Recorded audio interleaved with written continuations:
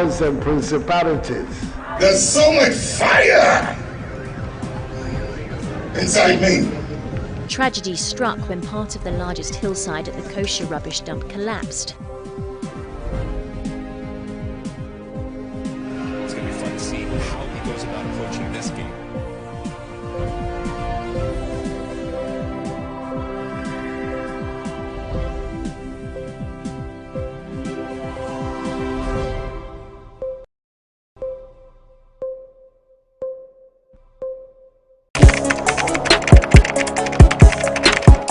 We table issues relating to the arts and entertainment for a riveting discussion, of course, without fear nor favor. The question the presenter asked them was a dumb question. You need to speak the fact and move. Varied views. We agree to disagree. So I would disagree with everything you said. I think that he's a smart guy. I think what he did. No, but I also said he's a smart guy. Yeah. I guess that I'm waiting for the what next. Yeah, I don't think that we have to wait for what next. It sometimes gets confrontational, but that's the beauty of the game. Today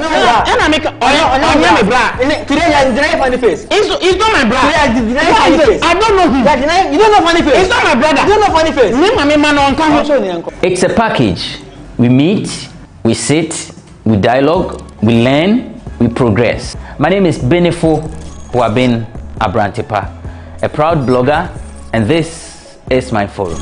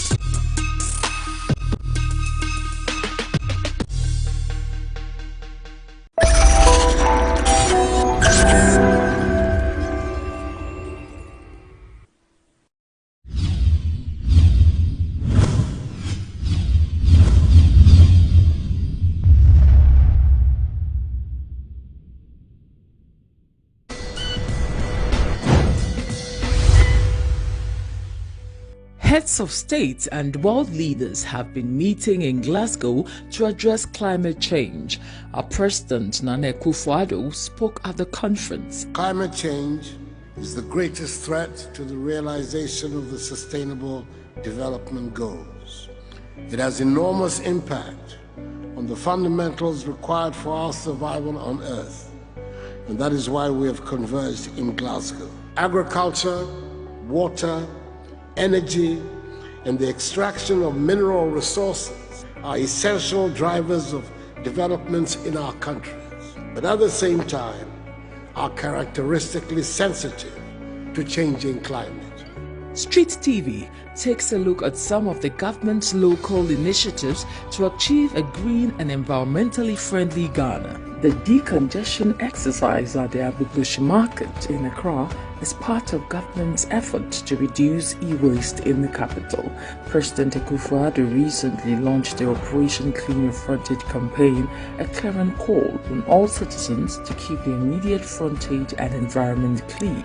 The President has also launched the National Alternative Employment and Livelihood Program, which is creating jobs, reclaiming our devastated farmlands, and protecting the environment. Compost plants to recycle waste has been adopted by the government as one critical intervention in the management of sanitation problems confronting the country. Let us use this as a turning point to create a more prosperous, greener, and fairer world, which maintains the balance between the social, economic, and environmental requirements of all nations of the earth, rich and poor.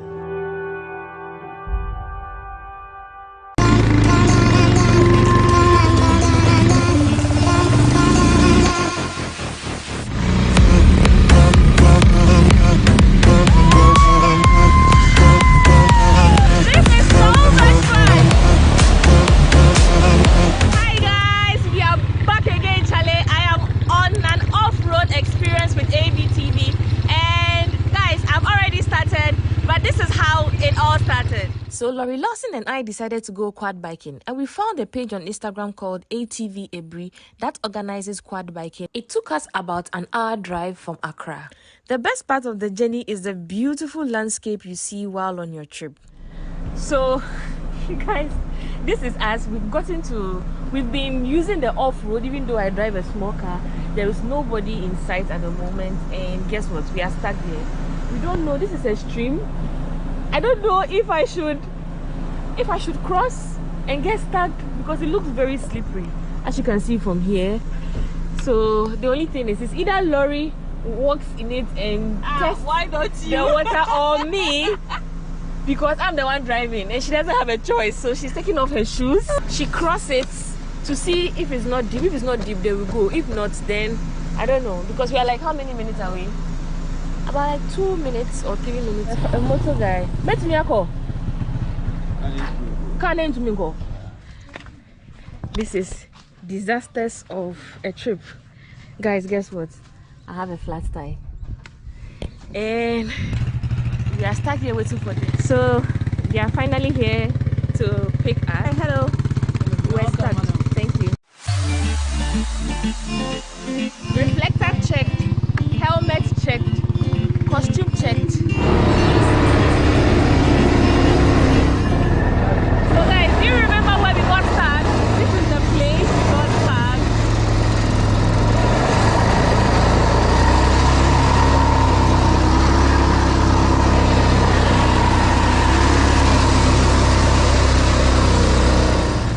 Yeah, so we are finally here. This is how the space looks like. So we are going to be giving a little tips and brief about everything, how everything is going to be like. So stay tuned as we relax here. How do you feel, Laurie? Oh, I feel good. I can't wait to experience the whole biking experience. So flat tie or no flat tie, we are doing. Quad biking is a huge amount of fun. Adrenaline pumping, huge excitement. However, we should not forget that those are essentially motor vehicles and we've got to treat them with respect. With that in mind, there are a number of rules that we insist on for all our customers who come here. The first rule is no overtaking, and I'll explain why when we look at the terrain. The second rule is do not, under any circumstances, use your telephone to take pictures or do selfies whilst you're riding. The third is about braking distance, making sure that there is a safe braking distance between you and the person in front. So don't go and tarry somebody's talk. That's totally out of the question. The fifth is about members of the community. And for that, what we're saying is you can wave at the kids and whatever, but please do not stop to chat to them or touch any of them. Yeah? And the final one is when you take our quad bikes out, you've got to follow the instructions of the lead rider. In addition to that, do not under any circumstances leave your quad bike alone and go walk about. If you want to take pictures or whatever, they will stop for you. But throughout, you're not alone. You're accompanied by 2 of my people at all times, one at the front, one at the back. We're all in constant radio contact, so we know precisely where you are, what's happening, etc. So she just taught us how to ride the bike, the basic steps in learning how to. It's very easy. You shouldn't be able to ride a bike to even know how to ride. Once you listen to her, it's very easy to understand. So Lori is on her lesson now. I just finished with my lesson, and so I passed the check, so I'm good to go.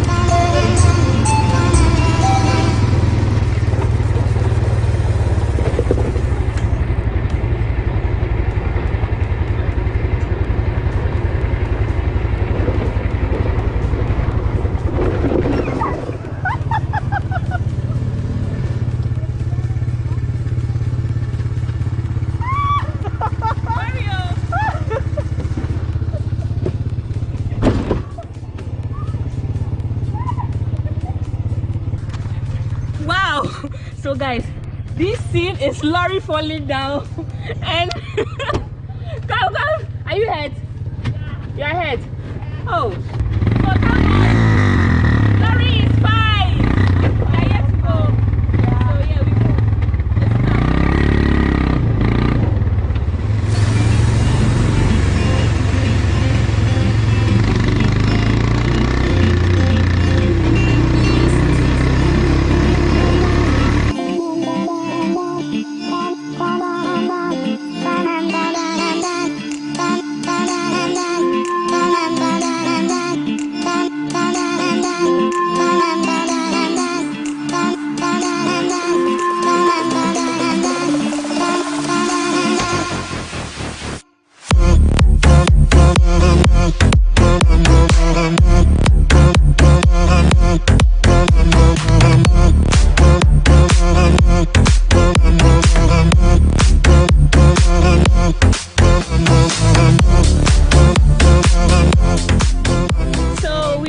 At this spot, and we are heading towards the waterfall now. The waterfall is called Bugum Waterfalls, but this experience has been fun. It has been I'm out of words, because if you are an off-road person and you want to experience the Ghana off-road life, my dear, please, you need quad biking in your life, because it's really fun. It's really, I thought I was going to be dirty, but I still look clean. And so yeah, let's go to the waterfall. One thing I like about exploring waterfalls in Ghana is the fact that you see greens even before you get to your destination. Guys, just listen to the sound. I'm sure you can even hear the sound of the waterfall already. Listen closely. Yeah, so far. Hey, you can see some KK party. Hey, should we join you? Should we join you? Do you want to be on camera? But there's some KK party going on. Sorry, sir. After the waterfall, we'll come and join them to eat. Yeah, Kwaba. So yeah, those are some guys who just came to chill and they are having a break, a smoke break, and also chilling. Guys, look at this. This is beautiful. This is really beautiful. Whoa! The waterfall is mad! Mad!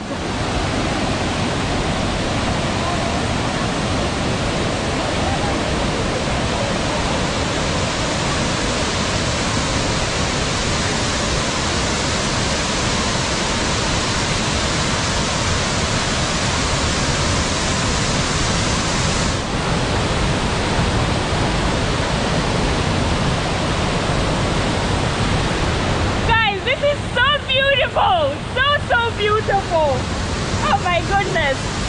But too bad I can't fly the drone because I am so scared I will lose my drone. Look at this. Wow.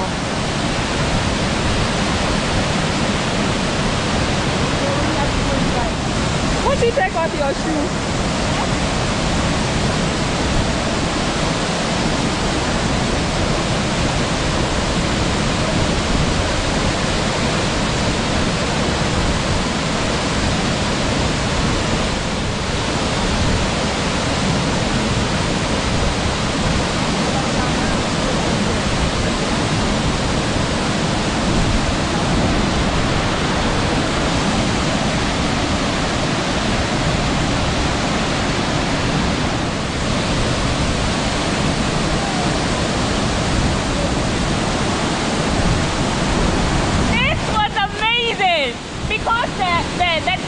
The falls is so strong.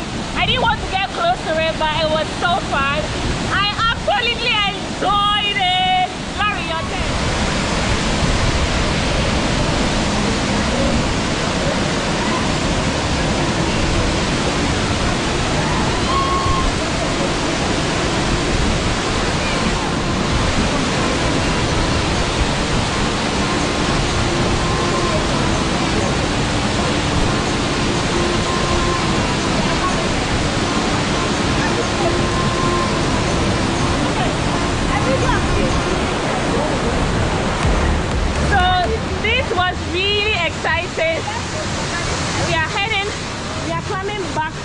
To go get our bikes and continue the journey back. This waterfall, it's my first experience, and I think it's another beautiful waterfall you should see. And so yeah, so let's go, guys.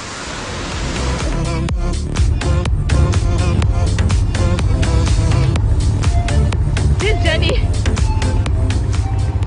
was not easy at all. Was it worth it? A big yes. So we are done. We are now heading towards where we started. And of course, you are obviously coming with me. Let's go.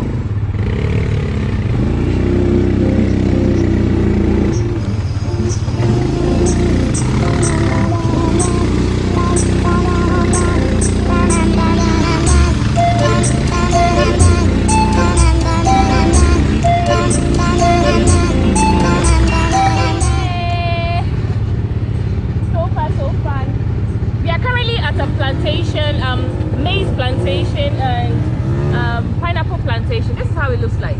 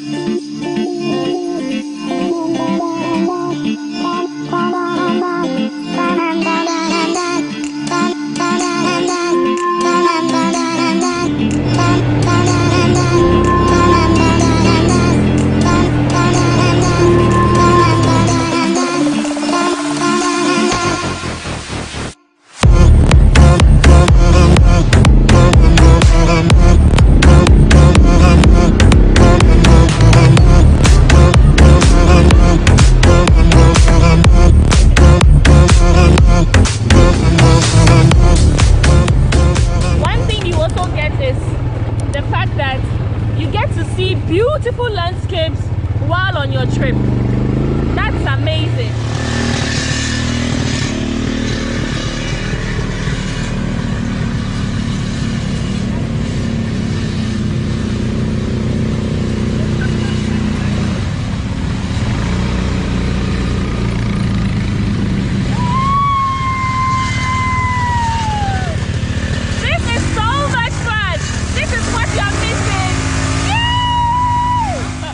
She just asked me the best parts, and I told her when we got to the rocky parts, like that. And then she asked me if I like it rough. I said, yeah, I like it rough. I'm not a bad girl. yeah, but I think, guys, this was worth it. Initially when we were coming, we were like, oh, it's expensive, but this is worth it. No, I was like, oh, it's expensive. But well, we said it started from 250 and boom, 350.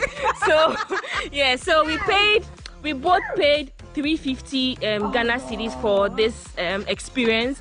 And once you get here, you're supposed to deposit an amount of 300 Ghana cedis for damages in case there is a fault, or you fall, or you break something on the bike. That's the funds that goes to them, right, Auntie? Yeah. So that's the reason why you have to deposit 300 cedis. So when you're coming, carry cash, because we had to use mobile money and the network here is terrible. So you don't want to be like us. So I'm heading back to where we parked our car. And just when I decided to fly the drone, it's drizzling. So yeah, up we go home. So guys, remember when we started with a flat tire, right? My rider Iliasu is helping us pump this tire. I have a spare tire, but let's see if the problem is from the air. If it is, I think maybe might have been a glass or something. So this is a manual. Yeah. That's an experience. And this man here helped us park our car in front of it. Hello, big boss. Let's say. Yeah. So guys, when you also come here, make sure you come with a repellent, a mosquito repellent. We didn't. Look at what happened to Lori. So many. Look at an insect bit here. And so many places. Wow. Look. I'm still eating. I think I'm the lucky one here with no insect bites and still looking fresh. You will feel it afterwards. While I'm getting my car fixed. Yeah. So guys, this brings us to the end of this video. I'm super excited. Thank you so much for watching this video, and I hope you enjoyed it as much as I enjoyed documenting the entire experience. This experience was with Lori Lawson. Yeah. You all know Lori Lawson. Yeah, she has been on my channel several times. Lori, say something to your fans. I'm your adventure buddy. Okay. I always see your adventure and I'm like, Stella, are you in? And she's like, yeah, when? I put the date, we're here. So guys, check out my channel as well. I'm an amazing, annoying person, but a sweetheart. You love me. So I also you definitely once I love Lori, you love her. So guys, we are heading back to Accra. It took us about an hour drive from Accra, and if you drive a small car like mine, when you get to the town very close to, when you realize you have like 5 minutes to the ATV venue, just pick a motorbike. Don't stress, because when I did, I had a flat tire. Don't be like me. Yeah. Unless you have like a 4x4 or an off-road kind of vehicle, then I'm sure you can come. It's an off-road experience, so don't expect to be clean because you're going to be dirty. We went through mud and it's always raining here, and so expect that there's going to be rain. Drizzling. Yeah, when we came it wasn't drizzling, but right now it's drizzling now. And it's fun when you go through the rain. Yes, and it's fun when you come with your friends. Don't come alone. Come with a group of friends, because that way you get to take more pictures of yourself. And it took us an hour from here to the waterfall and back, and it's really exciting. I will recommend this. Yeah. Will you recommend? Definitely. Until next time on my video, guys, subscribe. Subscribe.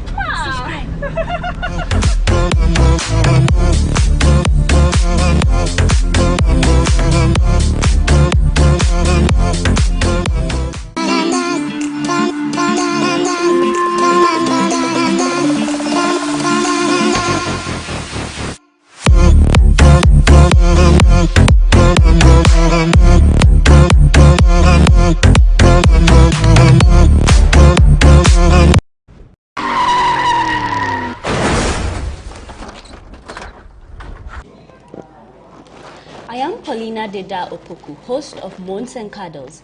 Join us November 27 for the GhanaWeb Road Safety Walk. The time is 6 a.m. We are starting at the Presbyterian Boys Secondary School through to East Legon.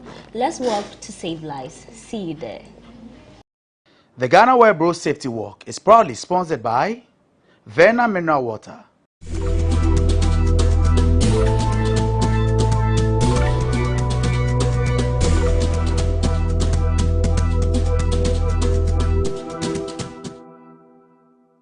It gives me great privilege to congratulate GhanaWeb on your 22nd anniversary.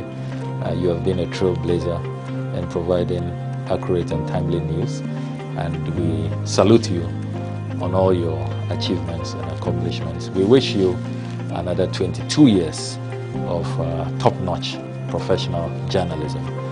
So congratulations once again, and keep up the good job.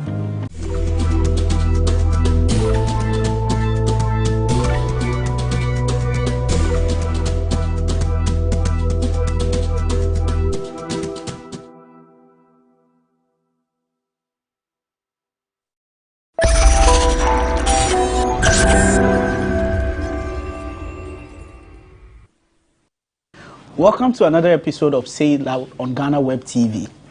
Today, my guest is an MP who recently led a demonstration on bad roads in his constituency that nearly led to his arrest. He has since reported the case to the Speaker of Parliament and is asking that the Ghana Police Service and some of its officers be held in contempt of Parliament. Lawyer Francis Xavier Sosu of Medina is my guest today. When we return, we speak about his demonstration, legal education in Ghana, and other matters. Stick and stay. We'll be right back. Welcome back. My name is George AC, and this is Say Loud. My guest today is Honorable Xavier Francis Kojo Sosu, MP for Adenta constituency. Honorable, welcome. Yeah, thank you. Your guest, your constituency is Medina, actually. Yeah, that is correct. And recently, you led a protest against bad roads. Mm-hmm. One would say that as an MP, there are a lot of avenues for you to explore to get some of these issues addressed. Why did you choose to protest?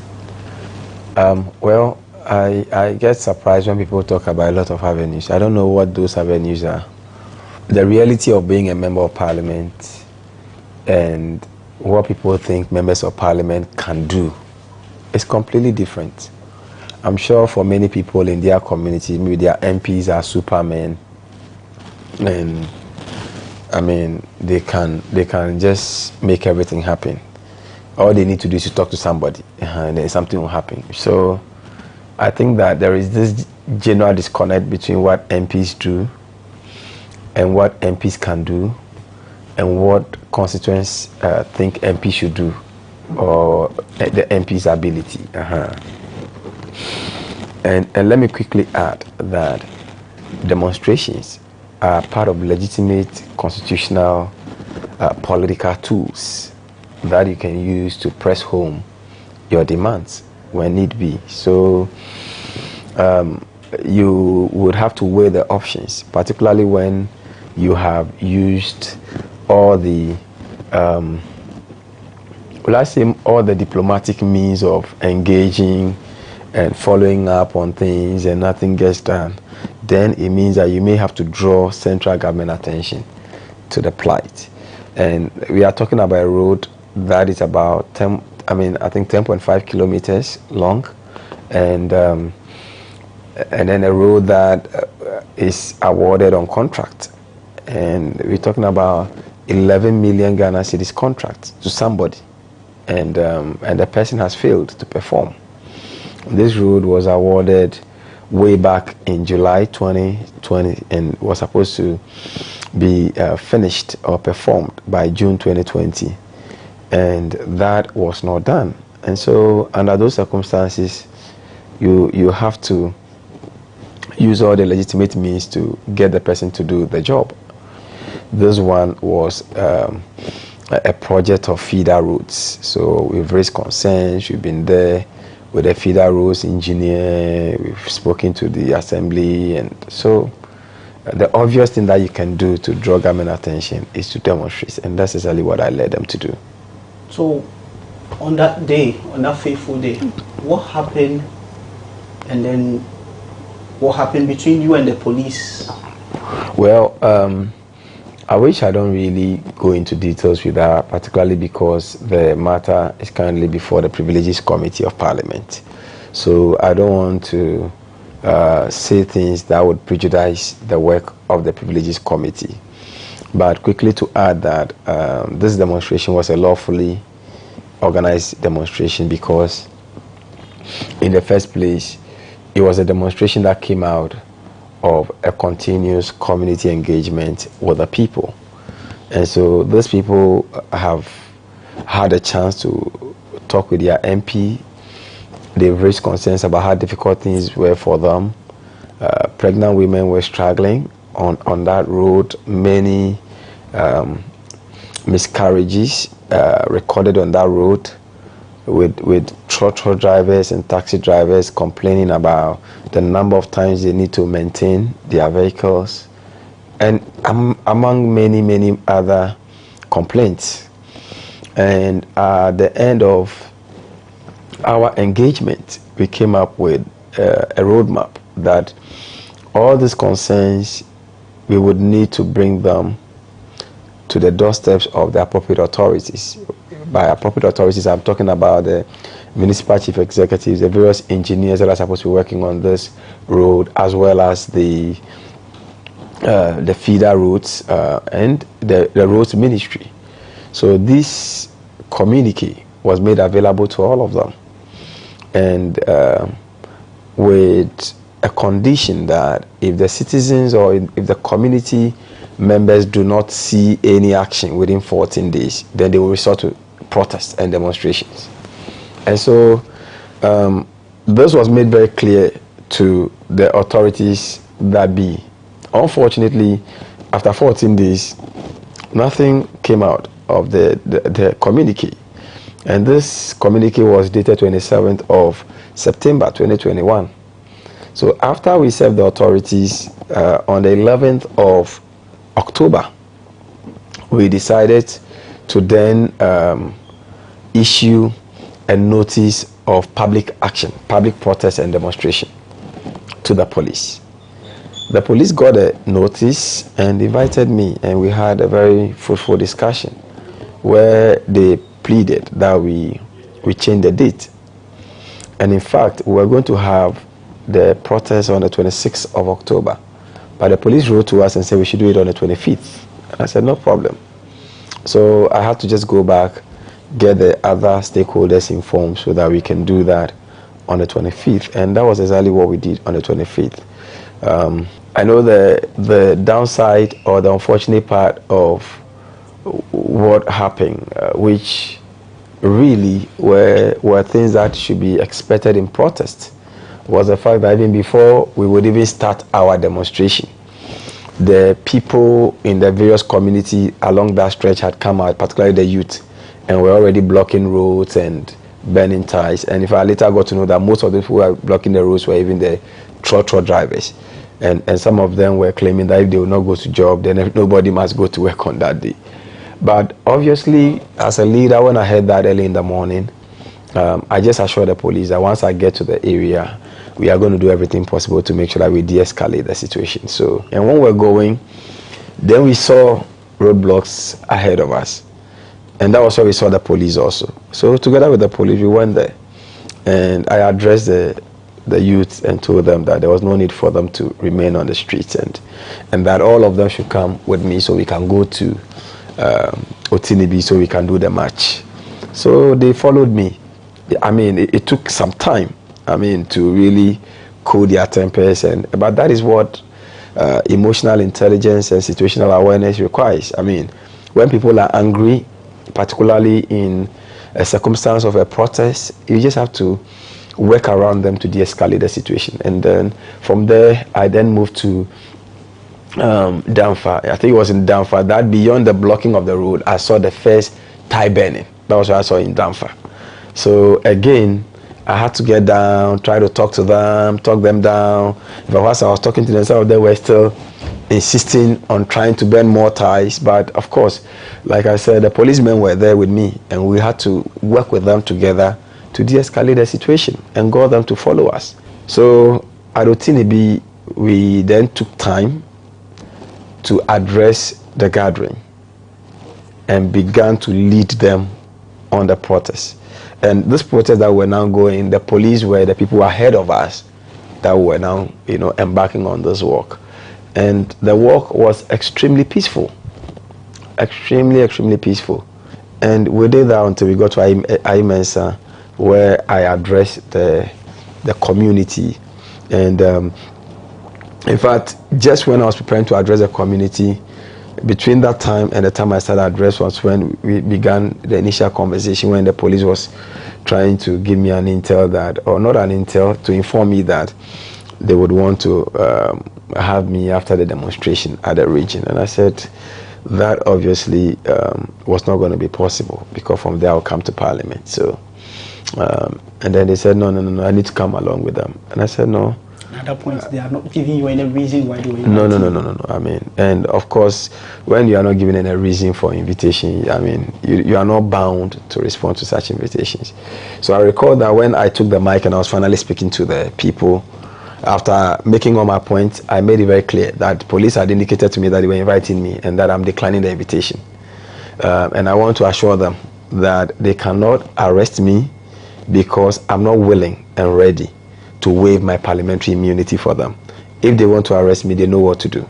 So in other words, I was openly throwing a challenge to them that you know the law you need to use if you really want to arrest me. And I'm sure that probably might have angered them or something. So then if we say we can't arrest you, then we will arrest you for you to know that we can arrest you, or for whatever reason I can't tell.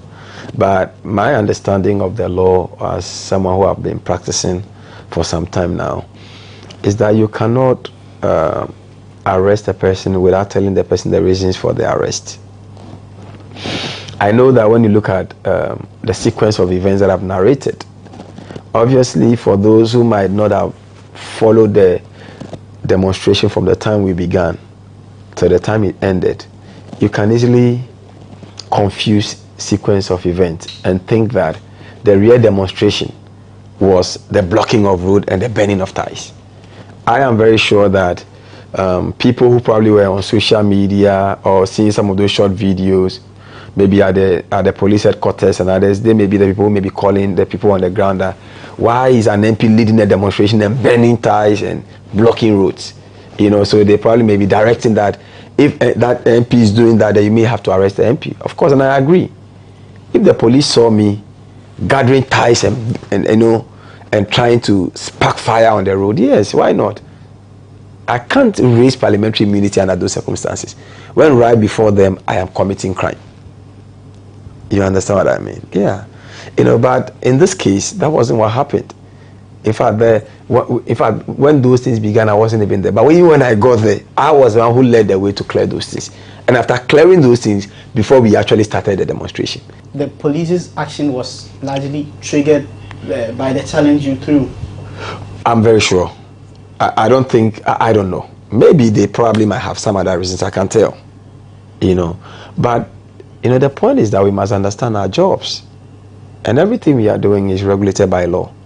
I am in Parliament because of law. I mean, what I do here, everything is law. It is a house of law. And we are making laws, and we expect that the laws that we make, we ourselves respect those laws. And we expect that people who are law enforcement officers will respect those laws. We expect that judges who are going to enforce those laws or give interpretation to those laws would follow those laws to do so. So that is what we call the rule of law. Rule of law means everybody working in accordance with a certain legal framework. I mean, Article 117 and 118 of the Constitution makes it very clear that no criminal, let's say, a process could be executed on a member of Parliament when he's on his way to Parliament or from Parliament or attending to Parliament. or attending at Parliament. The purpose behind that law is that when a person is seized with duty as a member of Parliament, you cannot serve those processes on him. And the law, there's a reason for which the law was given, so that people who are in this space can have some limited opportunity to do their work without being intimidated by the force of police. So like I said, these matters are currently before the Privileges Committee, and I think I've even made just too many comments on this one already, except to say that, the videos of what happened are all over the place. How the police attempted to arrest and all that, and that conduct is what I brought before Parliament, which has led to 2 of the officers summoned before the Privileges Committee. There may be more people, because I saw more people on that demonstration. I saw more people. Even the I think the director of, not the director of operation, I think he's an operation commander at the even national headquarters. I think Mr. Ahi, he was there. I saw him there. I saw him in the midst of the people. But I chose to file the specific complaint, in respect of these 2, because they were the people I engaged from the beginning. The Identity Division and then the region. So I didn't know where the national operations found its way into the end of the demonstration, and also one of those who were actually insisting. But I'm confident that when the hearing properly starts and we put all those videos before the Privileges Committee, the committee will have the powers to then subpoena and bring other people who are supposed to be there, who perhaps are not part of the initial complaints, and so on and so forth. So let's leave it there for now. Okay. And then, yes. Well, since you're asking, we'll spare you for that. But then the roads, back to the roads, you've protested. What has been the result? And if not any, what do you seek to do further? Well, I think that it has already generated a lot of heat at the various agencies and institutions of government. It's one of the major things that I know the Assembly is concerned about now. Feeder Roads Department has been very, very worried about the situation and have been pushing the contractor to come on site to work. I've seen the contractor himself gone haywire, complaining all over the place about why we should embark on demonstration and so on and so forth, without taking responsibility of his own incapacity to deliver on the work that has been given him. And what I have done following that is to file an urgent question in Parliament to bring the Minister for Road to Parliament to come and tell the people of Ghana the criteria they use in selecting contractors, like the contractor on the Amerado Road, and in the event that they fail to deliver on those contracts, like this very person, what sanctions are there for such contractors? And all these ones is to ensure that we can hold the contractor accountable to the citizens living in that stretch of the road. And quite apart from that, I know the contractor has said that they were unable to work because of rains. As weather has been raining for the last 1 year in Ghana, it is only the viewers who can judge for themselves. But the last promise he made is that in 2 weeks they are going to be on that stretch. Your MC is supposed to be helping you out in this situation. Do you think that you're having difficulty in getting this road fixed because you are an opposition MP? I don't think so.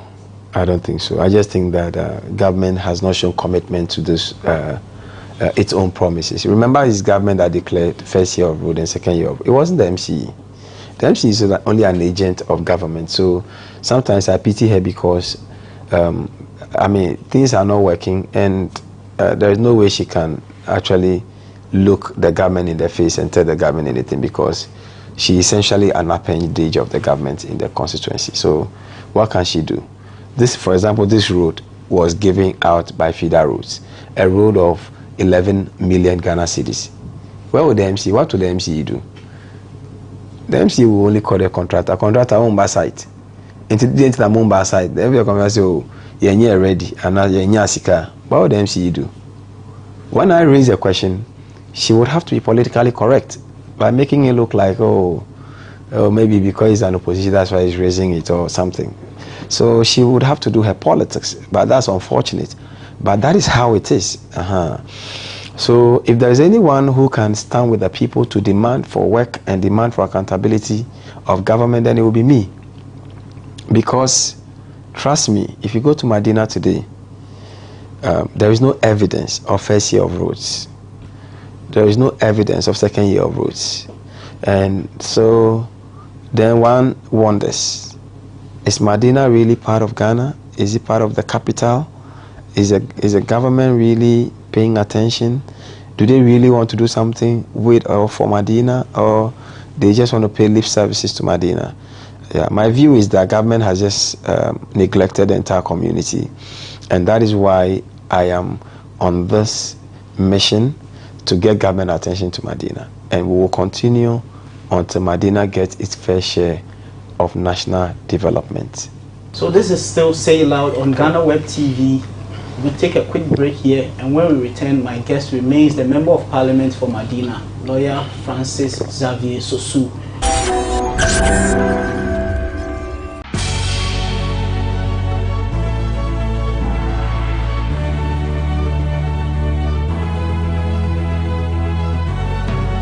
From the dawn of time, people have engaged in several businesses. With the onset of technology and innovation, life has relatively been made easier. By using debit or credit cards, mobile banking. Thank you. And your favorite, mobile money? Tech has indeed married business.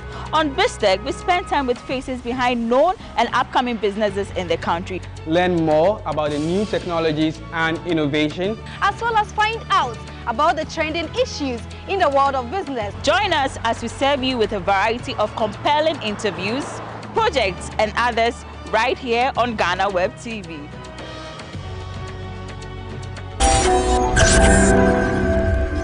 Welcome back. I am with the Member of Parliament for Medina, Lawyer Sosu, and our next issue has to do with legal education in Ghana. The 2021 Ghana School of Law exam result has brought back discussions around legal education in Ghana, and then I would like to get his view on these issues. Well, I think the problem of legal education is that we haven't shown sufficient leadership in this area. We haven't shown leadership because I've always said, and I maintain, that if law school was a private school and I was the owner of that private school, I don't think that what has happened there from 2017, 2018, 2019, 2020, and even 2021, I'm going to spare anybody in management of my school in that manner. By now, my CEO should have been gone. So I've said it over and over again. Like the director of legal education should have resigned long ago. But you know, we are in Ghana, South Africa. He will not resign. And then, if you were to allow them everything the same, next year the problem will recur and nobody really cares.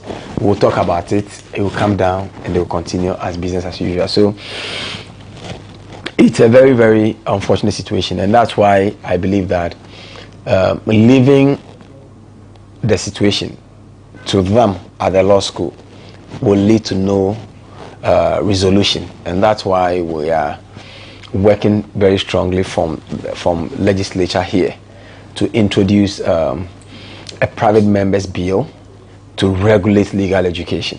So whatever we believe must be the way law must be run, very soon we should be able to have a bill that will deal with that situation.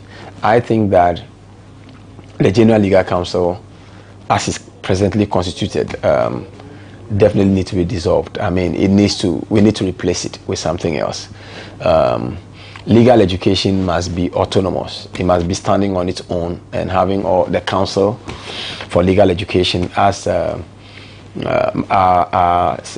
majority leader proposed recently, He was even proposing that we should have, he says we should look for, I think, a commission of legal education, of a commission of a sort that would give us a presidential commission to come up with the modalities. And I believe that once this private members bill is tabled, all people, individuals who may have concerns that they may want to bring on board to support the passage of that bill, they will come on board, and there will be a very broad what I would call community engagement that would make sure that we come up with a bill that can satisfy the needs and the aspirations of Ghanaians. What I have said, and I maintain that, is that every single law school or currently law faculty, for example, KNUST, Methodist University, they have a law faculty, Presbyterian University, they have a law faculty, Central University, they have a law faculty, University of Ghana. These law faculties must be assessed on their merit, whether they have the appropriate faculty and they have the libraries, they have the infrastructure that can support training. If they do, they must be certified to be able to write or to run a professional law program, so that at the end of the day, any institution that replaces the legal education, the General Legal Council, with respect to regulation of legal education, would only be a regulator, and that regulator would set a unified bar exam that everybody will write annually, and those who pass are called to the bar. And then we establish a bar council that now take care of what I'll call regulation of standards of the practice for lawyers and I mean lawyers who are either members of the GBA or who are non-members of the GBA. So we have a big problem at hand. We need to amend Act 32, which is the Legal Professions Act, which is going to be the starting point to reforming the entire regime of legal education that we have now. And I think we can do that through a private members bill, and that's what we will consider in Parliament. Some 499 students are being denied access to go to the law school this year. They claim that they've passed, and last week I was here, you joined the protest, you were coming right back from court. I don't know if I'm right to say you have a thing for protests. Well, protests are very democratic means to press home your demand, particularly when you have a leader that seems not to listen to the voices of democracy, you know. And in this case, you would mean the president? Well, I mean, if that is what it means, I think that if you don't have a listening president, then you must bring on board the full force within a democratic space to get him to listen. And that's a very normal thing. That's why medical doctors will say we'll go on strike. And that's why you will see teachers say we'll go on strike. That's why people, because sometimes when they negotiate, their negotiations are a force on dead ears. And to narrow this down to the president, a lot of people have high expectations of persons like you within the legal fraternity when it comes to this issue. Some people expect the president to have to be doing better in the whole conversation. What is your position on how the president has responded to all this? I mean, all that glitters is not gold. So, I mean, merely having expectation of people doesn't mean that if you thought they were gold, merely having expectation means they were really good. Because many people believe that our president was a human rights person, and that him, we should be recording the highest human rights protection in Ghana. Everything should be fine. But unfortunately, it's been... He has not proven that. Oh, obviously he hasn't. I mean, it's obvious that he hasn't. I mean, we've had very serious issues, I mean, the last 5 years. And we don't need to rehash all of them because there are very critical things that we have now that we need to pay attention to. And for these 499 students, I think that they deserve to be called to the Ghana School of Law for them to be admitted. And that has been my call. I have petitioned the Speaker, and most likely that we be working on the petition with the students to ensure that this 499 will have, I mean, will be heard. They apply to be heard on Parliament. I mean, in Parliament, and we'll make sure that we can reach out to the Ghana School of Law to consider the plight of this 499, even if it means that they will be on a kind of a waiting list, or there's going to be some arrangement the school is going to do with this 499. The school will have to do. Now I understand that I saw in some news reports that they are in court. I don't know to what extent that is true, but otherwise we would also be waiting to see what the outcome of the court case will be. But whatever we can do using the parliamentary tools, we will also do. There are the likes of Professor Kwaku Azar, who says there's nothing stopping the law faculties from running their professional course, and that he expects one of these law faculties to start it, and then once maybe the General Legal Council rises against it, then the other issues can emanate from there. Do you subscribe to that? Well, that may be, of course, that is a more revolutionary way of doing it, and whilst I agree that there's really nothing in law that stops them, there is a limitation, because then they will not be able to call it like a professional law course. Because when you look at Act 32, the running of a professional law course, the prescription of the courses that must be done on a professional law course are all within the domain of the General Legal Council and under the Board of Legal Education. So if the university goes ahead and run, you can run it and run everything and run all the courses. But for the purpose of certification, the only institution that can certify that these people that you've trained are people who can be called to the bar currently is the Board of Legal Education and the General Legal Council. So that is a policy problem. So not until there's a review or an amendment to Act 32, that may not work. Moving away from legal education, but then sticking to the law, there is a new IGP, and some people will say there's a new sheriff in town. Things seem to be moving at a very faster pace. Some celebrities have been arrested, they were remanded and all that. But then, from your position as a human rights lawyer, some people are raising concerns that the issue of remand is somehow, some way turning into a sort of punishment that the courts and the police are using against some people. What is your take on the Satawale issue? Well, that is a concern that I share, and it's a very unfortunate concern. And I share that concern not only because of Shatawale and all that, but I have personally been involved in matters in very, very recent times when a client of mine was arrested and was kept in detention for like 8 days. And when I insisted that he be sent to court, I was told that they've been trying to get an assignment for court, and it took forever for that assignment to be done. And on a particular day, I went there and even threatened that I was going to write a petition to the CJ against them if they don't get us a court, after which I left the place angrily. After I left, I think about some 20 minutes later, the investigator calls me and says that, oh, well, finally, we now have a court. We've been there. Your client has been remanded. I'm like seriously? So I realize, and these things sometimes happen at the blind side even of the judges. Because when you appear before the judge, all the judge knows is that this is the first time you're appearing before her.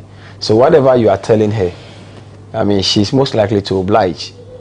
You know, so most often than not, I think that our justice system has become a tool for injustice in many instances. And I feel extremely sad about that. And what happened in the case of Shatawale, for example, is a case study. I don't see why when you arrest someone, which you have a right to do as a matter of law, you would not want to follow the same law to deal with the person. Because the law says that within 24 hours, within 48 hours, if you don't release him on bail, you put him before court. When you put him before court and you arraign him before court, there is an automatic right to bail. Bail is a matter of right, even though that right is subjected to the discretion of the judge.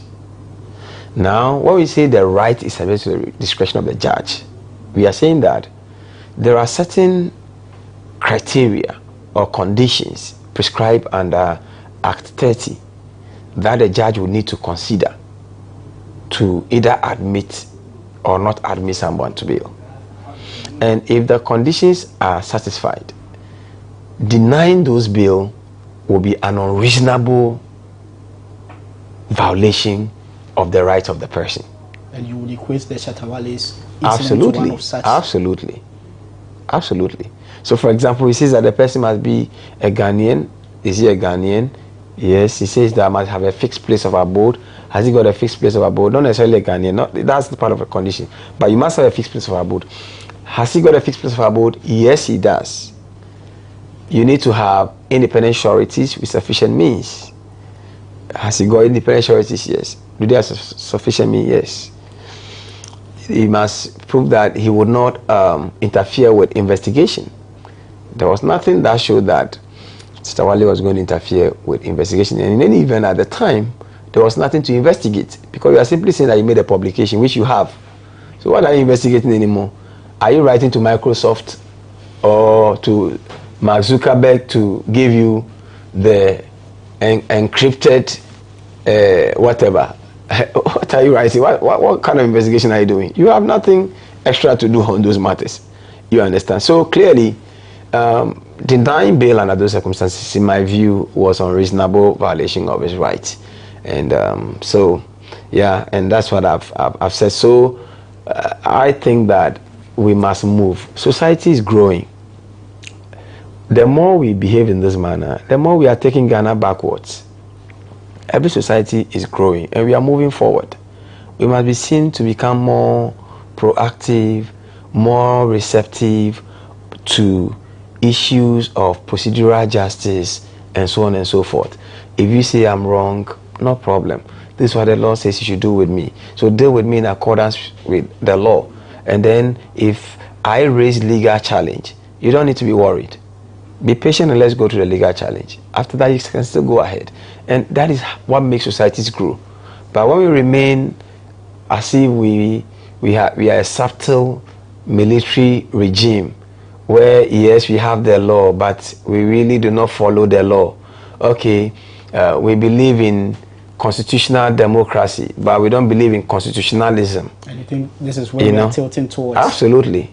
Oh, we believe that with the constitution. Yeah, we believe in the constitution. But would we believe in the values within the law? We are not. For example, I've made that example before that. For example, you have a Legal Professions Act, and we established a General Legal Council. And the council that you have established, you have made the chairman of the council the Chief Justice.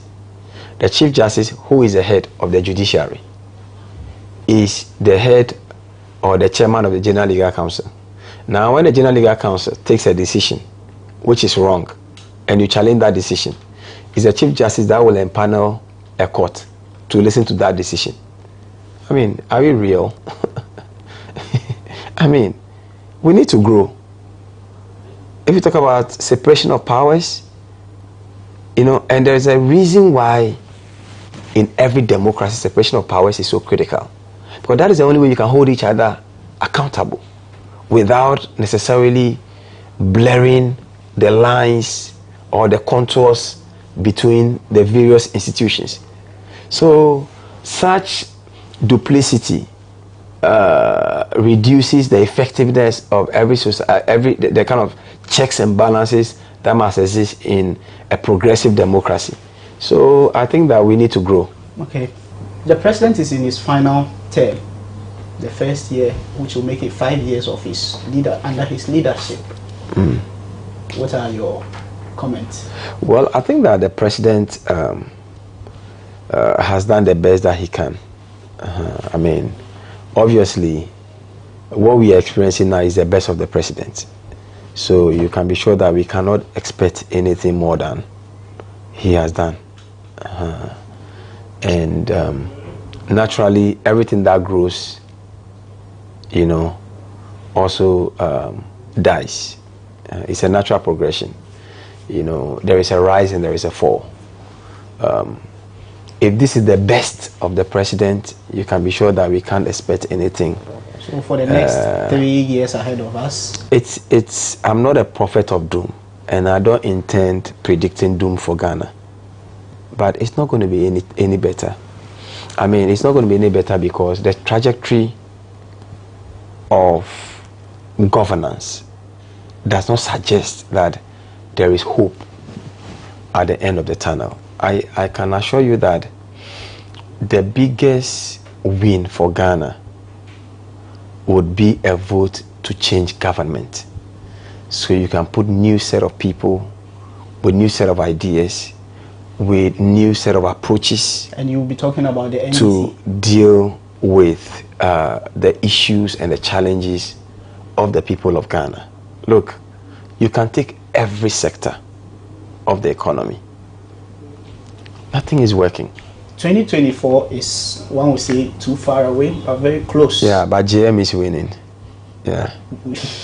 We'll live to see.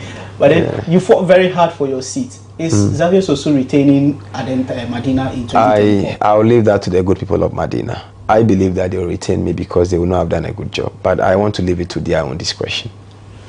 Yes, so you heard it from the Member of Parliament for Medina, lawyer Francis Xavier Sosu. He leaves everything at the end of the day to his constituency. He hopes that in 2024 they retain him. After this interview with the Member of Parliament for Medina, some CID officers are reported to have stormed a church in his constituency where lawyer Francis Xavier Sosu had turned up to worship. GhanaWeb TV cameras happened to have arrived at the scene and recorded the events as they unfolded. This, just as we stated earlier, this is the arrival of some members, some of the minority members. Yes, and this is the minority whip, Honorable Muntaka Mubarak. He's arrived here, and as expected and as announced, we expect that more of them will be coming any moment from now. The MP himself is still in there. Honorable Xavier Sosu is still in there. We will try and speak to the minority chief whip to find out what he's here for. So what's happening? What did you hear?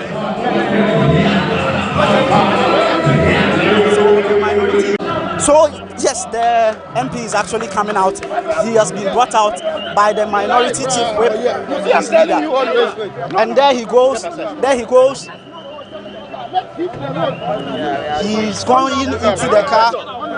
He's going into the car with the minority chief whip, Honorable Muntaka Mubarak, and off they go. As it stands now, we are yet to see the police that were initially here or the security as it is, but then that is the minority chief whip's car that just came for the MP, and they are gone.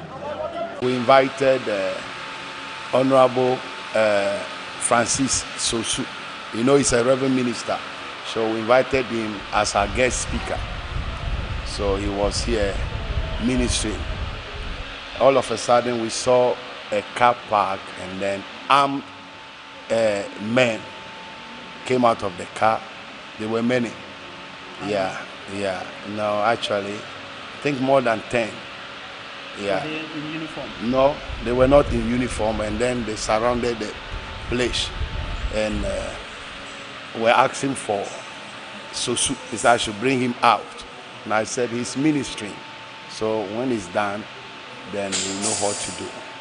They keep pressing that they are here to take him to the police headquarters. So I asked them to produce their, warrant. They couldn't produce it. Did they show any ID as well? Yeah, 2 of them showed me their ID. And they were which people? That they are from the CID headquarters. CID headquarters. That's what they said. And that is what the ID showed? Yeah, the ID showed. Okay. Yeah. So then what happened? So I asked them to wait. When we close, then they can take him. So when he finished ministering, then I took over to pray for him and the church. Yeah. So after that, it's like the members, some people in this constituency also came around, and then lots of people and some minor confusion outside because I'm inside preaching, so you know. So then finally, some officers came from the constituency together with his party executives, and then he waved at me that he's going to come. That's all. So there you have it. Keep visiting www.ghanaweb.com and stay tuned to GhanaWeb TV as we promise to bring you all the developments related to this story.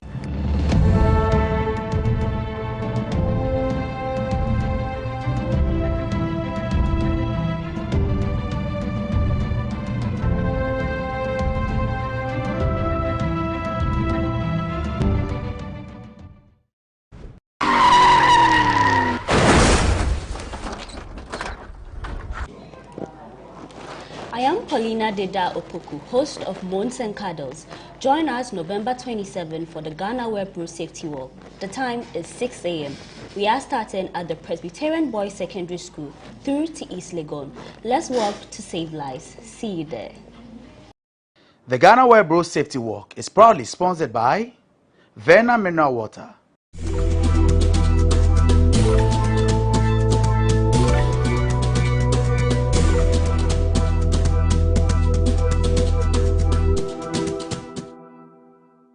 So, do you know how long the company has been in existence? 22 years? No, I didn't.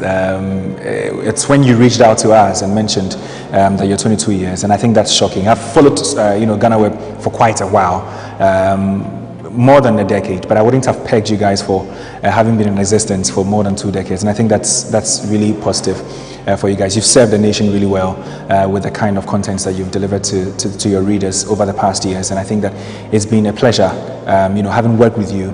For me at Soccerbet and for every other reader out there, I'm sure they'll be really pleased to know that you've been in existence for 22 years. We want to, from here at Soccerbet, what we want to say to you at GhanaWeb, to your management, to your staff, is congratulations for this particular feat. It's been an amazing journey, I'm sure, and I want to wish you all the best going forward for the years to come. Everything that you do, may it work well for you. May you go beyond your boundaries and continue to serve the entire populace.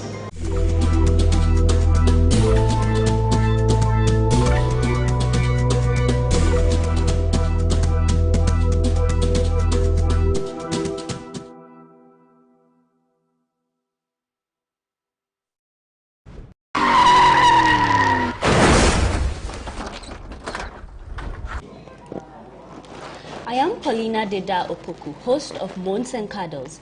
Join us November 27 for the GhanaWeb Road Safety Walk. The time is 6 a.m.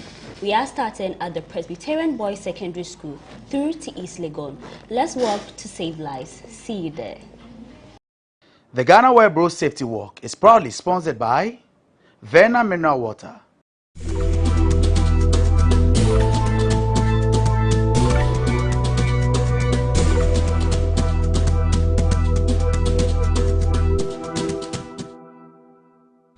It gives me great privilege to congratulate GhanaWeb on your 22nd anniversary. You have been a trailblazer in providing accurate and timely news, and we salute you on all your achievements and accomplishments. We wish you another 22 years of top-notch professional journalism. So congratulations once again, and keep up the good job.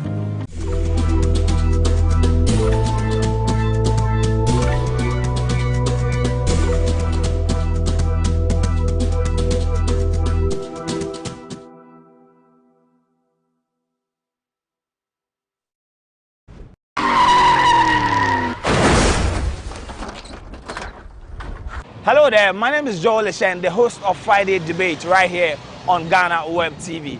On the 27th of November 2021, I'm inviting you to join the GhanaWeb staff as we embark on the GhanaWeb Road Safety Campaign to help save lives.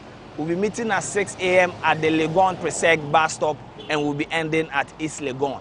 Come in your numbers and join us in our quest to save lives on our streets. I hope to see you there. The GhanaWeb Road Safety Walk is proudly sponsored by Verna Mineral Water.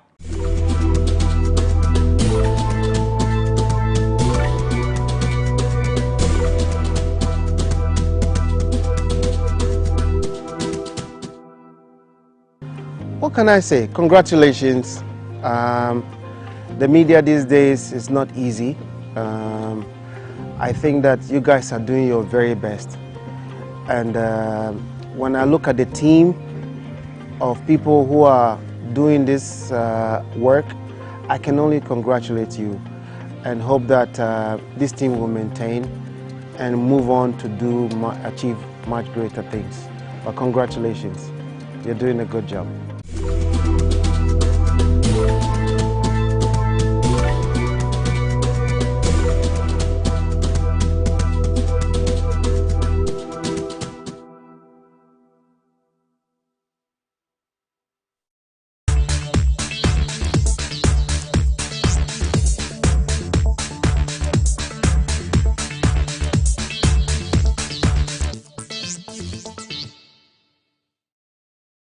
So we're preparing for match day 2 of the ongoing Ghana Premier League season.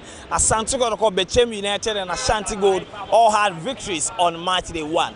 But who will make your top 4 and who will make your relegation team at the end of the season? Let me hear from you in the comment section as I interact with football fans on the streets of Accra. My name is Joel Leshen and welcome to this episode of the GhanaWeb Friday debate right here on GhanaWeb TV. The GhanaWeb Excellence Award is on. Make sure to vote for your favorite to win in all the other categories. We'll go for a quick break. When I come back, we start the discussions.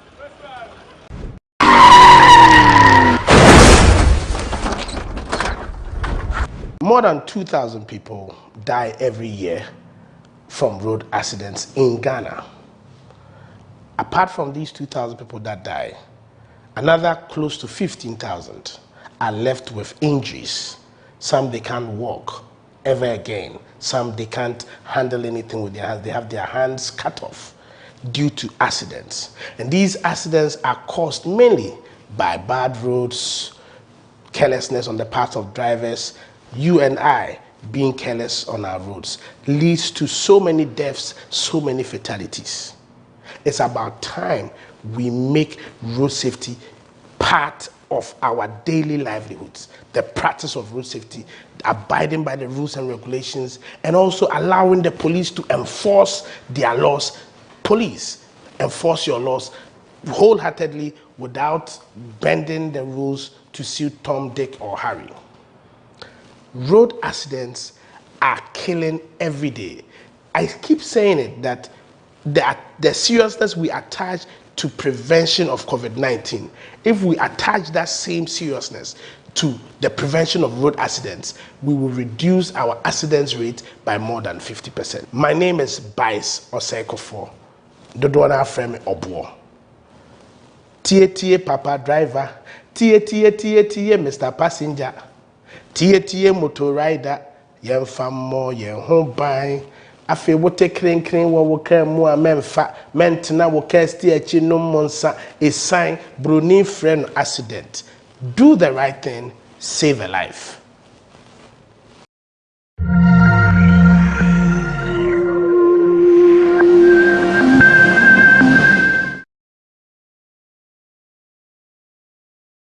Alright, so we're back on this episode of the GhanaWeb Friday debate right here on GhanaWeb TV. This week we're asking for your predictions and the possible teams you think will be relegated at the end of the 2021-2022 Ghana Premier League season. You saw what happened on match day 1. Asante Kotoko doing a comeback against Dreams FC. Bechem beating Mediama by 4-0 at the Nana Fosuji Abo Park in Bechem.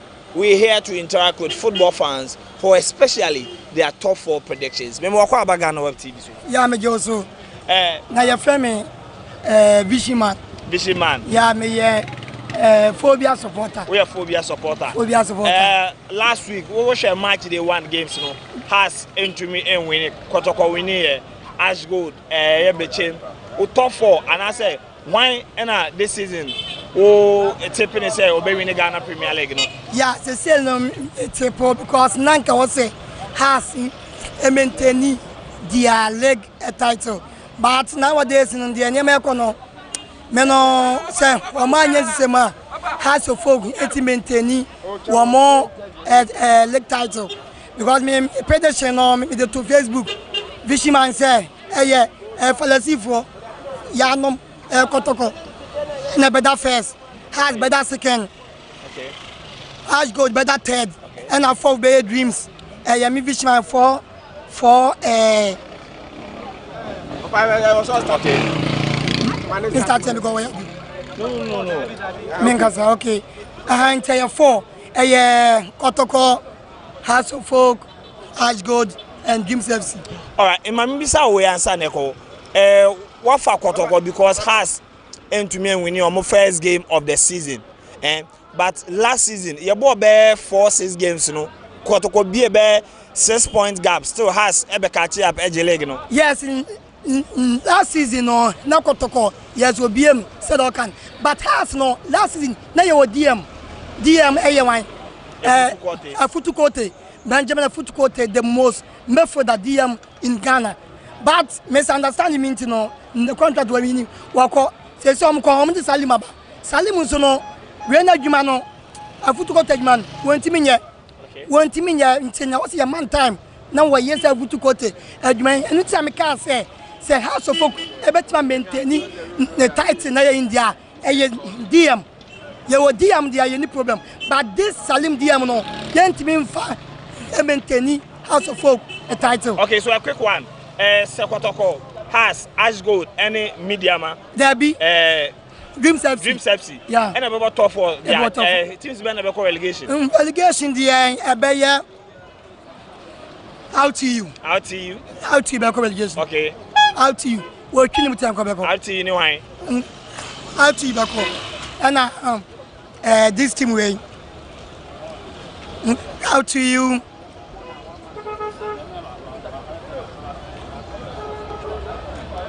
Out to you, Sharks. Okay. Out to you, Sharks. And this one, Olympics. All right. So out to you, Elmina Sharks and Accra Great Olympics. Only that day, according to this gentleman right here, Olympics will be relegated at the end of the 2021-2022 Ghana Premier League season. But despite his club affiliation as a Phobian fan, he's sipping Asante Kotoko to win the Ghana Premier League title at the end of the season. It's the Ghana Premier League, the only league that matters as far as Ghanaians are concerned. Today on the Friday debate, we are asking for football fans to predict. We are asking them to predict their top 4 and then the possible team that will be relegated at the end of the season. He's a Kotoko fan. Let me find out from him. GhanaWeb TV, so. That's it. Season way, why not Jelly, you know? Second, there will be any best team in Africa. Asante Kotoko. Asante Kotoko never Jelly, you know. Asante Kotoko never Jelly. Wow, you know that. Then, Anna, when we see our Casa Kotoko Jelly. Oh, so there last season, and the man queen, this is your share, who come. Ya Koto Aba, ya Koto 16 players. Ya Toby Bia, ya Toton Kana Station, this is Ghana there. Obia of him to Kotoko. Even your first match, don't say, yeah, Juma Kama. Nay, the phone 1 goal to nail, but I see, I bet 3 goals to 1. To be at a Kotoko, I shall send the fire never. Into fire, ya barno. All right, into Kotoko Jelega, teams buying soon, a making the top 4. Oh, top 4, which are the Kotoko first. Okay. Ashgold second. Adriana third. Never, and I am super smart of the 4. All right, so has a Jeleg, but still who say Afue has maybe 4. What made the 4? Come according to Siaba. I'm going to work according to a different game. Oh, Nina, I can't be. And I'm more than alcohol from baby. System Cogen, I'm on BB Swati. There's a hard from there last season, this season there. I got down. All right, and to say Kotoko, Ashanti Gold, Midiama, Adriana, any has, and a top 4. Teams been on buried gate. Relegation there, and mean to me said here. But Anna doesn't know her. I'm on Buffalo for no baby to see mom, so much than Yadia, sir. Okay. And there they are, been super correlated. I mean to me just say we and we never call. Which team do you support in Ghana? I support Heart of Hope. You support Heart of Hope? Yes. All right. So we've started a new Ghana Premier League season. Which team are you tipping to win the Ghana Premier League? Of course, Heart. They did it last year. They will do it again this year again. But there have been concerns that Heart of Hope have been struggling ever since losing to WAC by 6 goals to nothing. Would that affect your campaign this season? No. No, it can't be. Oh, I know my team. They will take the league this season again, back to back. I believe them. Yes, forget the lose we lose at the Competition Cup. Okay. So we have to come back home to start the league again. I believe that we have to home the league again this season. All right. So if Hearts will be retaining their title, which teams will make it up to the top 4? Okay. Hearts number 1. Kotoko 2. Ashanti Gold. Ashanti Gold. And Oludede. Also, Hearts, Kotoko, Ashanti Gold, and Olympics will make it top 4. Yes. Which teams will be relegated at the end of the season? Sure say Tema Youth. No, they are not in the league. Okay. They're not in the league. Yeah. Okay, let me see. King Faisal 1. King Faisal will be relegated. Yeah. Accra Olu. Accra Lions. Accra Lions. Accra Lions. Yeah. Accra Lions. He left 2. He left 1. He left 1. Yeah. Okay, left 1. This new team that came. What be the team? ITU too. All right, so the man has spoken. RTU, Accra Lions, and King Faisal. Yeah. He's stripping you as relegation teams. But let me also hear from you and give us your selection for top 4 and then relegation teams at the end of the season. All right, so today we're asking for top 4 predictions and the possible candidates for relegation on this episode of the Friday debate right here on GhanaWeb TV. Mwakwa about GhanaWeb TV. Mr. Major also Abranti. Last week, I say Ghana Premier League. I say, when your games be here. I'm sure be pa. Games now sharing. Diana, Emma, when the J pa. Media, the mama manage a pa. You Kumasi Asante Kotoko. Okay. Kumasi Asante Kotoko. Na mama manage. Timi pese this year, but pese Kotoko bebo unbeaten record. Timi pese. TV station amabaso me pese mo kache Kotoko for chairman say machine bo say this year Kotoko bobo unbeaten record omo bo unbeaten record a Kotoko for mpani for mo na meche me ka until oje da ombeko unbeaten omo nya bi da o ene na say no ntina say no ntina mama ni abre a me pese mo soma nam ko kache chairman say Kotoko beko unbeaten eto omo mre me ka baako ti machine omo friends machine omo edin. I said, Kotoko betu me ko unbeaten. Wabra Angele because us unbeaten in the early 2000s. But Kotoko na J League no. In this one betu me ko unbeaten. Wabra J League. Oh, Kotoko there, friends. Kotoko there this year there. Ko unbeaten. J League. Into Kotoko unbeaten. No J League na teams bang and a be room or top 4. Oh, teams are. My man said teams ombe room. Teams ombe room top 4 there. Media can who hear me. Media no one say Kotoko be there. Ebe G-League no masako unbeaten. I mean, eno ho ne hia me. Into what they need top 4, we need bibia. That me need top 4 ase me need bia Kotoko mbe G-League no. Na me pe. Say ntina maka say mon suma nam go kache Kotoko. Chairman say this year Kotoko beji unbeaten. Omuji unbeaten a chairman mra ha. Ahaso ye tontale e wo titole. Oba ya sala wo so. Eti Kotoko timiji unbeaten a omra no ma hwehwe abrante bi e friend Kofi Ba. Omra me hwehwe no meche ye ka. Ewa ha fi say Kotoko this year Kotoko beji unbeaten.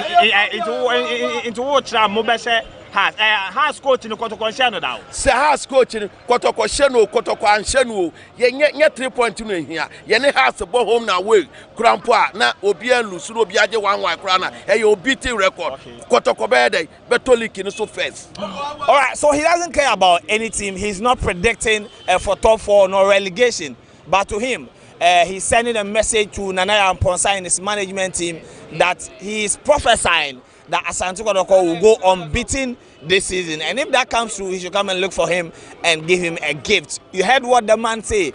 If you are a Phobian and you are watching me right now, can Kotoko go unbeaten at the end of the 2021-2022 Ghana Premier League season? All right, so we're still talking to football fans for their predictions ahead of the new season. We've already started match day 1. This weekend is match day 2. Memokwa about GhanaWeb TV so. Oh, Major. Team men are supporting. Oh, me dem phobia. Nti what is their Kotoko for no kanu? Also me come beating. You been so no mo ye. Omo meeting omo ebida. Unye ebida na omo nsa nye bi prada. Nti ye wo ho ansa no mo beto ye nti no de omo kan de ndwa no mu dwa. Munye omo no mo kan de omo pe. E be kire omo say ye fuck up. Ye dia ne say ye fuck up. So omo yo obo so unbeaten nyina omo pe unbeaten. E de mpe unbeaten ye hia cap.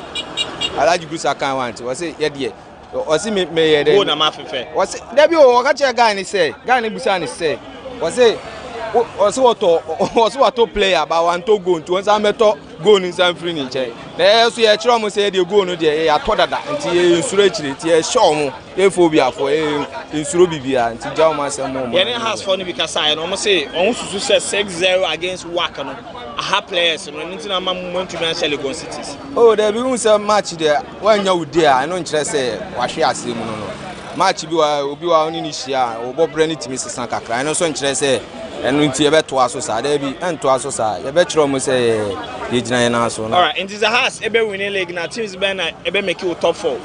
Oh teams ni de me hu ni say teams no obia eya de nti no me ntimi predict say we ni be make it top 4 but the metima can say kotoko de ye be twini mu ye be ono betima be da e chi de but we need ono ntimi nye den en fuck up no that sana mpese me mechi and teams be na uzo mbe relegation as runners to their rivals Accra House of Folk, but he's not tipping any team to go for relegation as that is not really his interest in the ongoing Ghana Premier League season. Remember about GhanaWeb TV so this season you bisa your prediction Ghana Premier League why na would you say Obaji trophy no oh the Obaji trophy the me say enyese me has ni ena enyese ya she has 6-0 wo ba bi ntino wo hwe ye form na ye wona even last match ayebo ye wo hwe chances ye say no na eno nkire sa has asan na se bibi league ndi ye has no ya na ye beje league said you be any man dada no ana e bia second kura no a okay baba me ba ye ne asante ko fans no ye ne bia kasa ba ko de we sisupi se kotoko be ko unbeaten asan league no for the first time in the history of Ghana football okay dia ye nim so what follow league we ya cha league ne ye sha ase a teams bi edikai eye sa niema ya yehu ya be duru mfimfin e ko awieye na o mo nyina ate ada bibi na kotoko ye ntimi anya me nwanwa ye draw ya ye boy ye nya ni wo adan wo a wo hwe bo ni bi ahu se has ye ngu ye hu anim ase enti we ni de ye saa na obi abekan fi se o ma di ka hye 3-1 enya hwe every next matches e ko no be hu. All right, enti teams be na ebe make you top 4 me top 4 has no ye 1 okay metipi Olympics second yes ash gold Oh, the Mamma Fakotoko chef of. All right, so NT has Olympics, Ash Good, Kotoko. Yes. Teams by and a relegation. Relegation, dear. RT or Moko and Canepe. Okay. Omo dear, Oko, I don't measure. Or Mehuna Washer. Okay. Anna, I think, say, RTU. I think, say, became for dear. Almost so quiet and Canepe. Okay. Became kwame pe omo ha adwen pa ana Mina Sharks for no omo so ha adwen omo so kwame pe pa. All right, so he's a Phobian fan and he believes that House of Folk and the coach Samuel Boedu will retain their Ghana Premier League title. But the unique thing about his predictions is that he believes that Great Olympics and Ashanti Gold will finish above the record holders of the Ghana Premier League, Asante Kotoko. We live to see if this prediction will come true after match day 34 of the ongoing 2021-2022 Ghana Premier League season. Okay. All right, so I have two football fans here. This man right here supports Accra House of Folk, the defending champions of the Ghana Premier League. And this is a porcupine. Memo kwa ba GhanaWeb TV so. That's a pass and a prayer so much what I was beside against.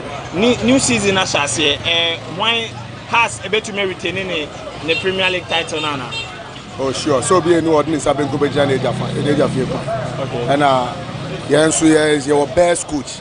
Last season I name as best coach Samuel Boedu. Until him say you call Champions League na amfa until the any brave we league na Los League has ya ebida ya league twice 6 times na Ghana obi anya ebida abakwa sem obi aso nya ebida until ya league ya sabe dia twice ebi until me there House of Folk and the best Ghana Premier. It has edge league now where top 4 predictions better than. Oh, so far me there to be honest I say board the whole car e we dey church o kan mo no kre has Kotoko and I be Mediema. Okay. Ana Mediema and a Wafa. Has protocol Mediema Wafa. And a Wafa. Top 4. Alright. Okay. Mamisa also this season protocol my changes. New coach Dr. Prosperity must sign 16 players. But the challenge Ghana Premier League no. Mube to me JP has same. Oh, I don't need to mean so last year some of the leg na protocol e boy home okay. Because we are going to a kwa baby e kodi e say boy home again. As for the some do one and e beji enya no na dey kan material na dey here tomorrow. Say I start with Tamwa. You take us and share. And some share dreams. Every day we share dreams. Yes, she has so every day we share her for entire for no boy. So show. Okay. On share Lagos City for. So show. I feel ko nya say. But no. And they say dey na aba. So our league we Ghana ha Kotoko started Premier League and winning the first match that. So akọ history Kotoko winning the first match that. And the moment when they can start here winning the first match, you know. Na so obi bia ne na there. Ejina so. And at the stand football near boy, young penny near bow. Yet the young boys who him the car near Coswa. Yam Pessia Becassa, I feel legend, ye bet Chimun Tempra, ye bet Chimun Tempra.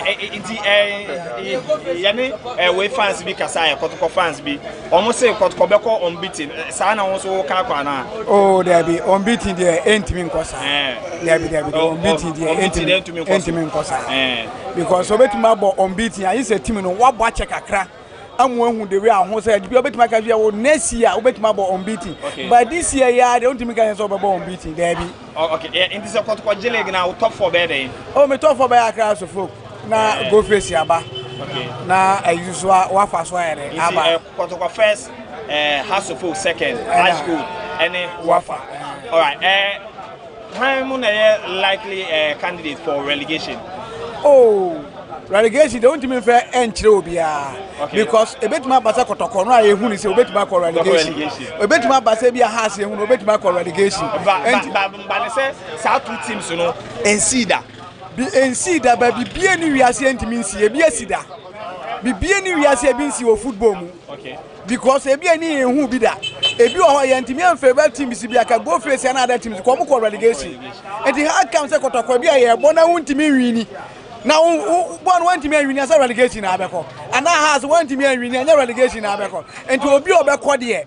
Now the meeting change poor bed, obeko be any Panamakas or Becon, a bimpo conocan and never leg. Alright, and to myself, so candidate for relegation now. Oh, so far, they started league 1 match penable. Okay. You know, and I'm more promoted. I'll see you, Muna relegation into Umbaba as a wounded Lions. And at least Yabo first round, you know, as a second round. And all the points in the can say, oh, we're dear. Or more content. We'll be checking on my way, Matisaka, home Matisaka. I'm going to say, no, it's not so. But this season, here, first league, just last week, here came into room to kind of see us say, we be call relegation. But I mean, so we be call relegation, Parliamentary times our team now. Hey, I'll see you by some. Alright, so they are not giving any candidate for relegation because they believe that the relegation is open. Even House of Folk and Asante Kotoko can go to relegation if they don't perform in the ongoing season. I have another fan here. Let me engage him right away and find out his prediction in the ongoing season. Team Ben are supporting. Across of Folk. Never say die until the polls are rotten. It has a very league title now. Say league no genesa I started league no fufra any bow. Okay. Inti na me hu say Lagos City say yen ni ball first match on mint na o mayen kasakra or be gidigidi abet. As times go on, we say as we folk on be pejoma home so. Because OG league na say team bia no be boss at now. O person o jijere no. But minim say league ni dey afekura na ya sha ase. So into want to me my top 4 prediction. Top 4 prediction. Yeah. Oh, top 4 there, yeah, sir. Across of Kentimi and Jilly cry, top 4 there, yeah, your boy. There's no way, hey, across of folk without top 4 is not Ghana Premier League. Yeah, they cannot say, yeah. Into episode my 4 teams out. Who's somebody to me top 4? Top 4. Okay, top 4, across of folk, Asante Kotoko. Then let me see, maybe Asante Gold. Okay. This time around, what teams? Say, I mean, me believe say teams now on my bum front. I believe say India, omu pejo omu home so because some are doing well. Until omu pejo omu one of the teams no so be account. Okay. And who candidate for relegation so then? Oh, as at now, dear. As at now, me my relegation team there because we just started the league. And the league, you know, so as at you bought 1 match is fair. Okay. Until 7 me can be about relegation. I just say there can be last 7 matches last week, and I'll be some analysis there. Who say if you are we bet me for relegation, but as at now, you bought first match there. Because at the end of the day, and a relegation, there any team can go. 1 year you may there any team can go. It means in case team way particular or bet me a Korea and say. Yeah, that's all I have to say. All right, so he's not giving any candidate for relegation. As far as he's concerned, it is early days yet to speak on teams that will be relegated at the end of the season. But he believes that Hearts of Folk will pick up in time and win the Ghana Premier League season. Alright, so this is my last guest on this episode of the Friday debate right here on GhanaWeb TV. We're asking for your predictions as far as top 4 and relegation is concerned in the ongoing Ghana Premier League season. Asante Kotoko Bechem United and Ashanti Gold were all winners on match day 1. But let me find out from him his prediction in the ongoing season. Me mo kwa GhanaWeb TV so. Me jo so. Your season as the teams been and I will take this on the top 4. Top 4 there. Me team about top 4. Me team in Legon City. Legon Cities. They feed there. Me match a born Sunday any house now. Okay. Then you better first. Okay. Other first yeah. Now Santi Gold at also second. Okay. Not Group S at also third. Now be Olympia first Tamale. RTU at also. Has no code for don't compare with Omo blurry. To Omumi no Omba relegation. Has be relegation Kotoko Beko. Go you whom the beer Omo ye na Ghana.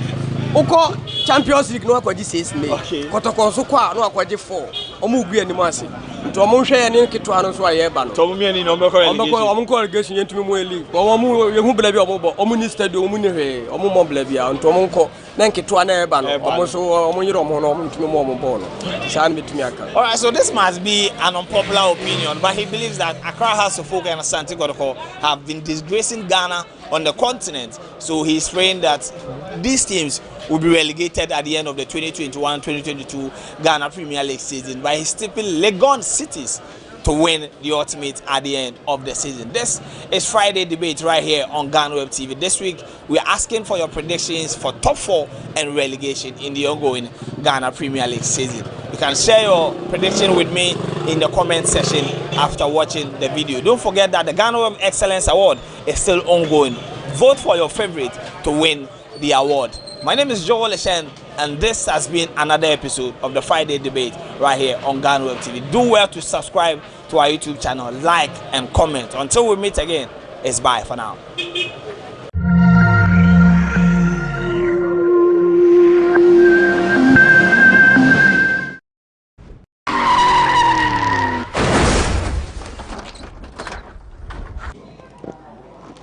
I am Paulina Deda Opoku, host of Moans and Cuddles.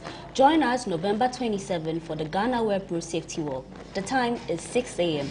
We are starting at the Presbyterian Boys Secondary School through to East Legon. Let's walk to save lives. See you there. The GhanaWeb Road Safety Walk is proudly sponsored by Verna Mineral Water,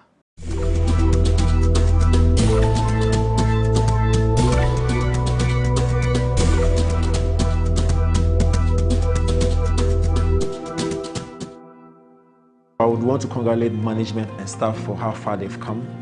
GhanaWeb is the biggest portal in Ghana and even in outside Ghana as well. For the people outside Ghana, this is their go-to portal. And anybody outside Ghana will tell you that GhanaWeb is where they get their source of news from. I've had friends who are residing outside Ghana, and anytime there's news about me, and this time it's about me, they hit me up and say, oh, I read this story about you on GhanaWeb, I read this story about you. So it tells me that it is the #1 portal for everybody else, for both of us in Ghana and outside. So I would want to congratulate the management and staff for the work that they've done over the years. And I wish you guys well.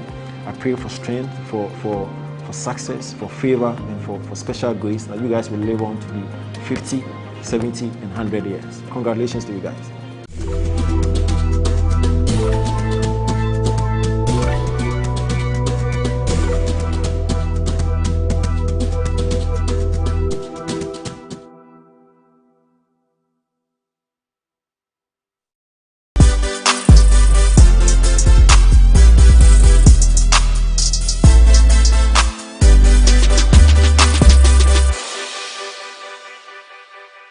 We are here once again to shut it down like we always do. You know how we do. This is Talk Entertainment on GhanaWeb TV. Now, let me give you a little hint about my guest for today. He is mostly in short dyed haircuts. He belongs to a music group and he mostly sings in Ghana. Put all the energy you give me in the song, all the good advice you give me in the song. Yeah, that song rings a bell, right? Let's catch this quick break. I am yours truly, Elsie Lama, and you are watching Talk Entertainment on GhanaWeb TV.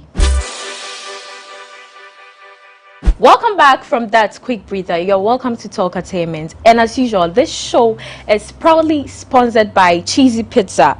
Cheesy Pizza has all you want from juices, smoothies, jollof, fried rice, spaghetti, and meatballs. We have great deals for you all week. Cheesy Pizza gives you the McCheesy combo every Monday and Thursday. With only 49 cedis, you get one small size of pizza, fries, and chicken, one Coca-Cola drink at all branches. Tuesdays are Super Tuesdays at all Cheesy Pizza branches. Buy your Super Family Pizza at half price every Tuesdays for 40 cedis at all Cheesy Pizza branches. Be a part of our midweek bonanza every Wednesday. Buy and get one free at all Cheesy Pizza branches. And also remember to start your weekend with our special jollof rice and fried rice from Cheesy Pizza branches every Friday. Call 0264 133 397 0264 133 397 to place your order. Cheesy Pizza, your way. Darko vibes. What were you trying to do? The jollof doesn't come with fried rice or turkey or anything. Okay, so I wanted to introduce my guest, but he has introduced himself already. Hey, hello. We have Darko Vibes has joined us. Hi guys, what's happening? I'm out here. We're all about cheesy pizza. You know what I'm saying? So, I think I would turkey or what? The rice. Yeah, chicken. It depends on what you want. Chicken, yes. Special chicken, Saturday or Friday for weekends. Yes, right, sure. Special jollof. We'll go and pass and it. Fried rice. Yes. We'll go and pass it. And it's half price too. Yes. And then if you buy one, you get one free. No, that one is on Wednesdays. No, it's on Wednesday. Hey, and then fully packed too. When you are going, we have something for you, so don't worry. Hey, cheesy pizza. So, welcome. Thank you for coming. Charlie, thanks for having me. Charlie, thanks for inviting me. I'm out here, man. Thank you guys so much. Now, what hey? Hey.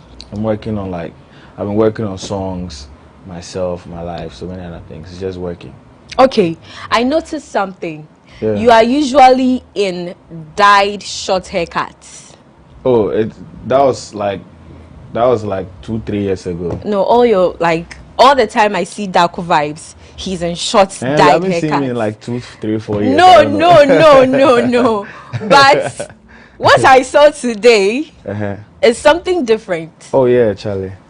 Why the braids? Please, let's see your braids. Charlie, let's see your braids. Want to see braids? Hey, Charlie, not be small zigzag. Yeah, you know what I'm saying? Flyboy vibes all day, bro. But why the braids though? Why did you decide to change your look? I mean, I'm a very, very spontaneous person, so I guess I got bored and then this is how I feel now. Basically, it's not any big deal. But we know you. I think. Okay, let me speak for myself. Yeah. I love the Darko Vibes with the dyed hair. I'm so because that's what we know you for. Yeah, then you should be watching those videos because I have girls that also like this one. So I want to stick to them. I'm changing inside small. It's anyways, normal. you look dapper though. Thank you. That's what she should be saying. Like I look fly. Jesus. With your blue spectacles. Balenciagas. Yeah. Okay. Anyways. Balenciagas, baby. So you took a long break. No, I won't say I took a long break. I mean, the world took a long break. But it's coronavirus. We all had to settle down. No, but you dear. It's like we weren't hearing anything like. Yeah, because coronavirus. Do you know what I do sometimes? But during that period, we had in a song, we had confirm, we had things going on. But like as for me, and then the rest of the world, not at the Asan, we all had to sleep. But not music was still happening. Music was still going on. Yeah. But you archived, or should I say, you hid some of your pictures. I constantly go on your Instagram to check. Then I'll see only one post. What is happening? What is happening? Refreshing. Nothing. Refreshing. I was refreshing, like finding my source. Did something happen? Like was it like you were depressed or something? No. That's what I'm saying. I was finding my source. You know what I'm saying? Like eventually I got bored with like what I was doing and wherever I was going. I was like, okay, let me find a new source. And that's me. Like I'm spontaneous. Like I don't like sticking to one thing. I get bored easily. So then every day I have like different moods. That's just it.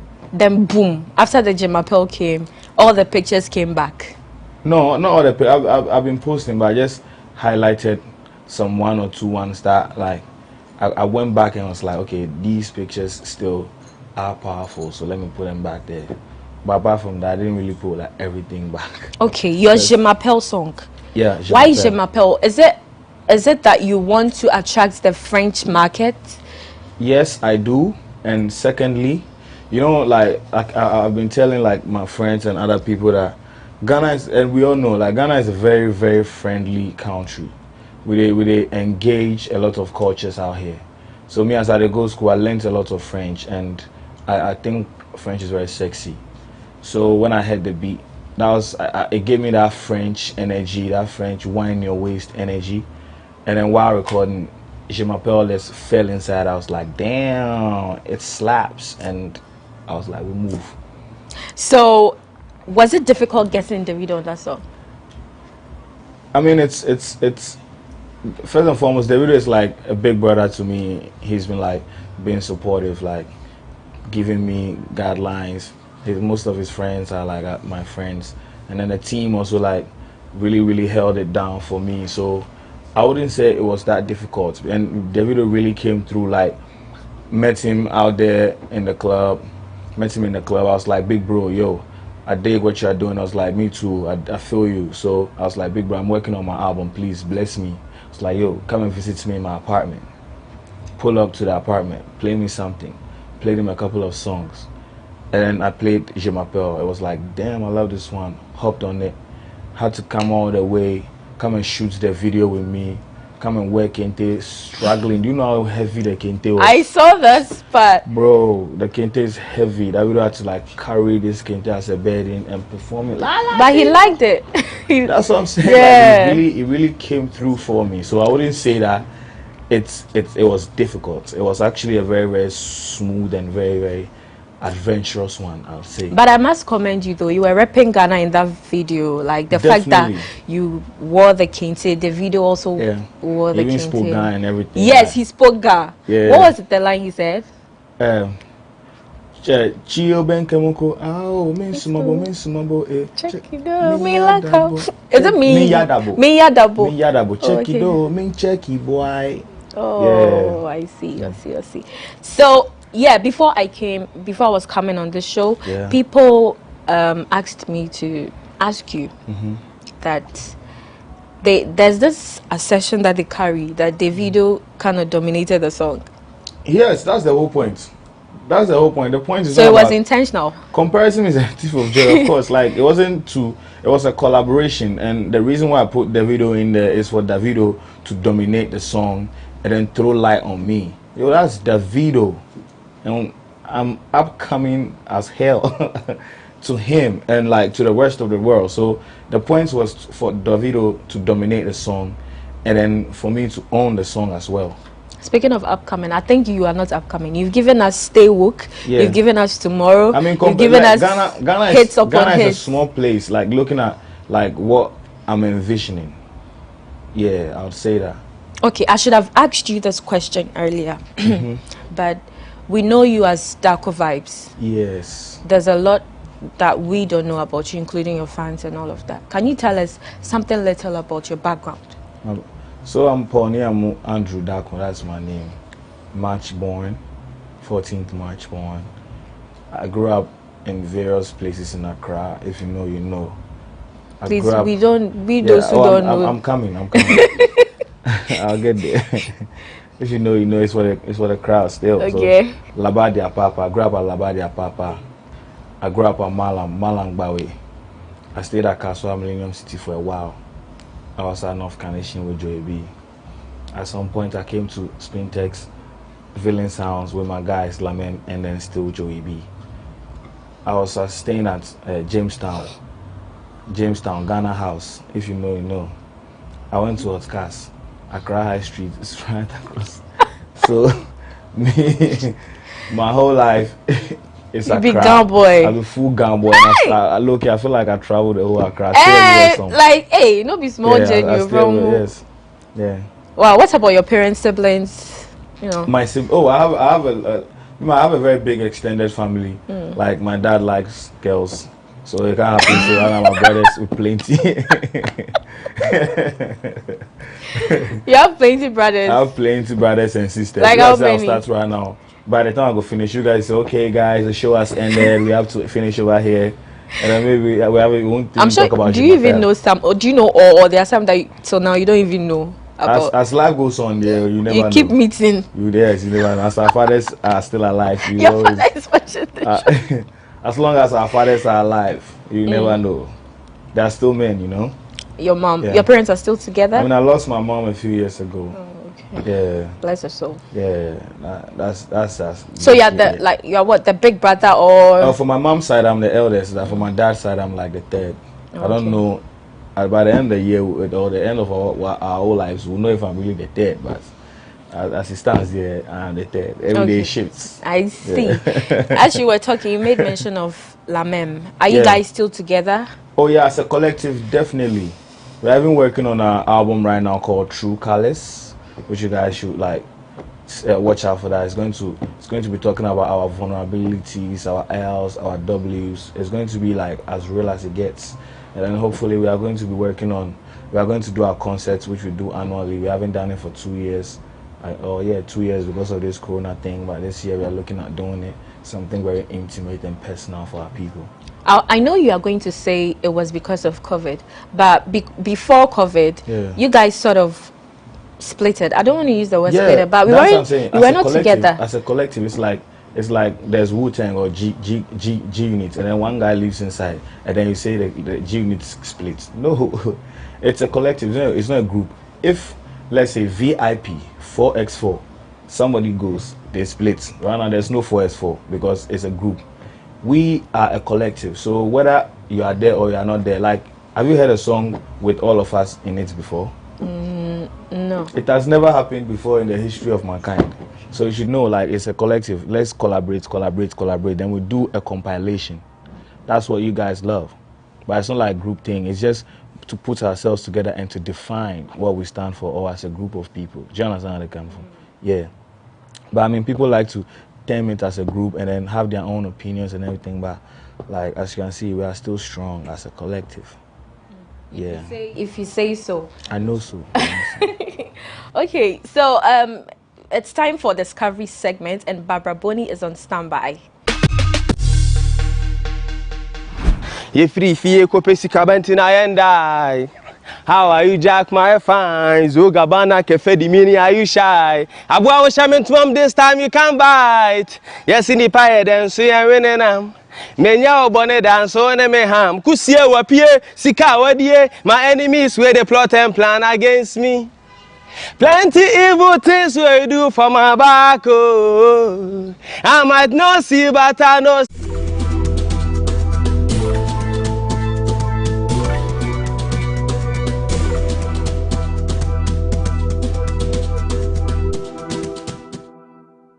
One of the things GhanaWeb is doing, which in my estimation is one of the best things, is trying as much as possible to give pictorial in terms of video of whatever it's reporting online.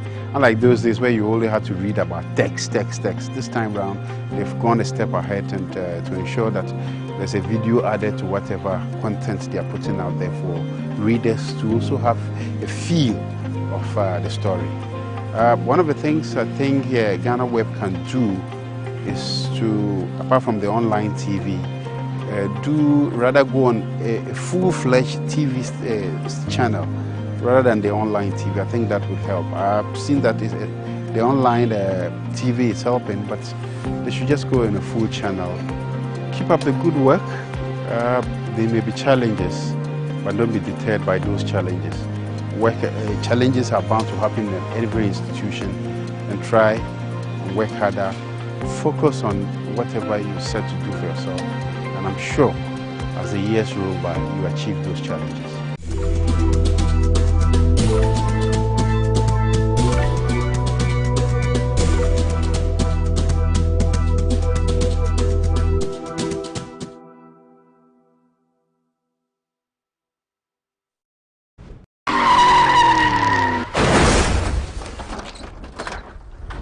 Hello there, my name is Joel Leshen, the host of Friday Debate right here on GhanaWeb TV. On the 27th of November 2021, I'm inviting you to join the GhanaWeb staff as we embark on the GhanaWeb Road Safety Campaign to help save lives. We'll be meeting at 6 a.m. at the Legon Preseg bus stop and we'll be ending at East Legon. Come in your numbers and join us in our quest to save lives on our streets. I hope to see you there. The GhanaWeb Road Safety Walk is proudly sponsored by Verna Mineral Water. Other networks and your... Thank you, Mr. Speaker. Mr. Speaker, the Honorable Member Dr. Park himself knows the serious work being undertaken in his constituency. That's why, Mr. Speaker, you asked the question why he was smiling. And only last month, Mr. Speaker, my honorable colleague, saw the quick dispatch that I made by visiting his constituency when some roads were reported to have been washed out, and we put a contractor there. And this constituency is very important to this country because Fumbisi is a food basket area for the whole of the country. Mr. Speaker, the contractor we have put there, maintain construction, is again one of the best, not only in the northern region, but in the country. Maintain is one of the top 10 contractors in this country. If we take the best 10 from 1 to 10, I don't know what his number will be, but he's one of the best, and he is in this constituency. So, Mr. Speaker, I want to assure my honorable colleague that work is going on in earnest, and we will make sure that the delayed payment affecting the contractor will be resolved so that he gets back. And this is what I expect with all my colleague contractors. And Mr. Speaker, I must commend Dr. Park that he has always been in touch with me on these issues concerning his projects, and he has not undertaken any step to cause problems like demonstrations and the rest. So I commend him. I thank you, Mr. Speaker. Thank you very much. We've jumped to question number 320. That stands the name of Honorable Member for Fram Plain South, Honorable Joseph Apia Boateng. Yes, Honorable Member. The Minister is waiting for you. You are the last person. So, thank you, Mr. Speaker, to ask the Minister for Road and Highways when the bridge over the Afram River and the general road net in Afram Plains will be constructed.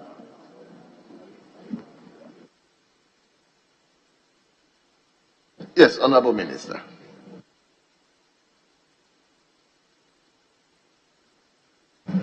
I thank you, Mr. Speaker. Mr. Speaker, the trunk road connecting the Afram Plains from the eastern region is the regional route IR3. The road from Begro to Kweltafo to Adoso forms part of the interregional road IR3 and Echi Amanfrom to Donkokrom to Agodeke Road R72. The total length of the two roads is 160 kilometers. The roads are mainly gravel surface. Currently, Mr. Speaker, the Ministry of Roads and Highways, through the Ghana Highway Authority, has received technical and commercial proposals for one, the rehabilitation of A, Begro to Kwau Tafu Road, measuring 58.7 kilometers. B, Kwau Tafu to Adosu Road, measuring 20 kilometers. And C, Echiamanfro to Donkokrom to Agodeke Road, measuring 101 kilometers. 2, the design and construction of Adosu Bridge over River Afram Plain. The Speaker, currently, the Ghana Highway Authority is evaluating the proposals received to check that they meet the employer's requirement. 3, the Department of Federal Roads is implementing the spot improvement of Tiasi to Mami Krobo Federal Road, measuring a distance of 22.8 kilometers in the Kwau Afram Plains South District.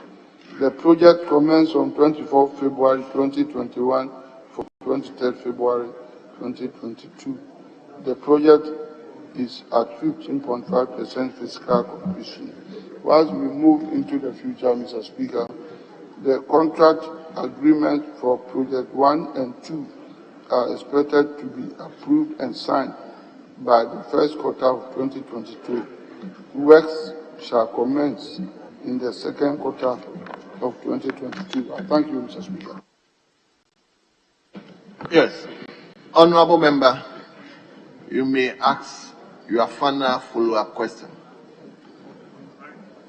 Mr. Speaker, is it only one supplementary question? Member, ask your question. Thank you, Mr. Speaker. Minister mentioned that Afram Plains from Tiase to Mamekrobo is 22.8 kilometers. There hasn't been any road work at all. And, you know, Afram Plains is a deprived area, Mr. Speaker.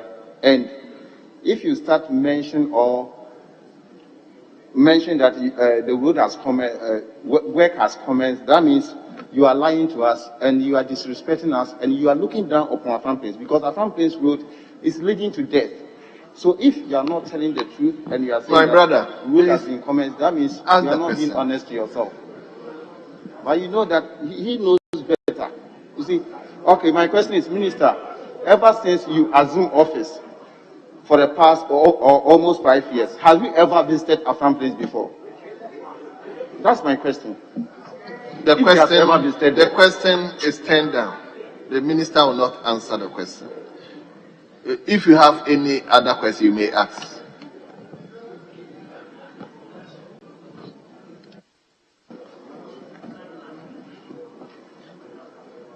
Thank you, Mr. Speaker. Mr. Speaker, I want to ask the Minister if he has ever visited Afram. Honourable Member, take your time. Don't be, it appears, take your time. You are here representing your people. The needs of your people must be your concern. Don't be, take your time and ask the question.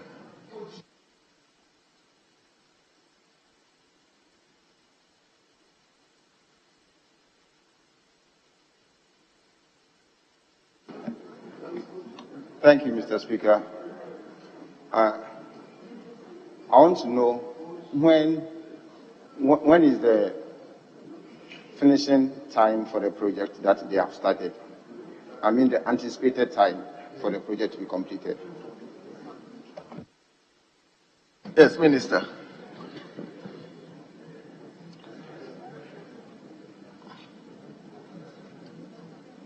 when will Afram Prince rules start? Something like that. I mean, if I got him right well.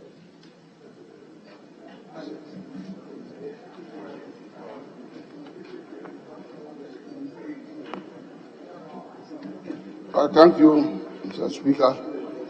Mr. Speaker, Afram Prince is equally important and is another major food basket place for the country. At least I have been to Afram Plain on my own, particularly working on the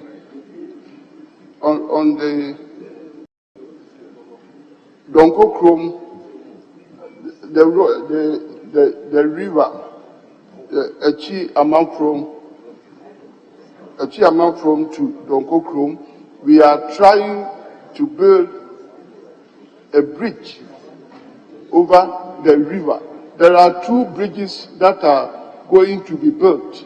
The Achi Amerado to Donko Chrome over the river, and then the Dambai bridge measuring 1.6 kilometers. The government is working hard to build concrete bridges on these two rivers, the Afram River and the Volta River. So we want to build one at Achi Amerado Chrome and then one at Dambai. I have visited the site not less than 3 times, and I have even visited Afram Place on my own, and even including His Excellency the President. Anytime he visits there, I am there. The honourable member has not found it fit, at least anytime the President visits Afram Place. No. So he should note for the future. Mr. Speaker, Afram Plain projects are being undertaken by different contractors. We have Contractor Construction UK Limited on it, BAM Johnson Limited on it, and Skoda Limited on it, and their completion dates are different. So the works are going on, and works will be completed at different times, Mr. Speaker. Thank you. Honorable Apia Boating, I'll give you another final sword, but please don't be emotional. You have to take the minister as your friend. Thank you, Mr. Speaker. Mr. Speaker, I want to ask the minister, when is the bridge from Kwautafo to Achi Amerado going to start, and who are the contractors and the consultants?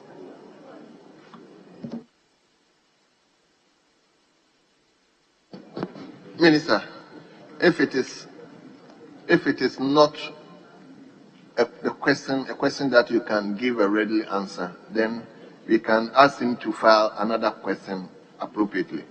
So, honorable member, I think you are ambushing the minister.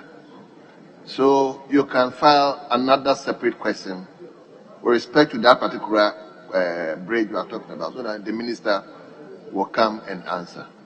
I hope you're okay. Yes, Mr. Speaker, but no, Mr. Speaker, Afram Plains, we have 3 constituencies in Afram Plains. We have Sector Afram Plains, we have Afram Plains South, which is my constituency, and we have Honorable Betty's, that's Afram Plains North. No road work has been done, no contractors on the road. So, if he could permit, because this question is not going for me. Honorable member, I'm trying to indulge you. At least the minister has answered the specific question that was brought to him. The latest question he wanted to ask, it's a separate question altogether, and the minister might have not prepared for it. So please just file a separate question. The minister will be gracious to come and answer the question, please. Yes, honorable leader. Mr. Speaker, If the question is on Kwehutafo to Adosu Road, there cannot be a new or fresh question.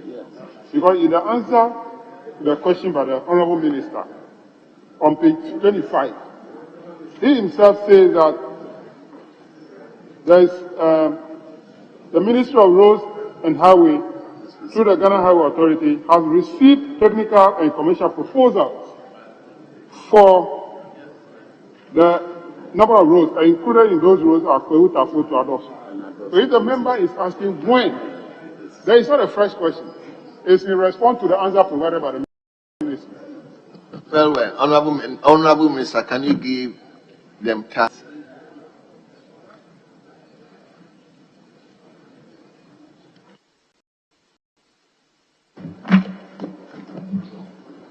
Thank you, Mr. Speaker. Mr. Speaker, as I've unambiguously stated in my answer, the ministry, through the implementing agency, Ghana Highway Authority, has received technical and commercial proposals of the underlisted roads. We have just received the proposals and is undergoing evaluation, and the completion date will depend upon the scope of the works.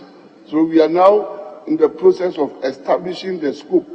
And when established, then the time duration would be known, and the time duration obviously would be between commencement and completion.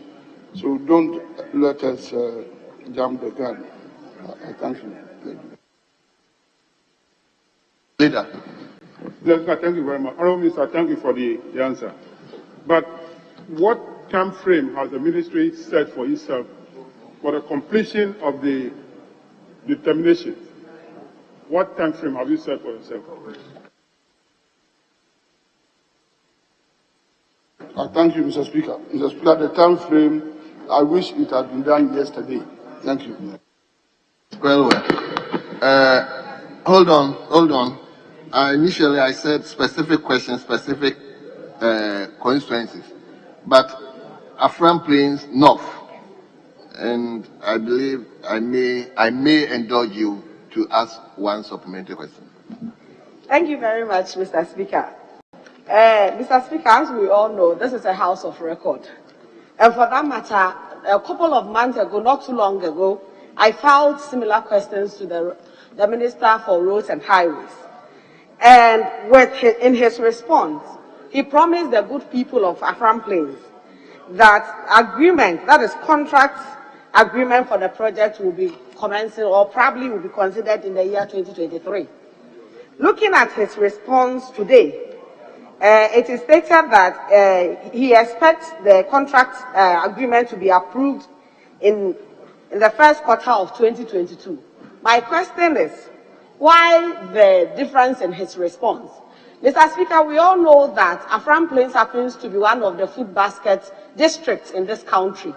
And looking at the deplorable nature of our roads, I want to find out from the minister whether it is not a political talk as usual, but to give us some sort of assurance Honorable. The people of Afram Plains. Honorable, my sister, I've indulged you, but you Thank you, Mr. Speaker. Where you coined the question, you see, the minister is anxious to respond to you, but when you say political thing, you are messing up the whole question. Anyway, Minister, just respond to her.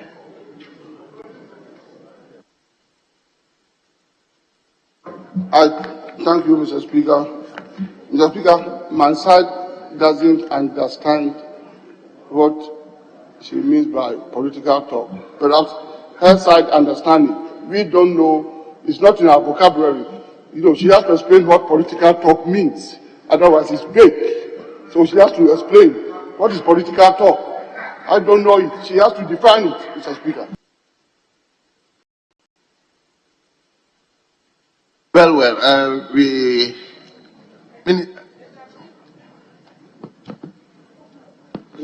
Mr. Speaker, the minister has given a detailed answer at page 25 of the order paper. I want to know from him whether these steps being taken were initiated prior to 2017, or these are steps being taken. No. These are steps being taken from 2017 to date. Mr. Speaker, that is what I would want the minister to tell us. The time frame within which this initiative came up. Thank you, Mr. Speaker. Honorable Minister, hold on, Honorable Minister. I'm not going to invite any issues. You've come to answer the questions that were posed to you. 10 questions in all, you've answered all of them. The House is so grateful to you. We thank you. You are hereby discharged. Honorable members, we come to item number 5 on today's business order paper, that is business statement. The Deputy Majority Leader is here. He can now take the podium and let's have what the ensuing week will be for us. Honorable Deputy Majority.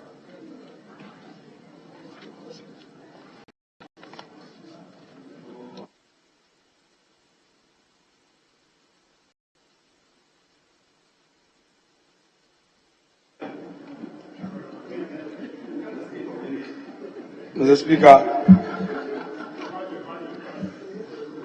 our committee met yesterday.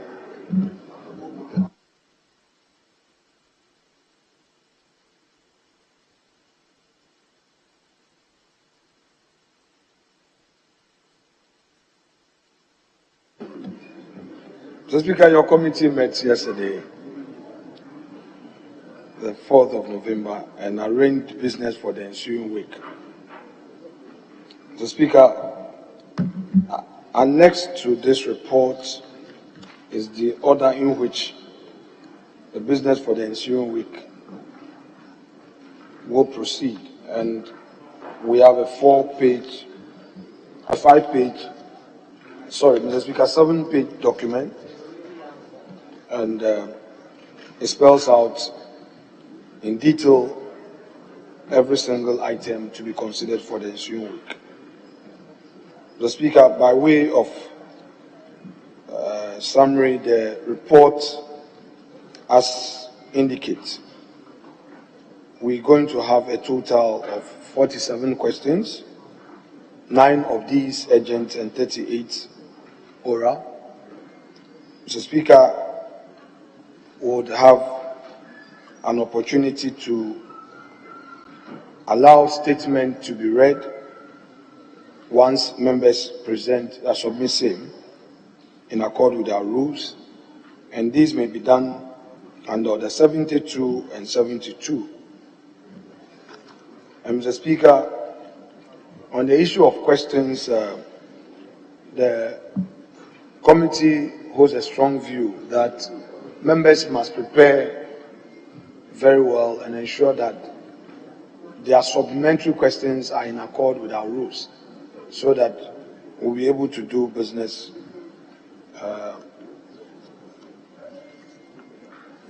in time to allow the ministers to make progress with their answers. The Speaker,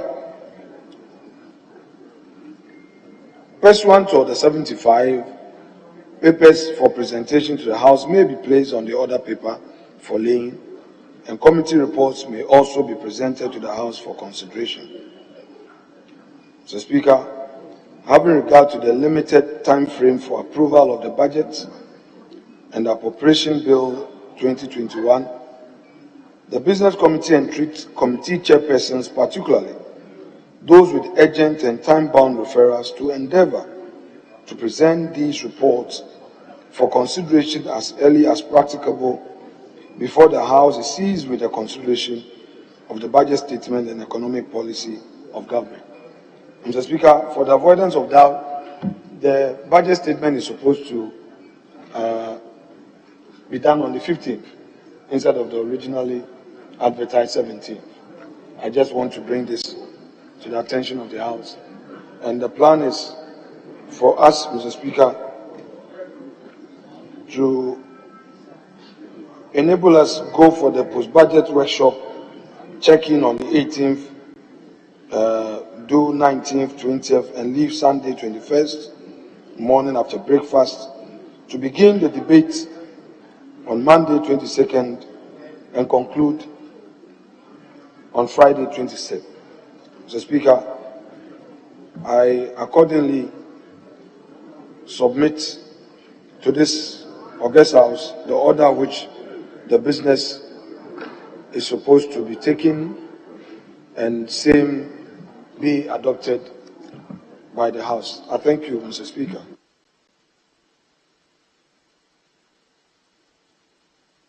Very well. Yes.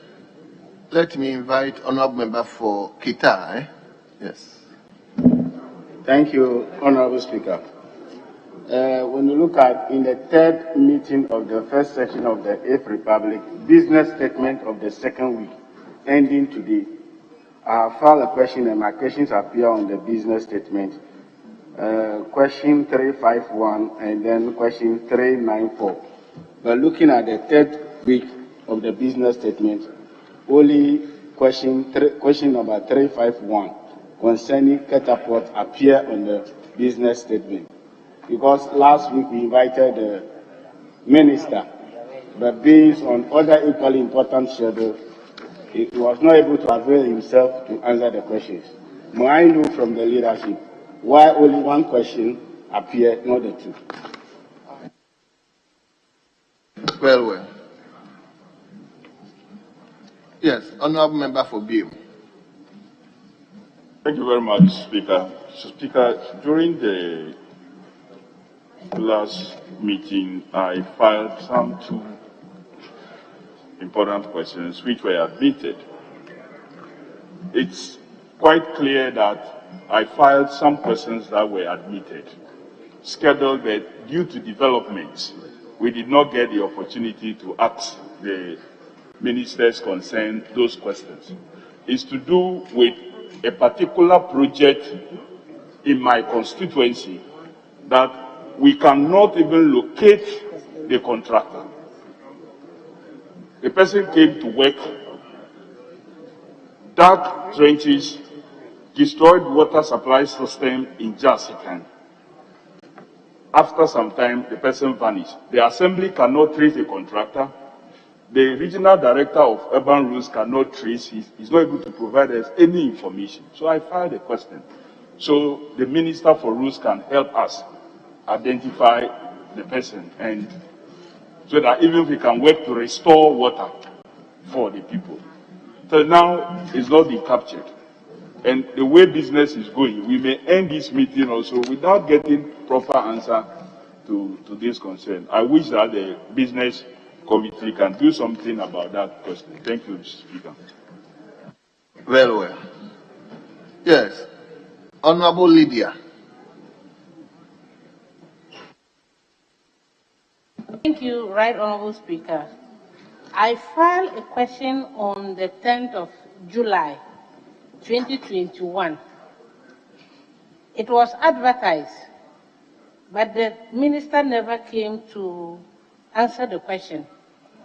My constituents were in dire need of fertilizer, and that was why I asked the minister to find out the urgent steps being taken to get fertilizer into the constituency for them to use.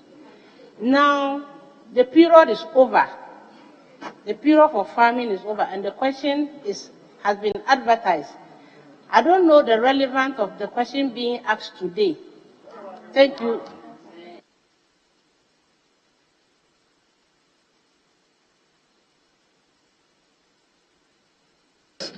Honorable Member for Northton. I'm grateful, Honorable Speaker. Honorable Speaker, I hope that we are using the same document the Honorable Deputy Majority Leader read, because he said he's presenting a 7-page business statement, but it's 8 pages. Okay, so the record should reflect that you made a mistake.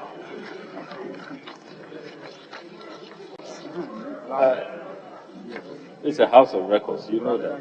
You know. I don't know why my good friend won't allow me to speak. Mr. Speaker, also at page 3, item number T, the first paragraph. COTVET is the Council for Technical and Vocational Education and Training. Vocational, not vocation. So if that could also be corrected accordingly. Page 3, first paragraph T, COTVET, Council for Technical and Vocational Education and Training, not vocation. Mr. Speaker, my first concern is grounded on Order 64.2 of our standing orders, which is clear that urgent questions should not exceed 10 working days. And, Mr. Speaker, I have also taken the trouble in complying with Order 66.3b. And, Mr. Speaker, with your permission, Order 66.3b states that there shall be a questions to be kept by the clerk, which shall be open to inspection by members, and which will record A, the questions asked by members, B, the questions admitted by Mr. Speaker, and the time of their transmission to the ministers or members concerned. Mr. Speaker, based on this provision, I have this morning inspected the questions record book, and I have observed that the question I filed on the 21st of July 2021 relating to the cost of presidential travels, which the Honorable Finance Minister told this House, I had originally filed a question to him. He came after several weeks and informed us that I should redirect the question to the National Security Minister. I duly complied. The Right Honourable Speaker, according to the question record book which I've inspected this morning, has duly approved, admitted the question, and communication has been transmitted to the Minister for National Security, at least since the 19th of October 2021, according to the questions record book. So, Mr. Speaker, in the knowledge of Order 64.2, that urgent questions should not take more than 10 working days, since July, August, September, October, November, I will have thought that upon resumption, this meeting will have at least showed some urgency. The business committee will have showed some urgency, since we are way out of the window that our standing orders provide. I want to find out from the Deputy Majority when this all-important question will be programmed, since the questions record book confirms that the Right Honourable Speaker has admitted the question, it has been transmitted to the Minister in question, and all we are waiting for is for the Minister to be programmed for him to come respond to the question on the cost of presidential travels. So we need to know, Mr. Speaker, when the Business Committee will live up to its mandate under the Constitution and under the standing orders. Then finally, Mr. Speaker, I want to appeal to the Honourable Deputy Majority Leader, and for that matter, leadership of the House, that I have collaborated with respected colleagues on a good number of private members' motions, which have been duly admitted. They keep appearing on the order paper, but it appears we never get to program them for debate and then for the committees of inquiry to be established. And they are piling up since the 7th Parliament. Frontiers, for example, is still piling up. The COVID-19 inquiry into expenditure is marking time. The one we filed on WASI is still marking time. The one on NPA illegal levies is also still marking time. And these motions are piling, and I know that colleagues are bringing in more motions. Very soon, the Honorable Dafia Meko and Sosu ones will also add on. Honorable Dr. Yeni is also reminding us of his. So when will we begin to, because so far it's only the Sputnik V private members, you know. Yes, so yes, the invasion of Parliament, that one is also, you know, marking time, you know. So there are too many of them, and there is great anticipation out there that we will be living up to expectation and addressing these urgent matters. So I want to find out from the Deputy Majority Leader when this House will be called upon to debate these motions for there to be a full-blown inquiry into all of these important matters. I thank you, Mr. Speaker. Thank you. I think you have to hold on for the Deputy Majority Leader, the acting chairman of the Business Committee, to respond to some of these issues that have been raised. Then we'll come back to you. But before he takes the podium, let me clarify this. Honorable Member for North Tong, the issue about urgent questions, the admissibility of questions rests with the Speaker. And you may file a question in your own assessment, you may think it's an urgent, but Mr. Speaker may take a second view as to whether that question is an urgent question. So you may file a question, even though you have indicated that it is an urgent question, but Mr. Speaker may admit it not as an urgent question, as an ordinary question. So we have to understand some of these things. Yeah, Honorable Speaker, I duly acknowledge your explanation, except to point out that when I inspected the questions record book, it has been listed as urgent, meaning the Speaker accepted and admitted it as urgent and oral. So the Minister must come under the urgent. I'm not saying this with respect to your particular question. This is a general giving to urgent questions. That members may file a question indicating that they want that particular question to be answered on urgent manner. But probably the Speaker may look at it from a different view. That question can be answered anyway at any point in time. So let's appreciate it.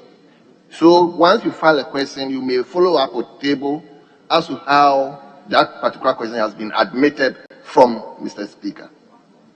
Anyway, so Mr. The acting chairman of the committee, you may answer those questions.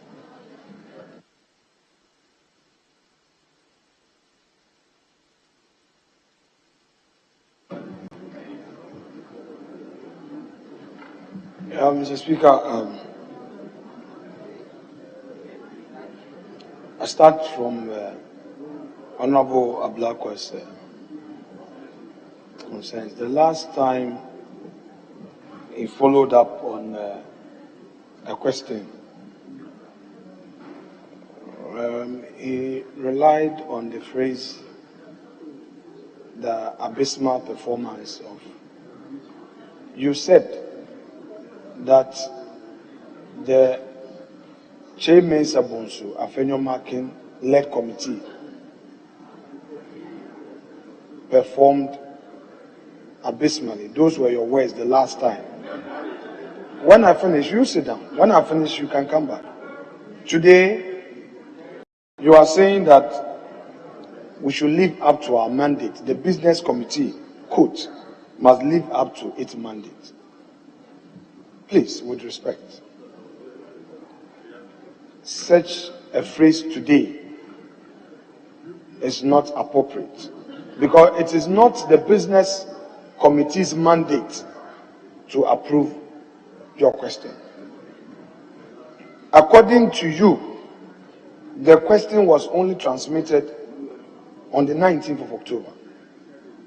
Yet you are saying that you filed it in July and still per order 64 and 66, you've done what you're supposed to do and the question has delayed, although it's supposed to take 10 days. Meanwhile, you know that it's only per your records or per the records, it was only transmitted on the 19th of October. And today is 5th of November. You may have to confirm whether indeed even it has gotten to the minister. So I do not want the impression to be created that you have filed the question since July and the minister has failed to come and answer you.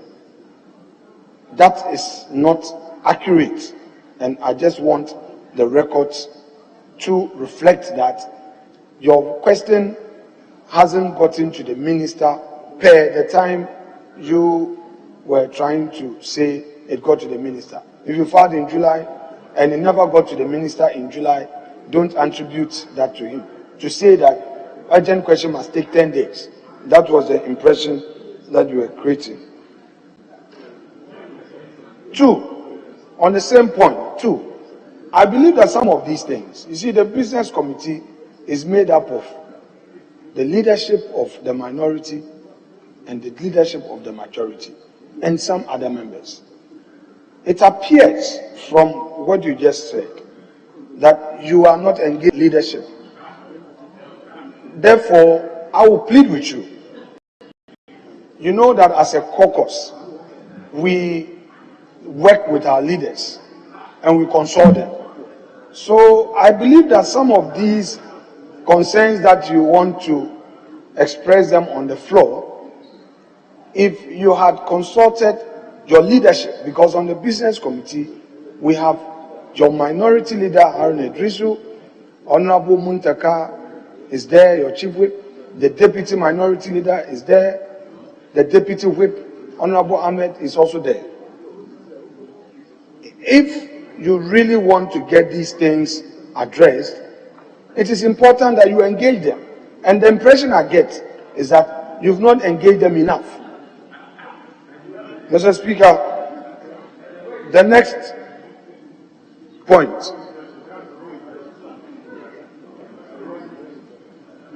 The member for Bugum, he says there's a question that he asked and it cannot be located. I think that he has to engage the table office on this matter to find out whether it was admitted, and if it was admitted, the whereabouts of the question.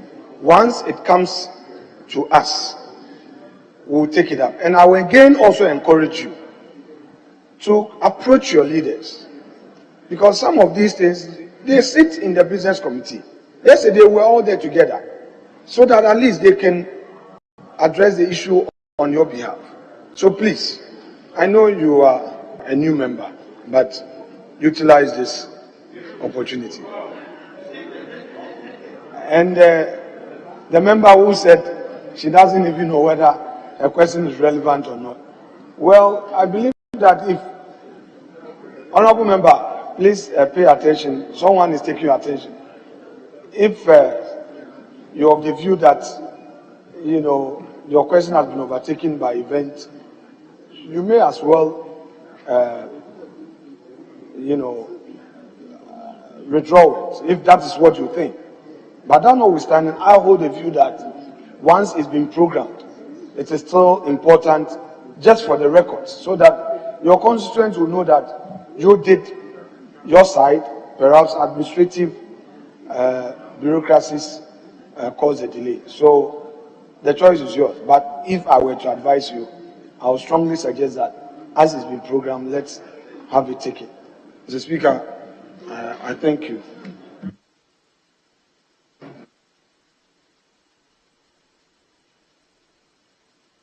Yeah. Yes, Mr. Speaker, Honorable Member Dekita said yes. You know, we are trying to do some balancing, make sure that we program all questions and ensure that each member gets an opportunity to get his question answered. So if you are not finding it in the ensuing week, surely you will have it subsequently. Yes, what I'm saying is that we are not ending Parliament in the ensuing week. We'll continue. So you've just this term, the last time you had almost about 7 questions, being tabled, and you have an opportunity. So you don't have a problem. Honorable Member, if it has appeared, you know that the next opportunity, your question will come again. All right? I thank you so much for your patience. Yes, let him come to Honorable Member for Afejetu. Right, Honorable Speaker, I thank you for the opportunity. I have a question for the committee chair. And the question is, Honorable Speaker, my question goes to Leader, the Deputy Minority, through you. The question is that, may I know from you whether questions we filed in the last section, at the last session, are the questions being answered now? My reason for asking the question is that I filed about 10 questions during the last sitting and none was admitted. That is a concern to me. So I would like to know whether we are continuing or the questions being asked today are new questions being filed. Right, Honorable Speaker, that is my question. Yes, let me come to Bodhi. Thank you very much, Mr. Speaker. Mr. Speaker, there are a lot of concerns members have. There are a lot of issues which needs to be addressed. Can the Deputy Majority Leader consider arranging for Committee of the Whole so that those matters can be discussed, Committee of the Whole, so that those matters can be discussed. For instance, 2020 fourth quarter common fund has not been paid. Second quarter 2021 common fund has not been paid. Guard fund has not been paid. So you can see from members' faces that they are showing concern. And we need to address such matters so that Speaker and members can have resources to work in their constituencies. Yes. Why is the government depriving us from resources to work for our people? So I'm only pleading with Deputy Majority Leader to, as a matter of urgency, consider Committee of the Whole for such matters to be addressed. Thank you, Mr. Speaker. Thank you very much. Yes, Honorable Elisedu. Thank you, Right Honorable Speaker.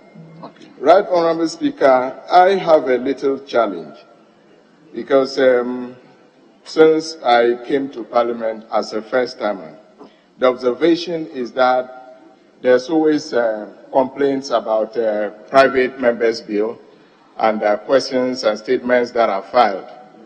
I wanted to find out how we could address this lacuna, because if the business committee can interface properly between the Speaker's decision and members, I think these complaints will minimize.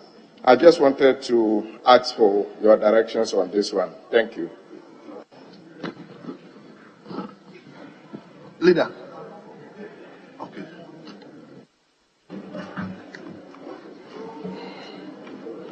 Mr. Speaker, my colleague from Afajato South wanted to know about questions she's filed. Honorable member, yes, that's what I heard you say. Honorable Speaker, my question is, are you continuing, are the questions being admitted now, questions that were filed in the previous session? If yes, then I have a question to ask again. If no, then I also have another question to ask. Honorable member, the issue is whether or not your question was admitted by Mr. Speaker.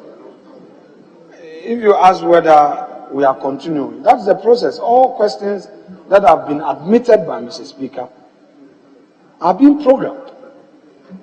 For the avoidance of doubt, Order 66 is clear. I don't want any member to create the impression that it is the business committee that has a responsibility of admitting questions. We don't.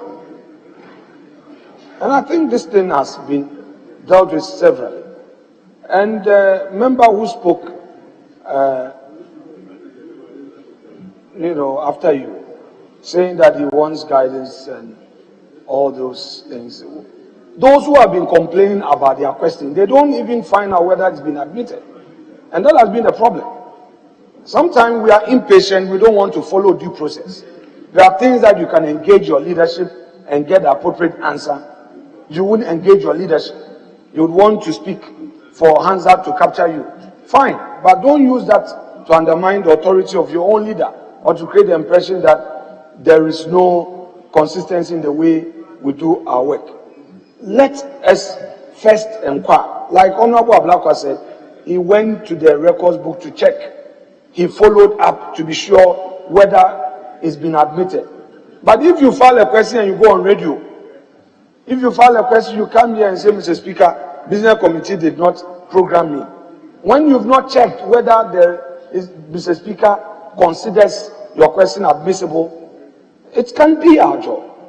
And our respective caucus leadership can explain this better to us, especially my colleague who says he is in for the first time. Yeah, Honorable, you have raised a genuine concern, but you and I know, you've been a whip before. You are senior to me. You know that this is business statement. Yes, it's... No, we can't incorporate this in a business statement, sir.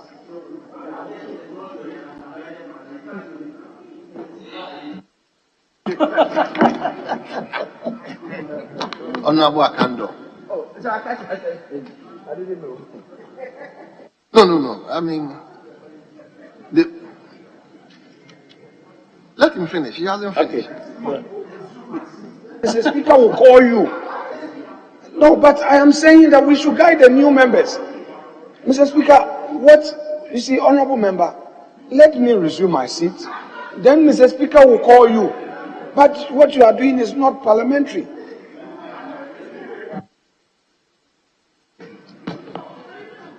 Honorable members, I mean, let's make this clear. Nobody is turning down any question. We are all here to help each other. Incidentally, I have been tasked with that role of admitting questions. And we are not turning down any question. Only that the questions are plenty. Plenty. The last count, we have more than 300 questions. So, please just take your time. Business committee will schedule in such a way that everybody will get time to have his question programmed. Those of you who are complaining about your questions in the last meeting, we are rolling it out. Every question that has been admitted will be scheduled for the minister to come and answer. So let's take time. You know the numbers. The numbers are just too huge. One person can file 20 separate questions. 20. So let's also cooperate with leadership and the business committee. I mean, at times it becomes so so burdensome as to what to do. So I can assure you that nobody is turning down anybody's question. I mean, we are all interested in pushing the agenda of our constituencies. So please, let's get that one clear. Yes, Honorable Deputy Leader. I agree. Thank you, Thank you, Honorable Speaker, for the opportunity. Honorable Speaker, the matter raised by Honorable Sansin Ahi about whether we must amend the chairman of the business committee will consider amending the business statement to include either a joint caucus meeting or a committee of the whole in the ensuing week will be very important. So, Speaker, just yesterday, we are whips. He had been whipped before, deputy whip before. I took over from him. He's speaking from the convention and experience, and what he's saying is very germane. The Speaker, as a senior, he's sensing the mood of the House, and he's advising leadership, which is chaired by the leader of government business, to amend the business statement to include this joint caucus or committee of the whole meeting. And it is for our collective good. The Speaker, just yesterday, we deferred a motion that we didn't have the numbers to cast a vote. Today, Mr. Speaker, look at the numbers. Do we have the numbers? Still no. So this underscores that the wisdom coming from the former deputy whip must be considered. But if we brush it over and pretend as if nothing is at stake, Mr. Speaker, just from yesterday, check around, you are not even up to 20. From 137, you are not up to 20. Meanwhile, your motion was deferred, that today bring the numbers for votes to be cast. Where are the members? So when we call a joint caucus meeting on sensitive matters like this, we discuss.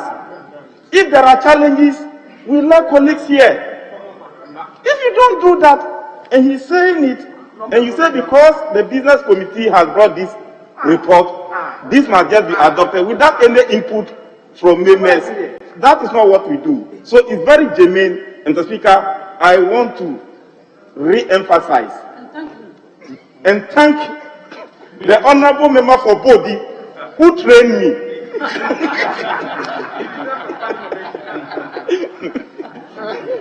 That, Mr. Speaker, that matter must be considered. And Deputy Whip, you know, I'm in Deputy Leader as a Deputy Whip, and you leading leader, acting leader of government business. Let's take this on board, and it will help our work to be very easy next week. Mr. Speaker, as Parliament, if we don't engage, and it's the only platform that we have to engage. If we don't engage, we may not be able to execute the business that we have to. So that is the first point. The second issue about the questions, the Honorable Okujato, like you rightly put it, has a lot of questions, and he's a third timer in this House. The Speaker, he has no difficulty reaching us as leaders. But the Speaker, concerning private members' bill, this caucus had a caucus meeting and had a press conference and prioritized that our first priority, so long as this meeting is concerned, is the LGBTQ bill, which is a private members' bill. And we said until we do it, we are not allowing other bills to come and supersede that one. That was the position we took, and we had a press conference. However, he is saying that what is the position of the other private members' bill that he has brought? So if he said, oh, but you took a position that this was the position, it doesn't mean he does not consult his leadership. On the matter of the questions, Mr. Speaker, you've answered that. But I just want to add that Mr. Speaker said he gave a directive last week that each side must appoint somebody for statement and questions. No, he said both. That we will be able to go through the questions so that questions will not be coming from left, right, center, and controlling the question like you've rightly said. there are over 300 questions. So even if members are continuously bringing some, we may not be able to prioritize and know which of them should be taken. So that directive and the one who will be in charge is very important. And that will not even have any difficulty. If leadership meets and says that, oh, Honorable Okujato, on the minority side, be in charge of the questions. So that the questions that will come for the business committee, we will know how to program the questions. Mr. Speaker, my deputy leader is aware. Yes, the business committee is made up of the leaders on both sides, the chiefs on both sides, and other members. Mr. Speaker, we meet at the business committee, and these programs are given to us for us to go through. At that point, only questions that have been programmed by Mr. Speaker to be taken through that week, that is what the business committee goes through. It's not like they bring all the questions at the business committee for us to say, oh, let's take this one and let's leave this one. That is not how it is done. Members should take that one on board. Mr. Speaker, in conclusion, I want to know this is a public meeting. The whole Ghana is watching us. Last week, I raised this matter of the private members bill on LGBTQ as the roadmap for the committee. Mr. Speaker, let's carry the public along so that it will not be like, oh, you see Parliament, they are not expediting action on this bill. I know serious work is going through, but I want to inquire from the deputy majority leader and acting chairman of the business committee. Can he brief this house on the roadmap towards the enactment of the private members bill, which is the LGBTQ something? Because the chief imams, the Pentecost Council, GPC, National Council, Christian Council, the Bishop Conference, they are all watching us, and we represent them. So let's make them aware of the roadmap so that we carry them along, so that there will not be either excessive pressure or either undue delay. Let's know definitely from the way forward. And I want to suggest to Honorable Leader that you may amend this report and let's have a joint caucus meeting on Wednesday, so that on Tuesday the leader of the house will reach out to the executives and be able to make certain inquiries and equip himself. Then on Wednesday, after adjournment, when we are having a joint caucus meeting, he will be able to brief the house about the roadmap, because you yourself said on 18th we are going for post-budget workshop, which means the budget itself is coming before 18th. 15th. So if you are going to have the government budget and economic policy, financial policy, and is it financial policy or what? Policy on the 15th, and we are not able to put the house in order. How do we march ourselves into that pit? So this is a very good suggestion. And once again, I congratulate you on that. Mr. Speaker, I think Wednesday will be very appropriate. With these few words, I want some comment or answers from the acting leader, and I think we can make a progress. Yes. Mr. Speaker,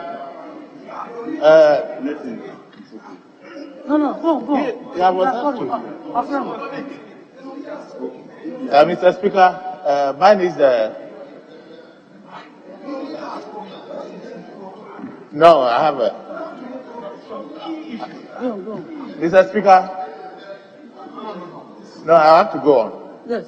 But, Mr. Speaker, I have a problem with the questions. Since March, I submitted questions that were admitted. The questions were missing in the system. I don't know where they are gone.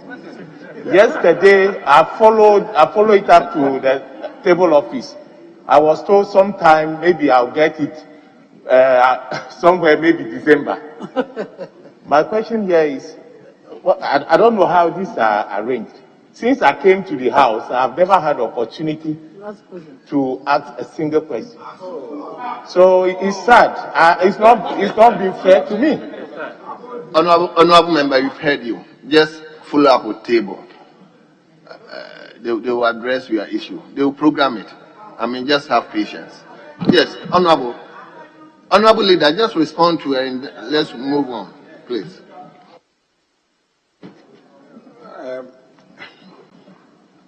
Honorable Deputy Whip, we can still have the joint caucus meeting. We don't necessarily need to program it in the business statement.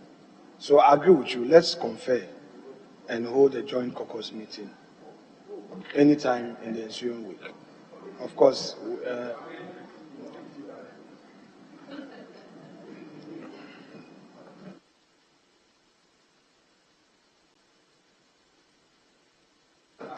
so, Mr. Speaker, I agree with him.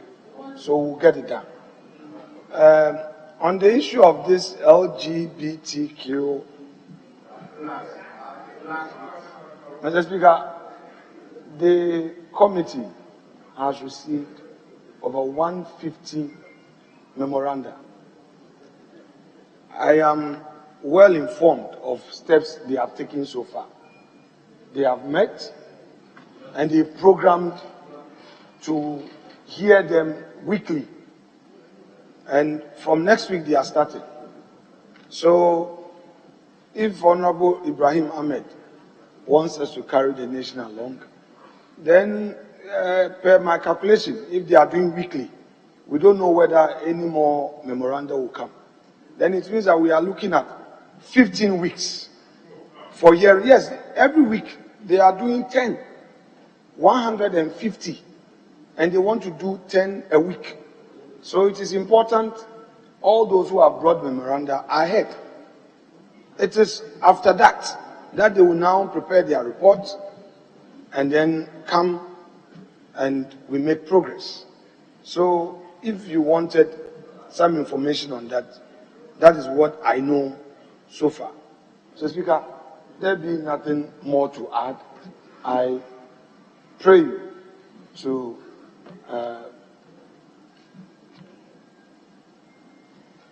consider the report as having been adopted by the House without any further argument.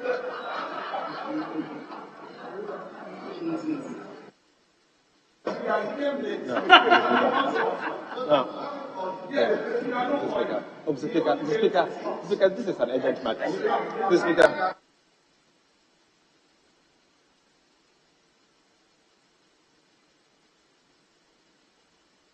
Honorable members, the business statement has been presented, and I hope we are all okay. So, the business statement as presented is hereby adopted.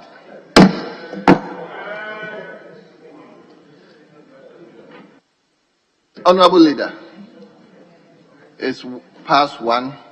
Yesterday I indicated that we will not leave here after 2. So whatever program we have, let's.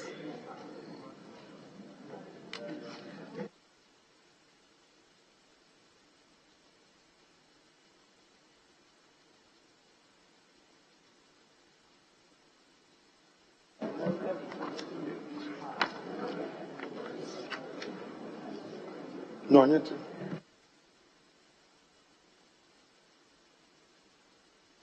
Mr. Speaker, if you'll be pleased, may we proceed to item 11.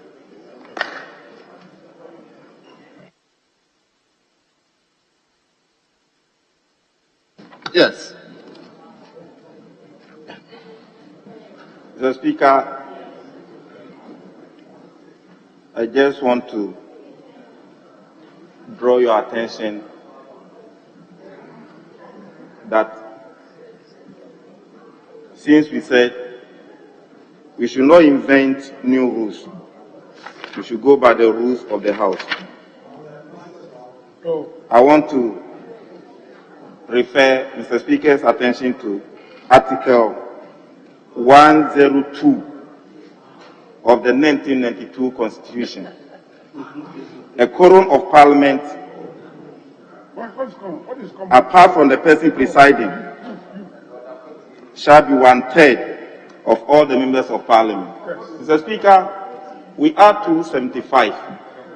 A quorum of Parliament, if it is 1/3 constitutionally, should be 92. Mr. Speaker, we those here are not even up to 50. Mr. Speaker, based on that, I want to invoke Order 48 that we do bring proceedings to an end and adjourn business per the rule of law. I don't want anybody to accuse you of reinventing new laws. This is the Constitution that created this House, and we must go by the Constitution accordingly. That's right. So, Mr. Speaker, I've come under Article 102 and Order 48 of our rules. Yes, leader. Yeah, Mr. Speaker, my respected colleague relies on Order 48. Mr. Speaker, I shall read Order 48. 48, 1 and 2. The presence of at least 1/3 of all members of Parliament, besides the person presiding, shall be necessary to constitute a quorum of the House. 2, emphasis 2. If at the time of sitting, a member takes notice or objection that there are present in the House besides the person presiding less than 1/3 of the number of all the members of Parliament, and after an interval of 10 minutes, a quorum is not present, the person presiding shall adjourn the House without question, and put onto the next sitting day. So, Mr. Speaker, he has raised it.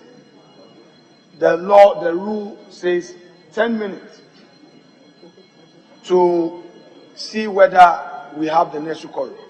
So, Mr. Speaker, we will proceed with item 11. The business of the day must continue. Then he takes a proper application after 10 minutes. So, Mr. Speaker, Chairman of the Finance Committee can proceed. Well. Mr. Speaker, the acting leader of government business and my senior in leadership is right, but just that I want him to be aware that if we are to use the 1/3 to do business for the 10 minutes, when it comes to voting, can we take decision with these numbers? Just be aware. Just want him to be aware so that I don't. So we should debate without vote. We can't take decision with one. Even if you are 1/3, we can't take decision unless you are 138 before we can take decision in this House. You are aware. Anyway, Mr. Speaker, all I'm saying is that the rule that you have invoked says when you do, we need 10 minutes. It doesn't mean that we place proceedings on ice. So let's proceed. We've heard the bell. I'm sure members who are in their offices have heard your application. Whereas because of the COVID, people wanted to observe proceedings in their offices. So, Mr. Speaker, we have to continue business, and he himself hasn't told us the number. Honorable members, at the commencement of public business, we move to motion number 11. Yes, Thank you, Mr. the Speaker. chairman of the committee. Thank you, Mr. Speaker. I rise to move that this Honourable House adopt the report of the Finance Committee on the annual report on the collection and utilization of the African Union Import Levy for the 2020 fiscal year. And in doing so, I present, Mr. Speaker, your committee's report. I request the Hansa Department to capture the entire report whilst I take the highlights. The purpose of the report is to comply with the Section 7 of the African Union Import Levy Act 2017, Act 952, which requires the Minister for Finance submit a report to Parliament on the collection and utilization of the African Union Levy annually. So, Speaker, the utilization and the observations of the committee are duly captured in the report that has been distributed. In conclusion, Mr. Speaker, after careful consideration, the committee is of the view that the report complies with provisions of the Act 952. The committee accordingly recommends the House to adopt its report and adopt the 2020 annual report on the collection and utilization of the AU levy in accordance with law. Respectfully submitted, Mr. Speaker. Well. Yes, ranking. Deputy ranking. Honourable member for Afram Prince, Afram Prince, yes. Thank you, Mr. Speaker. I would like to second the motion. In doing so, Mr. Speaker, I will make a few comments. African Union has an important role to play in the political and socio-economic development of Africa. The passage and presentation of the AU Import Act is very important and provide a more sustainable funding for AU and related activities in the member countries. Mr. Speaker, this has provided a more reliable source of funding and has contributed to the country payment of AU obligations. Mr. Speaker, the payment of AU access contribution from the levy proceeds is in compliance with the Section 6(1) Act 952. For the 2020 financial year, the correction amounted to 69,861,048. Mr. Speaker, I'll go straight to the summary of correction and utilization of Africa Import account. When we get to the payment in respect of the organization of AU 4th SDC meeting in Accra, is there a problem? I have a problem with the place. So, Speaker, this amount was transferred from Finance Ministry to AU for the organization. But out of 4,073,115, amount of 469,080 was used as a payment of compensation and commitment to vendor.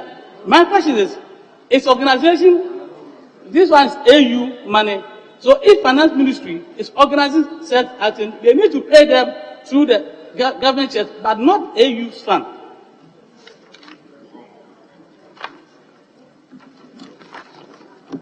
Mr. Speaker, the committee observed that the said contribution usually fall due from 1st January each financial year. So it makes it difficult practically for the Finance Ministry to make their asset payment. The committee also observed that the implementation of African Union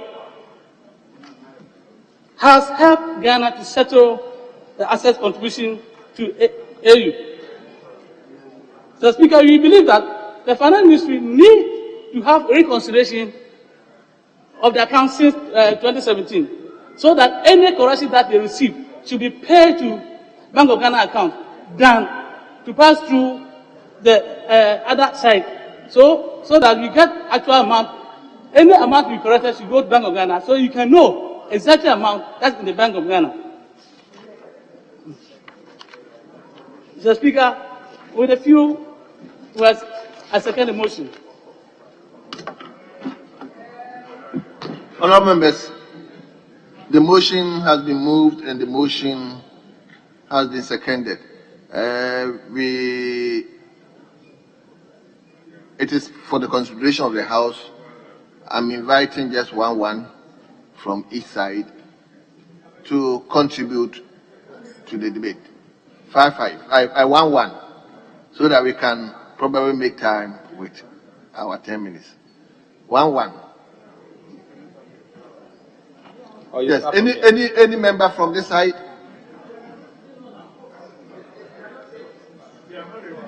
Okay, Honorable Ato Forsen. Mr. Speaker, nobody is standing up from the other side. They are not really ready to debate. But we are ready. If you give us 6, we can speak here.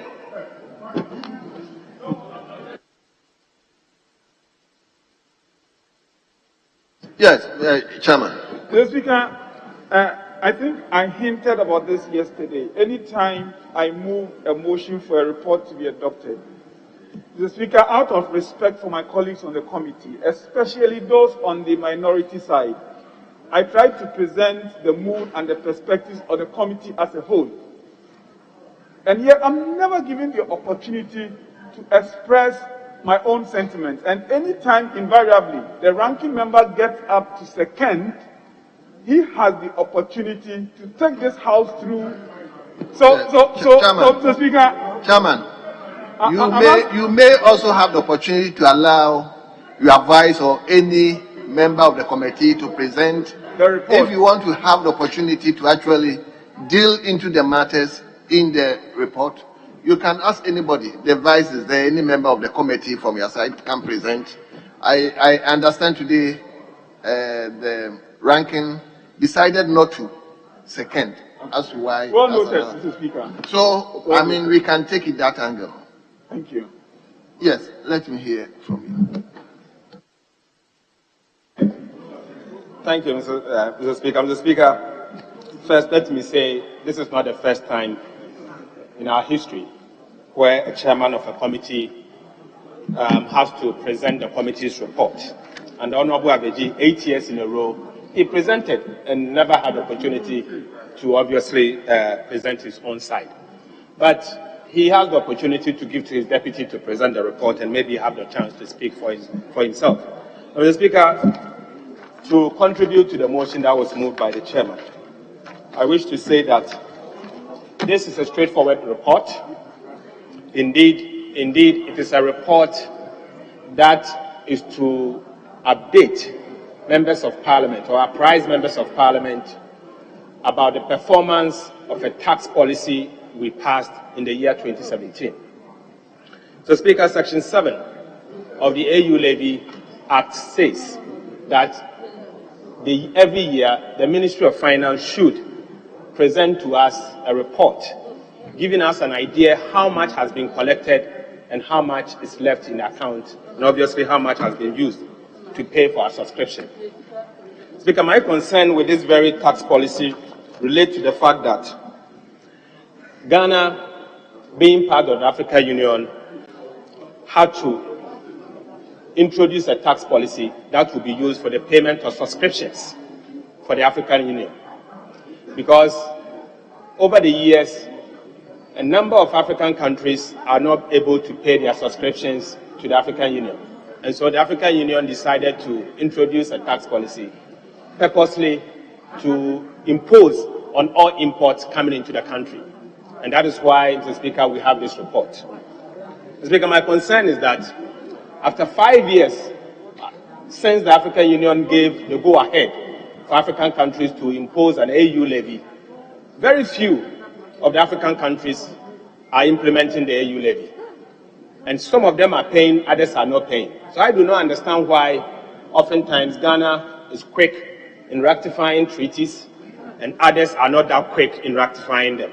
Mr. Speaker, I think in as much as we are known as law-abiding and a country that are more or less a founding father of the African Union, we want to pay our dues.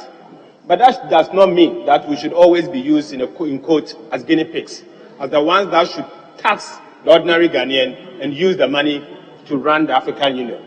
There are giants in the African continent that I believe that they should also be encouraged to contribute accordingly, just like we are also contributing. We have the giant in the West Africa region, the North Africa region, and even in East Africa, that I believe that since they are not contributing at this stage, the AU must take a strong step to encourage them to ensure that they impose these taxes and also to transfer same to the African Union so that they will be able to perform the functions that they have to. We all know the functions that African Union is performing, but I believe that they can accelerate what they are doing even better if the dues goes to them and get to them on time. So, Speaker, I think it's straightforward. We have been told that in the year 2019, an amount of approximately 56 million was collected as AU levies, and then prior to that, there was an amount in account, giving us a balance of 101 million Ghana cedis as the amount we have in the account. The government has indeed transferred the dues that Ghana has to pay to the African Union, and we still have a surplus in the account. I only hope and pray that that money will be kept secured as it has to be kept secured, and whenever that obligation is due, we use the same money to service it. Thank you, Mr. Speaker. Thank you very much. Yes, Honourable Member for Trobo.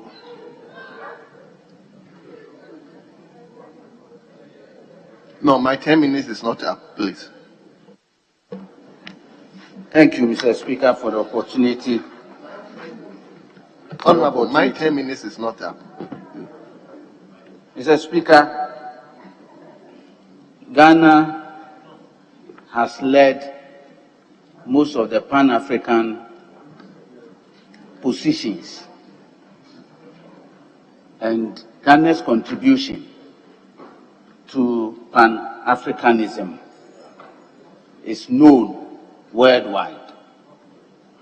And therefore, when Ghana takes lead in participating and ensuring that the AU at least becomes self-sustained, it's better. I think the AU cannot depend too much on donor partners or other regions for support for our peace mission and support for the continent. But it is worth saying that whilst we contributing our part, the rest of the other countries must also do same, especially in this COVID situation that we all find ourselves, where revenue has become highly challenged worldwide, where there's a financial meltdown and challenges in every country. Therefore, whilst we contribute our part, we expect that the rest of the other countries should do so. But Mr. Speaker, I think that we should praise Ghana for at least meeting these financial obligations. The report really indicates that we will not renege on our financial responsibility to our continent, Africa. And if you look at paragraph 6.2, utilization of the fund, the A, B, C all indicates our participation in the contribution that we made. The B, for instance, part payment for settlement grant for the AFC FTA Secretariat of 16.6 million Ghana cedis. At least we all know that the African Free Continental Trade Area is in this country. The head office is here, and any contribution that we might have made, we inure to the growth of that entity that we all know we are heading. And therefore, for me, we should pat our shoulders and encourage that the point 2 that is a levy comes in handy, and let's do our part. But it's also a call for the rest of the country that whilst we're doing that, they should also contribute their quota. I thank you for the opportunity, Mr. Speaker. Honourable members, the motion has been moved, the motion has been seconded, it has been debated. The question is, as many as are in favour of the motion? Say aye. Aye.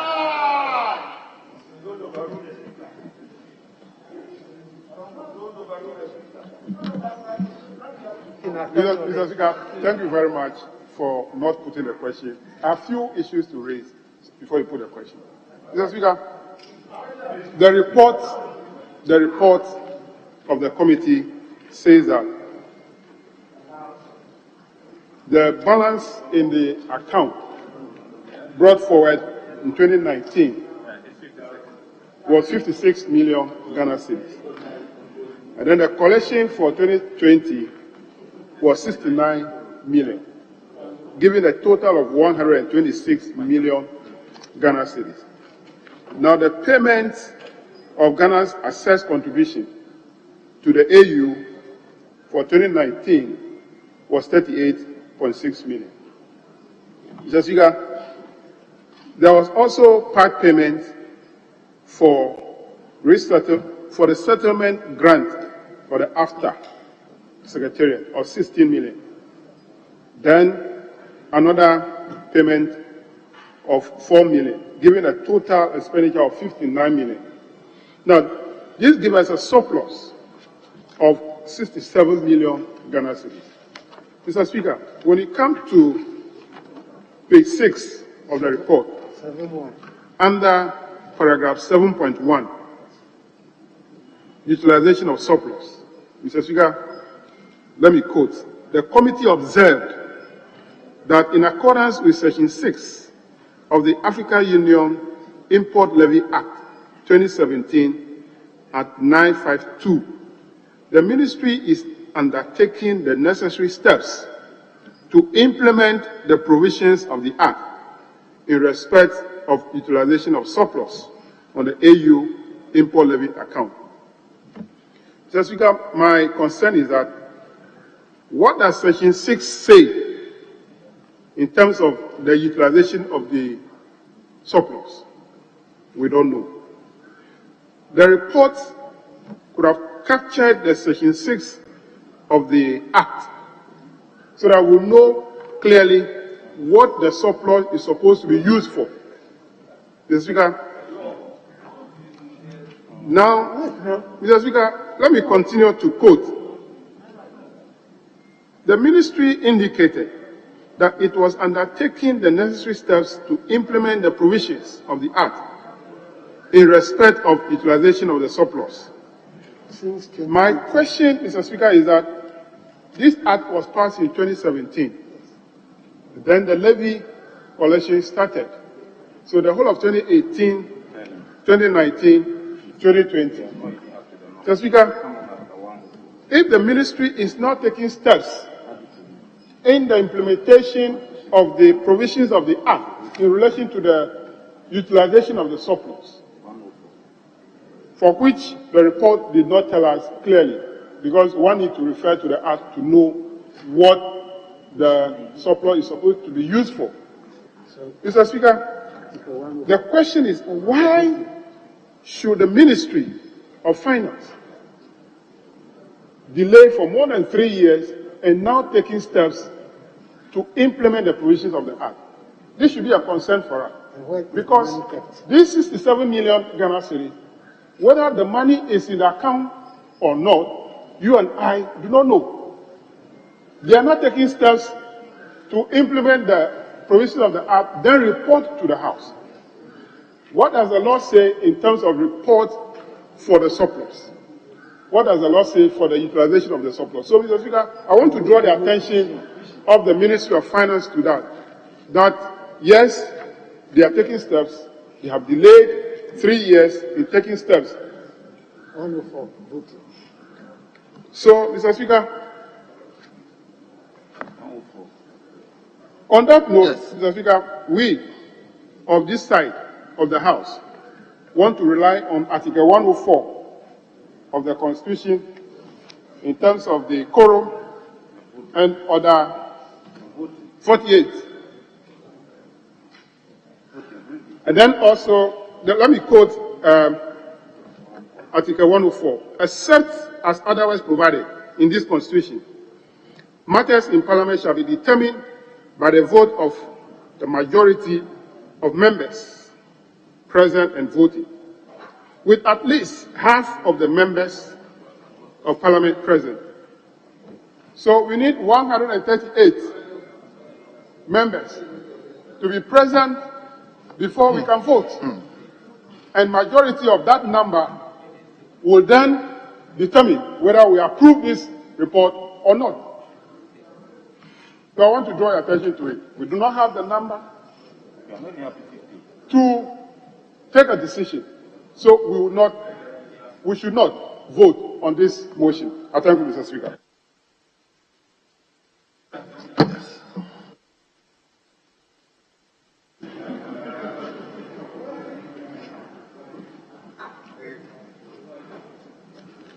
Well, Mr. Speaker, this is a new application that has been made by Honorable Average.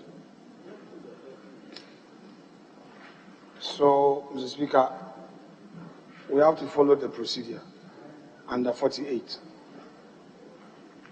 You have made a new application. No, you did. You referred to the Constitution and used where the phrase "we the members" are. Would you sit down? Because you sit down until you are not members. You've just spoken. Allow him to also. Quoting me what? So wait. But you quoted Article 104. You quoted the law. I drew your attention. Voting. I am not requesting. I'm drawing your attention that article says that we need such number in the House before we can take vote. Well. Thank you. So, leader. Mr. Speaker, I am saying that the member who just spoke concluded his observation with an application, which application had to do with quorum. And I'm saying that if that is the case, let us comply with Order 48. You see, once we continued with the debate, and in your conclusion, you made a new application, we are now going to comply with, because that first application has been overtaken by event. If indeed you were minded to deal with this application, you would have perhaps made a different application to Mr. Speaker. But you said that quorum. So, Mr. Speaker, we are now going to rely on his application on quorum. That notwithstanding, Mr. Speaker, you indicated that today is Friday. Members would have to go to the mosque. Members would have to go to the constituency. There are some other engagements. This is not a contentious matter. And Mr. Speaker, it was not even our desire to take a decision on this matter today. That was not the position of the leader of government business to ask for a question to be put on this matter today. So you shouldn't worry at all. We are not going to put a question on this matter. We're on the same page. Yeah, Mr. Speaker, we don't want to take a decision on this matter. We've exhausted debate. We place a decision on ice until Tuesday. I lead government business, not you. I have not asked Mr. Speaker to put a question. Mr. Speaker, thank you so much. Yes, Mr. Speaker, thank you so much. Very well. So, the earlier.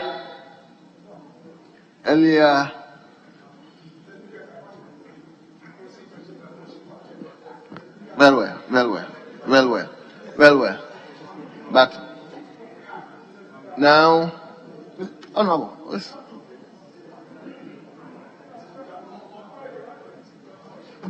yes, let me listen. The Speaker, you know, we are a creature of law. Yes. And we cannot abandon Article 102 of the Constitution. How can you say the earlier application is abandoned? The Speaker, just yesterday you came out that we should not reinvent new rules. And you are saying that this Constitution is abandoned. On what note? The Speaker, Well noted. Leader. There be no further business for consideration today. I humbly and respectfully move for an adjournment until Tuesday. Please allow me to. It's okay. You've spoken. Honorable member, honorable leader.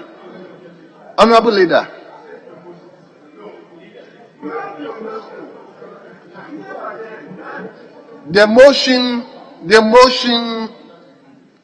listed 11, page 4, was moved, was seconded, it has been debated. However, we are deferring the question. So we will put the question at the appropriate time, not today. Again, the Deputy Minority Whip raised an issue of quorum. He raised it from the Constitution and has also affirmed it with Standing Orders 48. Have no option than to adjourn the House. Because per Standing Order 48, it means I don't even have the luxury to even put the question. The House is accordingly adjourned till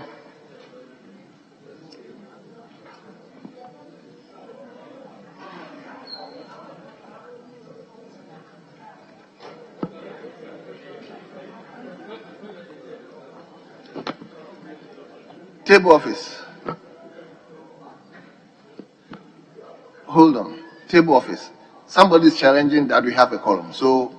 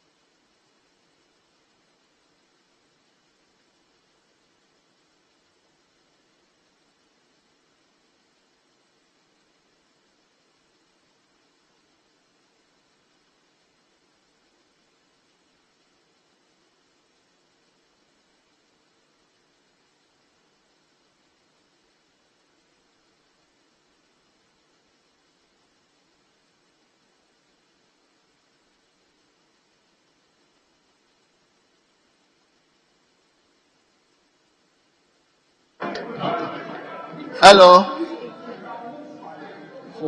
With respect, you see, when you are counting, and suddenly, Mr. Speaker, let's be fair, suddenly members are deliberately leaving the chamber to create what effect? No, Mr. Speaker, especially then the bell must be rung before. Other than that, Mr. Speaker, let me move the motion for us to adjourn. Let me move a motion for adjournment. Honorable leaders, please hold on. The numbers are such that we don't come near. I have satisfied myself with the vocation of Deputy Whip. The House is accordingly adjourned till Tuesday, the 9th? Tuesday, the 9th of November 2021 at 10 o'clock in the forenoon.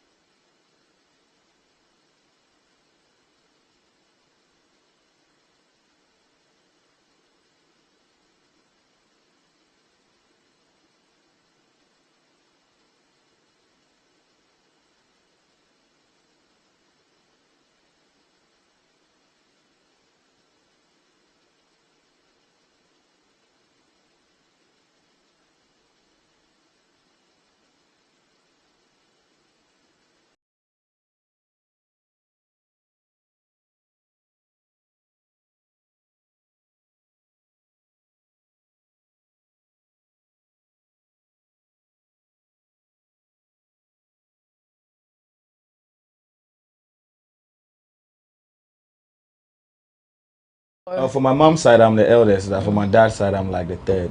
Okay. I don't know.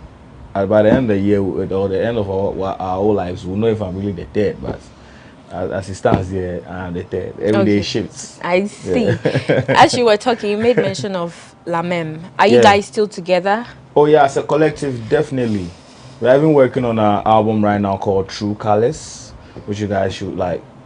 Watch out for that. It's going to be talking about our vulnerabilities, our L's, our W's. It's going to be like as real as it gets. And then hopefully we are going to do our concerts, which we do annually. We haven't done it for 2 years. 2 years because of this corona thing, but this year we are looking at doing it, something very intimate and personal for our people.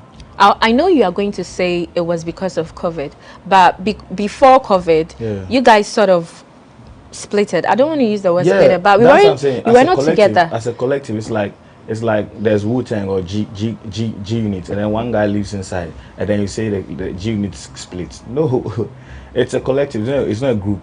If let's say VIP 4x4, somebody goes, they split. Right now, there's no 4x4 because it's a group. We are a collective. So whether you are there or you are not there, like, have you heard a song with all of us in it before? No. It has never happened before in the history of mankind. So you should know, like, it's a collective. Let's collaborate.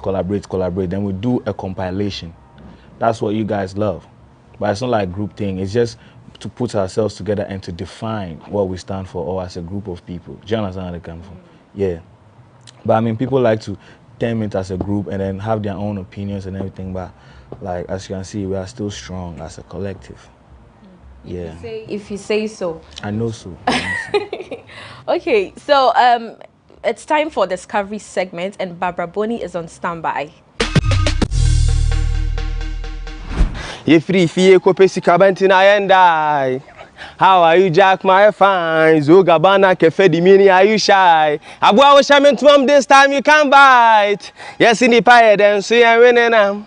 Menya obone dance on me ham. Kusie wapie, sika wadie. My enemies where they plot and plan against me. Plenty evil things we do for my back. Oh. I might not see, but I know say kuku seku. Nipa huye hu. Nione na monu wane beyo. Nione ne koba no wane beyo. Hey, I don't wanna say that. Oh, now, oh, yeah, me. Enviness and jealousy, but still not me.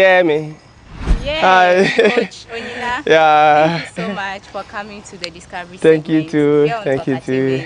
On GhanaWeb Thank you too. TV. Thank you too. I'm Bryce Inamboni. Music, you know, you see more. I check a cry. Your friend me Coach Onyina. Me started with rap. And you go so na yeah. But a train, no, and I be who say high life, you know. Idea, a wahada da, na a wase, maybe 200 more. Now, me be one high life, no, it me find into my pa ifra.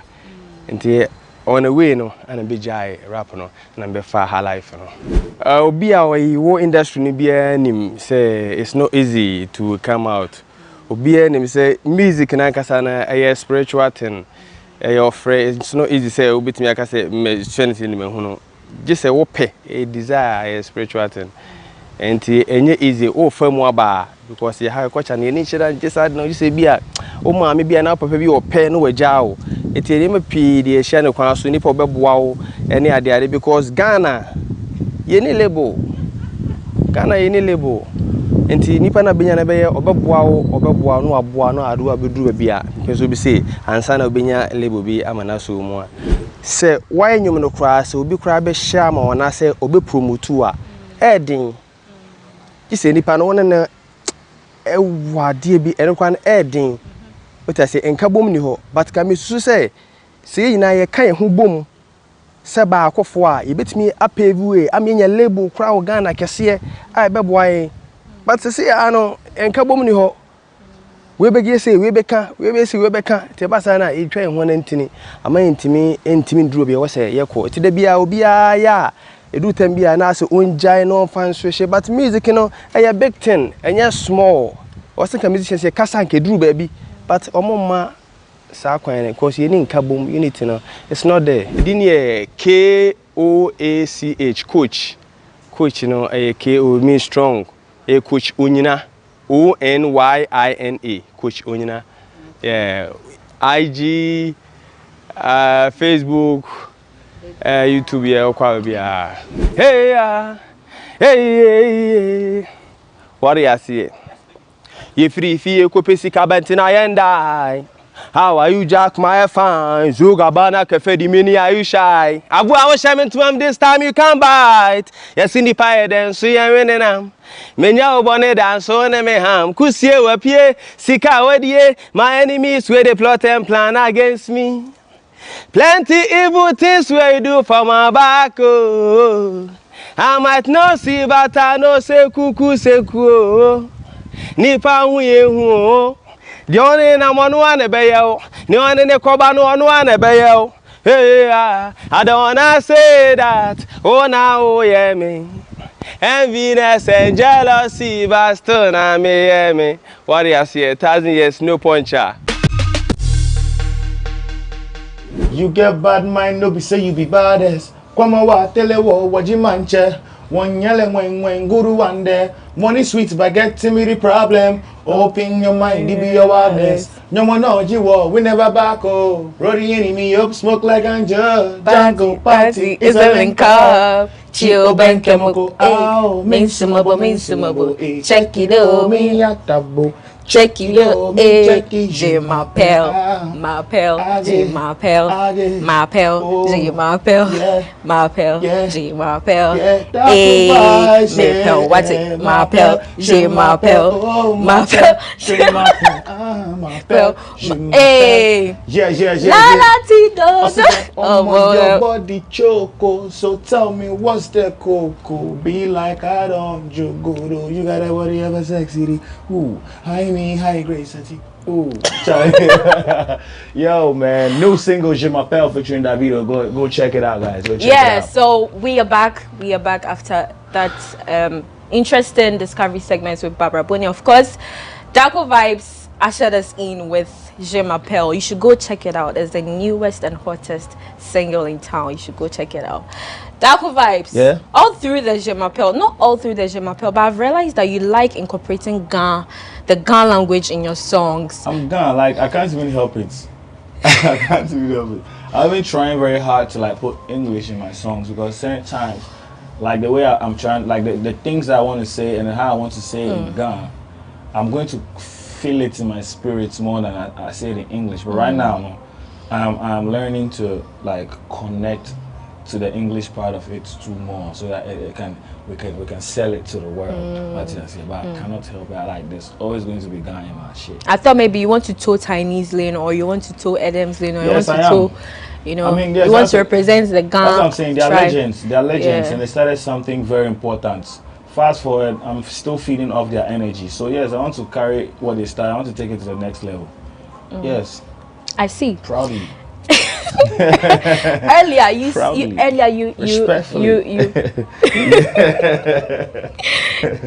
mentioned something. You made mention something. You said Ghana is small. Yes. In the context. Yes. Oh, Ghana is very small.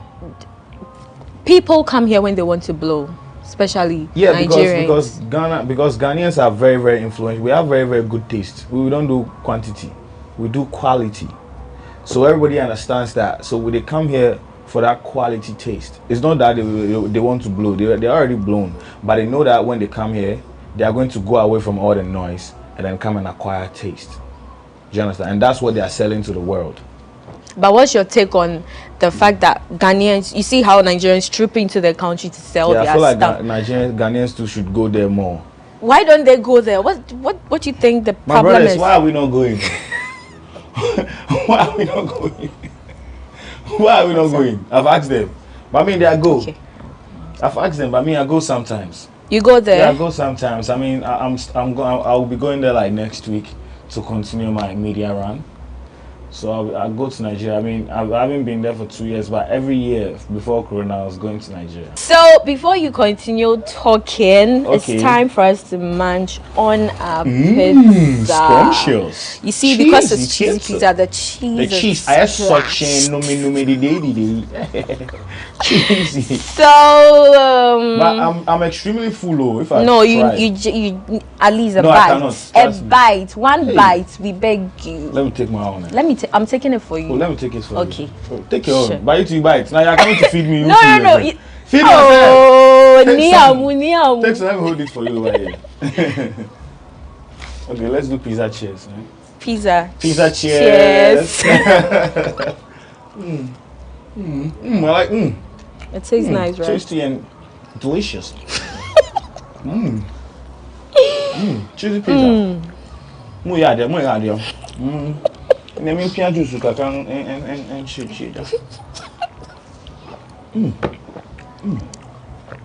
Hey. Hello. Hey. Darko vibes, they are committed. Now we're there. It's meat.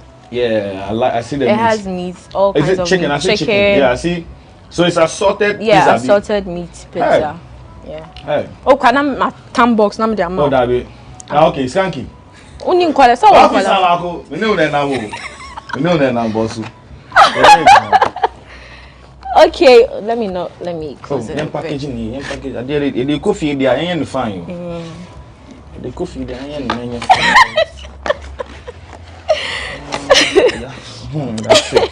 That's it. Darko vibes, you should try comedy.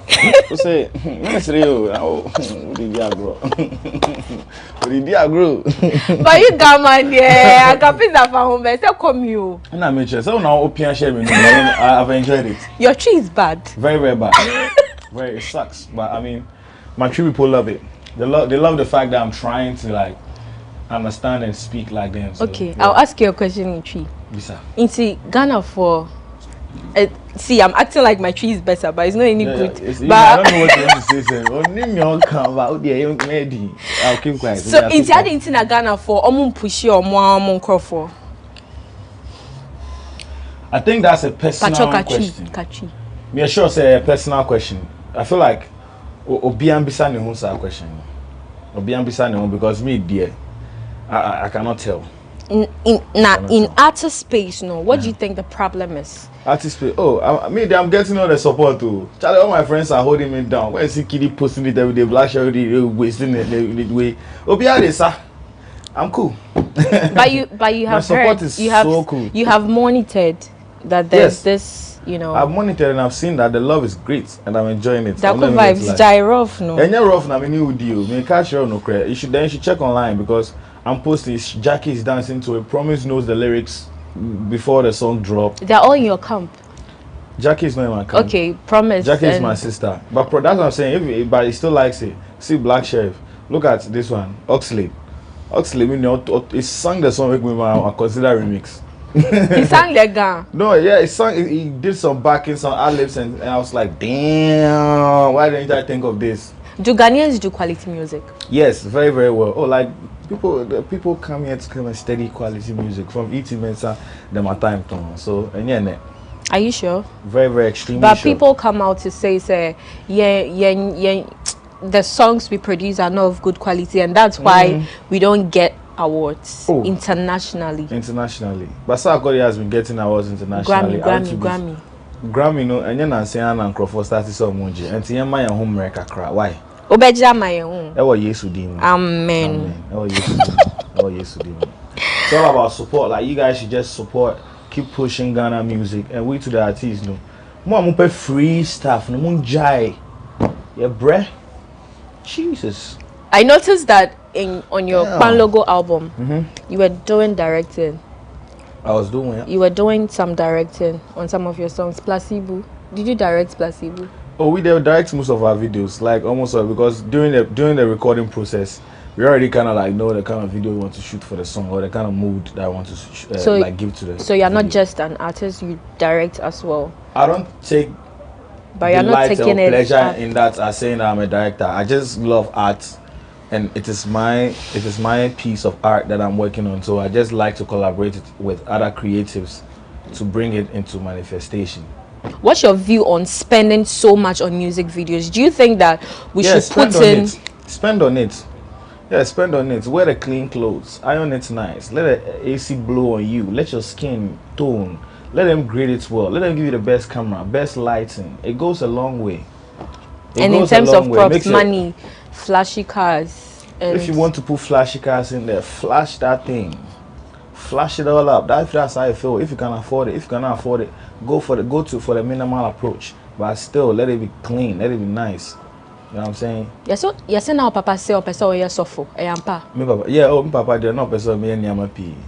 If you are growing up, you know your parents. They usually, us men, we sometimes we go wayward. So our parents want to like show us the way to go and go and do this, giving us options. But I mean, my dad has been saying that since I was a kid. They said I'll be a pastor. So you see me, I don't sag. Even I'm saying some shit baggy pants. I know what you to fish. But also for no pipeline anymore, and I say. With trouble, would you still try to, toe that line? I mean, I did, and I'm a very spiritual person. Yes, I believe in enlightenment. I believe in self-awareness. I practice those things, and I believe that it's going to take me my whole life to purposely understand myself and know my purpose. So that's what I'm focused on, myself and loving myself inside out. So if as me and they sit down, there's so many times when like me and Omar still in the sit down and we have spiritual conversations, and he'll be teaching me because he's also learning from other teachers. So what we are doing is that we teach ourselves to be enlightened, to be aware, and to know that we are in the present. So that's what we are doing. If fast forward, we are talking to people and then they are relating and they are following the vibes. That's what's up. But I won't sit here and say that I'm a pastor because Charlie, I'm living life, Charlie. But would you consider it anytime soon or in the near future? No, I'm just chilling. Oh, okay. Do you want to be a pastor's wife? No. But you want me to be a pastor? Charlie. you want to make the world sweet me. So artists tattooing other artists on their bodies. What's your take on it? Do you think it should that's their relationship, and we should respect that. After that, everybody should mind their business. If other artists they tattoo other artists on body, that's their cup of tea. But would you ever consider that? If I feel this guy to a level that I feel like putting the guy on my skin, why not? Your brother can promise. My brother can promise. So I can shape the santo on my hand somewhere. It's cool. It's never just if I put some style on the santo, make it shine. Darko Vibes, what's your view on LGBT? Yeah, I'm comfortable with my sexuality and I'm sticking to that. Let's move away from LGBT. Okay, Darko Vibes. Do you have friends who are plenty? Plenty. When I was in senior high school, like I had friends. I hang with everybody. Just do your thing, and I'm doing my thing. I hang with my friends. You know how many people that I've met that are like that across the world, but we're all family. Plenty. They're even watching, I'm sure. Hello. Is it because of that you don't want to state your stance? I don't have any stand. My stand is where I'm standing, me, myself. I can't stand in somebody's stand for them. But do you think Ghana is handling the issue in the right way? Time will tell. Time will tell. I mean, it just started, so let's give it some time. Wizkid, Omar Sterling, Can Promise, and whose name? Kill Beats. Okay. It goes on and on. It goes on and on. What's your relationship with them? It's family ties. Family ties. Spend like 24 hours with them every day. I hear you guys live in the same house. We don't. You see, we don't live in the same house, but we are 24/7 together. I wake up in the morning, leave my house, and go to Killer's house around 6. So it's my job. I go there. I told Killer, your house be my 9 to 5. That's what I told Killer. So if I wake up in the morning, I go to Killer's house. If Killer wakes up in the morning, he'll come to my place, and that's what we do all the time. And we hang out 24/7 every day. So now that I have someone very close to Kill Beats, I want to know, like, can you tell me what really ensued about him, his passports being stolen and all that? Has he retrieved Charlie, the person to the trial. Charlie, after this, I'll call him and find out. I didn't find out before coming. After this, I just. And somehow beside me, I'm telling you the truth of it, but maybe who say me. But how is the situation like now? He hasn't found it, but right now, like I'm saying, like he hasn't found it. I haven't heard anything. But like me myself, as you mentioned, right now, I'm saying that after here, me myself, I'll call and find out, and you'll be around. Maybe we'll go have them together. The next time on the show, just to say, okay. So after that, I spoke to Darko, and he said before the show starts. So when you were shooting the video for GhanaWeb, yeah, what were some of the challenges that you encountered during the shoot? First and foremost, I would say funds. Secondly, I would say time, because I had limited time. Like this guy is in and out of the country. He's not here to stay. So you have a song. I have to come up with an idea now. Make sure that within a day or two, with the same ginger that he has for the song, we shoot the video. Make sure that he will come. The video will come to the video shoots. Those were the most hardest. It was hard getting him on set. Oh yeah, it was very tired. Like when he came set, he went to perform some wedding somewhere. So when he comes, it was tired. Every 5 minutes, so then he tried to ask like, "Hey Charlie, this guy hold me down." In my head, I was just thanking him. So I said, "Hey Charlie, Skapana guy, he did check me say, oh mommy's car because." So he didn't charge you for the feature. Oh, Adeleke, how will Adeleke charge me for a feature now? You're talking to Mr. Adeleke. Wow. Money house. 30 billion gang. 30 BG. How you go if you go tell 30 BG? 30 BG say make you give out something for verse. Oh, it really just held me down out of love, man. I'm not even gonna lie. And he's been supportive, Charlie. Thank him so much. But what were some of the interesting moments during the shoot? Oh, when he wrapped the kente and then he was performing and stuff. At some point, I had to carry him in a palanquin. And then he was really scared, like, so we're getting it from here. The way he talks. Charlie, you sure? So now, he's scared. He thought he would fall. Charlie, because he was high in the sky, and then the guys, you never know. Some of the fans they can panic, you know. And then at the end of Druga. Charlie, so I guess that was like, for me, one of like my most interesting moments. Yeah. Okay, but how's the response for you? Do you think it's encouraging, it's positive enough? Yeah, it's been very, very positive, because like when we put it out, everything is organic. Like if you go and check YouTube, it trended on YouTube. It's been trending on YouTube for like ever since it dropped. Number one, it's doing very well on all the DSPs. My friends, my fans, my family, my colleagues, everyone is calling me and telling me, yo, you have one, you got one, yo, this is hard, yo, this is hard, don't sleep on this one, bro, promote it. Like everybody's just calling and giving me positive vibes. If I meet my friends and family in town, yo, come on to Tapel, I say, je m'appelle Darko. They say I don't like Darko, what's to Pony, I'm one to Darko.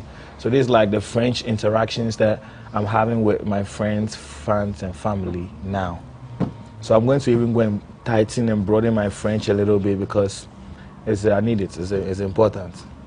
Can't stand it when I go somewhere and then parler français, the person that I stand there like, dude. Paul, what's your most difficult moment in the industry? My most difficult moment in the industry? When you are charging money. When you are charging people for money, it's very hard in this industry. Charlie. If they can't perform to you, they can't charge you. They don't want to give you. Not that they same. After they're not for a job. That's the hardest. And why don't they want to pay you? So we started hosting our own shows. Sometimes people will come to our shows. We have wax sound, wax stage, whatever. But at least we're like, yo, we want to do this and want to do this thing by ourselves. I mean, even if you are not going to pay us, we know that we have the people and the fans that love us. No matter what. Sometimes if they can come and it's not even a show again, it turns into a link up. Then we just go draw from the stage because it sounds bad. Then we start to chat the tier. Like them shows, that's how it is. What's the smallest amount you have been paid? We've spent a lot of money in and out. So I don't remember. I don't really count. But I remember that I went to perform somewhere before, and then one of my friends asked me that, do I want my future or I want to get the money some now? I know that they paid the guy, but the guy said, do you want your future, say? Yeah, I said, do I want my future? Do I want to keep doing this? So I want the money now.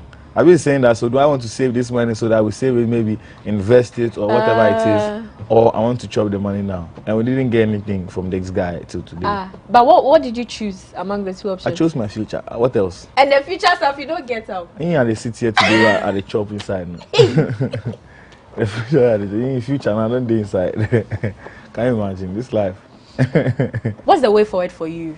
Albums, EP. What should we expect? Yeah, so we should be expecting more singles. Hopefully a tour next year, Vibes to the World tour. That's what I've been planning, and then an album maybe.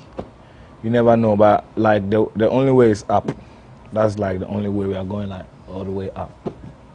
Yeah. Your last words to your fans. Yo, Nime Kaname. It's your boy Darko Vibes, and I want to say I love you guys so much. You guys have been very, very supportive. Like at the film over here, I want to tell you guys that keep going on. We'll keep pushing.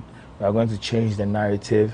And then I say that I can't wait to touch you guys again, crowd surf and things. You know what I'm saying? I can't wait to do all of that. So you guys should stay tuned for more Darko Vibes experience. Mado. Go check me out on all platforms. It is Darko Vibes.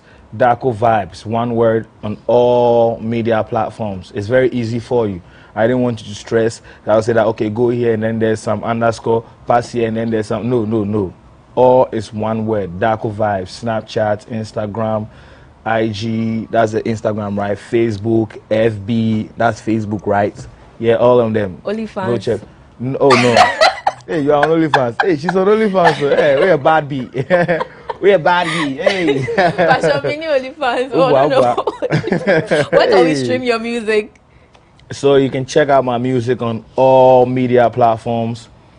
Spotify, Apple Music, YouTube, Tidal, Deezer, Urban Row, DC Leakers.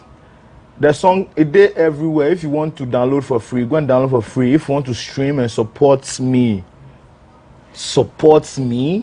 go and stream online on all these other platforms and pay and support me. But apart from that, it's everywhere for you. Those who can pay and those who cannot pay, it's everywhere. Because I love you. Yes, I love you. I love you for real, yeah. All too soon we have come. Thank you so much, Darko. Oh, thank you so much for having me, baby. Oh, thank you so much. All too soon we have come to an end of this edition of Talk Entertainment. But as usual, this show has been sponsored by Cheesy Pizza. Cheesy Pizza.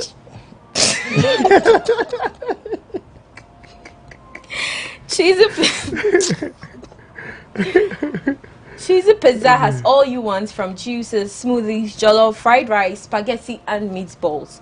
We have great deals for you all week round. Cheesy Pizza gives you the McCheesy combo every Monday and Thursday. With only 49 cedis, you get one small size pizza, fries, and chicken. One Coca-Cola drink at all Cheesy Pizza branches. Tuesdays are Super Tuesdays at all Cheesy Pizza branches. Buy your Super Family Pizza at half price every Tuesday for 40 cedis at all Cheesy Pizza branches. Be a part of the midweek bonanza every Wednesday. Buy and get one free at all Cheesy Pizza branches. Also remember to start your weekend with special jollof and fried rice from Cheesy Pizza branches every Friday. Call 0264 133 397 0264 133 397 to place your order. Cheesy Pizza, your way. And they have asked me to give a coupon to Paul. Hey, coupon, woo. Oh, reports card. Give me the coupon. It's a coupon from Cheesy Pizza, yay! Amen, find the camera on me. Let's forget about Paul. Thanks for watching Talk Entertainment on GhanaWeb TV. Catch you another time. Until then, stay safe, and we are out.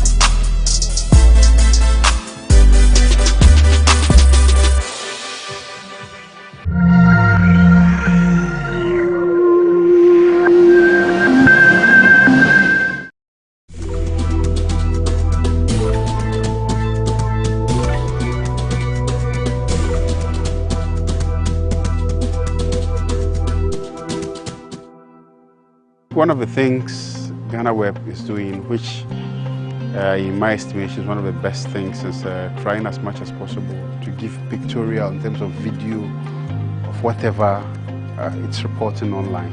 Unlike those days where you only had to read about text. This time around, they've gone a step ahead and to ensure that there's a video added to whatever content they are putting out there for readers to also have a feel of the story.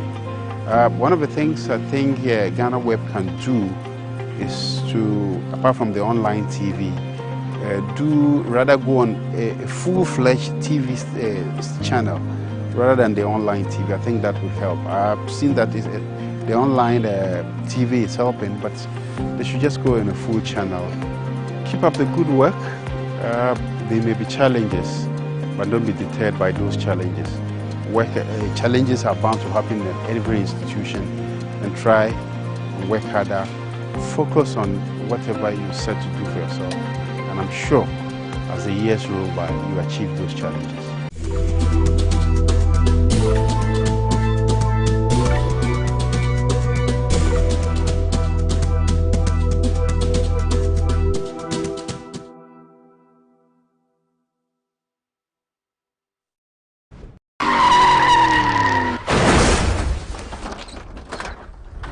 Hello there, my name is Joel Leshen, the host of Friday Debate right here on GhanaWeb TV.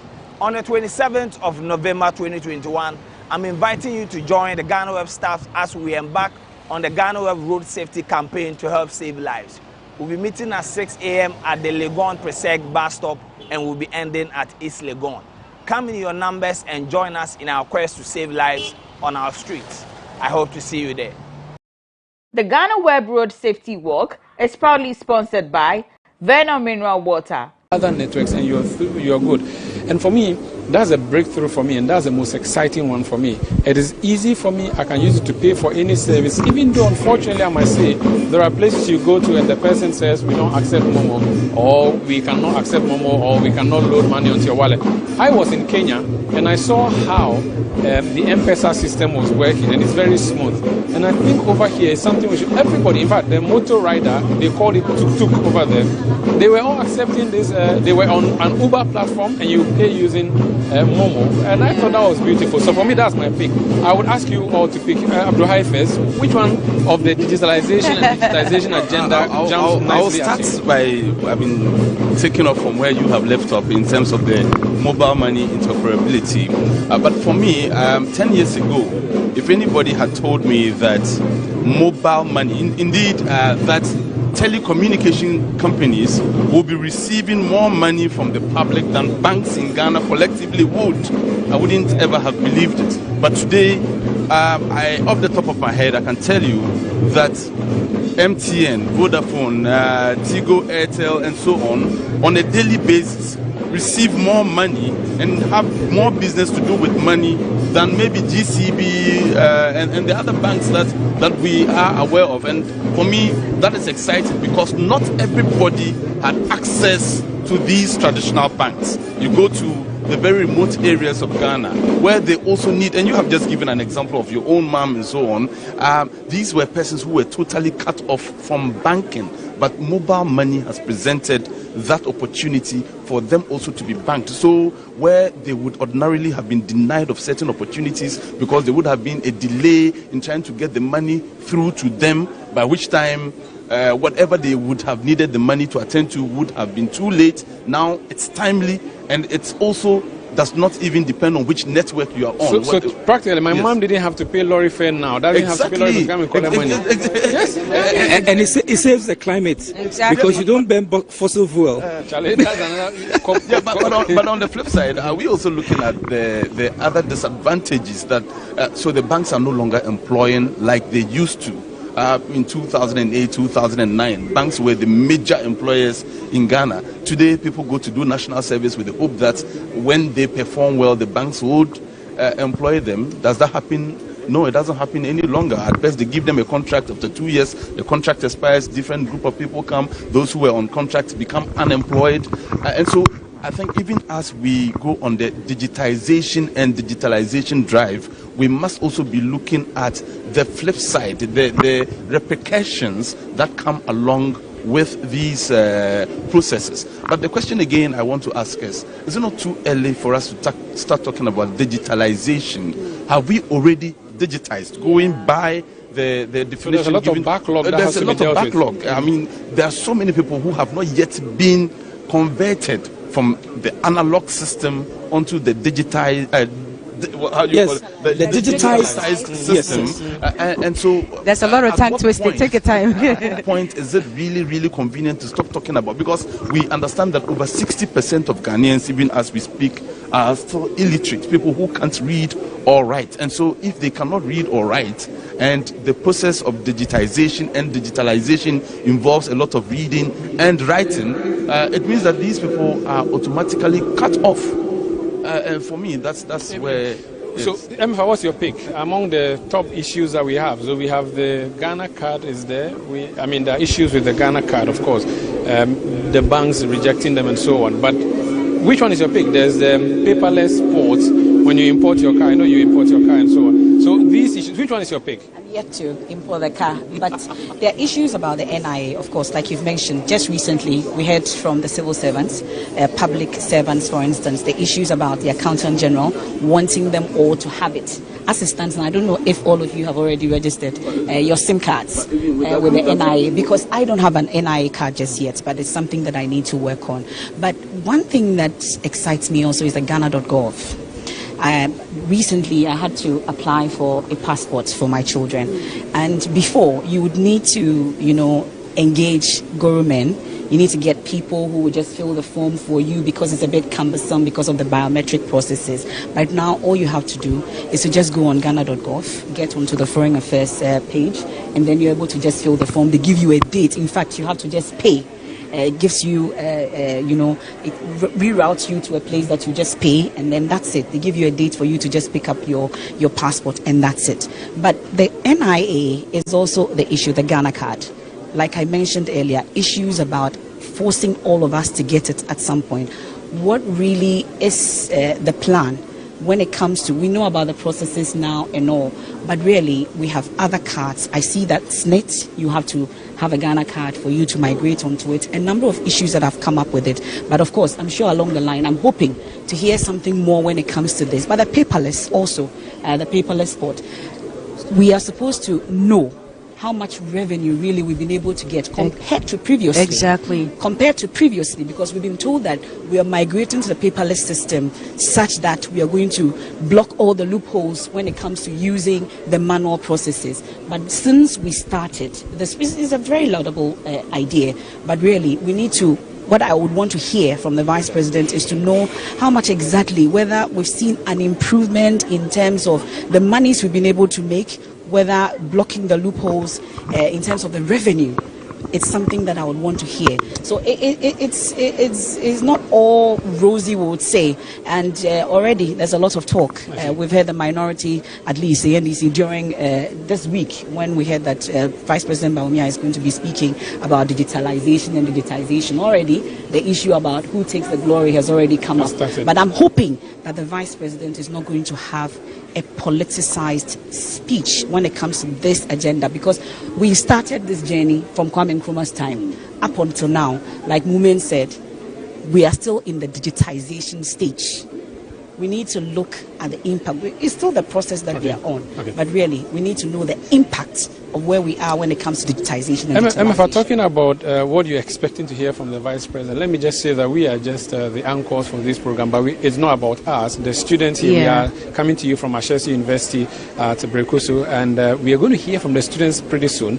And MFI is going to just take the microphone down. But before you hear from the students who are based here, I want us to also, when you go, interact with the visiting students who have come from other universities who have joined us. I'm told we have from Wisconsin University, we have from University of Ghana, Legon, the Islamic University as well. Well represented, because they are the future. They need to drive this agenda for us, so we would want to... So you have permission to go in and go and speak to these students. Okay, you want to come in here? So I would love to talk about the medical drone service. We all know the disparity in our health delivery system here in Ghana, especially in the hinterlands. People or patients who are not even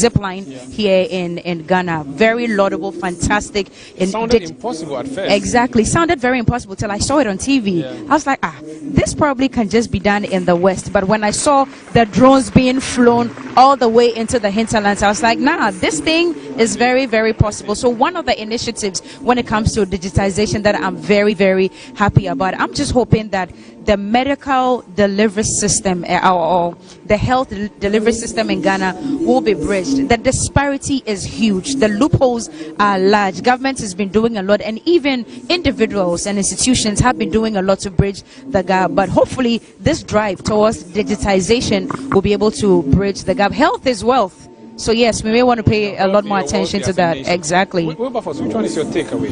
Well, so I can see that MFI is already ready with the set of students. Okay. I'm going to go to her, but thank you very quickly, much, I want to Sanda. talk about banking and my experience with banking when it comes to the process of digitalization. Okay. I bank with EcoBank, and I'm sure on this platform we are at liberty to mention some of these names. Right. Yes, and EcoBank has a mobile app, and I feel that mobile app is quite integrated. Part of it has been integrated with the interoperability system that has been introduced. And so I don't remember the last time I went to the banking hall. Physically. Yeah. And that's because I do every transaction on my mobile phone. Right. Now, one of the interesting things, I noticed that Saturdays, because of COVID-19, banks are not working. And I needed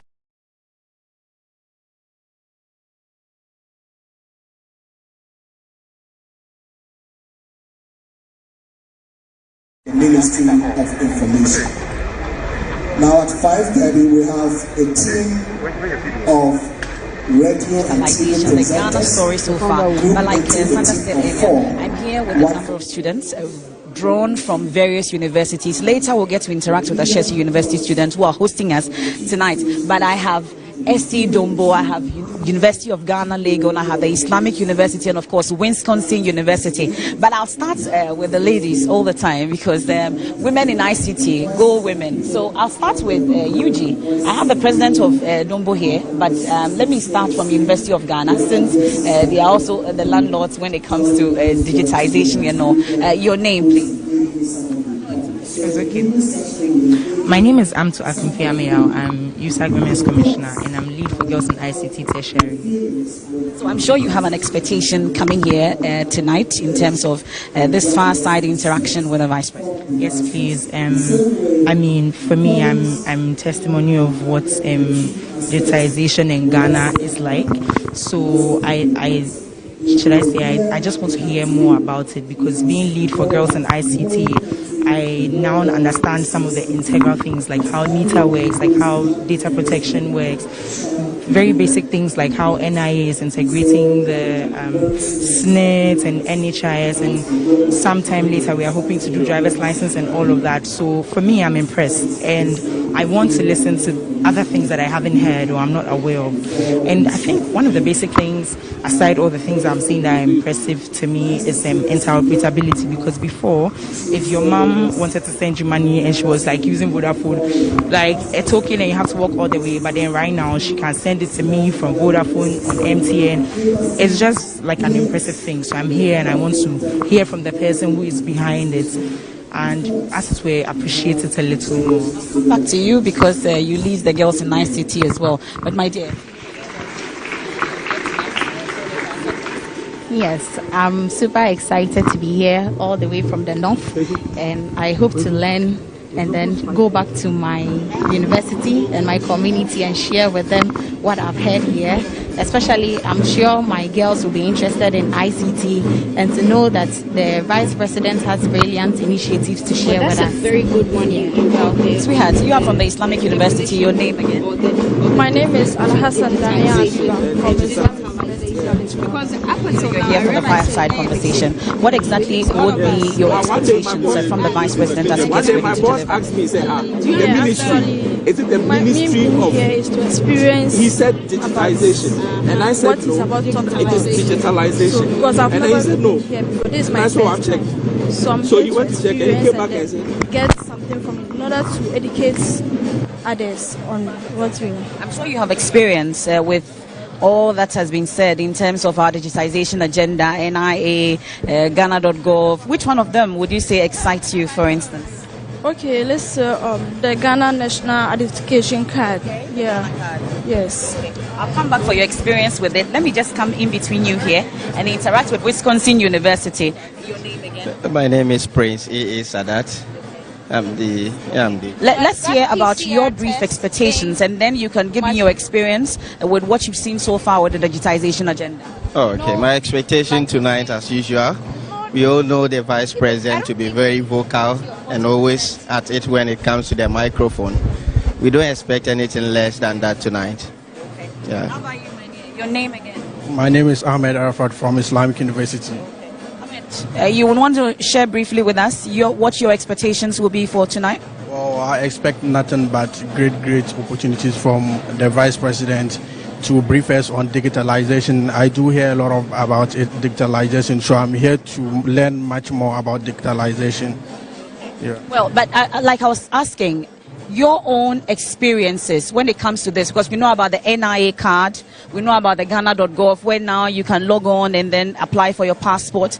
We know about the paperless ports, the mobile money interoperability, just to name a few. We know about the Parliament. There's a lot that is happening, e-cabinet amongst others. Which one of them excites you, for instance? Let me start with you from here. So I think the most exciting one is interoperability, because before, like right now, I can easily access money. It really doesn't matter what the network is. It can move from Vodafone to MTN. It can move from Tigo to MTN. I use MTN, so I'm going to say MTN. And it's extremely swift. I must confess, it's still difficult for me to use because I always feel that it's going to go somewhere else. It's going to work. Yes. But for me, I want to assure you that it's going to work. Not because I'm lead for girls on ICT, but then the thing is, you see, before it wouldn't even work, and then when it started, it was a little slow at some point. But now, like today, it's going to work. It's not going to go to anybody's number, because you know that all the networks are making sure that people register their SIM, and even now there's re-registration and things like that.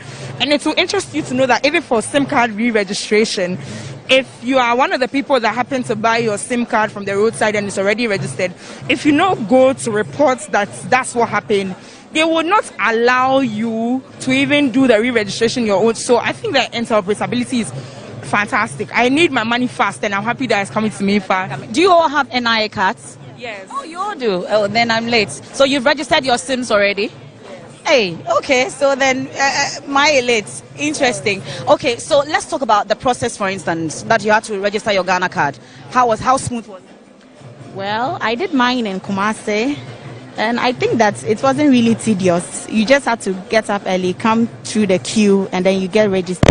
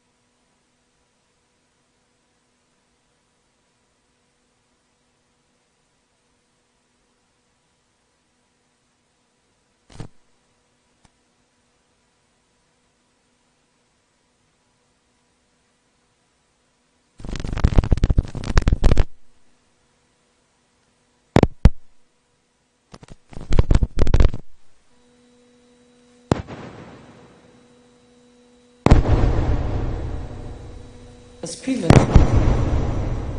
it's difficult to even get access to. How different is it? I would say your time, computers were not common, but now computer is more or less a necessity relative to education, because you are supposed to print your assignment, so you would need a computer, either a desktop or a laptop if you can afford. University now is paperless. Oh. Yeah, exactly. Let's say my institution, for instance, we do a lot of stuff online, and with the effect of COVID, majority of our lectures are being done online. We only come to campus once in a while. So I think COVID, that's one of the positives, that paperless system is gradually fading away. Yeah. Well, it looks like you all share in the view that now university is more digital than it used to be. Is it any different with the Islamic University? Because I've heard from Wisconsin. I don't know how different it is. Well, it's just the same, but I like the fact that he said they do have lectures online, and I know definitely that we are now in the contemporary world, so we have lectures through our e-learning process, through our e-learning platforms, and we normally do our assignments through that processes. Well, I'll leave it here. Thank you so much for joining us in our makeshift studio. I'll hand over back to my colleagues, and then we continue from there. Thank you very much. It's past 5 p.m. You are listening to your favorite radio station tonight and watching your favorite television station tonight. Your program, the regular one that you're expecting, is not happening, and that is because the Vice President of the land, Dr. Mahmoud Bawumia, is having what we call a fireside conversation on the digitalization agenda, having moved from digitization, and we're looking at how that can contribute to the development of the economy. We are told that economy and digitalization cannot be separated, and that conversation is happening live from Brekusu, the Ashesi University campus. My name is Umaru Sanda Amerado, and I'm not doing this alone. I'm actually here with MFR Power of Joy FM and the Multimedia Group. I'm here with Abdul Hai Mumin of the GBC. I'm here with Kukiti of the Media General Group, that's TV3. Also here with Wilberforce Asari Reverend with Asasi Radio. We are coming to you live and bringing you that live conversation which will be happening in some 30 minutes from now. My name is Umaru Sandamadu with City FM and City TV. This program is happening on a number of channels. I'm going to just walk you through the national ones and also talk to you about the affiliates that are bringing this program live to your doorstep. If you're listening to your favorite station, this must be Asasi Radio, or you're listening to Joy FM.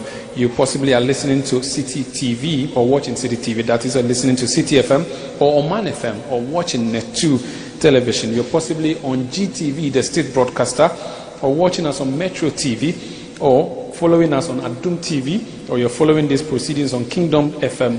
NTV is carrying these proceedings live, so is Unique FM, UTV, and Peace FM, as well as Happy FM. That's at the national level. And it's not just happening at the national level, at the regional level. Lots of stations are carrying this feed for you. Let me start from Wilberforce. Which other stations are helping us with this coverage? So I have Vision FM. We also have Liberty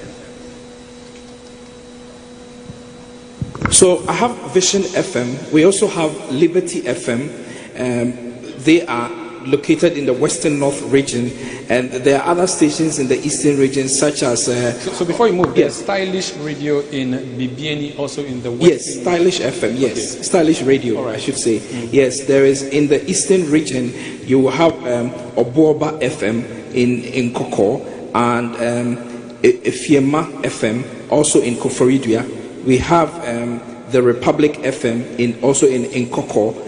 Is there another one there that I'm not seeing in the Eastern region? Can you help? Can you help? No, that must be about it. But if you're in the Hafo region, Success FM is live at the moment. Jewel FM, Rejoice FM, Buron region, India FM, Service FM, Space FM. Now, Buron East region would also have Radio Link transmitting live right now. Star FM, Classic FM, and if you're in the Oti region, Kano FM and Safari FM are also telecasting live. Please hold it there. Moving now, come. The list is a long one. It's exhaustive, yeah. Acknowledge all these stations. But let's bring the conversation home. So why is this conversation happening?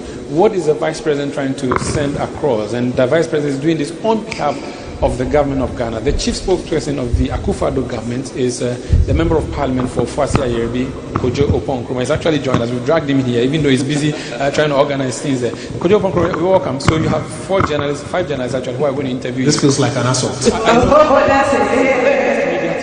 The government. But what is this agenda about, this digitalization and digitization agenda? I mean, in the last 4 years, Ghana as a country has been going through an exercise to digitize and digitalize. And it's important to take stock of what we've achieved so far and look to what more we seek to do, perhaps in these next 4 years, when it comes to the agenda to digitize and to digitalize. More importantly, it's also critical to have a conversation about the impact that has been made so far, or the lack of it, and have an opportunity to examine for ourselves whether what we are being told by our experts and technocrats is a reality, or what people on the ground are experiencing is different from that. And so today we are here in an academic setting in the beautiful environment of Brekuso, Ashesi University, where, as you can see behind us, faculty, students. I do understand that they've also invited students from some other universities. Yeah, we have students from University of Ghana, Wisconsin, Islamic University, and they're all here to also listen into this conversation. Yeah. So we're doing a testing of what has been done so far and talk to us about how that's linking the economy. And the man who has been leading that, His Excellency the Vice President, will have the opportunity to make some remarks and subject himself to some Q&A. Okay. You have a question? Yes, but even before we get to the Vice President, now you're the Minister of Information, and I'm particularly worried. We know that every 4 years, government changes hands. Sometimes the same government will take over, like in this case of the NPP. Is there a national drive or a national agenda to protect the progression of all these interventions? Yes, there is. So it is a Ghana agenda, first of all. Indeed, if you go back, the Kufuor administration is the one that started it all. I always argue that there's only one government of Ghana, and there are various administrations. So the Kufuor administration started off with a national ID card as the very first salvo, and it is one of the pillars of the digitization and digitalization agenda. We noticed in the Mills Mahama administration, they tried to extend it. We all saw the extent to which it went. And then the Akufo-Addo administration took it up, and we've seen the speed and the oomph with which it has gone forward, and has had the opportunity to add onto it other layers: the digital, property addressing system, mobile interoperability, online payment platforms like Ghana.gov. So it is a Ghana agenda driven by various administrations. You cannot preclude from our democracy the right of the people to choose at any point in time who should drive that agenda. And you cannot cast any of these things, even if you put it in law, it is still a matter of application of that law by whoever is in charge. So I think what's important is that it's a Ghana agenda. Successive administrations are trying to drive it. We are all bearing witness to which administrations drive it in which direction. Tonight's conversation, we don't seek or intend to politicize in any way. I believe Cookie's point would be that often political parties come with manifestos. Are you getting the national drive? Are you getting the national support for this, so that you have an inter-party support for this, so it is something that can progress in the future? Yes, we are, by making all that we are doing a national exercise. Okay. And that is why everything we are doing, even tonight's conversation, you will notice that it's not aimed at being partisan or anything. Okay. So it is a national agenda. Very well. But we must also concede that different administrations have the right to agree or disagree with it, have the right to prioritize or not prioritize it, have the right to fund or defund it.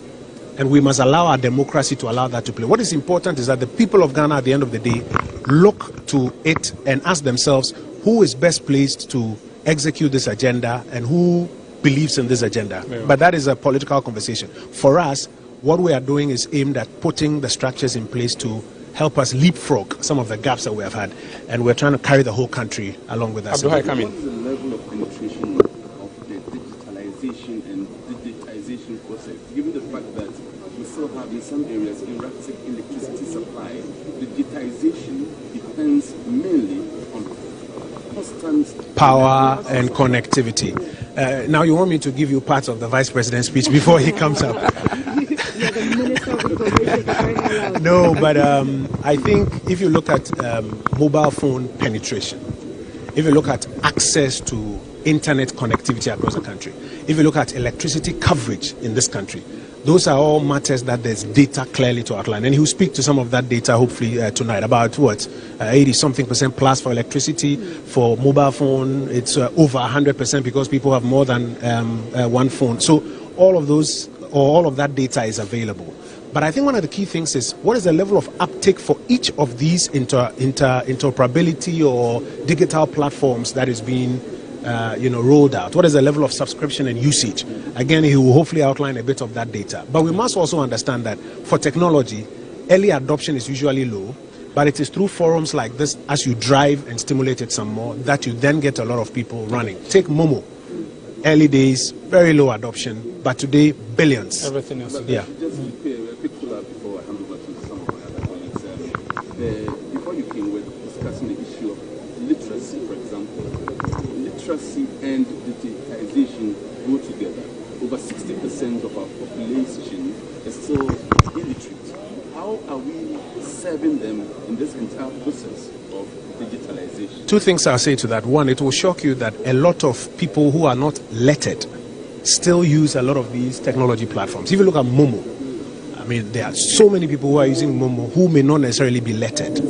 There is also room for people who are lettered to assist those who are not lettered in that area. But generally as well, we need to improve literacy levels in the country. That's why you notice that the Constitution of Ghana provides for free, compulsory, universal basic education.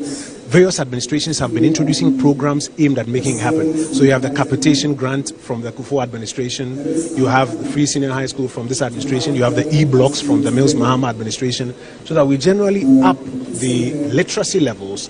And when that is done, despite the fact that even persons who may not be lettered are using, that will help to ensure that there's a lot more uptake in the Ghanaian population. Okay, yes, so the question that I'm asking now is the fact that we have seen the digital infrastructure being put in place, both soft and hard, by this current administration. But someone asked a question, which is the buy-in. And the buy-in being understanding that this is the direction we are moving and the drive to get everybody to move in that direction. Today, taxi drivers, the normal taxi drivers, not Uber, or even sometimes Uber drivers will not accept card payment or mobile money payment. But so there must be a plan to get people to buy in. What is that plan? A lot of public education, public orientation to get people to get onto these platforms. And we need a lot of support from you, our colleagues in the media, to continue to popularize some of these platforms and some of these methods of, for example, going about normal public services or even private services. In between these two, we can conscientize a lot more people. So as a government, as an administration, forums like this tonight help us to drive the message home. We are hopeful that, I mean, I'm impressed at the bevy of media persons who are here tonight, and I expect that will also drive the message to increase uptake across the country. Colleagues, unfortunately, yes, we have to let the minister run away from us. He's a man who is organizing this. Honorable Kojo Ponkruma, thank you so much for joining us. This is a live broadcast of Baumia Speaks. That's a hashtag that is being used. It's a hashtag that is already trending. It has to do with the digitalization agenda, and it's happening on all the media platforms that you respect and adore and listen to or watch. It is a program that is coming to you live from Ashesi University at Brekusu in the Eastern region. My name is Umaru Sandamado. I'm here with my colleagues MFR Power of Joy FM, Abduhai Momin of GTV, Kukiti of TV3, and Wilberforce Asari of Asasi Radio. We're going to hear from students. We heard from visiting students from the University of Ghana, students from Wisconsin University, students from Islamic University who are here to listen to the Vice President. The Vice President is about to speak. We'll be doing that. But at this stage, it's appropriate to quickly make a dash into the audience and have MFR Power, who is on the bridge, to bring us a conversation with some of the students who have come here, what their expectations are, and what exactly their plan is to hear from the Vice President, what they want to hear and what they want to see in the next few years. MFR, take it over. Thank you very much, Umaru. Interesting conversation there you guys had with the Information Minister. But I am here, sandwiched by students of the Ashesi University University, and then one lone University of Ghana student as well. But I'm sure you can hear in the background that already we are getting ready to start. So I promise that once we finish briefly this one, after the Vice President speaks, we'll get to interact again. But this is the president of the students of the Ashesi University, so we have to interact with him. Please, your name again? My name is Tobias Echowood.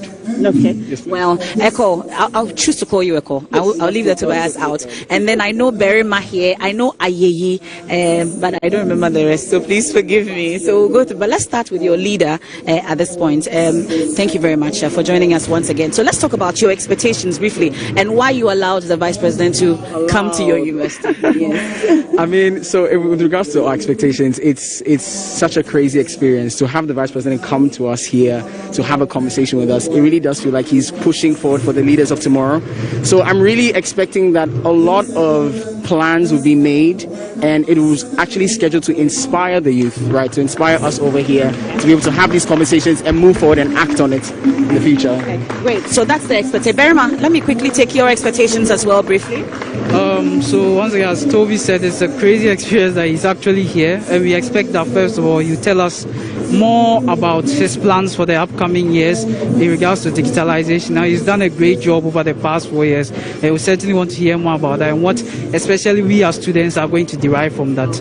Great. Ayeyi and I'll do with you briefly, and then we can go to the podium. How about your expectations, you say? I think my greatest expectations is, as young people, we are going to be leading the digital revolution. So what are some of the measures that the government is going to put in place to ensure that we've created a space that encourages young people to innovate, to create things, and to be the leaders of this movement that we are hoping to walk into? Okay. How about you? For me, I'm really big on inclusivity, so I want to see how technology is going to help bridge the gap between the urban and the rural divide, and then how education would also be a bridge when it comes to technology. Inclusivity. Let's do University of Ghana.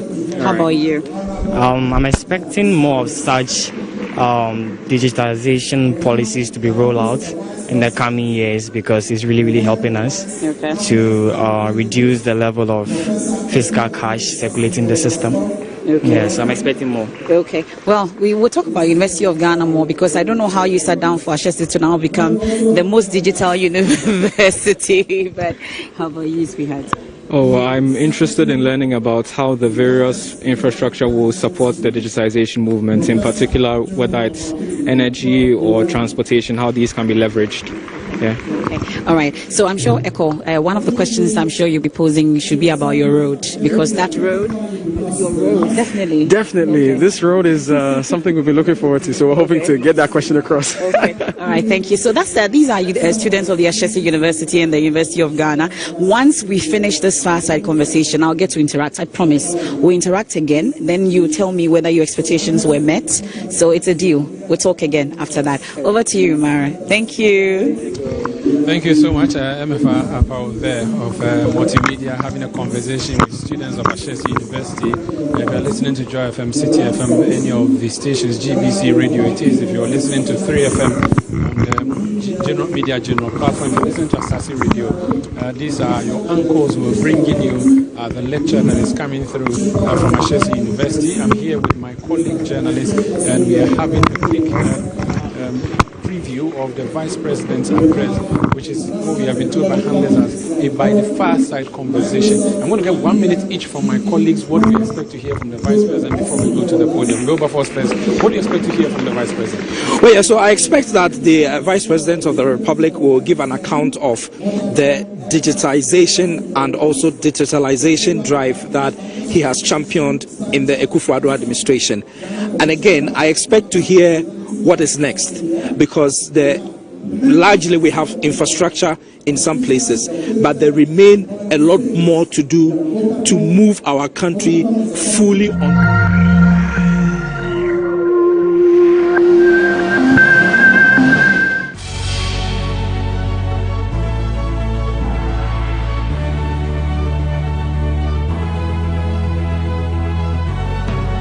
From the dawn of time, people have engaged in several businesses. With the onset of technology and innovation, life has relatively been made easier. By using debit or credit cards, mobile banking, Thank you. And your favorite mobile money? Tech has indeed married business. On BizTech, we spend time with faces behind known and upcoming businesses in the country. Learn more about the new technologies and innovation, as well as find out about the trending issues in the world of business. Join us as we serve you with a variety of compelling interviews, projects and others right here on GhanaWeb TV.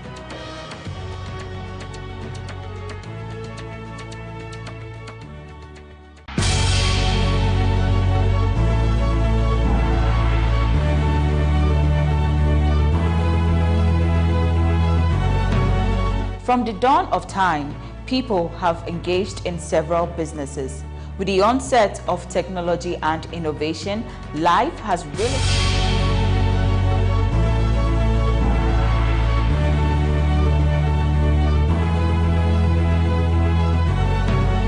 From the dawn of time, people have engaged in several businesses. With the onset of technology and innovation, life has relatively been made easier. By using debit or credit cards, mobile banking. Thank you. And your favorite mobile money? Tech has indeed married business. On BizTech, we spend time with faces behind known and upcoming businesses in the country. Learn more about the new technologies and innovation, as well as find out about the trending issues in the world of business. Join us as we serve you with a variety of compelling interviews, projects and others right here on GhanaWeb TV.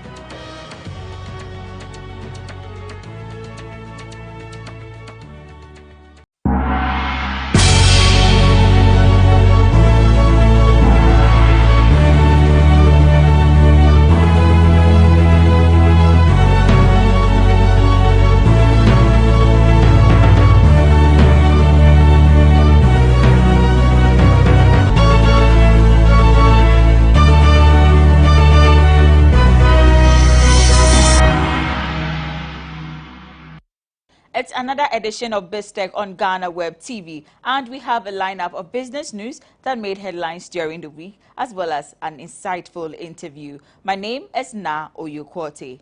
Now, in this episode, we bring you an exciting interview with a tech entrepreneur, Makafui Ewuku of the Academic City University College, who came together with some of his students to recycle a heap of plastic for cash. My colleague, Mauli Aholumega, has the details. Stay tuned.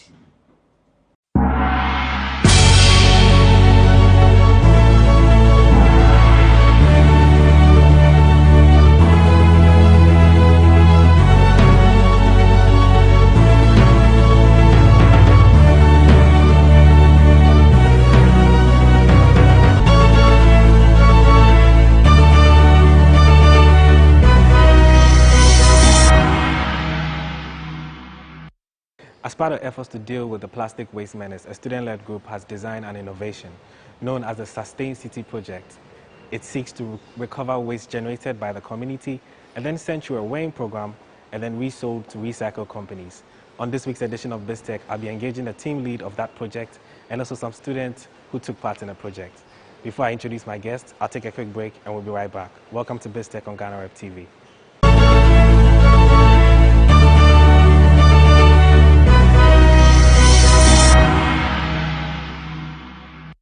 Welcome back for that break. My guest on this week's edition of BizTech is Makafui Ewuku, and he is the Technology and Entrepreneurship Manager here at the Academic City University College. Makafui, welcome to BizTech. How are you doing? I'm good, and you? Good to see you. Awesome. Yeah, so we are standing right here in your lab. I don't know which lab is this. Where are we right now? So this is the engineering lab at Academic City University. Here at Academic City, what we have is a full-blown engineering lab that can support the theory work and a classroom work that the students are working on. So it's more like a hands-on, practical sessions to make sure that whatever theories they are learning, they can get to actually try them out and perfect these things, because eventually that's why we are training them. We want them to go out there and actually solve problems. So we need them to actually feel the problems with their hands and get to understand how they have to go about dealing with these problems. Okay. Yeah, so your forte is to deal with problems and find problems and actually get solutions. And how is that going so far, especially with the students here? It's exciting, you know, and these type of journeys are very tricky because for most young people in Africa, the educational systems we've created is being more of a classroom type of educational system. So getting young people to come out of the classroom, do more than just studying for exams can be challenging. But when you are able to guide them, you are able to help them to understand that the bottom line is for them to actually go out and make an impact, but then they can start making the impact here. They become more motivated and they are more willing to, you know, identify problems and come forward to see what solutions they can create for these problems. Yeah, so you're the Technology and Entrepreneurship Manager. For those who don't know what that is, what specifically is your role here? Right, so in Academic City, we have a center for technology and entrepreneurship. Okay. The essence of the center is actually to help students on the ideation journey. So if you have an idea, you have a project, you have an innovation you want to actually work on, the Technology and Entrepreneurship Center is where you come for support. Whether you are confused or not, is where you come. Okay. And it's the same place where if you have an idea that you actually want to register as a business, the center incubates these ideas for students. Okay. So we have incubation programs, we have competitions that the students can participate in and win cash money to support their proof of concept projects. Okay. The center also has partners that have accelerator programs that allow for projects that has gotten to commercialization stage to actually be fast-tracked to where they become full-blown businesses that are creating jobs. Okay. Also, the center is a place where if you come to Academic City, when we talk about artificial intelligence, when we talk about robotics, when we talk about mechatronics, you get to have a feel of these devices, these equipment, these emerging technologies in Academic City at the Tech Center. So this is a bit about the Tech Center. All right, thank you very much. Yeah, so I see a very large, it looks like a bottle, and I see small bottles in there. I understand this is for the Sustain City project. Yes. Just give us a brief on what the project is. Yeah. So basically, we have a STEAM club on campus. Okay. And we don't say STEM, we say STEAM because okay. We've added arts. Yeah. That's the A, is for art. So science, technology, engineering, arts, yes, and maths. Okay. Because the art part is very critical. Okay. Because being able to conceptualize and develop ideas before it even comes out of your head is an art. Okay. And this is something that students need to be encouraged and guided to learn how to do. You have to be able to conceptualize the thing first before you can create it. Okay. So what we are doing is that through the STEAM club on campus, I've been working with the students to actually develop a plastic waste management solution for ACT. Okay. And we decided that we're going to set up a campus startup okay. that has a couple of portfolios to create value within the sustainability, circular economy, and plastic pollution space. So first of all, we are recovering all the plastic waste the university generates. And we are not just recovering it, we are documenting what is recovered in tonnage. Okay. And then when we document, we are also entering it into a global marketplace app, which is available online, which is accessible to any recycling company that wants to buy plastic waste from any community. Okay. So they can come to Academic City and buy what we have for recycling. Then we are also using some of the cash we are generating from selling the plastic waste to recycling companies to start a buyback program for the immediate community. Wow. So that women especially, because most of the people who work in the waste sector that do picking of waste are women. Yeah. Most of them are above the age of 40, some are divorced women, some are single mothers. And we want to create value so that they can get more from this exercise, because when they collect the waste, they have to take it to Medina to go and sell. They have to pick a car. But if we create a buyback center here within the community, then that extra transport that they lose, they can keep it and they get more value from picking the waste. Okay. So that's one of the values we want to create for women in the community. Okay. Then we also went ahead to engineer this receptacle. This is a plastic waste receptacle. Okay. This project is actually a project, it's a partnership between Academic City and industry. Okay. So this is a Macintosh Africa proof of concept project that has been brought to the doorsteps of the university. Okay. And that is how the future of university should be. Industry should bring problems that they want to solve to the doorsteps of institutions where students and faculty can work together to actually develop the solutions that are relevant enough and present it back to industry to actually fix problems we have in our community. Okay. So this is a concept by Macintosh Africa. We wanted to develop a receptacle that is fun to use, that can be used in offices, in marketplaces, in lorry stations, in schools, in hospitals for recovering plastic waste. So that if we are able to separate plastic waste in this way, it keeps its value and is non-contaminated. So whatever products we are even going to create from this plastic waste are durable products because the plastic waste is not contaminated. Yeah. So the engineering of the receptacle is one big aspect of the project. Okay. We just finished it, and it was an exciting journey because we did 3D modeling, which is additive manufacturing, and some of the parts of the receptacle were 3D printed here on campus. Okay, all right. Yeah, so before we come to how this was made, I'll just take a quick break and I will be right back. Yeah, I've been speaking with Makafui Ewuku, and he's the Technology and Entrepreneurship Manager here at the Academic City University College. And he's going to be taking me through this receptacle that they have here, and they are going to ensure that plastic waste is kept. Don't go anywhere, we'll be right back. Stay tuned.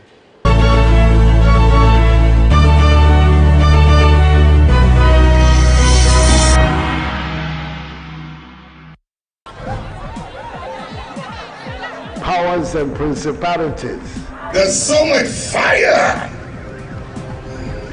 inside me. Tragedy struck when part of the largest hillside at the kosher rubbish dump collapsed. It's going to be fun to see how he goes about approaching this game.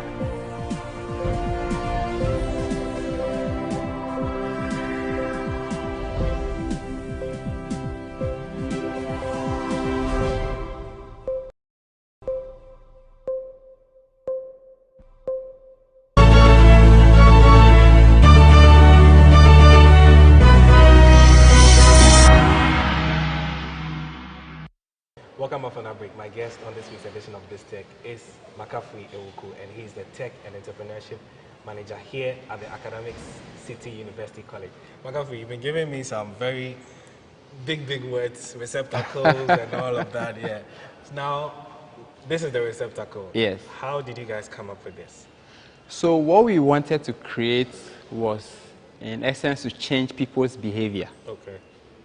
And the bigger problem for plastic pollution in Ghana is behavior. Whether it is the behavior of the workers of the traditional waste management companies, whether it is the attitude of government towards funding for the sector, whether it is the attitude of the local government authorities not to create the sustainable solutions, whether it's the behavior of citizens who are polluting the environment. So the issue or the bottom line is behavior. So in developing or designing systems, you have to look at the behavior of people. So we want to look at the behavior we want to change. And we want to look at what's the easiest way to influence behavior. But when you are creating the system, it has to be easy for people to use. So we want them to use it without even realizing that they are using it. Okay. So we wanted to create something that was fun to interact with, that will encourage people to put their bottles here instead of the regular bin. So that influenced the design. So the whole design thinking was about something that was fun for people to engage with. Okay, yeah, and I can't seem but notice, I see some small arty dolphins here. Yes. What was the brain that went behind? Was it the art in the STEM that you spoke about? Yes, so basically at Academic City we do additive manufacturing. Okay. So we have 3D printers on campus, and some of our amazing students that work with these 3D printers are female students. Wow.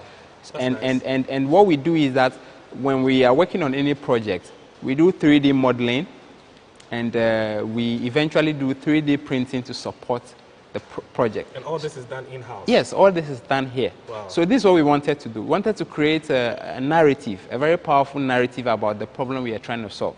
So by keeping the plastics out of the environment and out of the gutters and the storm drains, we are protecting the species in the sea Okay. that are endangered because of the plastic pollution. Wow. So we've done a couple of modeling of sea lions, Yes, turtles, dolphins, yeah. dolphins, penguins, and we are installing it all over the receptacle. Okay. So anybody who comes close to it, the receptacle will speak to the person.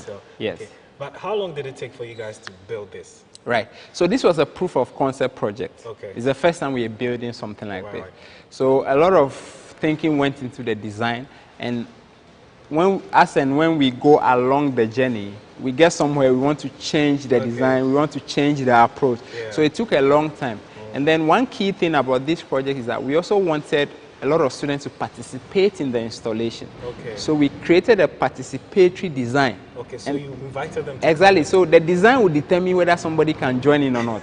So these are things you have to always think about. Yeah. For instance, when we are doing Christmas trees from bottles, we think about the design. How do we design it so that even children can participate in the process? So we used mesh, and we hand woven. We've woven the whole installation with the bare hands. Wow. With zip ties. Wow. And it took about a bit over 2 months. Wow. For us Just to come actually up with finish. the whole thing. Yes, to finish this installation. Wow. So this is the mesh Yes. you guys use, and then I see some lights also Yes. as well. Yes. What is the lights? Some form of arty or decoration as well? So 2 things. Okay. We want the receptacle to also be used in the night. So Wow. it has to be So it's not attractive for and just the visible. daytime? No, not just for daytime. Wow. So you can see we have 2 windows Okay. through which you drop the one, plastic yeah. waste. Okay. And there are reflectors around the window. So in the night, they are very visible. Yeah. And then we wanted to have the light in them also, so that in the night they can be used. But also, we want it to be used in spaces for like parties, for like events, where they generate a lot of plastic waste, but then there's also music. So music and lights and, they all just, come together in one fine setting. Wow. So finally, I want to touch on the weighing system, which you Yes. take. You bring your plastic and then Yes. you get money for it. Yes. How does that work? Right, so we are creating a buyback program for the community. Yeah. Mostly it's the women who benefit from this program. Great. So when we recover the plastic waste from campus, and then also the ones we get from the staff, from their homes, we have a couple of recycling companies that we are signing onto the program, who will be buying from us. Nice. And then we accumulate the cash for a while, and then we'll launch a buyback program for the community. So the women will know that when they bring 1 bag of plastic waste, this is the value it has. Wow. So they bring it to campus. We have a weighing frame that we've developed. Okay. We have a weighing scale. We'll weigh it, we'll document it, and then we'll compute the cash value So of the digital plastic aspect waste. as well? Yes, yes. Okay. So we'll compute the cash value of what you have brought and immediately give you the cash as we take the plastic waste from you. Simple and easy as Yes, that. and for these women, the money they get from bringing the plastic waste might not seem to be a lot of money, but it's money that goes a long way to feed them and their families. That's true. I mean, some of them could make as much as 150 or 200 cedis on plastic waste they will bring. Wow. And as low as 10 or 20 cedis on it. Wow. So every student is using this, right? Yes, so this is the first one we've built. Okay. We are launching it in November. Okay. But the aim is to build a couple more for the campus, for the hostel, for the admin block, for the classroom block, and then for the cafeteria. Then in the long term, Macintosh Africa is working to commercialize this so that it can end up in our lorry stations, our marketplaces, our offices, and then our homes and our schools. Wow, that's quite innovative. Right. Makafui, thank you so much. Thank you too. Yeah, I'm sure you've been enjoying that conversation. I've been speaking with Makafui Ewuku, and he's a tech and entrepreneurship manager here at the Academic City University College. And we've been discussing plastic waste and how they are also using innovation to curb plastic waste.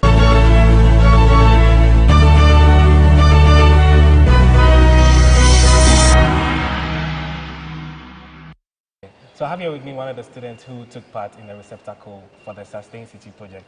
GhanaWeb, how are you? Welcome to BizTech. Thank you. Yeah, so I understand you're part of the students that took part in this project. How did it go for you? So it was exciting. I mean, through the project we learned some soft skills and also some technical skills. Being a business student and being on this project was really great as well. But was there a specific need or problem that you guys found before you decided to come up with these ideas to set this thing up? Yes, so we realized that the school was producing a lot of plastic from drinking bottles mainly, and we decided to curb this and create a sustainable project like these. Okay, and working on it, how's the feeling like?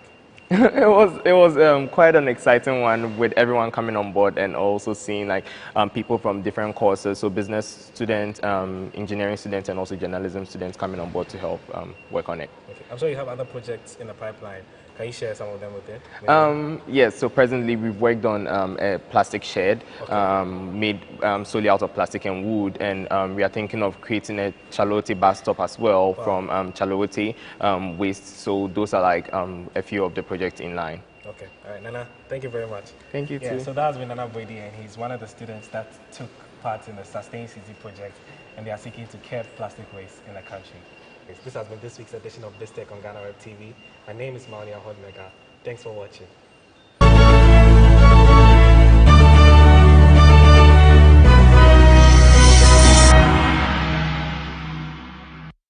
Thank you, Mauli, for this insightful interview. Up next is Biz Headlines.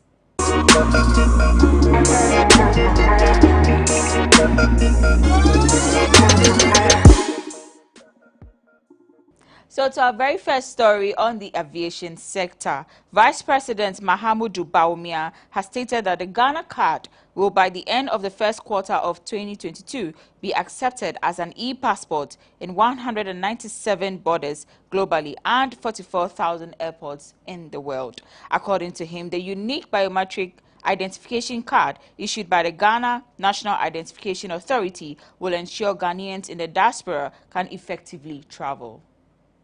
By the end of the first quarter next year, the Ghana card will be recognized globally as an e-passport and can be read and verified in all ICAO compliant borders, that is 197 countries, 44,000 airports in the world. When this happens, holders of the Ghana card will be allowed to board any flight to Ghana.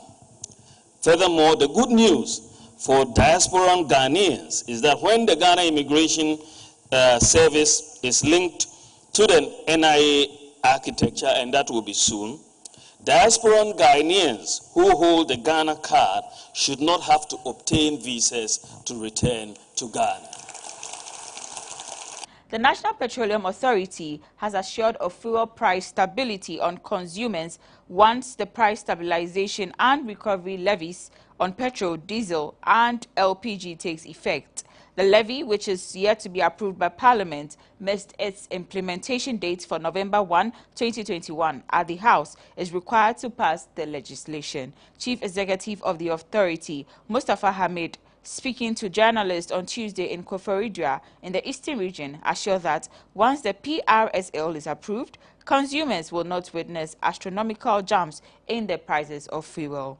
Once the people have seen at the pump that this week the prices haven't gone up, it gives them a measure of confidence that going forward there will be a measure of stability. We were hopeful that from the 1st November window we would not see astronomical jumps at the pump. I haven't seen that, which would suggest to me that the price stabilization and recovery levy removal is working. He continued that the fuel prices have been stable, which is exactly what we intended it to be, that in this window the prices do not even go up, though the international prices have still gone up. These were the words of Dr. Hamid. Now on the agriculture sector, the director of the Statistical, Social and Economic Research has called for special focus to be placed on the agricultural manufacturing sector to create jobs. According to Professor Peter Quartey, the sectors which are labor-intensive, when well prioritized and harnessed, will spur economic growth. We've witnessed an economy that has seen appreciable growth rates, which is good. We are among the fastest growing economies in the world. That is good. But then the question is, which sectors are growing? You find that agriculture and manufacturing, the labor-intensive sectors of the economy, are not growing as much as one would have expected. And if that is not the case, that is not happening, it's going to affect our job creation efforts. So these are critical areas that employ more people. So you want to channel resources into, apart from the other sectors, ensure that these two critical sectors grow at a very high pace to absorb labor. Of course, COVID-19 has affected a lot of things, but as we move out of the negative effects and record positive growth, we ought to grow in the areas that are critical, rather than growing in services, low value services, retail. We need to grow in the manufacturing sector. Over 230 million Ghana cedis remains outstanding as debt by the private sector to the Social Security and National Insurance Trust due to defaults, Director General of the Trust, Dr. John Ofori Tenkwine, has revealed. Addressing employers at the 2021 Employers Breakfast meeting with the Trust, Dr. Tenkwine said, as of September this year, the confirmed debts of establishments within the private sector amounted to over 200 million Ghana cedis. This will certainly go up if we retrieve all outstanding contribution reports and update inspections on all establishments. The Director General indicated to the employers that the Trust takes no delight in taking legal action against them, but if we do not, they will not be able to fulfill their obligation to pay retirement benefits to your workers. He added, when you default in paying contributions, these monies become debts which we must collect. If we fail to collect these debts, it does not absolve us of our responsibility and obligation to the worker. On our final story, investors and the global community have been assured that Ghana's economy remains one of the most robust and stable destinations to invest. According to the Minister of State at the Ministry of Finance, Charles Edu Boahen, the country's economic fundamentals rather remain strong as it was some 3 to 4 months ago, despite the adverse impacts of the coronavirus pandemic. Addressing participants at a breakfast meeting on November 2, 2021, Edu Boahen expressed concern over the heightened sell-off of Ghana's bonds on the international market. In his words, I'm sure you all noticed the global sell-off in our Eurobonds in the international stock market. There's been a general sell-off, but I am sure those of Ghana have been quite pronounced. It is a situation that is of concern, but I want to assure the Ghanaians that nothing fundamentally has changed. We were still on track to meet our deficit. We are still on track to meet our revenue target of the year. We believe that the market's reaction is not based on the fundamentals, which are still as robust as they were 3 to 4 months ago.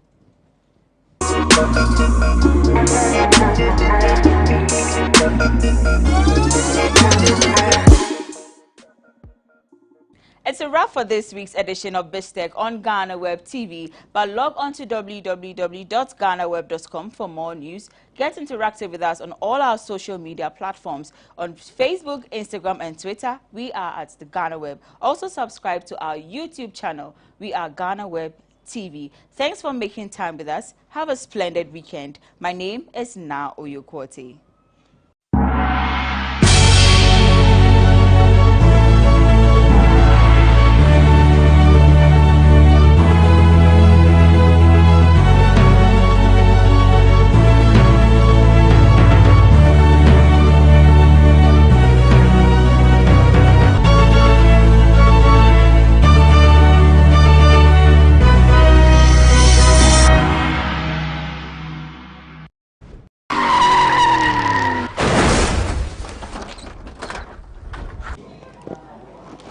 I am Paulina Deda Opoku, host of Moans and Cuddles. Join us November 27 for the GhanaWeb Road Safety Walk. The time is 6 a.m. We are starting at the Presbyterian Boys Secondary School through to East Legon. Let's walk to save lives. See you there. The GhanaWeb Road Safety Walk is proudly sponsored by Verna Mineral Water,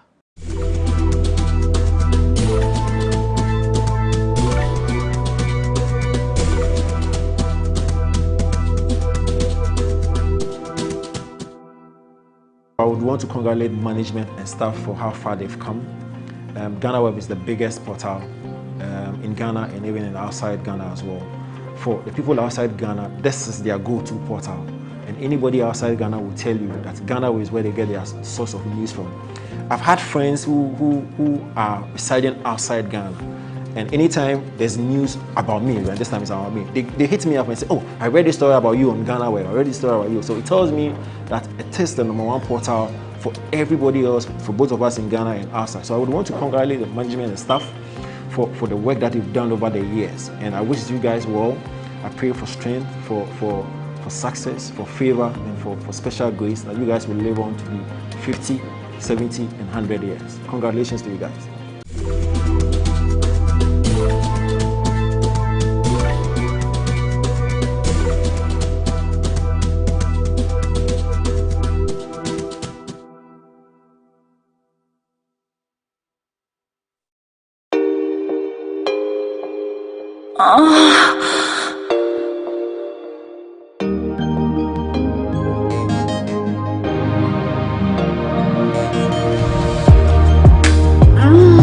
Right there.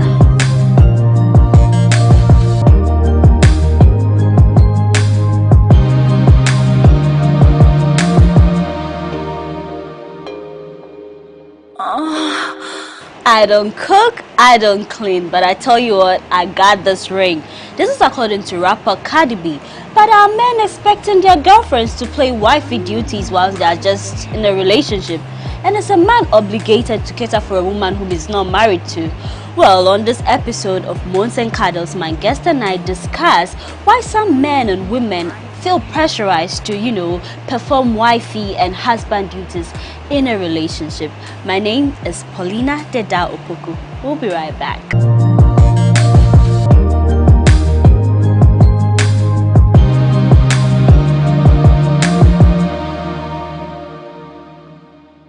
It's a rainy night on Moans and Cuddles. The rain won't stop, but the fun must still continue. So we're here at the GhanaWeb studio, where we'll be coming to you with this episode of Moans and Cuddles. Now remember that the show is proudly sponsored by Cheesy Pizza, and my makeup was done by the corporate chick. Follow her on Instagram. She'll glam you for all occasions. So I've been joined by Delali Jansi. He is a salesperson. He's a salesman. So Dala, it's always good to have you back here. Always nice to be back. Yeah, we're gonna have fun. Sure. Yeah, it's a hot topic, and I can't wait for us to delve in. And then Edna, Edna Ado is joining us again. Edna is an entrepreneur. Edna, Master, you're looking good. Thank you. Please, the rain will have nothing on us. We're still gonna come out and deliver this topic because we need to talk about it. So tonight we're discussing should a man or a woman perform wifey or husband duties whilst in a relationship? Yeah, lots of people are saying that. Use this sister, I've not even seen anything. Like, it's not official. But every day I should pay this, I should pay that. It's a whole lot. And then the men too are demanding that we should cook, we should clean. But we don't have the ring. Why do you want us to perform all those duties? So tonight we just want to, talk about it, where we have fallen short, and the advice for men and women out there. So, and I want to start with you. Why should a woman ask a man for money whilst in a relationship? Why? When is the appropriate time? I don't believe there's ever an appropriate time for asking money, but if you ask for money, I believe it should be for a good reason. If not, I believe it's in a man's own interest to know that, okay, this is my woman, I'm giving you allowance. I don't think we should be asking for money. It should be like, give it to me, it's mine, due. Okay, but then men are also saying that, you are not my responsibility yet. You're not my wife. You're not my wedded wife. No, I'm not going to see the family. You meet a woman, I don't know if you've heard men complain. You meet a woman, and in the first week, her landlord is ejected her from the house. Her mother is sick. Her birthday is upcoming. It's like the demands, and they're saying that it's a girlfriend that I said I want to do. It's not like it's a charity. So with that too, are the men bothered with that move that some women pick? We are, seriously. I remember some time ago, I think 2014, I met a certain lady. Within a week, she was celebrating her birthday in 3 days. Then she wanted money for the birthday. And I was like, whoa. That's so fast. I mean, the money thing, yes. We should, get up ourselves and say, okay, this is my lady, let me, spoil her once in a while. But it shouldn't be a regular. The allowance still won't be. Allowance is for wives, so. Not for girlfriends. Not for girlfriends. Edna, do you agree? No, but then we say that if you're with a woman, maybe you met her, she's looking good. Maybe you know, Paula is a nice lady. I want to be with her. But then, what are you adding? That's what some women say. Question. Before I met Paula, she was looking good. Before I met her, yeah. How was she maintaining that? That's a big question. No, let me. How was she maintaining that? Before I met her. So as soon as I meet her, I have to take up the role of maintaining what I have seen. Yeah. And secondly, it's not my obligation to do that, as I am not married to you. Okay. I have to, you know, notice that, oh, okay, this is my girlfriend. Once in a while, I should, you know, splurge a little on her.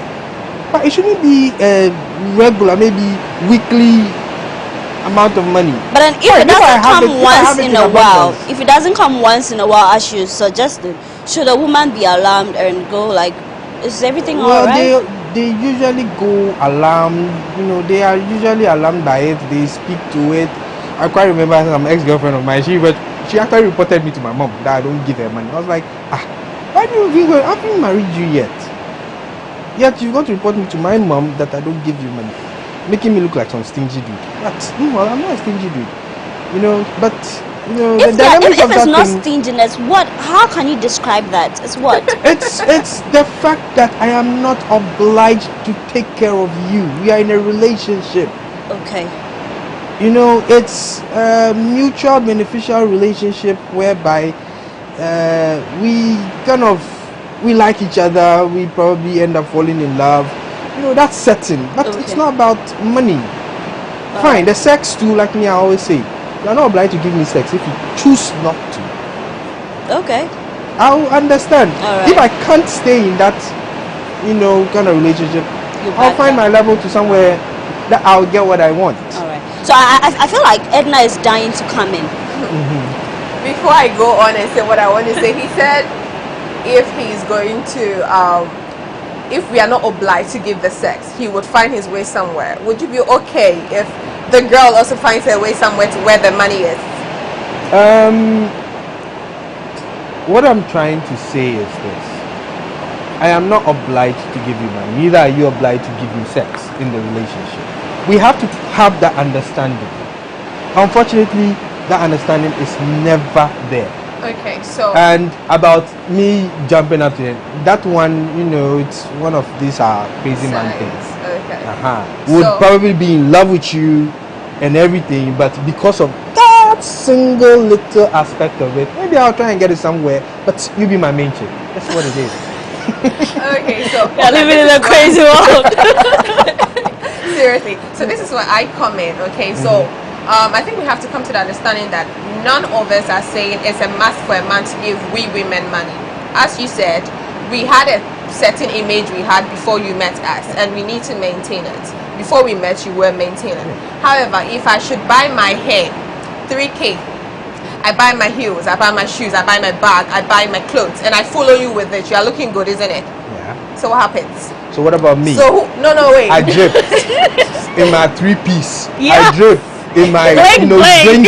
I drip in my shaved beard. Sneakers on point. Okay, so this is what you want. Who's paying for my drip? Yeah, and men are also saying that women are not taking care of it because it looks like it's all about us. What happens to us? I'm dripping and you're happy that you're working with them. Invited who out? No, anyway. Listen. The first thing is this. I'm looking good too. And you can brag to your friends that that's my man. Yeah. Okay. Then your friends will be like, wow, Paula's guy is mwah. Yeah. Who is paying for that dripping that a dude is dripping? Who's paying for it? He's paying for it himself. That's what you don't get. Okay, so it depends on which kind of category of girl you are talking about. Girls who are like real girls who expect their man to have their back, also have their man's back. It happens that way. It happens like that. Because you can't. I've not seen a woman. Okay, there might be some people who are different. A very, very but then for small a woman who is, you know, getting the support from a man, you feel loved, you and be spoiled with money, gifts, and everything. I'm not sure that if you have the means, you will not want to take care of your man and make him look good. Yes. Really? Yes. Oh, well, I'm here to see one. All right. Well, wait. let me put this one in. When you are dating a man, should it be like he should cater for you, or women should see it as just a support? I really want to draw the line on this one. Yes and no. Okay, maybe a little bit of support. Like I said, once in a while I splurge on you. You know, I surprise you with some goodies. I surprise you with some cash. Once in a while. On a weekly basis or on a monthly basis, I can put you on some salary. No. That wouldn't fly. I'm sure my sisters would be saying that this is a no-go area for us. Not that I'm stingy or anything. But then, look, like I said, we are in a relationship. It is what it is. Relationship. You do me, I do you. But not in terms of... because when I go to the boutique to also, you know, buy my stuff to look good, you'll be happy that I'm looking good. Are you going to pay for my shoes? All right. You know, are you going to pay for my blazers, my blings, my watches? All that. It's money. It's money. All right. Who's going to pay for that? So, I think you are really defending them, and I like where you're coming from, because a lot of people, I would say some women are getting it wrong, and we really want to hear it from the side of the men. But then, Edna, as a woman, if you have a man who is not, you know, lifting a finger, it's like, you've got this. Maybe you're working. We're not saying we're not working. Of course, people would like to be with women who also got something running. Yeah. So if you have a man who is not showering you a gift, doing everything, we're not saying that you should perform the husband duties, but at least the little things, as you're saying, should you be allowed? Okay, so you should be. Because since the beginning of time, men have been known to be providers, women the supporters. Do you get it? So if men are providers, why are we going to try and take their place? The providers in a marriage setting. What is marriage to you? Let's go there. What is marriage to you? Yes, what is marriage to you? Well, marriage as it is, I meet you, I like you. Not the process. What is marriage? What is marriage? The institution called marriage. Oh, it's two consenting adults who have decided to spend the rest of their lives together. They go and do what they have to do. That's the process, right? See parents, go to registry, or either do their local, their traditional, and make it official with either a grand ceremony or a private ceremony. Choice. Then the two of you get to live in one house, abode, like the Bible will say, the two of you become one, you cleave, right? So that there you choose, you know, in some marriage settings they choose. You can choose to have kids, you can choose not to have kids. Choice. And does that answer your question? It does to a certain extent. And I'm not done yet. Okay. And in that setting, like you said, the man is the provider. I have to provide for the needs of my wife and my family. So depending on how I choose to make that provision, I can decide I'll make it every 2 weeks. I can decide I'll make it every month. I can decide I'll make it every week. That's how I probably would do it. My wife and I can also sit down and discuss how it goes. If she's going to be supporting me in whatever provision I have to be given, maybe I give X amount, she say, okay, fine. Looking at the way our family is, what you're giving is not enough, but I can see that you're trying, so I also support you with this. Fine, fair enough. That's a woman wouldn't support with anything, they will take. You understand? And then do what they can with what has been given them. Okay. You get my point? For either kids or just for the two of them. If, for instance, you are renting and you intend to build a house, if me, I'm that rich and I can take care of it alone, I'll do it. If I'm married to a woman who sees that, oh, my husband is trying, I'm also independent financially, I would also bring my support, because at the end of the day, we are building a family. That's what marriage is. So, at least that's what I've been through. So you're saying marriage is the institution where everyone recognizes that you guys are together. Yeah. What is dating? Dating is a trial period for marriage, to me. Great. You don't date someone that you want to do the person and then you move on. Dating is the trial. Okay? So A woman needs to know that if I should marry you, you can provide for me.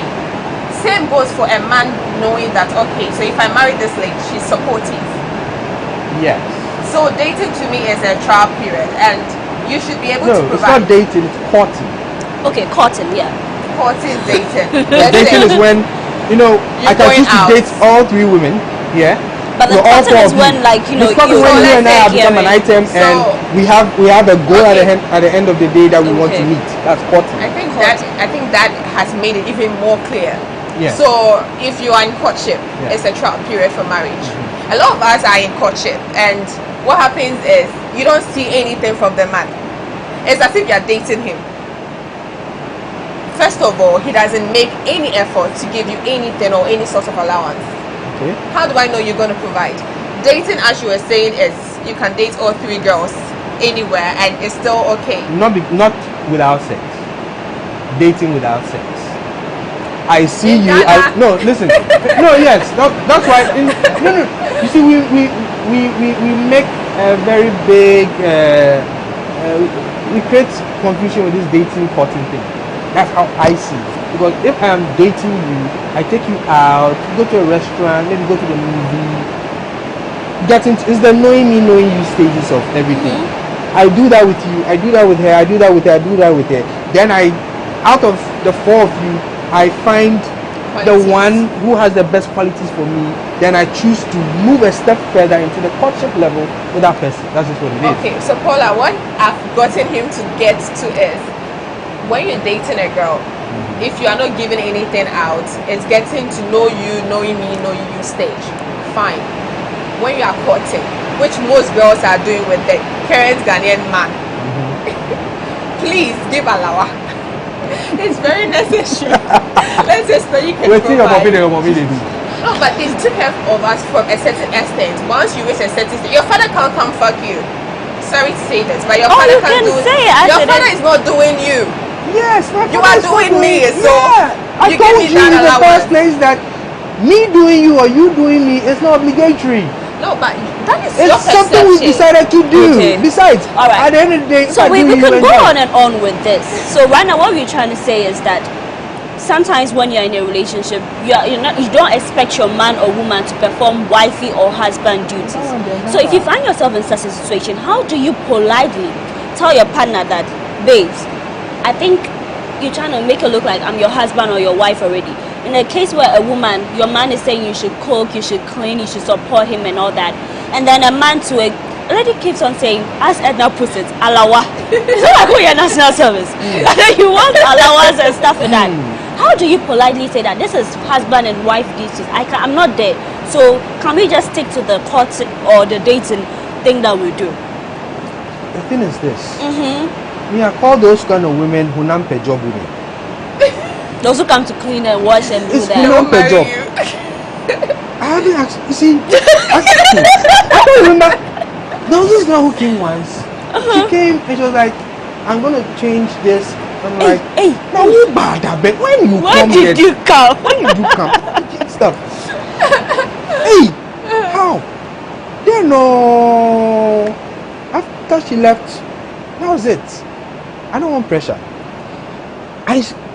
From secondary school, I did something, and since then it stuck with me. Till today, my wife doesn't even wash my clothes. She doesn't even wash. I do the laundry at home. Wow. Yes. Okay, fine. I want to give it out. Give it out. I use a machine, but it's a semi-automatic machine. But I do the laundry, not because she can't do it. But you want to do it. It's me. I'm stuck with that kind of life. Okay. Because of what I did in secondary school to somebody. So, having people wash my clothes for me is something very difficult for me. So, and besides, when we were dating or when we were courting, she never came to my house to wash for me. I never asked her to come and do that because she wouldn't even do it. The only thing I always would want a woman to do for me is just once to prepare my favorite meal. It's just for me to know whether you can really do it well or not. Banco and no close to you. I'm an hour man, stroke gun man. So that is all I'll ask you to. But to prepare a meal for me for the whole week, I won't ask you to do it. If you want to do it, I'll tell you no. Point blank. I'll tell you, I'll be fine. And Paula, you were saying, how do you politely decline? I don't believe in politely declining anything. I think, first of all, just don't go there. Don't go to his house. What are you going to do there? Some people would, after work on Friday, carry, weekend go spend. Oh, weekend getaways. Weekend getaways. You say that weekend getaways every week. Yeah, Every week. when you go like that, you would, as a woman, your mom trained you, so you would have no choice than to try and correct some things you see. So when your time, from Edna, don't go for weekend getaway. But you don't make it a regular of doing such stuff. That's when I call you a hunampe job person. So if a woman is doing that, cooking, washing, is it that she's putting a responsibility on the man? Like, it's like, I owe you because she's cooking, she's cleaning for me. Do you feel that way? I don't feel that way, but I feel, you see, men actually know who they want to be with at the end of the day.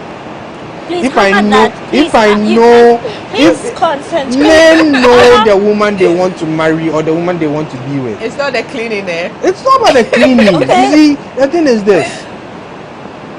When I meet you, I meet her. The dating period, I know she's the one. But I was probably, if I'm a bad boy, I'll hang out with all the four of you. But I know that she's the one. You might come and thinking that, oh, I have a boyfriend, I want to, impress him, I want to show him that I can cook, I can clean, I'm wife material. But me, I don't see that thing they do. Honestly, what should they do will be hunampe job. So why is it that you're not honest? Tell the woman that, sis, this is not going nowhere. So why would you let her come clean and all that? Save her the I stress. do this. I tell you that, oh, it's not necessary. You don't do it, I'll do it myself. Okay. You try to, they try to want to insist that they'll do. I'll say, no. If you say yes, I'll say you. But the next time you come, honestly, you can't meet anything that you can do. The only thing may be that you will do that maybe I won't say anything about it. We wake up in the morning and maybe you have to sweep maybe the hall or outside. That one I won't tell you not to do it. But the washing, the cooking stuff, it's only one meal. That me I allow. My banku and oku. Simple. That one, if I feel like it, I can tell you that, oh sweetheart, you know something, Charlie? Take this amount of money and buy my stuff for me and come and do something for me. You understand? That is it's not something that's going to happen regularly. Or I don't even eat that food regularly. So you come and do that once in a while. But other than that, I won't let you come and do hunampe job with my house. No. And we've spoken a lot. Delali is trying to make us understand that men don't like it when you come with demands. You meet a lady and then the next week her mom unfortunately there are some men too who rate a woman by how workable she is in the house. That's choice, like I always say. There's some men who would like to see a woman clean, cook, wash, and the whole 9 yards, sex inclusive, just to be Paula is laughing. Just to be sure that okay, this woman is. But for me, I believe that once you are a woman and you are from a home, you have a mom and a dad, I know that you should know the basics of cleaning. We all grew up as children. I grew up in the barracks. I'm a barracks boy. Fatigue is something that we've done since day one. So there's nothing a woman can do for me that I can do for myself. Except maybe cook some few meals here and there. Apart from that, nothing else. Alright. That's just what it is. Edna, the lady is saying that men don't like it when we come with the demands. Like, just meet her, then she's talking, she wants this, she wants that. How would you advise that women go up cuddle? Is there a craft that you need to master? Should you give yourself the time? Because no man, once he's not married to you, don't want to play like maybe I'm your father, I'm your husband. Of course, you should know how to limit it. It's like you're using him. Exactly, so he won't feel used. Yeah. How do you do it? How do I do it? I'm not saying you, but what would your advice be to us? So, first of all, I think first thing any woman should have is self-respect. Have self-respect. Once you respect yourself, you would not get up and just demand anyhow, anywhere. First week, just like that. I need 3K immediately. Urgently. Urgently. You can't even explain what you're going to use it for. You have to respect yourself. And once you respect yourself and you are subtle in your ways, be very subtle. You are asking for money, but you're not saying Pacha Mamiska. And not sure as the way. Like, you know, how you gonna do that? I know it's a craft. You need to master it. My mother would say, you have to learn the art of manipulation. It's something every mother teaches their daughters. I don't know about other people, but my mom, queen. Bless mommy. Bless mommy. So the thing about the manipulation is you ask but don't ask. So you need something, but because you need it in the next 2 months, you throw a hint here today, tomorrow there. Keep throwing it around. You'll be like, oh, you were talking about it, or yeah, but I have this amount. Do you want to top up? Yes, you know, he won't feel used. He won't feel used. All right. When you make the demand and you expect 100%, no wonder you feel used. But okay, I have, and you see, I need 3K. You need 3K. Agents. Listen, I'm but not. I'll tell you 6K. Don't I have care. 3K. You have 3K. Give me 3K. So then I'll meet you halfway. I hope you're thinking one or two. That is also not bad, but it shouldn't be on a regular. Yeah. Okay. Like she said, be manipulative. You see something that you like. Yeah, you hint him. Oh, Charlie, hey, it's nice. Once in a blue moon, you'd raise it up again. Okay. Then one day you would actually wow him with a lot of crazy stuff. Okay. Then whilst doing your kuchi kuchi, the honey kuchi kuchi komini, and cuddling here and there, the most you can raise it a little, and definitely look. You'll be obliged as a man to settle that small request that has been done. But if the request comes, I want dear. Nah, it's a turn off. It's a turn off. All right. Yeah, banks. Sure. I like where the conversation is going, but we will take a quick break. When we come back, Loans and Cuddles continue.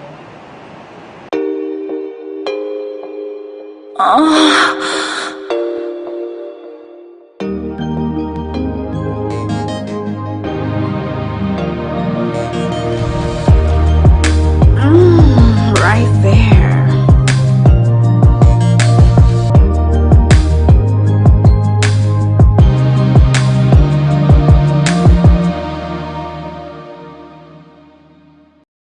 Welcome back from that quick break. So on this episode, we're discussing should a man or woman perform wifey or husband duties once they are just in a relationship. Our guests have said it all. But then remember that Mons and Cuddles is sponsored by Cheesy Pizza.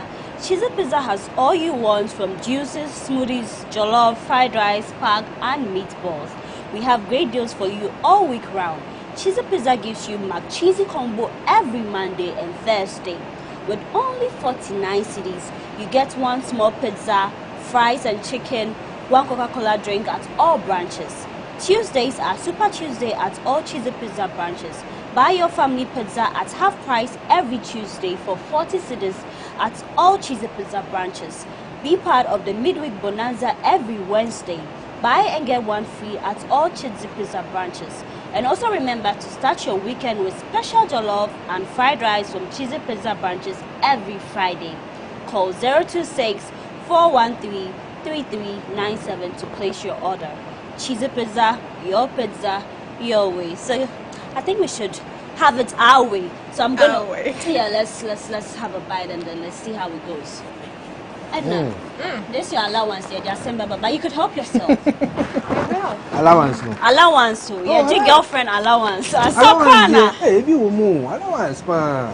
Allowance. Well, maybe some more cash. Maybe despite me, why not? Maybe. Oh, I know they mean feel but I'll do, but I think I will start to allowance there for you're invited to a Cheesy Pizza. You could visit any of their branches and get yours. My own bagel. That's one there.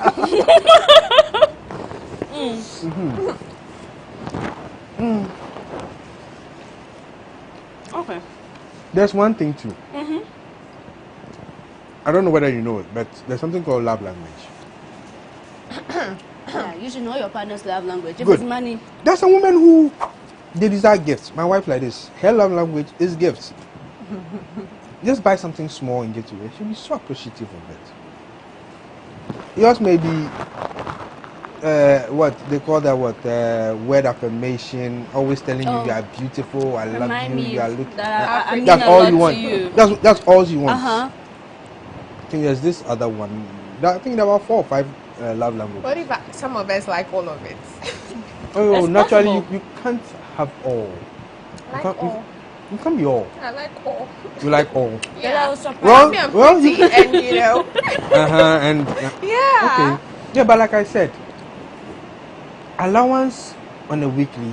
If I am that dusted, you won't see it. I won't feel it. So it's more of understanding who your man is actually. That's what you're trying to say. In the secondly, we are courting in a relationship.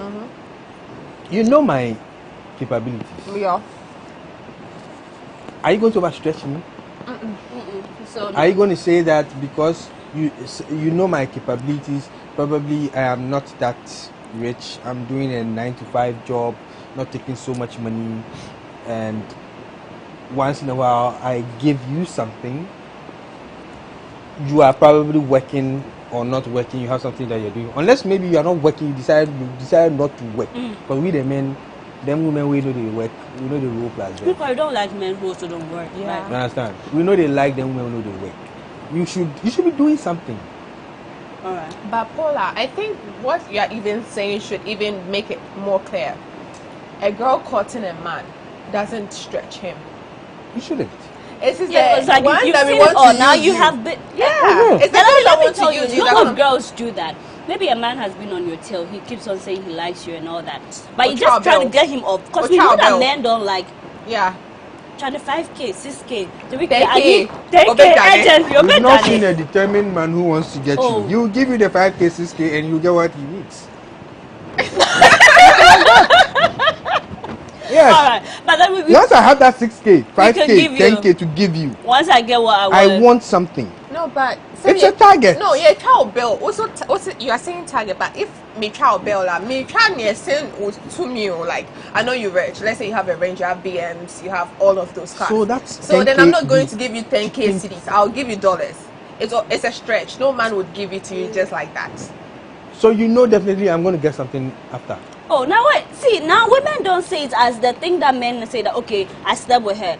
Once you enjoy it, that's what so now it's not a problem today. So you'll be surprised. Yeah, that's why I think sex is overrated now. Change now. No, sex is overrated. That's what it is. I think I met one girl and someone said something about her, and I think so I went to the nail salon and someone said something about her. That see. I found who cry. What do you know? Where did I know? I don't know. So I turned to look and I was like, for me, that's I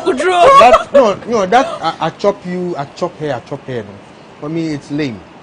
You both enjoy the damn thing. So you chop them how? When I was in uni, I remember there was this one girl. She won't wait for you to come and say you chop them. See, you see that guy? They see that guy where they go. Oh, I had chop a thing where I had a thing. So I chop them. That's what you go talk. I chop them. Hey, sister, hard girl. Hard girl. Oh, my own baby can say, oh, child, that girl me a fire. You got. Well, your wife is not here, but we are here to help. Help you. But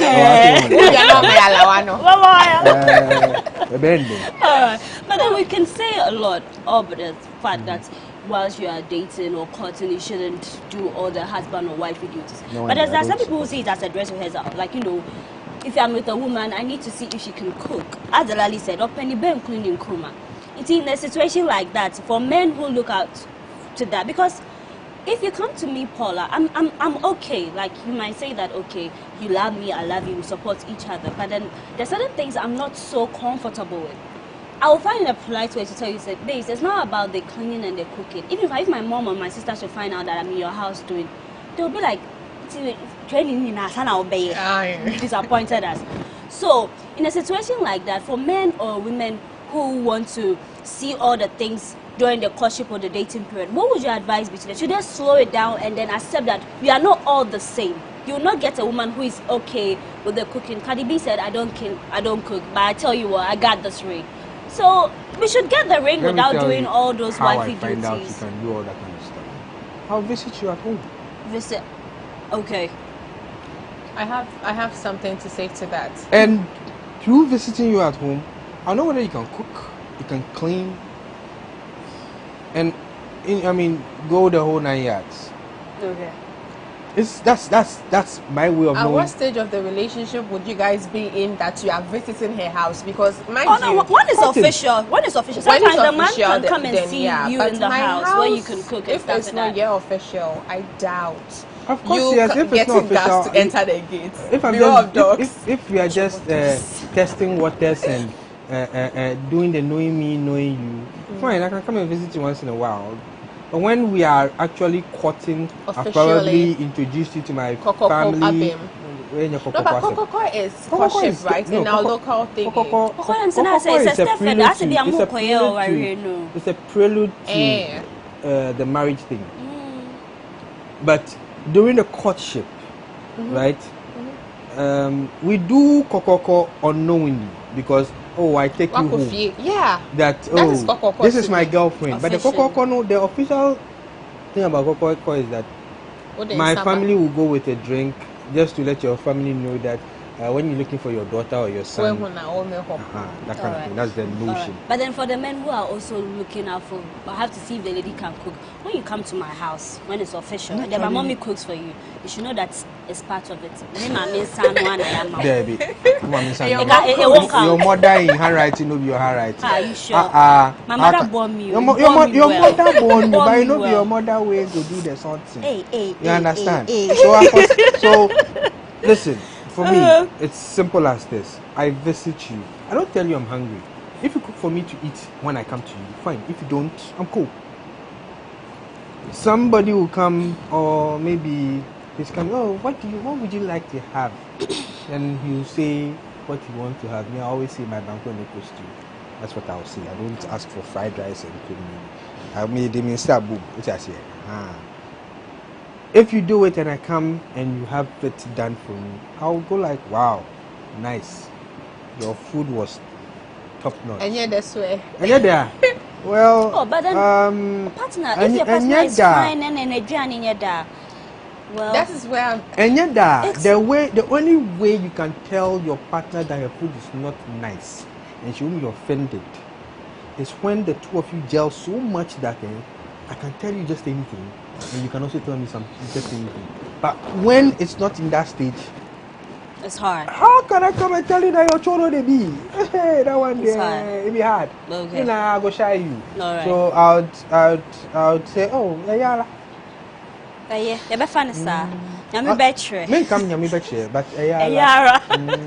All right. But Edna, is it difficult to break up with a partner? For a man who's been giving you the allowance, he's been showering you with gifts and stuff like that. But then you've realized at a point in time, the relationship is not working. You yourself, deep in within, you know that it's not going nowhere. How do you break up? Because, are you going to return the car, all the stuff that he gave you? Good so that are not returnable. Thank you, my brother. Good so. So with me, I believe if it's a big gift, okay, some guys will come back for if it's a car, they want to come back for it, which is why you should be a wise woman. Why you should make sure the car ownership is in your name. He can come for it. So we've also gotten smarter. Yeah, we gotten smarter. We give you the car, we don't give you the papers, just drive it. Oh no, then I wouldn't take it because it's not yours. It's like Papa Chow car. Oh, my father's car is my car. No, you're a man. Difference.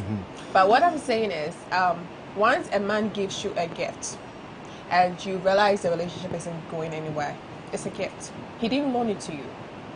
It's a gift. Same way you can't tell him, please, all the pussy you fucked, I'm taking my pussy back. It's not possible. Yeah. Exactly. All the skills you did, the yoga skills you did. For you, whilst you are not married. Yeah, he could. Especially when you know you didn't lie down Zuguma. You know, there's I'm assaulted. Your egg game. Your egg game was on. So you know they don't like that, man. You do things. Exactly. So you know that upon the Cardi skills you did, the pole dancing thing you did, you can't ask for it back. Same way he shouldn't ask for it. He can't ask for his gift back. So you gave it to me as a gift. It's a gift. You can't ask for it back. If I'm breaking up with you, I'm breaking up with you. It has nothing to do with what I was getting or not. I break up with you cleanly. Plus, I delete your contact and details. Thank you. One of those people. Huh? Yeah.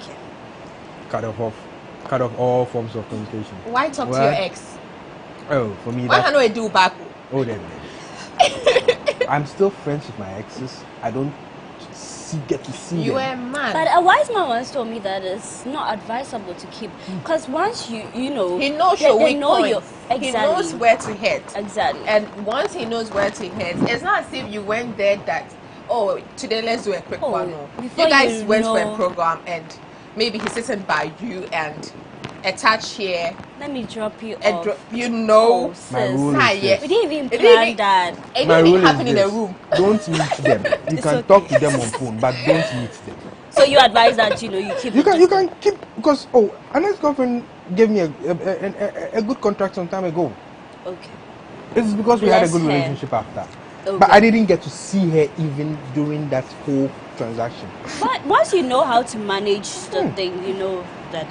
The women, they don't like that we, reach out to our exes. But sometimes it's for the better. We don't know. But then, and you're bad. Just they say what? Observe and keep one eye open all the time. Just be wise. Okay. But as for the collection of gifts thing, it's not something I believe in.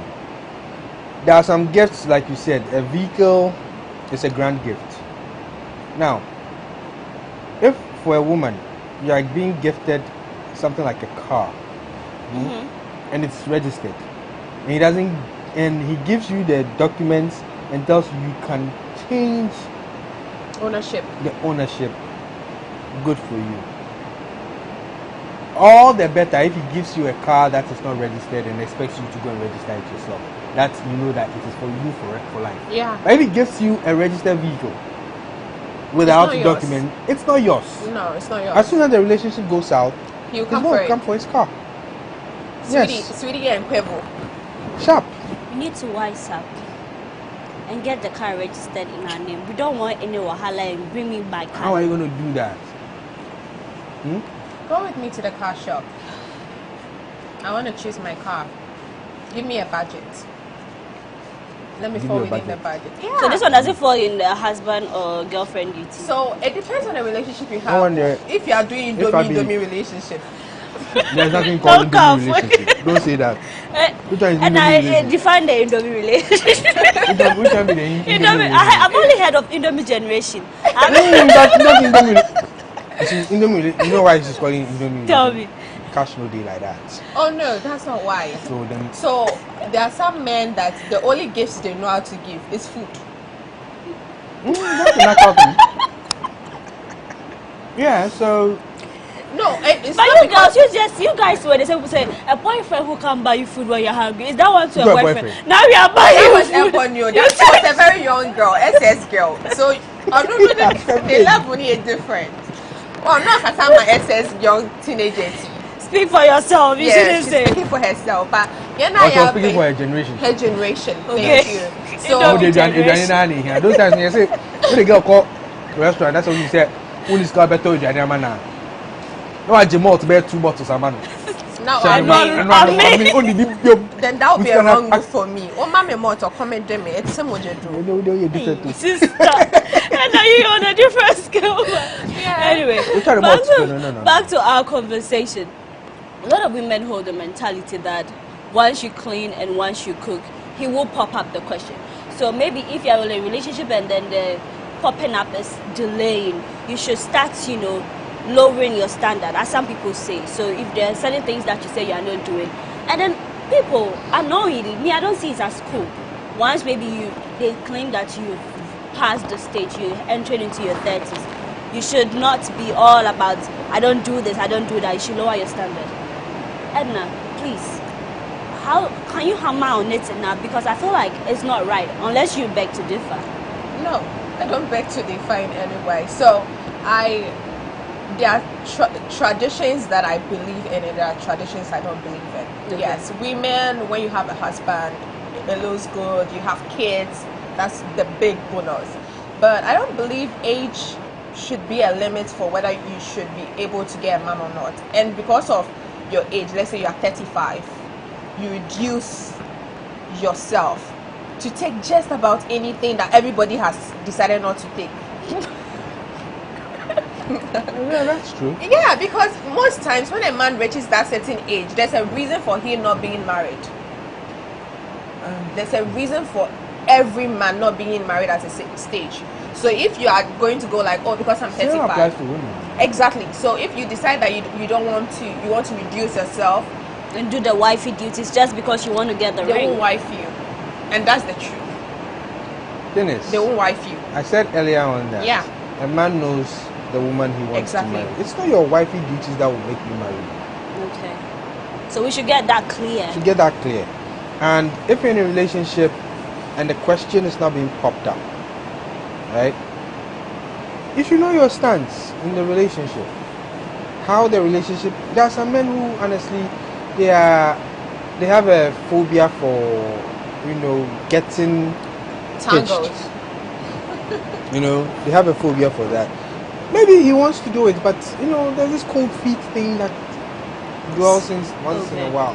He needs to be propped, he needs to be pressured here and there before maybe he makes that bold step. And secondly, with the woman thing, honestly speaking, if you look, there are sometimes, and it happens, you're 35 going up and you haven't found yourself somebody. Trust me, the kind of people that you meet are the people who are actually below you. Because 90% of the people who are at par with you or above you, they're already married, especially the men. Okay. You find out that you're dating maybe a 30-year-old man, or you would find out that it's 30-year-old men who are by far younger than you who will be approaching, because they're the ones who are available. We the 35 and above 40s, 90% of us are taken. Or you end up settling with a married man on the side. No, but I get that, but I know from a lot of people's experiences that sometimes I'm not saying divorce is good, but there are a lot of divorce. Yes, that's what I'm saying. Yes. So the 10% are the divorcees, the widowers. So you and get your own. The narcissists. You get your own. You know the narcissists too, right? You get they form the 10%. So you could and how many widowers are there? How many divorced men are there? There are some men who, as a result of a very bad divorce, they probably don't want to commit to a woman again. All they want to do is probably cohabitate with you, and that is all. Okay. And maybe a widower, he's probably even looking for maybe a mother for his kids. Not really. Very few of them, some want that, some probably end up falling in love. But then for a woman who is also looking for marriage, like, you want to settle, you want to be someone's missus, so you meet the 10% for a widower or a man who's... Narcissist, there's a no-go area for you. It's out. Don't ever go out with in that case, because okay, he's seen it all. It's not like maybe he's looking for someone to just be with, of course. Then I feel like that's the time where women feel like, oh, I have to do this because he has to consider me. He has to someone consider he can. me. Yeah. No, don't make yourself that desperate to be considered. Me, I always say that. As a woman, don't make yourself. If they don't come, and it is some edges that you need to settle. Look, there are people around. You could always make a booty call, you just get your something settled. You do your thing. Then I always say it's an itch that you had or that you have that needs to be scratched. The person comes, scratches that itch for you, and we move. But don't settle for anything. Don't just settle for anything. If you think the flow is not there, why do you do it? It's just the sex. Get it over with, and you're good to go. And I think, Paula, women have, and I don't know So, okay, you know women that are desperate for marriage, they don't get the marriage. Yeah, it's the ones that are not looking. You're not even married. No, Question. Some who are desperate for marriage get it. Just No, that no, I'm not saying they end up getting what they probably didn't bargain for. Yeah. So that's what I'm saying. That so you might be minding your business. You know, you are not ready. That's what it keeps on coming. The reason why this happens is as a result of a woman not being determined by marriage, the marriage status. If a man knows a woman is self-assured, has her own identity, men are usually attracted to women that have self-respect, knows their identity, and are supportive. Some are actually intimidated by them. Oh, no, I'm not talking about those. No, I'm not talking about. Not even them. So some are even intimidated by those kind of women. You don't need your wife got a master's. She's a doctor, and they are like, no, this person I don't want to. By that. Then you don't It's need them. unfortunate, but like I said, I'm a man, so I'm speaking for men. There are times when a man, probably because of his educational background, he's shy to approach a woman. For me, if you have a PhD, and I see you and I like you, I'll tell you. I'll come to you. You have confidence. It's the confidence that we have to get. Okay. So yeah, the man has to get. Because Charlie, some of them they walk. Charlie, so if you don't have confidence and a woman knows her identity, you shouldn't beat her up just to get your confidence. Some men, not actual beaten. Some men try. I'm talking, you know, last time when I was here, I spoke about a man who tried to get me to do something I didn't want because he didn't believe in Valentine. Okay. Exactly. I remember. Yes. So such men literally would want to push you in a certain corner because they're uncomfortable with it. I don't like Valentine myself. Okay. I'm not a Valentine person. Okay. But we can wait, but I wouldn't, force you to dislike Valentine because I don't like Valentine. Because you have your confidence. Some men are just not. This is a part where we will take a quick break. You're still watching Mons and Kados on GhanaWeb TV, and I'm your host, Paulina Deda Opoko. We'll be right back.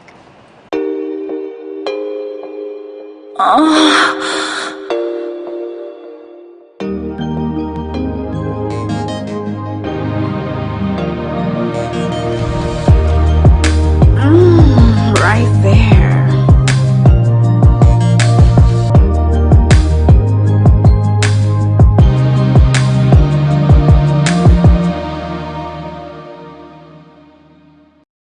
Welcome back. Edna, I can see that you're really enjoying your pizza. You should take another. You should grab another one. A lot of people say that women, once you're in a relationship, maybe 2 years, it can be like you've been in a relationship with a man for years, and then you feel like, oh, nothing's spoiled. I just want to go and stay with him. Whilst you're not married, so you're just cohabiting, like, we stay in the same place. If it's workplace, we go together. And some families are okay. They will not say anything. If I say that, I'm not even going to talk about that. But do you advise that a woman do that? Once you're not even married to a man, should you move and go stay with your man? No. Why should he pay any bills? Why should he go see your parents and do the elaborate wedding shenanigans if he's getting it already? No, don't go. Stay in your mother's house. Until he makes it official. Exactly. Don't give him something that is meant for marriage. Same way a man won't give you money for a wife to you as a girlfriend. So basically, don't go. Just stay in your parents' home until you're married. 1 minute silence. Okay. I hope that sinks. I hope our sisters watching, if you find yourself in that situation, you decide. Edna has said it, but then you decide whether you want to go to your mother's house or you still want to be with your man. You know what you get in there, sis. It's up to you. Edna, but some women today think that their biological clock, is ticking. So, they can just forgo it and then go move in. If it's case you want to have, we have, and then we'll move forward. Unless you don't believe in the whole marriage institution, okay? I know some people don't want the marriage. They want to have a man, have the kids, live their life like married couples do, except they haven't had the certification to go with it. Okay. If you believe in that, that's different. I can't fault you. But if you think your biological clock is ticking and you want kids, You can have kids in your parents' home, can't you? You can. Yes, And even your mom will be there to assist you. Okay. You don't need a maid. Thank you, my sister. Delali, are men moved with that? Are you okay with the woman moving in to come stay with you whilst you've not even made that thing official? Will you even be tempted, or will something push you? Will you be pressurized to ask her hand in marriage once she's even staying in the house and doing all the wifey duties? Well, it depends on the man. Some will like it.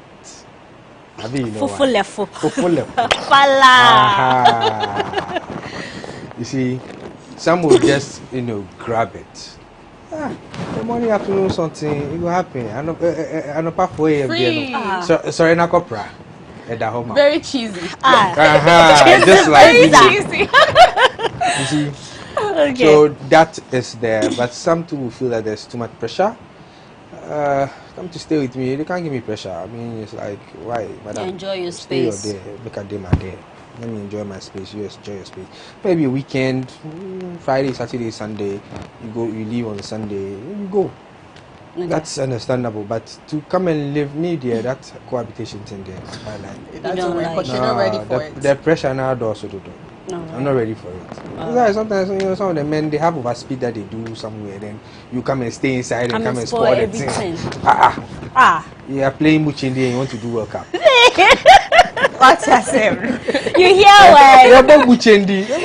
Ladies, I hope you pick it up. I hope you pick it up a thing or two. But is that true? From a man. No, but I totally agree with you because I move with more guys than girls, and whatever he's saying is exactly it. Some of them don't want you in their space. Oh, no, it's not that we don't want you in the space. No, not... If you come once in a while, as you said, it's good. But you being in his space 24/7, no. Some you see you carry your bag, carrying things, saucepans, everything. The day that something finish, she can carry everything go away. I say, so this is what you bring the things. I was asking, so what are these things? Oh, but you know that when we get, I was like, when we get what thing? I say in my hands, this is my car. When we get what? I'm marrying you. You sure see the something go catch this? Either one. But anyway, for me, it's not good. Because it's not that the man wouldn't be prompted or wouldn't be moved to do the right thing. Some men actually do the right thing through that. I know a couple that are getting married quite soon. They are getting married actually this weekend. They've been cohabiting. They've been doing that for some months, about 6 months now. They've been doing that. Why? Because the woman's place was burgled.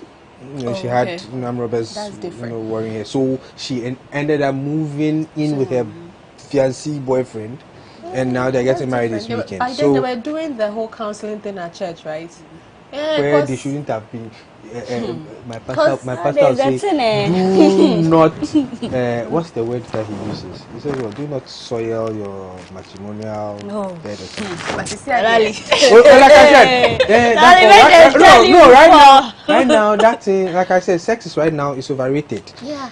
That's sacrament. With all said and that, we can laugh about it, but then see, virgins are winning. We are still winning. Don't let no one tell you that we are winning. We are winning. You might feel like everybody's giving out sex, so you should give. We are not going to preach that. We are still winning. Virgins are winning. Yeah, we're keeping it. Keeping it tight for daddy. So all we're saying is that you should save something for your man. You shouldn't do or you shouldn't expose everything. So this is it. What is left to discover? That's what we're saying. So our last words, what would we say to our viewers who are interested, who have been paying attention to this week's topic? Okay, so I would say first, women should respect themselves, and then second, respect the man, because if you respect him, there is no way you would treat him like a money bank. ATM machine. ATM machine. ATM, sorry, it's not even ATM machine. ATM is so ATM, that's it. So once you respect him, there's no way you go that way. And I believe men should be discerning enough to know when a woman wants you for you and for your money. And please give the money where it's due. I would need to say this because no, where it is due in a sense that some men date the right girls and give the money to the slave queens out there that want you for your money. So you should be discerning enough. Give the money where it is due. I don't even want to talk, because if I start to talk, HQ, another one. you know. So Delali, drop your O for us. Well, mine is simple. Know your worth first. Respect your man, respect yourself, and it's about knowing your worth. Are you going to allow yourself to be used? Are you also going to use? Like she said, I mean, a woman who respects her man won't turn him into an ATM machine. Okay. All he just has to do is be doling out money. And as for the, putting the money where it has to be, that one is somewhat debatable though. But like she said, that's a story for another day. People, do you? What makes you think will make you happy? But women, not every man who you do hunampe job for will marry you. They will not. So please, minimize the hunampe job thing. It's not every day you go and clean. It's not every day you go and wash. It's not every day you... When you feel like, oh, today I want to come and do it. If he says don't do it, don't force yourself. Just sit down. Come to the house and feel free. Pledge yourself. Say, hey, virgins. Oh, virgins, bang. Then you go. But when you continue to do that, well, there are some who would say, okay, she's good. I like such a woman. There are some who would say, oh, this one, she give me pressure. Yeah. Besides, house helps, paying for house help is not that expensive as keeping a girlfriend. Paying it's for people, 350. 350 also. But some people who come and do it. I mean, those who do by day. A man wouldn't want a woman coming to clean his house every day. It's 50 just Ghana a weekend. A day. Tops 100 Ghana, tops 150. And if you're a bars boy like me, I'll do everything myself. Right. Usually, women, you don't bring anything to the table. Hey! Yes. Don't go there. That's the story for another day. But it's the truth. Don't go there. Apart from your no, cooking. It's not. No, apart from your cooking. No men who are working. No. Dalali. I'm telling you the truth. No, it's a story for another day. Let's not it's go a story there. for another day, but usually you don't bring anything to the table. No, it's because the if it is type of food for a man to eat, Okay. if it is food for a man to eat, a man can find food. There are food vendors everywhere. Cleaning, he can clean. Times have changed. Times have changed. Yeah. Meaning that the men don't know how to clean. Oh no, not The men- that. We're not saying you we don't bring know a lot how to to the clean. table now. It's not Now. about cushy. It's No, not about it's cleaning. not like we're bringing a lot to the table. The table belongs to us It now. is ours. Yeah. We decide when to shake it or not. Thank you, my sister. The only thing you We can don't want shake to the get table washed with up. is when you do the atroz. Eh. Apart from that, honestly, Anyway. But in all, just be yourself, love one another, and don't allow yourself to be used. It's as simple as Exactly. Thank you very much. I must say this discussion has been an eye-opener, because there are a lot of things that we are not doing right, and it's always a pleasure to have you here, where we have in-depth conversations for married women, for people in relationship, those who are in courtship, to pick one or two just to spice their relationship and marriage and just move forward. And so I did this with Delali Jansi. He is a salesman, and Edna Ado, an entrepreneur. It's always a pleasure to have you. You guys are my regulars, so we'll hope to have you soon on the set, very soon. Not so Promises. Yeah. All right, so before we go, I just wanted to put out your social media handle if you want to get interactive with you, Dalali. My Instagram is at Jandel, DZANDEL. Okay. And on Facebook is Kweku Jansi, KWEKU Jansi, DZANSI. All right, Miss Ado. Yeah, so mine is Adel Adol, ADELADDO on all platforms. So. Oh, great. Thanks for coming to Mons and Cuddles. Now, my makeup was done by the corporate chick. You can follow her on Instagram. Check her out for all occasion. Kiki Sadiq is going to glam you up. Mons and Cuddles is sponsored by Cheese Pizza. So Cheese Pizza has all you want, from juices, smoothies, jollof, fried rice, park, and meatballs. We have great deals for you all week round. Cheese Pizza gives you the McCheesy combo every Monday and Thursday. With only 49 cedis, you get one small pizza, fries and chicken, one Coca-Cola drink at all branches. Tuesdays are Super Tuesday at all Cheesy Pizza branches. Buy your Super Family Pizza at half price every Tuesday for 40 cedis at all Cheesy Pizza branches. Be part of the midweek bonanza every Wednesday. Buy and get one free at all Cheesy Pizza branches. And also remember to start your weekend with special jollof and fried rice from Cheesy Pizza branches every Friday. Call 026-413-3397 to place your order. Cheesy Pizza, your way. So Cheesy Pizza says, once you come to our show, we've got something for you. So, Jalali, you take one pass. Yeah. Enjoy yourself some pizza. Hey, they're okay to me now. Hey, Edna. Okay. All right. It was a pleasure coming your way on Mons and Cuddles. My name is Paulina Deda Opoku. See you on the next episode.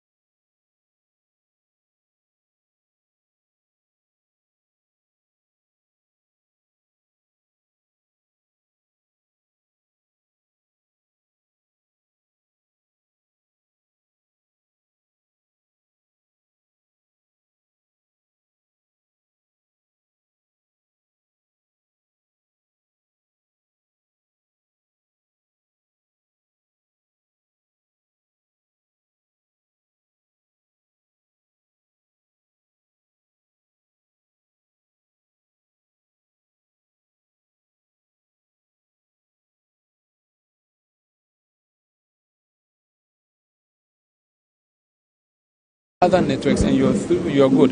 And for me, that's a breakthrough for me, and that's the most exciting one for me. It is easy for me. I can use it to pay for any service, even though unfortunately I must say there are places you go to and the person says we don't accept Momo, or we cannot accept Momo, or we cannot load money onto your wallet.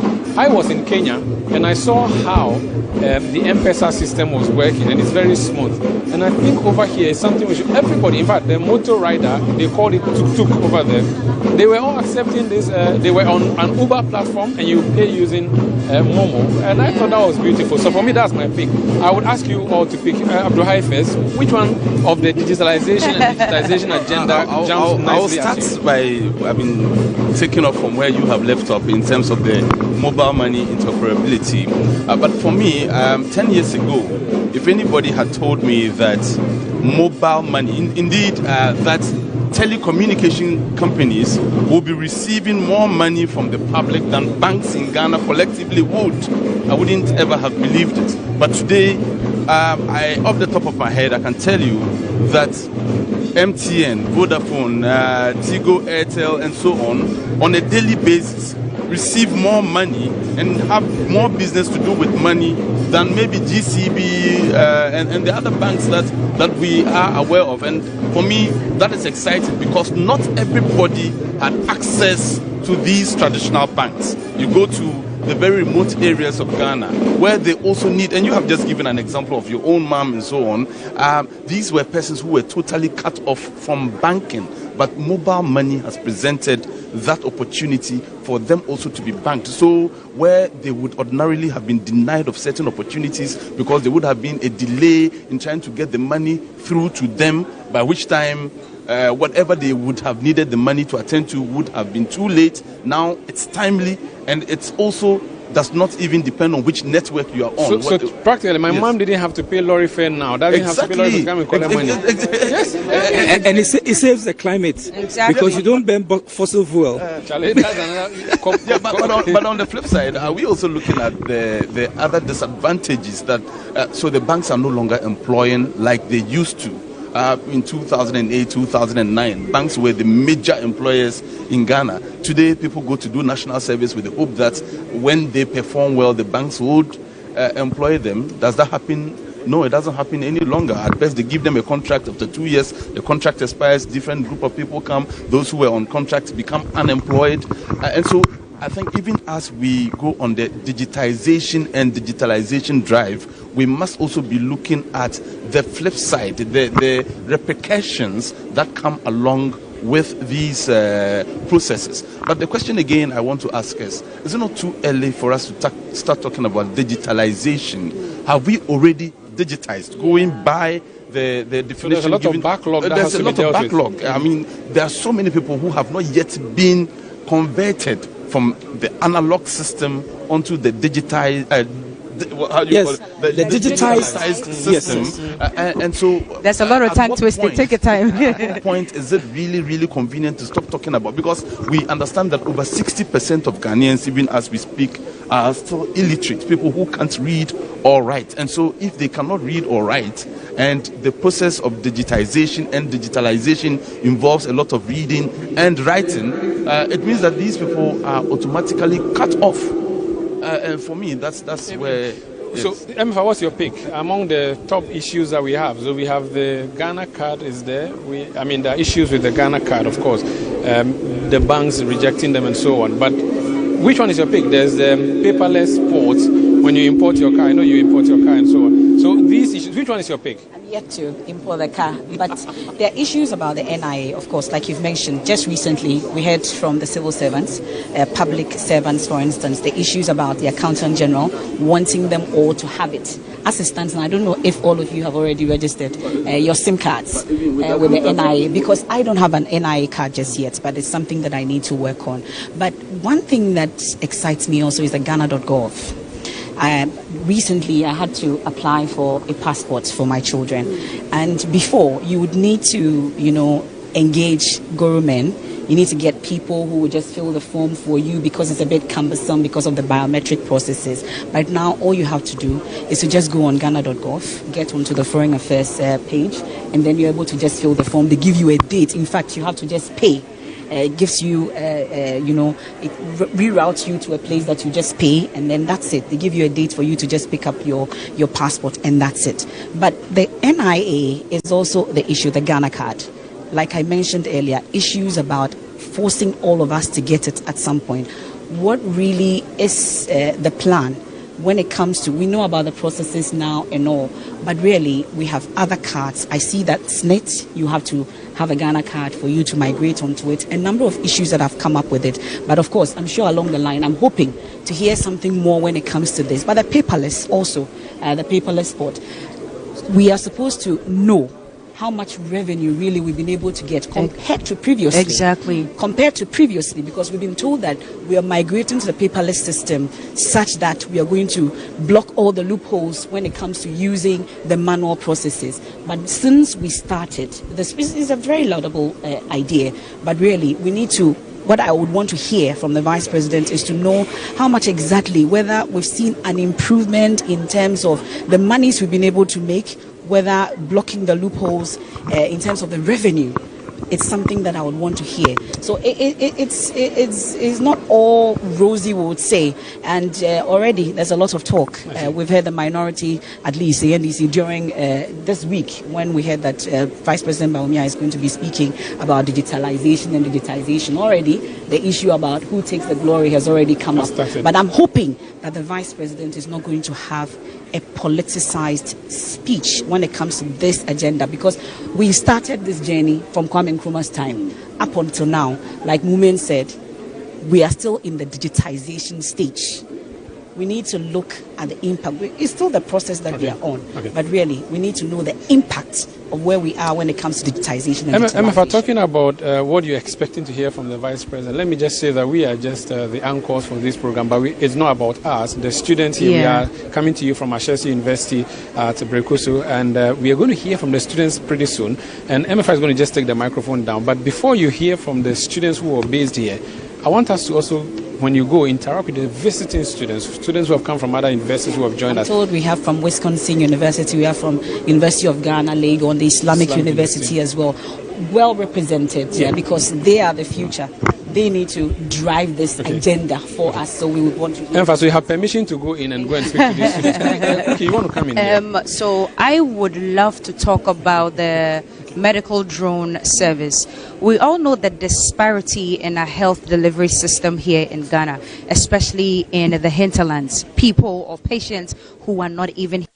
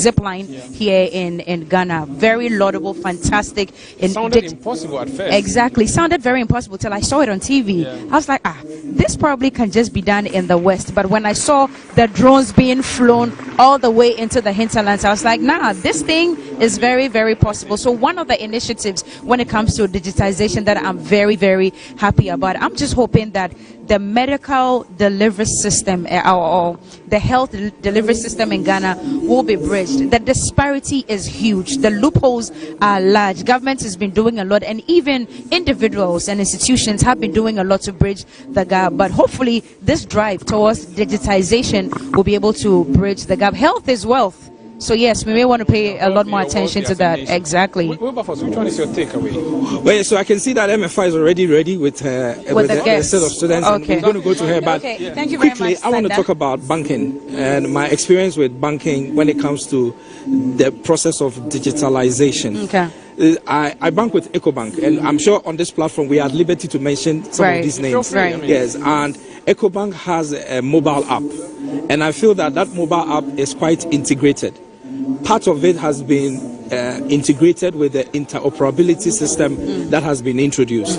And so I don't remember the last time I went to the banking hall. Physically. Yeah. And that's because I do every transaction on my mobile phone. Right. Now, one of the interesting things, I noticed that Saturdays, because of COVID-19, banks are not working. And I needed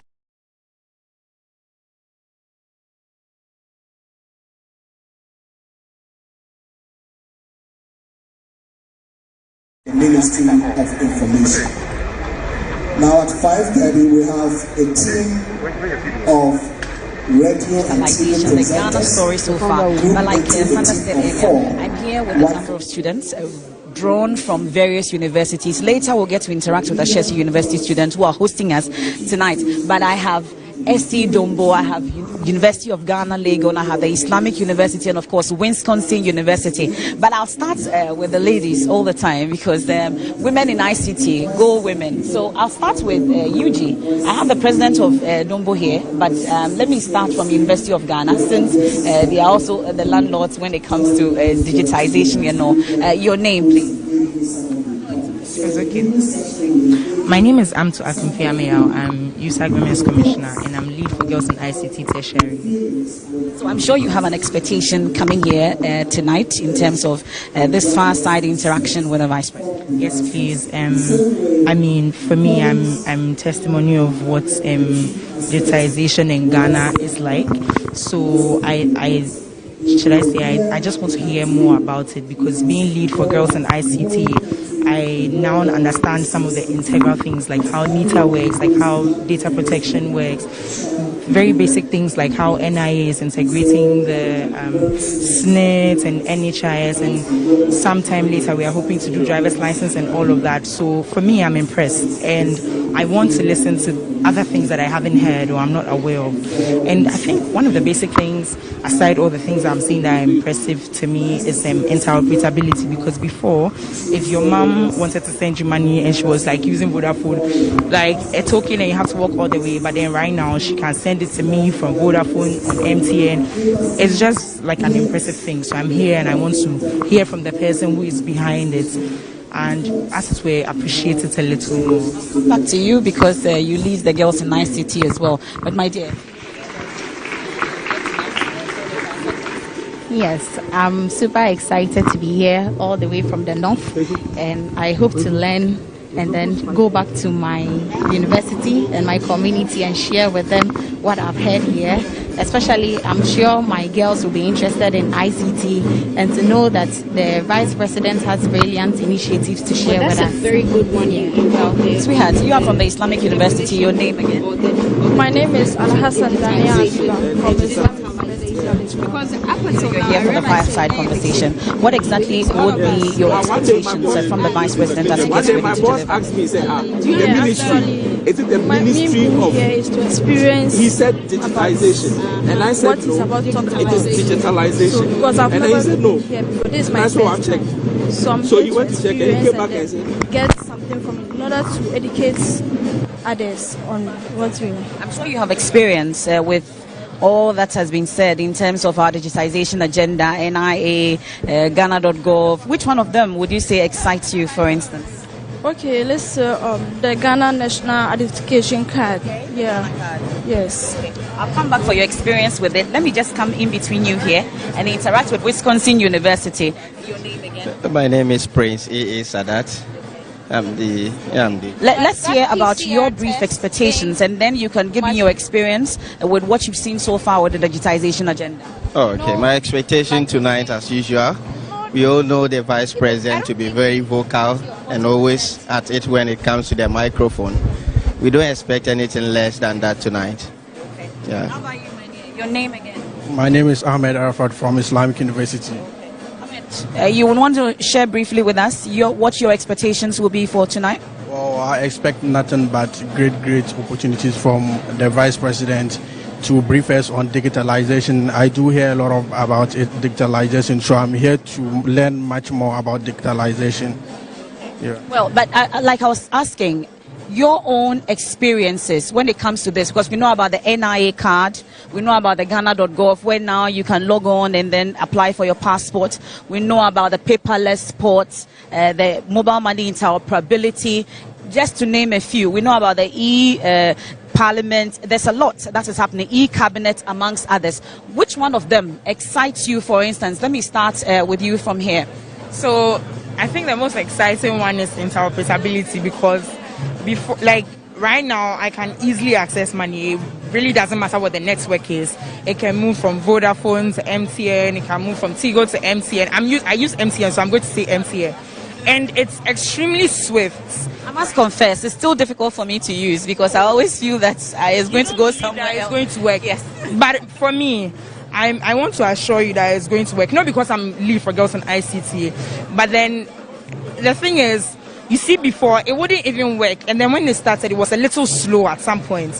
But now, like today, it's going to work. It's not going to go to anybody's number, because you know that all the networks are making sure that people register their SIM, and even now there's re-registration and things like that. And it will interest you to know that even for SIM card re-registration, if you are one of the people that happen to buy your SIM card from the roadside and it's already registered, if you not go to report that that's what happened, they will not allow you to even do the re-registration your own. So I think that interoperability is fantastic. I need my money fast, and I'm happy that it's coming to me fast. Do you all have NIA cards? Yes. Oh, you all do? Oh, then I'm late. So you've registered your SIMs already? Hey, okay, so then my late. Interesting. Okay, so let's talk about the process, for instance, that you had to register your Ghana card. How smooth was it? Well, I did mine in Kumasi, and I think that it wasn't really tedious. You just had to get up early, come through the queue, and then you get registered.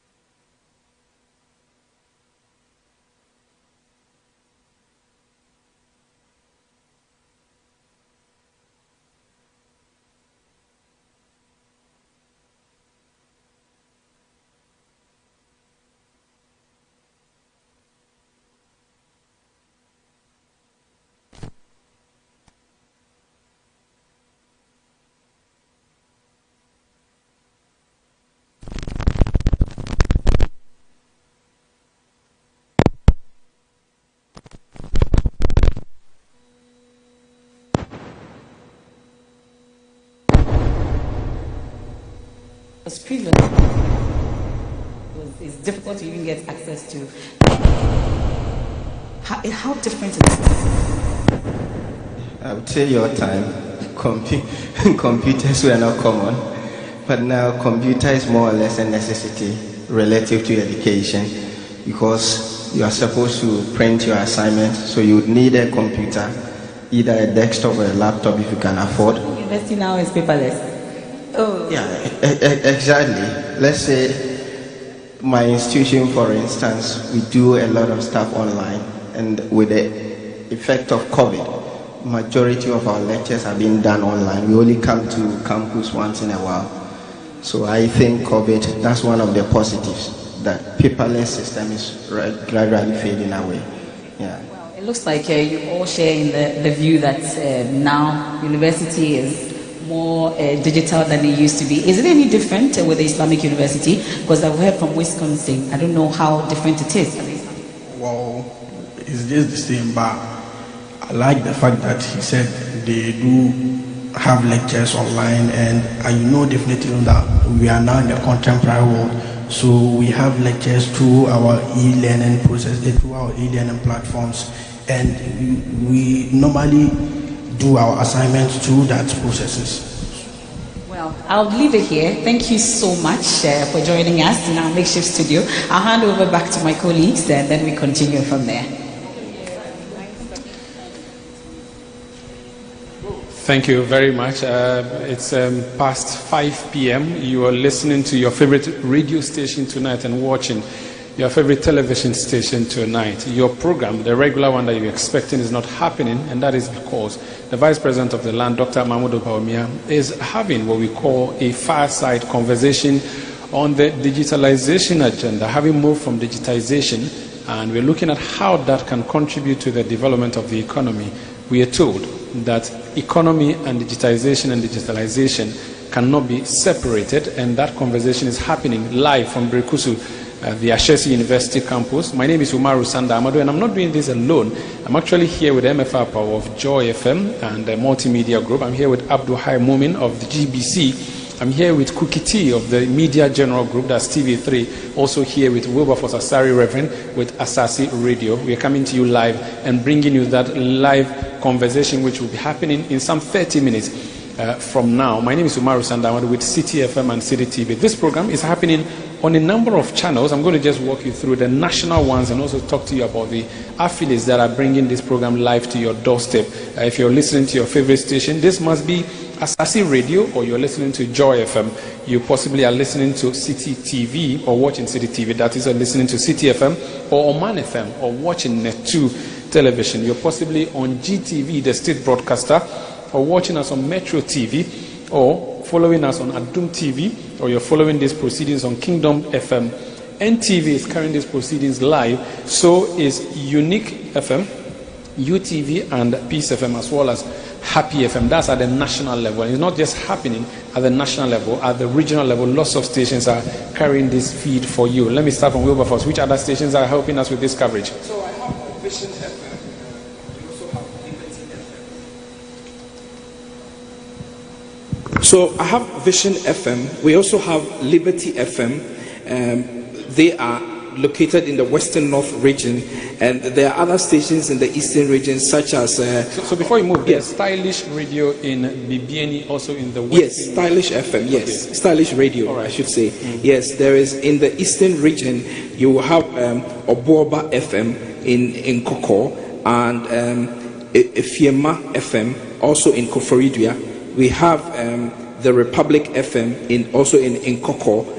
Is there another one there that I'm not seeing in the Eastern region? Can you help? Can you help? That must be about it. But if you're in the Hafo region, Success FM is live at the moment. Jewel FM, Rejoice FM, Boron region, India FM.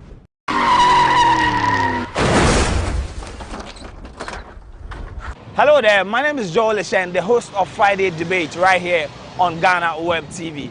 On the 27th of November 2021. I'm inviting you to join the GhanaWeb staff as we embark on the GhanaWeb Road Safety Campaign to help save lives.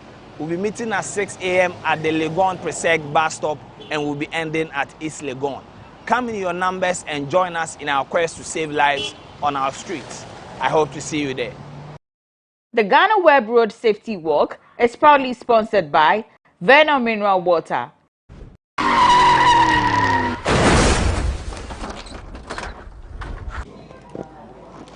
I am Paulina Deda Opoku, host of Mons and Cuddles. Join us November 27 for the GhanaWeb Road Safety Walk. The time is 6 a.m. We are starting at the Presbyterian Boys Secondary School through to East Legon. Let's walk to save lives. See you there. The GhanaWeb Road Safety Walk is proudly sponsored by Verna Mineral Water.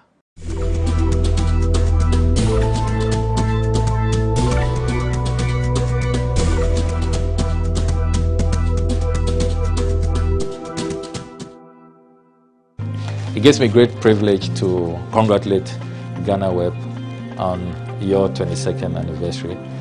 You have been a trailblazer in providing accurate and timely news, and we salute you on all your achievements and accomplishments. We wish you another 22 years of top-notch professional journalism. So congratulations once again, and keep up the good job.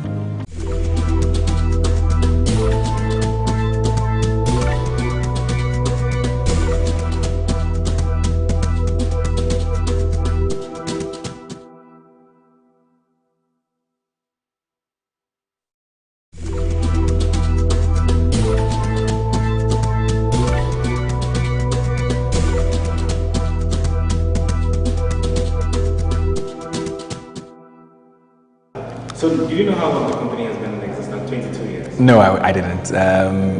It's when you reached out to us and mentioned that you're 22 years, and I think that's shocking. I've followed GhanaWeb for quite a while, more than a decade, but I wouldn't have pegged you guys for having been in existence for more than 2 decades, and I think that's really positive for you guys. You've served the nation really well with the kind of contents that you've delivered to your readers over the past years, and I think that it's been a pleasure having worked with you. For me at Soccerbet, and for every other reader out there, I'm sure they'll be really pleased to know that you've been in existence for 22 years.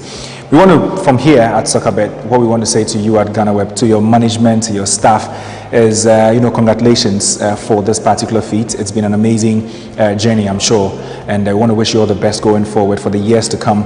Everything that you do, may it work well for you. May you go beyond your boundaries and continue to serve the entire populace.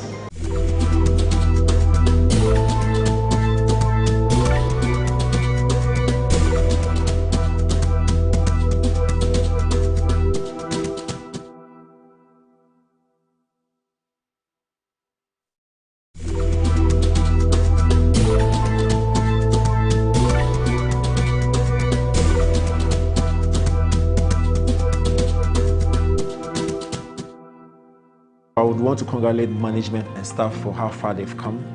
GhanaWeb is the biggest portal in Ghana and even in outside Ghana as well. For the people outside Ghana, this is their go-to portal. And anybody outside Ghana will tell you that GhanaWeb is where they get their source of news from. I've had friends who are residing outside Ghana, and anytime there's news about me, and this time it's about me, they hit me up and say, oh, I read this story about you on GhanaWeb, I read this story about you. So it tells me that it is the #1 portal for everybody else, for both of us in Ghana and outside. So I would want to congratulate the management and staff for the work that you've done over the years. And I wish you guys well. I pray for strength, for success, for favor, and for special grace, that you guys will live on to be 50, 70, and 100 years. Congratulations to you guys.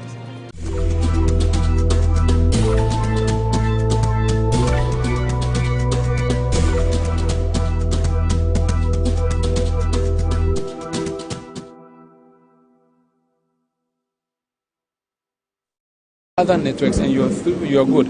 And for me, that's a breakthrough for me, and that's the most exciting one for me. It is easy for me. I can use it to pay for any service, even though unfortunately I might say there are places you go to and the person says we don't accept Momo, or we cannot accept Momo, or we cannot load money onto your wallet.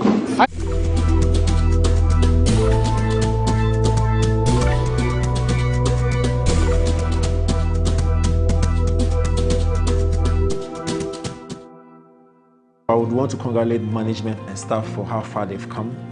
GhanaWeb is the biggest portal in Ghana and even in outside Ghana as well. For the people outside Ghana, this is their go-to portal. And anybody outside Ghana will tell you that GhanaWeb is where they get their source of news from. I've had friends who are residing outside Ghana, and anytime there's news about me, and this time it's about me, they hit me up and say, oh, I read this story about you on GhanaWeb, I read this story about you. So it tells me that it is the #1 portal for everybody else, for both of us in Ghana and outside. So I would want to congratulate the management and staff for the work that you've done over the years. And I wish you guys well.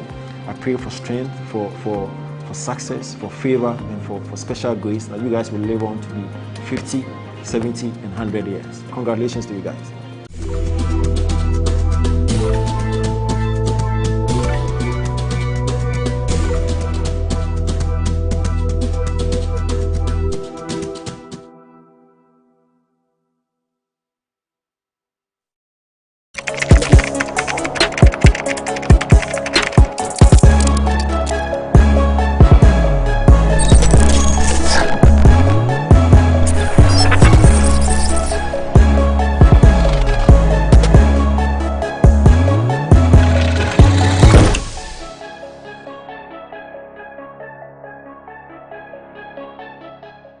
There's a new sheriff in town. Tell you what, this boy is as hot as a burner. Black Sheriff secures a remix with Burna Boy on the song Second Sermon. And even though the song is yet to be released, it is eliciting boisterous jubilation on social media. Stoneboy wages war on greedy men. We'll talk about all these issues. Later on, we'll have a conversation with the man Amerado, who has just released his EP, Patience. I am Benefo Boabin Abrantipa. And this is Bloggers Forum on GhanaWeb TV, also showing on Xylophone TV.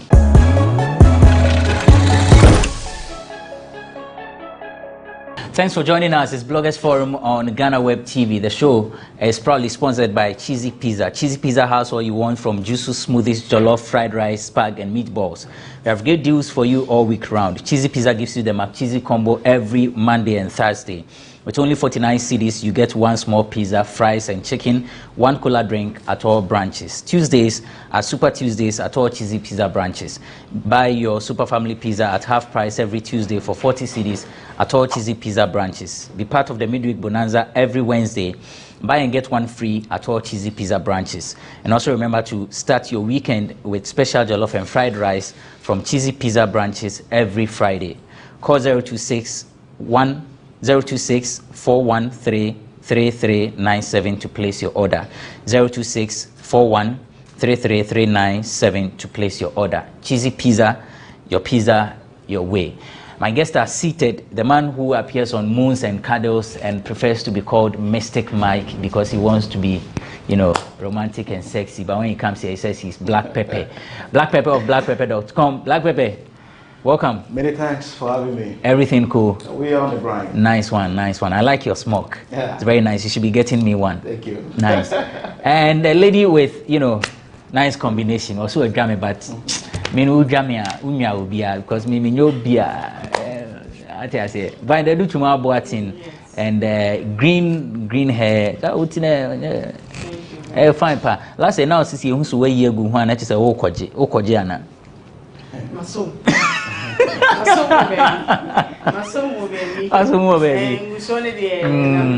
Oh, nice. Why? I said no, they me call lunch. Why? All right.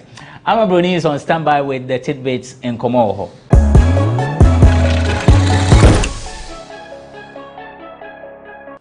Akafu baby say a tune to ya yenjai cheswa. It's now what you say sounds my bay my pedding in Amerado. Some also entertainment industry in Anna Mabuana and Rabesum. Where the end same record main triumph. None your queen and I am found song.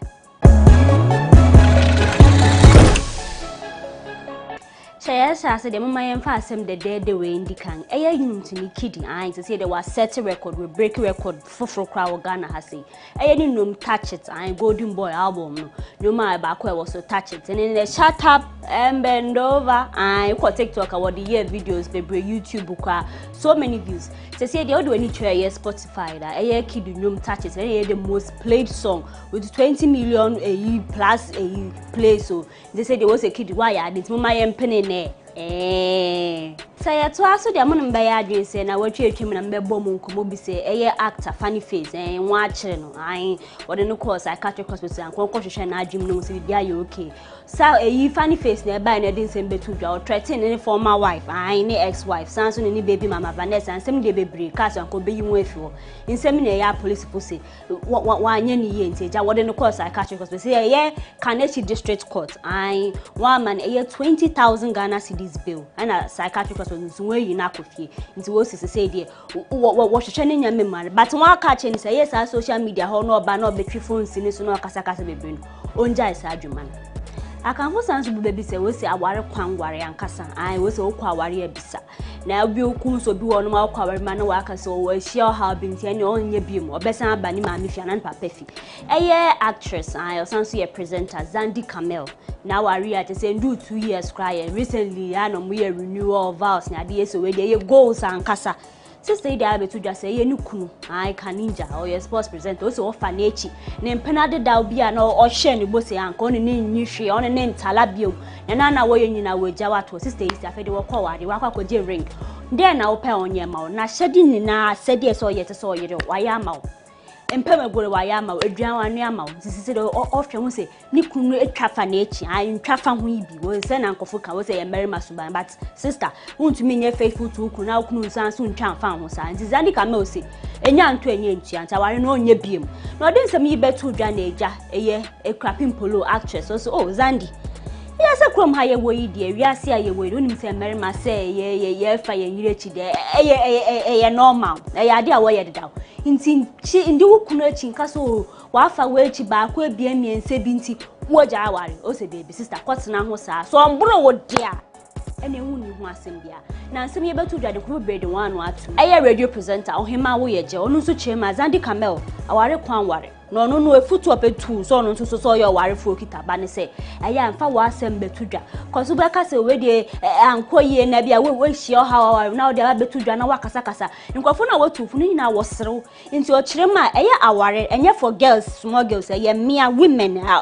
na wo kwa aware muti aya Zandi o sa asemba susu se na wo kafa na nsemi de o de betu dwa nkofo bri akasa aya Zandi Camel na mutum o so hawa we hie wo na aware mu de wa ra depression because bia sora no kan ho asem di sia sese ne ho akwago ba asem ti amanfo muhu se na ye Zandi Camel ware asem no mo be kanafa ayo bloggers Zion Felix also on trauma fufu ndana no kwai o za den e dia mo sora mo twa nsem ka na asem yi ba se ye ne girlfriend se bi nkwa kwani mu ma na sumdron e na mo se wa ye se also that sorry sister bi also fe na efi adoma se won na da no so no wo kro hu wani mu da ukotoje kala kro nim da nti ada na wo de nsem bi be chese ne sa Zion se sa audio na etwagu na nkofo so wasanso ne obia foforo akwakoda no se nim oni ne ye phone ses keke ko ye ni tefe mo la mic no se oni na ankoda wo ne hu kro hu da nti mu ka asem na mu hu se na mo beka ne yi em se na wo twe Zion Felix na sumu drone kraye eye Zandi Camel nsem yi betu da no nso ko posti eye yi kakara fa nsem no e na Zandi Camel ku na eye kaninja nso ba no beka nje ja ukra hu bon da wo asem kwa ye nkan wieye nti mbefa ma asem emfa wonto eye wo platforms Instagram na mutwese nkoba bekeka ka me ho asem nti o se eye wo Zion Felix wo kan kofo aye wo se wafa won yire chi ko so no kwambo de wa ware o na wo de emie bie hu nya hu ade kwado wo echi akafa masanso anyemo nti won kan wa asem wieye nti kan na asem SM fans so Shatawale mini movement wo gusu bo won to shira ankasa eyi wodi won bo si kwato eyi ankafu 1 month remand che bi fa na ni so ankasa wo sa sa fake Ghana attack o se nkofo wan Robert se fan kosi esem de wonu se me de mu nchire ma baba mum dada na obi odi na anu atum kwa okese abodam crazy o chire ma won se na wi atete na kitu e bi ekwa no ho na asanso ababesi okai tama ye na asemba wo so hakonu wi bia wode no kotum kakra Shatawale ya ba no se ye ex convert den keka ne ho nsem SM fans ni na asere won se ne nyame nchade won so ebi ato but kwa akesi kire ma sa asem ya ato Shatawale awa ko efiase aba ode be ye hua de ankasa nti se de womanfo ni na ehu se mra ye dwuma wo krom ha na kwa akesi ya no sanso de nsem bia to de o chema se de wenyi ne ni efi sa yi na se o smoke kakra otwimu kakra no we jai nti yes we jai yo but say the one man whole time wa limit kakra nti enye say de bia be hu say etua na anu abodam crazy say wa tew so kra obeka ya Shatawale ni arrest ba ya wode no koto ankafo 1 week do be kire mu so ne nti opeke sa move no obeka say enwe hwuto ne adenem nyina ne say ono ankasa nkopɔ ne yi edi che ni so onye sa move no ye say na be ya ono ankasa be da ne hweda sem ne say enyampa ye nde ye nim but a prophet kum chacha say Shatawale jai sa asem no e say nyanko ada na pese odu nyankopɔ ndi ndi egori ana o say nyankopɔ be fisoro oni bibia ye nti wasan no obeka cho say place how eyi say egori na wodi ni na ezi debi o se Shatawale sanso brabiem sa asem ni de jaika na Shatawale je yo ko yi ba yi de se de o se odunum fufuru bia betu ja o fe ni jailman flyer no hwa di boutique anji na do be ni medical no ankasa je ya wo ko yi won se odunum abanti won ti nwom ni bia onua no akakotie mu sem broadcaster kwesitie da kwa KKD dukura friend KKD wa unu se papa de ye castal se wo kasa obi address na nu mu kasa na de wu bejedi wa chemu ne ntia yankofo so ye ladies man o chema 19 years kwa na GBC for man chance ade se e just starting edwuma wo hono but se na onu ankasa o sheda branding ne ho se na o se obe dress ne kasa ne nante oni ne yemu ene na manfo be feeling to chema ye me wo krom ha se ade ye fe wo kasa ade ye fe ye won fe pa ntia na this title no man is ladies man Say twice the yes in training jaga PDF to be a my Ghana for. Ochema Munsha mana Muntumuye, who will be Namaya say a wad down for Muchon neighbor Cosiatafre, or better no kind of brawasi. It is a wooshana is a will be war for feminine and Copanun say Boa, Onia, no up baby atna. Being nation fue mediasem den and nam, I mu pay him boss, I senior man, a yes stone boy in Sembiatuda. Ochema say the for crowd, says Yoko school or gampa. I says also a person any degree a public administration. They say the only say it be a school bag be bonnet and I so kitani books and not lecture hall or gampa. I said Chilean. They say stone boy can say yes in high school or call UPS and but school when we one say natural full time no baby. They say they were dream when we saw school need their so they say they a yes stone boy or game pants which and then bim. Gospel musician Gifty Adoye, I trying to short friend say Empress Gifted in Sambia to Dochema Ghana for Mundi Mufiasem. Concern in Sambia and Famu who just say one from Okranamo de Muatarim.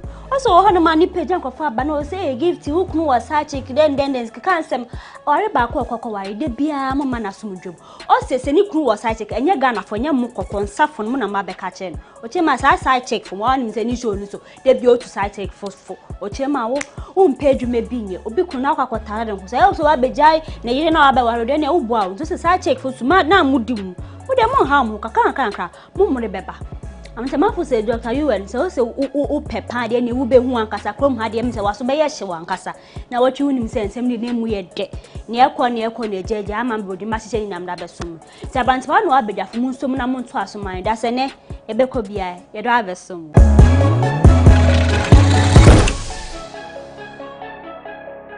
Thanks, Amabroni, for the tidbits, we call it Nkomo. For more of these stories, visit our website, www.GhanaWeb.com. I'm starting with Vida Menino, so no.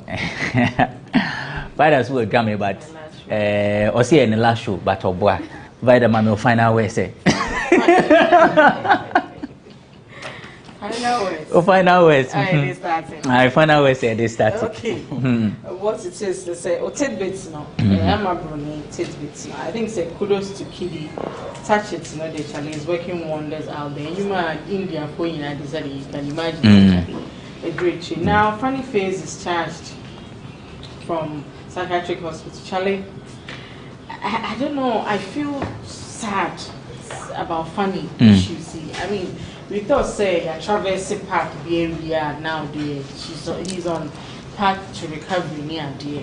But then it comes again now or not to say or you use drugs near there. We know say a saying in the fact. And you know your best friend say to see I want your opportunity to go home. On stay away from a name of force a bit trigger erratic behavior.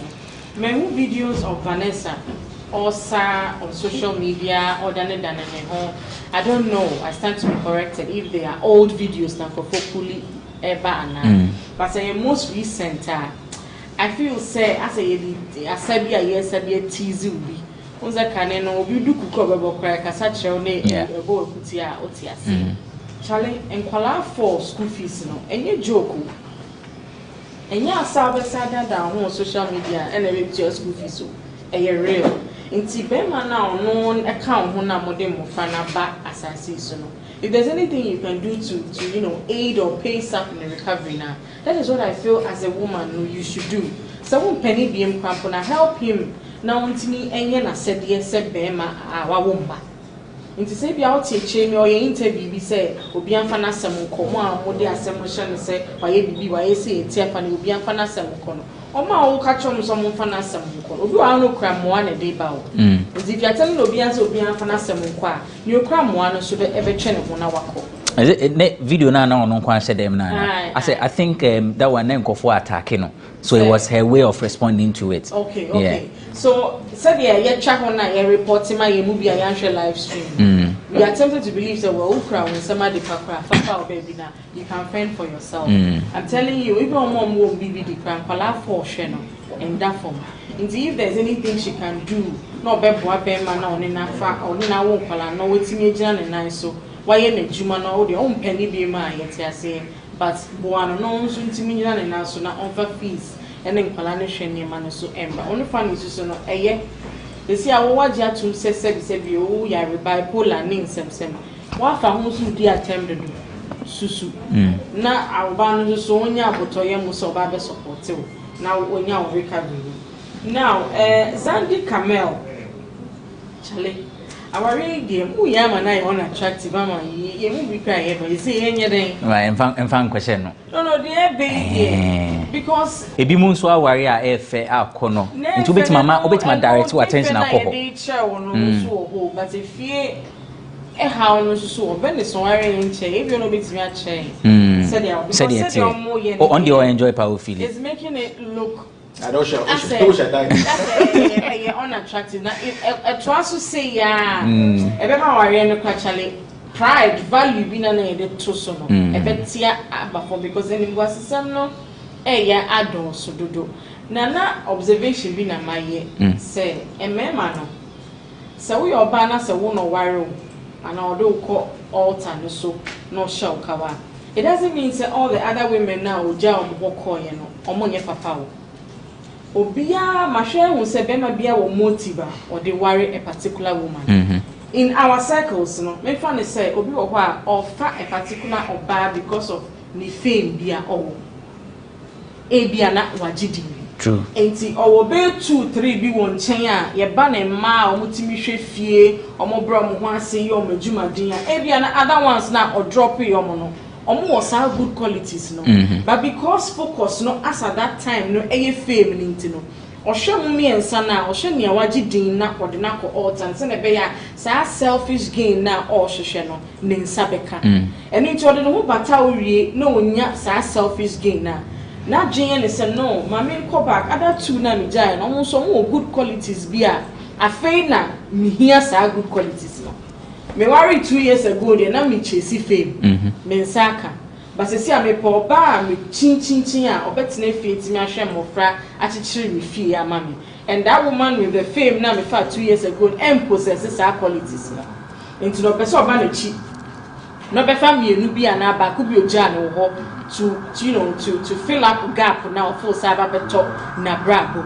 Enti ya na yeso ye worry we pride ourselves with the fact say oh opewan ka wan for one ko ebusiafo ho. No. It doesn't mean so mama can also buy bonning. It say otiminya akukudo no de wo no warewa. You should first of all find out a man in motive or de ba ware especially mo presenters amaji din. You should find out or you'll be thirsty for fame and not finding out how we play or cards. It's sad they are obe cobalt obe somebody cheer by the fact the other women with good qualities that they feel you lack. Now, Omo Zandi outburst, Ewa Bonte, or Kasa. Yeah. Ebi say on penny baby now on general, but some psychologists will tell you say you are feeling depressed and Bibi show swap, you should let it out. But I will advise her say, just like Meghan Markle did with Oprah, no, get a professional interview like Bloggers Forum IATV. If you contact a brand say let's strike a deal. Everybody is waiting to hear what I've got to say about my marital crisis. Yen pe xylophone TV so cha. Yen pe prime time bi. Men pe professional presenter bi no ntina hono. Na yen ka ho asem, ni yen strike deal. Dano sponsorship o eden o sika ebenye bia ye chem. Because it's better for you to cry to the bank than cry on social media obeka asema yenka. The thing out to social media now we so obeka ni yenka ni say there are some crazy people that don't start putting in silly comments. Into where live now comments ne popping up, you be tempted to react to. But what branty pa on na social one more now it's like a tell all. Yeah. Be a motiva who can. I mean say obi person or more professional help crapuna. They can go through GhanaWeb and get you that professional help. But who help? But who jana kikana obi oni or sebi or kwasi ebisu kadi oni now react na pay the main purpose until the course our live you miss it. Until you catch your stars. And if you have a problem and you feel say a hot cake, everybody wants to listen to it.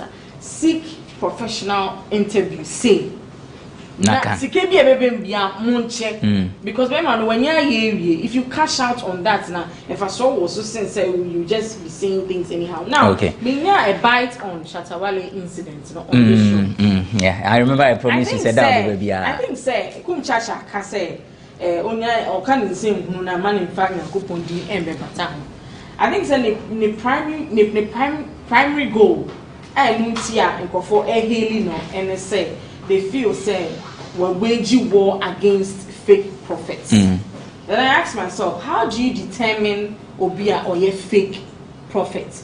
Ye be say who be say asem na Jesus and feko kan you know. Senka yo comfort sebe and na obi okran suman bi and a kan asem na. E kan ye bi anko be praise obe gusa ni pakona ni masi ana. Because we tend to be afraid of service ekosia and then be begu because I know instant justice saying Christosom. And if you get up and say you are waging war against prophets, ususu dia would ususu say prophets where you fake anything.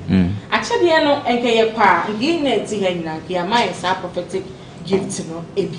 But who will say assembly bar I will say ultimate efreni panel. Now there's something we call rema. Obi a ohwe bia betumi agugu e ba no osoma. Sometimes prophets need to be minister. There's the Holy Spirit and I say who speaks through them. Minimum so for baby or administration we are offer or calling for the video of the administration. No much. Then he begins to ask himself, in the same way make car oh koda brantika can you tell Nyankopon da ya on fan so. Say nyame me koda me pese me so $1 million ho da enti chinchi na Nyankopon fasa da ni be so me ana. Say they also die out to me who say ugina baby you da Benz mu so be sorry na ukada ni si onu sa na adi yejuma na tie Onyankopon revealing sem trewa there's a way sometimes a person will deliver some message no na how this wo ha a calls for ododo mpaye enu ti na say prophets bia ko say sebi o nkemofo penny e be free mu unim the course so after that message was delivered now conscience so ba e back say be mpaye bi si anokwan Ghana for the kasa obi be wura nipa na enye enwu pa o ye fake prophet nti mpaye na ya body ya sre nyame nyame ehu nipa ne mobo na yesi owo na nokwan no it makes somebody a fake prophet mo me ye your culture no they say no so ye your culture na chi bi aba form ye nyame so kakra aka no so say if you want to temper with it ebe high until we get susu duana odi be susu say obi a fake prophet Mr. do not stand and say you are waging war against the prophetic ministry. All right, that's Vida Duchumu Abuatin, vivid, vicious, vociferous, Idimena Adaroma. Mistake Mike, let me listen to you. I mean, starting off from vicious and vivid, traditional priest and I said the prophetic attacks, as it were. My person can say, traditional priests and and medicine men, they are constrained. Number one, by the sumai that they deal with. You will not find a shaman, a diviner, a medicine man coming to say things because of money or economic conspirations. Because the deity itself will deal with you and your family. The problem we have in this country are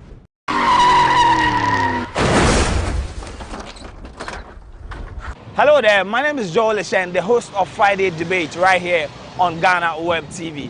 On the 27th of November 2021, I'm inviting you to join the GhanaWeb staff as we embark on the GhanaWeb Road Safety Campaign to help save lives. We'll be meeting at 6 a.m. at the Legon Preseg bus stop and we'll be ending at East Legon. Come in your numbers and join us in our quest to save lives on our streets. I hope to see you there. The GhanaWeb Road Safety Walk is proudly sponsored by Venom Mineral Water. Other networks and you're good. And for me, that's a breakthrough for me. Ghanaian and other embassies abroad will be able to establish the identity of Ghanaians using fingerprints. Identity can be established even without the Ghana card. As long as you are enrolled on the database and you put your fingers on the application, you can be verified. It is not widely known, ladies and gentlemen, that the Ghana card is also an e-passport that contains biometric information that can be used to authenticate the identity of travelers.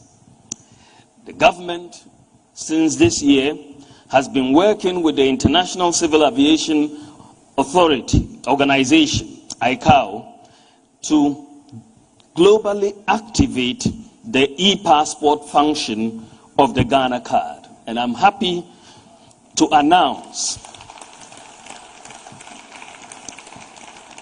that on 13th October this year, the Ghana officially became the 79th member of the International Civil Aviation Organization Public Key Directory Community. Ghana's country signing certificate authority would therefore soon be imported into the PKD system through what is known as a key ceremony. The key ceremony for Ghana will be held at ICAO headquarters in Montreal before the end of the first quarter of 2022. Ladies and gentlemen, what does all this mean?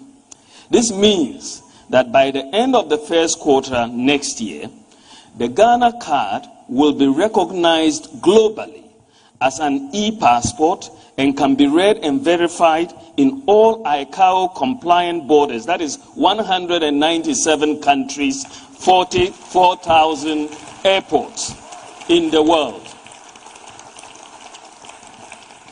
When this happens, holders of the Ghana card will be allowed to board any flight to Ghana. Furthermore, the good news for diasporan Ghanaians is that when the Ghana Immigration Service is linked to the NIA architecture, and that will be soon, diasporan Ghanaians who hold the Ghana card should not have to obtain visas to return to Ghana.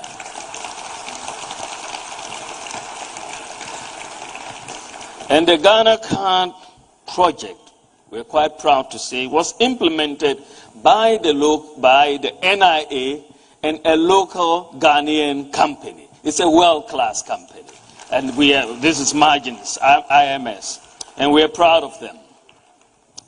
Secondly, how is digitalization solving the problem of a property address system for Ghana?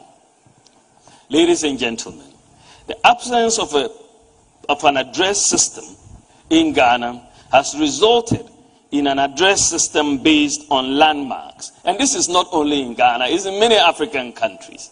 You are seeing on the screen a cartoon that was sent to me by a friend from South Africa.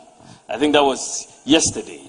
They were doing some voting for municipal elections, and he was a bit frustrated with the issues of finding places.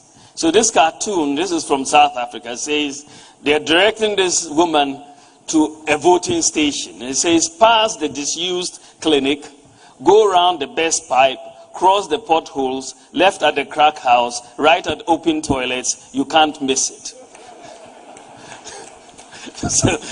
So this is the direction by address system by landmarks.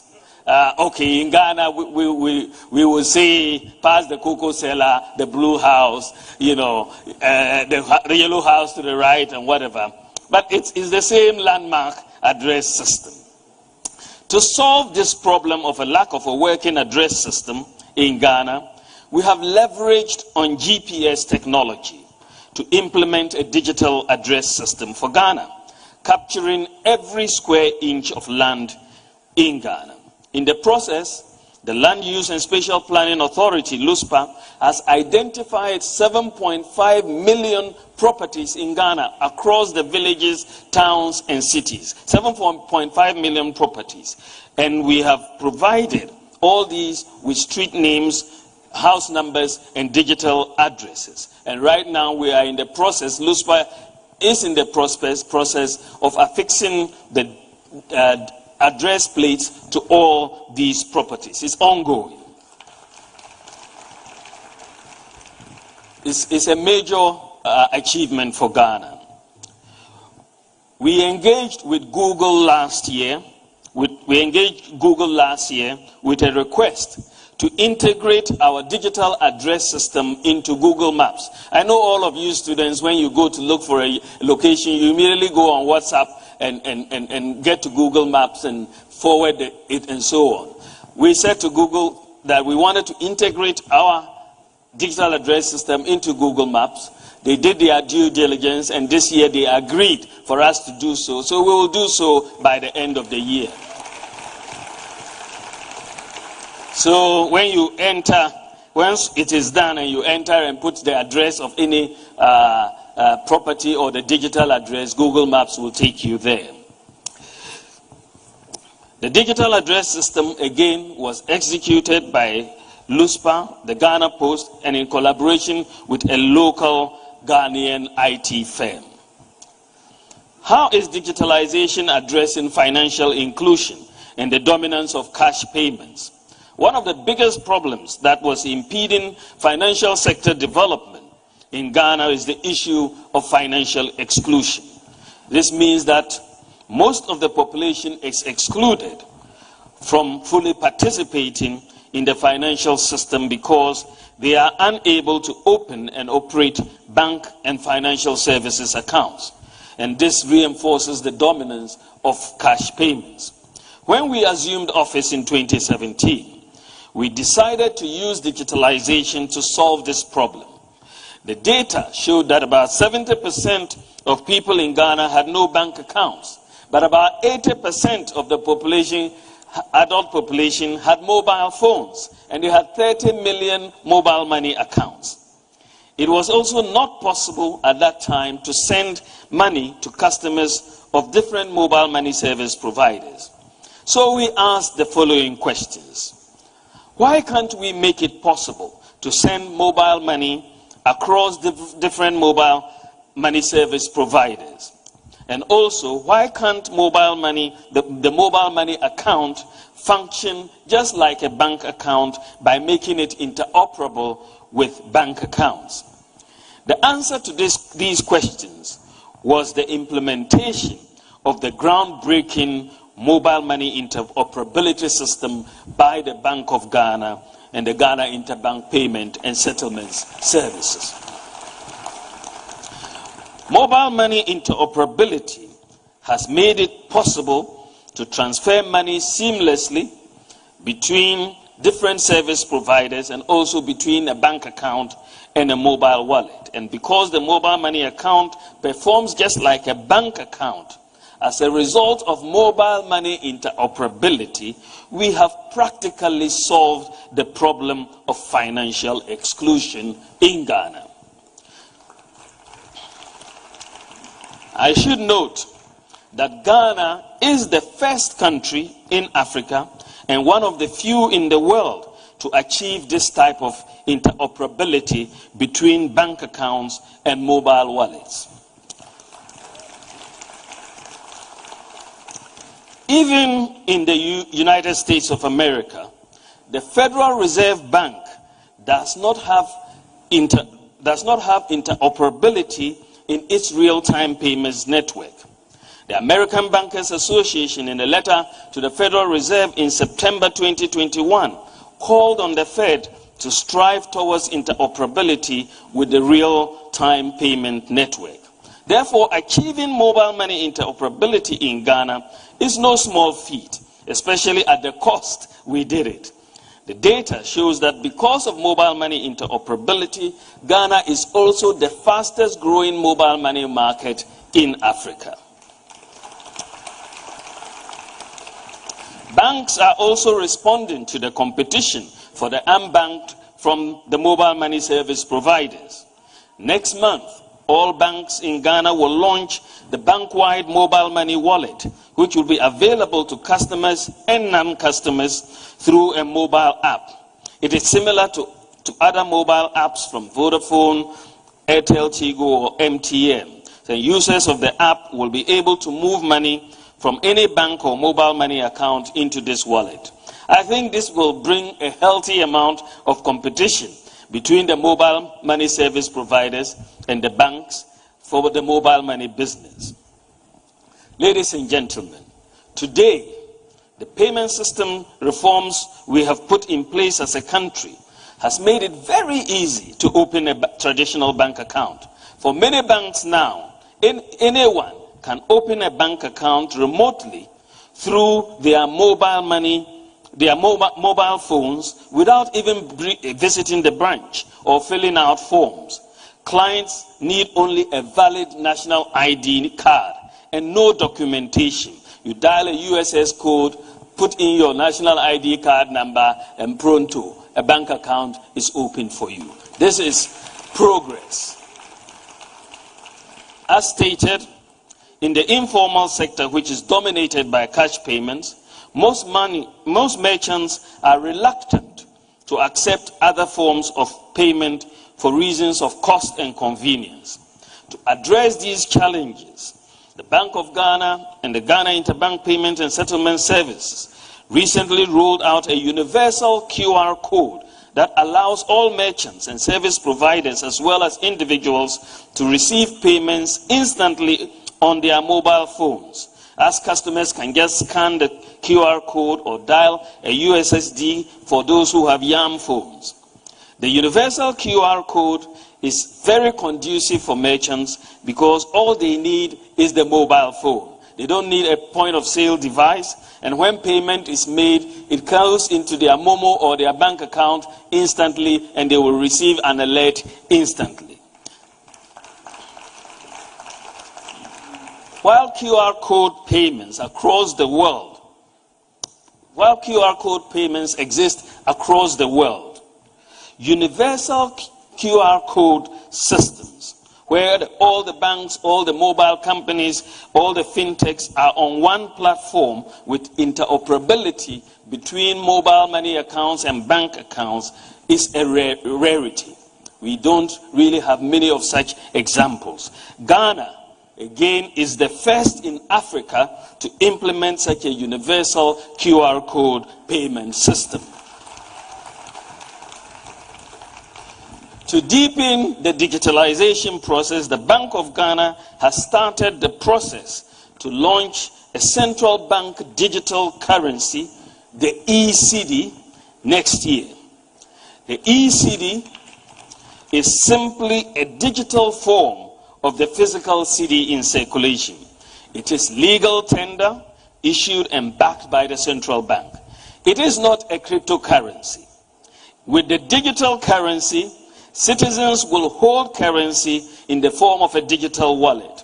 And when the ECD is fully adopted, and I am sure with the governor and his team in place, they will work to have it fully adopted in the next few years.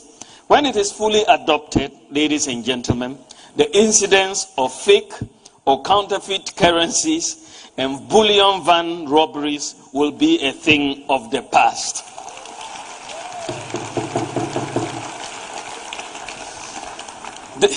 Just imagine this country in just a few years. Ghana is at the frontier of payment systems development. There's no doubt about that. Ghana is at the frontier of payment system development. Thanks to the hard work of the Bank of Ghana and all stakeholders, I can confidently say that today Ghana has one of the most advanced and most inclusive payment system architectures in Africa. No doubt about that. The digital payments infrastructure is boosting e-commerce in Ghana.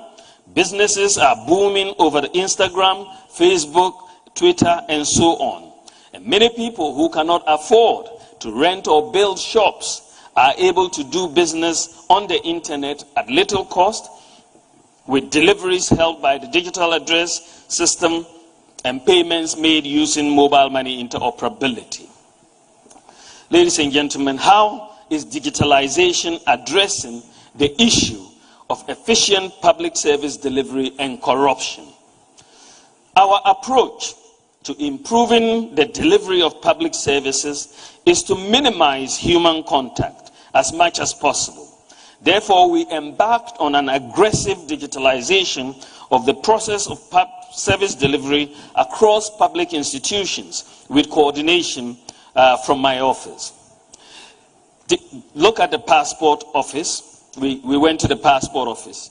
Digitalization of the passport office was done. Before 2017, applications for passports required that the applicant complete a paper form in pen and submit it to the passport office either personally or upload it online in PDF format to begin the process.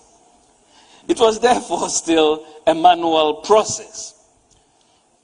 Following digitalization, passport applications are now online and there's no need for middlemen or guru boys or for the payment of bribes to obtain a passport. The average turnaround time for the acquisition of passports has been significantly reduced, and today you can apply for your passport at home on your mobile phone, and it can also be delivered to you at home using a courier using the digital address that you have given. This is a marked difference from what used to be the case. Then we went for digitalization at the ports. Previously, the bureaucracy in clearing of goods at Ghana's ports involved a lot of paperwork and used to be largely manual. This caused delays, corruption, inefficiencies, frustration, and loss of revenue to government. Many citizens who had cleared goods at the country's ports had horror stories about their experiences at the port. The introduction of a paperless system, which we did after 2017, has reduced the layers and simplified the process. It has reduced the time needed to clear goods and the avenues for corruption and increased efficiencies and revenue mobilization. We went then to digitalize the Drivers and Vehicle Licensing Authority. The DVLA offers two traditional services: driver licensing and vehicle registration. These services have been fully digitized. With digitalization of the driver's license in 2019, the DVLA experienced an increase in service by 109%. So you see that a lot of people were applying online and getting their licenses. With digitalization, there are no middlemen or guru boys, or there's no need for bribes to be paid to obtain a driver's license or register a vehicle. Due to the digitalization, a client no longer waits for several months to receive his or her license, but now they can get their license in one day once all the requirements are met. Ladies and gentlemen, we then moved on to the motor insurance database. The National Insurance Commission has also implemented the motor insurance database. The objective of the introduction of the motor insurance database is to curb the menace of vehicles with fake motor insurance stickers plying our roads, thus endangering the lives and property. With digitalization of motor insurance in Ghana, all insurance policies which now have key security features have been synchronized to a national database, which can be accessed simply with a mobile phone by the insured, the police, and the general public. Members of the public can also self-check the authenticity of their insurance policy. All you have to do is dial *920*57# and follow the instructions, and thereafter you will know the insurance status of the vehicle. So if you're about to board a vehicle and you want to check, you dial *920*57# and put in the vehicle, the license plate, and it will tell you whether this vehicle has insurance or not, so that you can make your decision. Then we moved on. Again, the motor insurance database, I don't know of any other African country that has put together this motor insurance database. Ghana is the first to do so. When we move on to digitalize the births and deaths registry, easily one of the most depressing visits I have paid to a government office during my time as Vice President was to the births and deaths registry headquarters. There are hard-working people there, but there clearly was insufficient investment in the institution. It was messy, it was chaotic, and it was sad.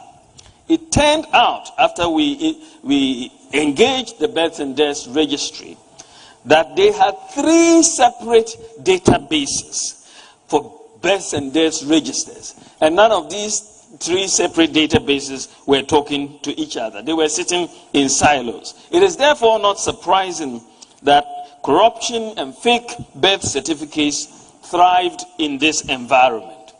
Thankfully, the process of digitalization of records at the births and deaths registry is almost complete, and the 3 databases have been merged into one database and cleaned up. Furthermore, we are integrating the births and deaths register with the databases of the Ghana Health Service, the National Identification Authority, the Ghana Statistical Service, Immigration, and the police, so that the record of births and deaths should be consistent across all these organizations. Starting next year, ladies and gentlemen, every newborn child will because we are linking the births and deaths with the NIA and the Ghana Health Service, every newborn child will within a month be issued with a national ID number.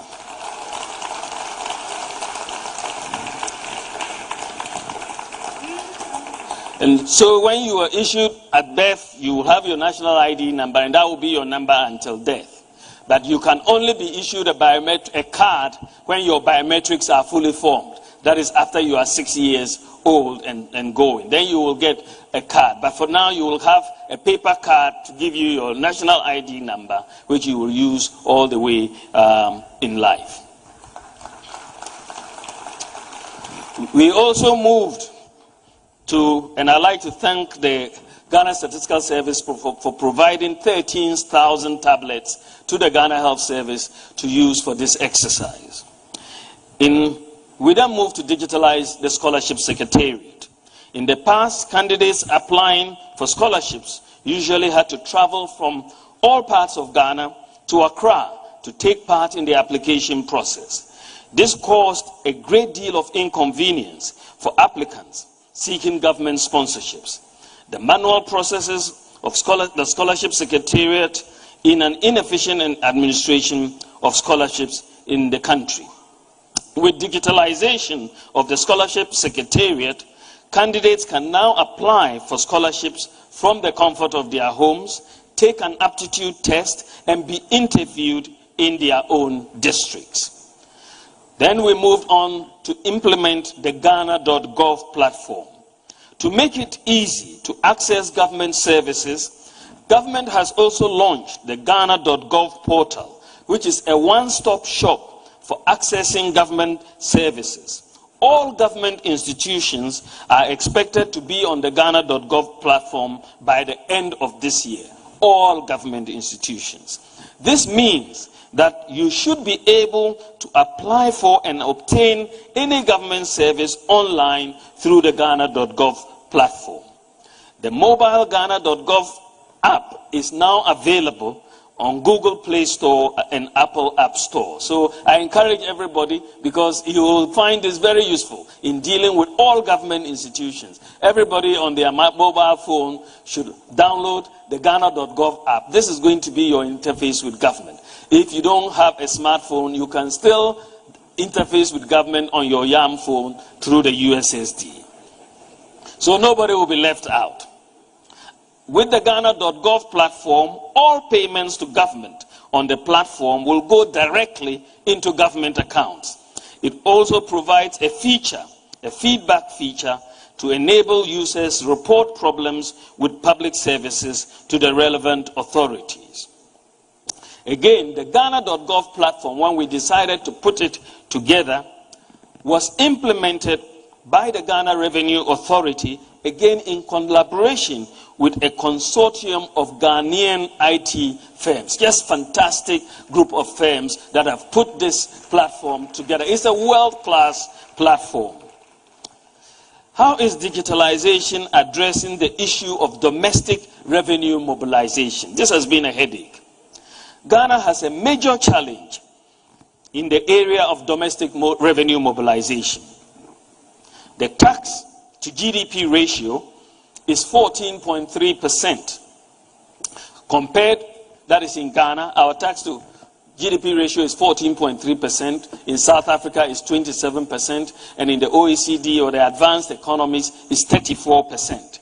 So most adults in Ghana are outside the tax net, and compliance is very low.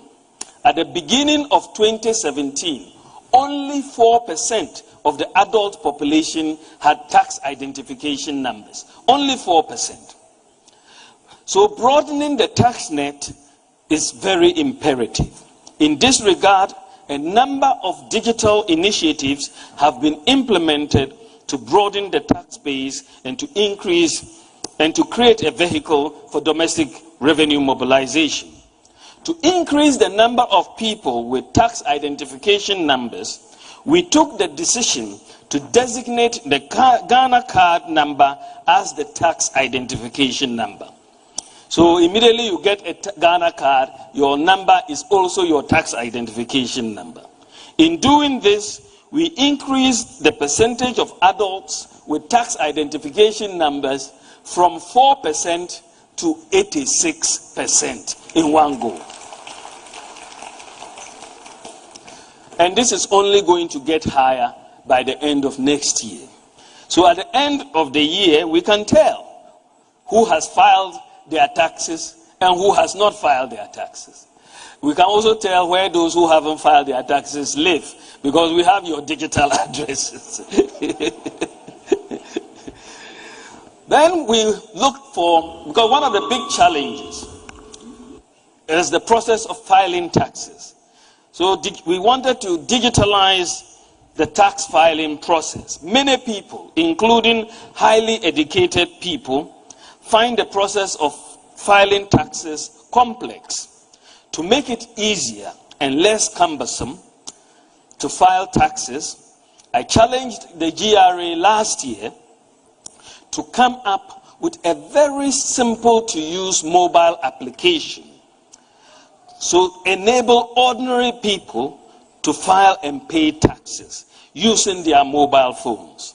And I am happy to announce that the GRA has completed the mobile app for the filing of taxes. The mobile tax filing application is available on the Ghana.gov mobile app, which is, I said, is available on Google Play Store as well as the Apple App Store. The tax filing mobile app has been designed specifically to make the filing of taxes simple. Once you sign in, you will be asked a number of simple questions. You won't even think you are filing taxes. You'll be asked just a number of simple questions, and you will answer those questions. And once you finish answering the questions, you could press the send button, and then it will go and come back with a calculation of the tax that you owe or the refund that is due you, right on your mobile phone. And once you know what your tax liability is, you can proceed to pay using mobile money, the QR code, Ghana Link, or whatever other source that you have available there. You will receive, after payment, an electronic receipt of your tax payment, and you can also apply for and obtain an electronic tax clearance certificate. So we are really digitizing the process of domestic revenue mobilization. Ladies and gentlemen, then we looked at the property tax issue and how we can digitalize the collection of property taxes. Most property owners in Ghana do not pay property taxes. Many do not even receive bills to pay taxes. Tax is paid on only 9% of properties in Ghana. And some people who also collect taxes pocket the money. This is because we lack the key elements to implement and monitor an effective property tax regime. An effective property tax regime requires that we are able to identify all properties, assess the value of all properties, identify and maintain a property owners database, send property tax bills to the owners, and enforce the payment of taxes. Thanks to the implementation of the National ID, the National Digital Property Address System, the Mobile Money Interoperability, and Ghana.gov projects, Ghana now has the infrastructure to implement a property tax system. We have been working on this over the last 2 years, and thanks to the hard work of the Ministers for Local Government and Rural Development, as well as the Minister for Lands and Natural Resources, with support from the Minister of Finance and the Lands Commission, we have finally developed a national common platform for property tax administration for Ghana, which will operate across all the MMDAs in Ghana. The platform is integrated, as I said, with the NIA database, the Digital Property Address System, and the Ghana.gov platform. Homeowners will be able to receive their property tax bills, pay their taxes, and receive receipts on their mobile phones. The platform is ready and is expected to be implemented by the Ministry of Local Government in 2022. Digitalization, ladies and gentlemen, has therefore helped government for the first time to put in place a robust and broad-based vehicle for domestic tax collection. And this has eluded us since independence. We now turn to the issue of improving healthcare delivery and how has digitalization helped us in this area. Before government commenced its systematic digitalization of medical records at the public health facilities, all records, as you can see, this is an example of medical records in a hospital. All records and documents were paper-based. The process of locating patient files was cumbersome, and documents sometimes were misplaced or misfiled. This caused delays and inefficiencies in the delivery of health services and the reluctance of some sick people to visit public health facilities. We have embarked on the connection of health facilities under the Ghana Health Service onto one digital platform. So far, all teaching hospitals and all regional hospitals have been connected and can talk to each other. 36 health facilities in the central region have also been connected to the digital platform. The process for other hospitals is ongoing, and we expect the process to be completed by next year. So now, if you are referred from a hospital like Tamale Teaching Hospital to Kolebu Teaching Hospital in Accra, you do not need to carry your folder from Tamale to Accra. All your records will be seen and monitored by the doctor in Kolebu when you arrive. Patients will just have one digital folder wherever they go, whichever hospital they go, and nobody can tell you your folder is missing. This effort has increased efficiency, effectiveness, and productivity in service delivery by our health facilities, eliminating the need for the queues and delays, and also increasing access to health care by those who need it most. Ladies and gentlemen, digitizing the operations of the National Health Insurance Authority has also helped reduce fraudulent claims, and the renewal of all national health insurance registrations used to take place at various National Health Insurance Authority district offices. People had to go and queue at the offices to renew their national health insurance registrations. And this took days for many people in the districts. They used to come and sleep outside these offices just to renew their national health insurance registrations. These delays hampered the operations and limited the revenue streams of the NHIA. But following digitization, renewal of health insurance registration now is via mobile phone. And all you need to do is dial *929# and you'll get in there, pay your registration, and renewal is instantly done for you. This has led to an increase in renewals by 70%, while new registrations have also increased by 41% per annum. Ladies and gentlemen, hospitals and clinics in remote and largely rural communities have difficulty in getting medical supplies, especially in times of emergencies involving, for example, snake bites, childbirth, blood supplies, floods, and so on. Many lives in our rural and remote communities are needlessly lost because people are unable to access critically needed medical supplies on time.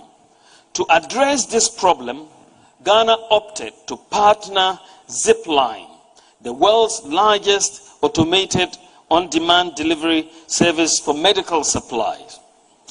Ghana was the second country in Africa, after Rwanda, to implement the delivery of medical supplies through drones.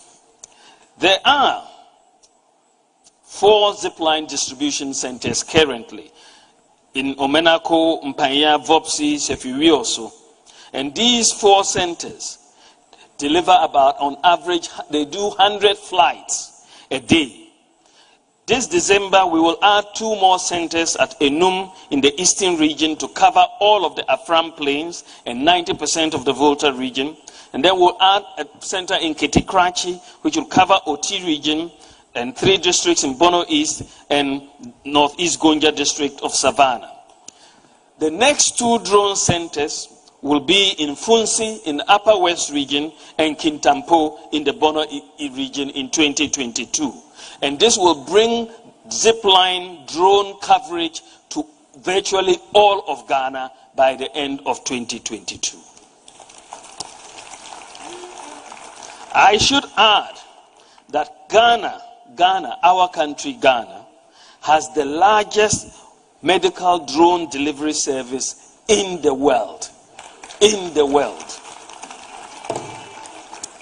What is even more impressive is that the drone centers, the drone centers are 100% manned by talented young Ghanaians. 100%. They are the flight operators and everything.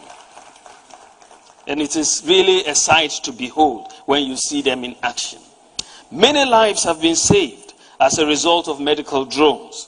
Interestingly, the US government has only recently contracted Zipline to also start delivery of medical supplies by drones in the United States, after Ghana and Rwanda have taken the lead. Leveraging on the National Digital Property Address System, Zipline is also set to begin delivery of medicines to homes by the end of this year. For the bedridden, because there are certain patients who are bedridden. They cannot leave home, they may not have any help. Some patients may be cut off by floods. But because of the Digital Property Address System, Zipline is now able to deliver and drop your medicine right in your home, not only in the hospital. And that service will start before the end of this year. And this will be the first.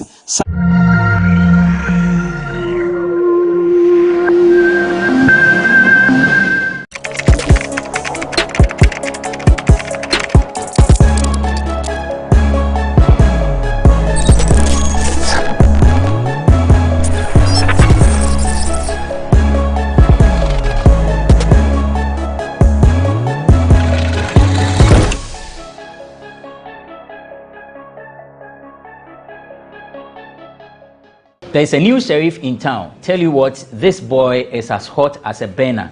Black Sheriff secures a remix with Burna Boy on the song Second Sermon. And even though the song is yet to be released, it is eliciting boisterous jubilation on social media. Stonebwoy wages war on greedy men. We'll talk about all these issues. Later on, we'll have a conversation with the man Amerado, who has just released his EP, Patience. I am Benefo Boabin Abrantipa. And this is Bloggers Forum on GhanaWeb TV, also showing on Xylophone TV.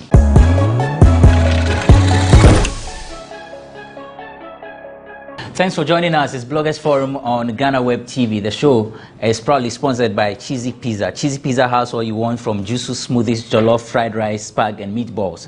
We have great deals for you all week round. Cheesy Pizza gives you the McCheesy combo every Monday and Thursday. With only 49 cedis, you get one small pizza, fries, and chicken, one cola drink at all branches. Tuesdays are Super Tuesdays at all Cheesy Pizza branches. Buy your Super Family Pizza at half price every Tuesday for 40 cedis at all Cheesy Pizza branches. Be part of the midweek bonanza every Wednesday. Buy and get one free at all Cheesy Pizza branches. And also remember to start your weekend with special jollof and fried rice from Cheesy Pizza branches every Friday. Call 026-413-3397 to place your order.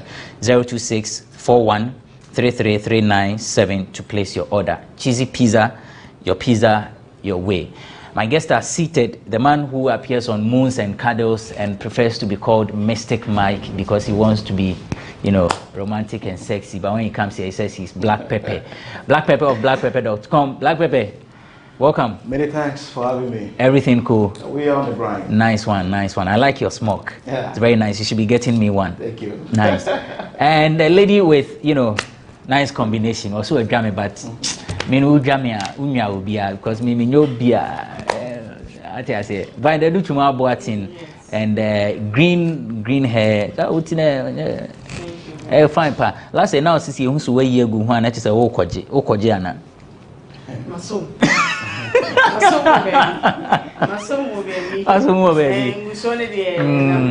Oh, nice. Why? I say no, they call lunch. Why? All right. Amerado is on standby with the tidbits in Komoho.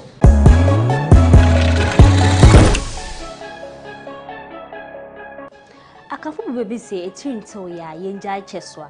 Ntina watching says some my bear my pedding in Amerado ni some coso entertainment industry in Anna Mabuana and Rabesum. Where the yen same record main triumph. None your coin in I am found the song.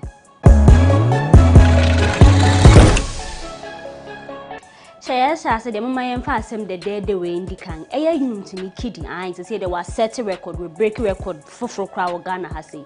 A young touch it, I Golden Boy album. No my back was so touch it. And in the shut up and bend over, I could TikTok about the year videos, February YouTube book, so many views. To say the other any try Spotify that a year kid room touch it, and the most played song with 20 million a year plus a year play. So they said there was a kid why I did my penny.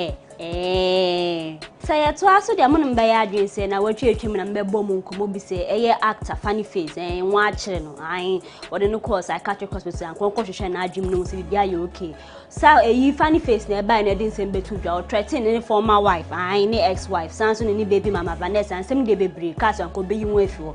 In seminary police pussy one yenny and say what the course I catch your hospital say yeah Kaneti District Court I 1 man a year 20,000 Ghana cedis bill and a psychiatric hospital where you not with you into what is say dear what training your memory but one catching say yes our social media how no ban no battery phones in so no kasakasa baby onja is adjuman I can for sans baby say we say aware kwan ware ankasa I we say okwa ware abisa na obi okun so bi wono ma okwa ware ma na wa kasa o ahia ha binti ene onye biem obesan aba ni ma me fia na papa fi eye actress I sans ye presenter Zandi Camel now I at say do 2 years cry recently and we renewal of vows na dey so we dey goals ankasa sister dey abe to just say ye nukunu I can ninja or your sports presenter also offer nechi na mpenade da obi a na o hye ne bose anka on ne nyi hwe on ne ntala bio na na wo ye nyina wo gya wato sister is afede wo kwa wade wa kwa gye ring then na wo pe onye ma na hyedi ni na sede so ye te so ye wa ya ma empema gore wa ya ma aduan wa no ama sisi de ofwe ho se ni kunu etwafa na echi an twafa ho ibi wo se na nkofo ka wo se ye marima suban but sister untumi nye faithful to kunu na kunu san so ntwa fa ho sa nti zandi ka ma o se enya nto enya ntua nta ware no onye biem na odi nsem yi betu dwa na eja eye ekrapim polo actress so zandi yes akrom ha ye wo yi de wiase aye wo onim se marima se ye fa ye yirechi de eye normal ade a wo ye dedaw nti ndi wukunu echi nka so wa fa wo echi ba ko ebie miense bi nti wo ja aware o se baby sister kwatena ho saa so ombro wo de a ene hu ni hu asem bia na nsem ye betu dwade ko be de wan no atu eye radio presenter ohima wo ye je onu so chema Zandi Camel aware kwan ware no efutu opetu so no so yo ware fu okita ba ne se eye mfa wo asem betu dwa koso be ka se we de ankoye na bia we hie o ha ware na wo de betu dwa na wakasa kasa nkofo na watufu ni na wo serew nti o kirema eye aware enye for girls small girls eye mia women na wo kwa aware muti eye Zandi o sa asemba susu se na wo kafa na nsemi de o de betu dwa nkofo bri akasa eye Zandi Camel na mutum o so how we hie wo na aware mu de wa depression because obi asora na oka ne ho asem di sia sese ne ho akwakoba asem ti amanfo muhu se na eye Zandi Camel ware asem no mo be kanafa ayo bloggers ayo Felix also on tram mafufu ndana no kwai ozaden e dia mo sora mutwa nsem ka na asem yi ba se ye ne girlfriend se bi nkwa kwani mu ma na sumdron e na mo se wa ye se also that sorry sister bi also fe na efi adoma se won na da no so no wo kro hu wani mu da ukotoje kala kro nim da nti ada na wo de nsem bi be chese ne sa Zion se sa audio na etwegu na nkofo so wasanso ne obi afofra kwakoda no se nim one ne ye phone ses keke ko ye ni tefem ola mic no se one na ankoda wo ne hu kro hu da nti mu ka asem na mu hu se na mo beka ne yi em se na wo twe Zion Felix na sum drone kraye eye Zandi Camel nsem yi betu da no nso ko posti eye yi kakra fa nsem no e na Zandi Camel ku na eye kaninja nso ba no beka nje ja ukra hu bon da wo asem kwa ye nkan wieye nti mbefa ma asem emfa wonto eye wo platform so Instagram na unhwese nkoba bekeka ka me ho asem nti o se eye wo Zion Felix wo kan kofo eye wo se wa fa won yire chi ko so no kwambo de wa ware o na wo de emie bie hunya ho ade kwado wo chi akafa masanso anyem nti won kan wa asem wieye nti kan asem SM fans so Shatawale mini movement wo gusu bo won to shire ankasa eyi what the one boy see ko to eyi ankafu 1 month remand che say bi fa na ni so ankasa was fake Ghana attack you say ko fu 1 Robert say fine kusi esem de unu se me de mu nchire ma baba mum dada na obi odi na anu atum kwa okesen abodam crazy o chire ma won se na wi atete na kitu e bi ekwa no ho na asanso aba besi okai tama na asemba wo so hako nu wi bia wode no kotum kakra Shatawale ya ba no se ye ex convert den keka ne ho nsem SM fans nyina asere no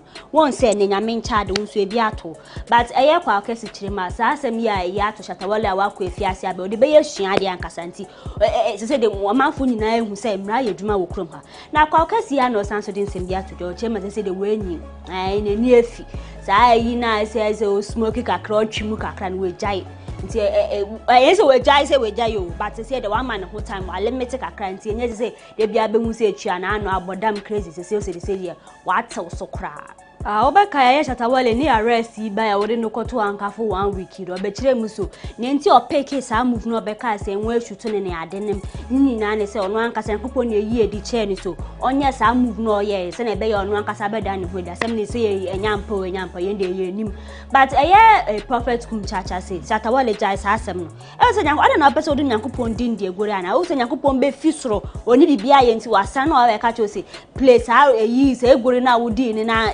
ezi debi o se Shatawale sanso brabium sa asem ni de jaika na Shatawale je yo ko yi ba yi de se de o so de nyumfufuru bia betu ja o fe ni Jailman flyer no hwa di boutique anji na do be ni medical no ankasa je ya wo ko yi won se wo de nyuma ba nti won ti nyom ni bia onua no akakotie mu nsem broadcaster Kwesi Darko KKD dukura friend KKD wa unu se papa de ye castal se wo kasa obi address na nu mu kasa na de wo bejebi wa chemu ne ntia yankofo so ye ladies man o chema 19 years kwa na GBC for man chance ade se e just starting edwuma wo hono but se no ankasa o sheda branding ho se na o se o be dress ne kasa ne nante oni ni yemu ene na amanfo be feeling to chema ye me wo krom ha ade ye fe wo kasa ade ye fe ye won fe pa ntia na this title no man say ladies man Say it was the yes in training jaga PDF to be a my Ghana for.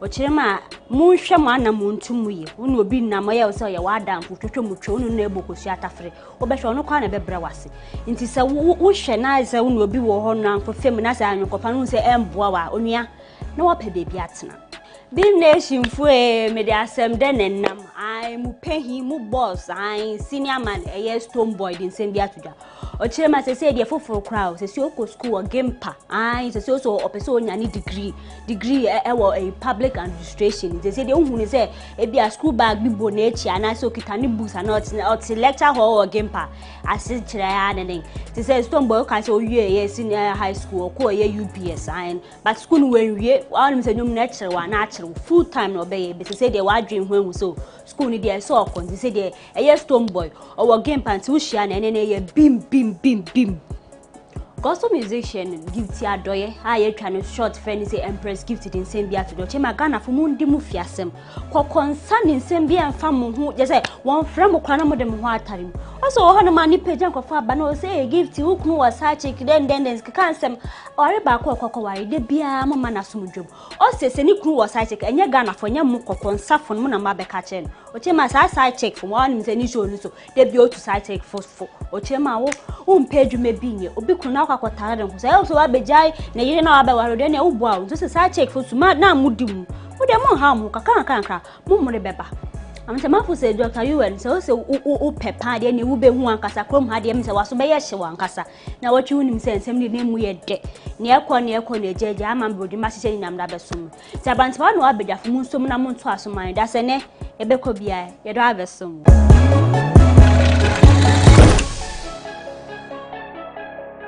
Thanks, Amabroni, for the tidbits, we call it in Komo. For more of these stories, visit our website, www.GhanaWeb.com. I'm starting with Vida and Menino, so no.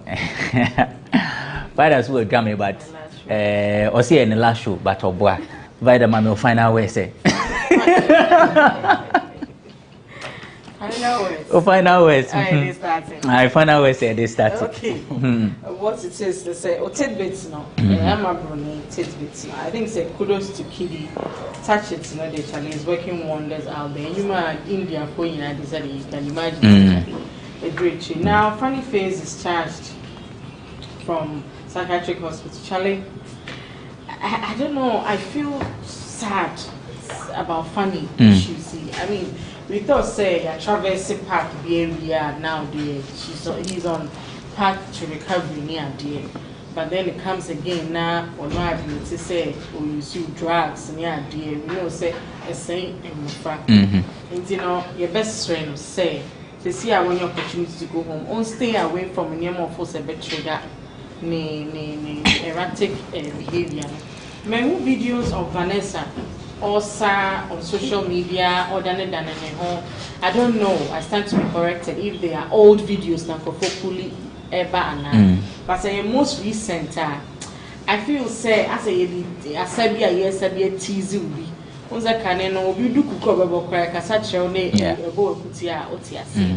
Charlie and Collab for school fees no and you joke and you are sad down on social media and your school fees real. Inti bema now known account hona modem fana ba asasi so no. If there's anything you can do to you know aid or pay up in the recovery now, that is what I feel as a woman you should do. Someone penny BM campona help him now untini enye na said yes bema wa womba. Inti say be out here me or your interview be say obi amfana sem komo a mode asem hye ne say waye bibi waye say etia fa ne obi amfana sem kono. Oma wo catch on some fana sem kono obi wa no kra mo na dey ba o if you are telling obi an say obi amfana sem ko a ni okra mo no so be ebe twe ne ho na wako video na no kwan say dem na I think that one na nkofo attack no so it was her way of responding to it. Okay. Yeah. So said yeah check on na report my movie and share live stream. We are tempted to believe that well ukra when somebody papa baby now you can fend for yourself. I'm telling you even mom won't be the cram Collab for share no in that form.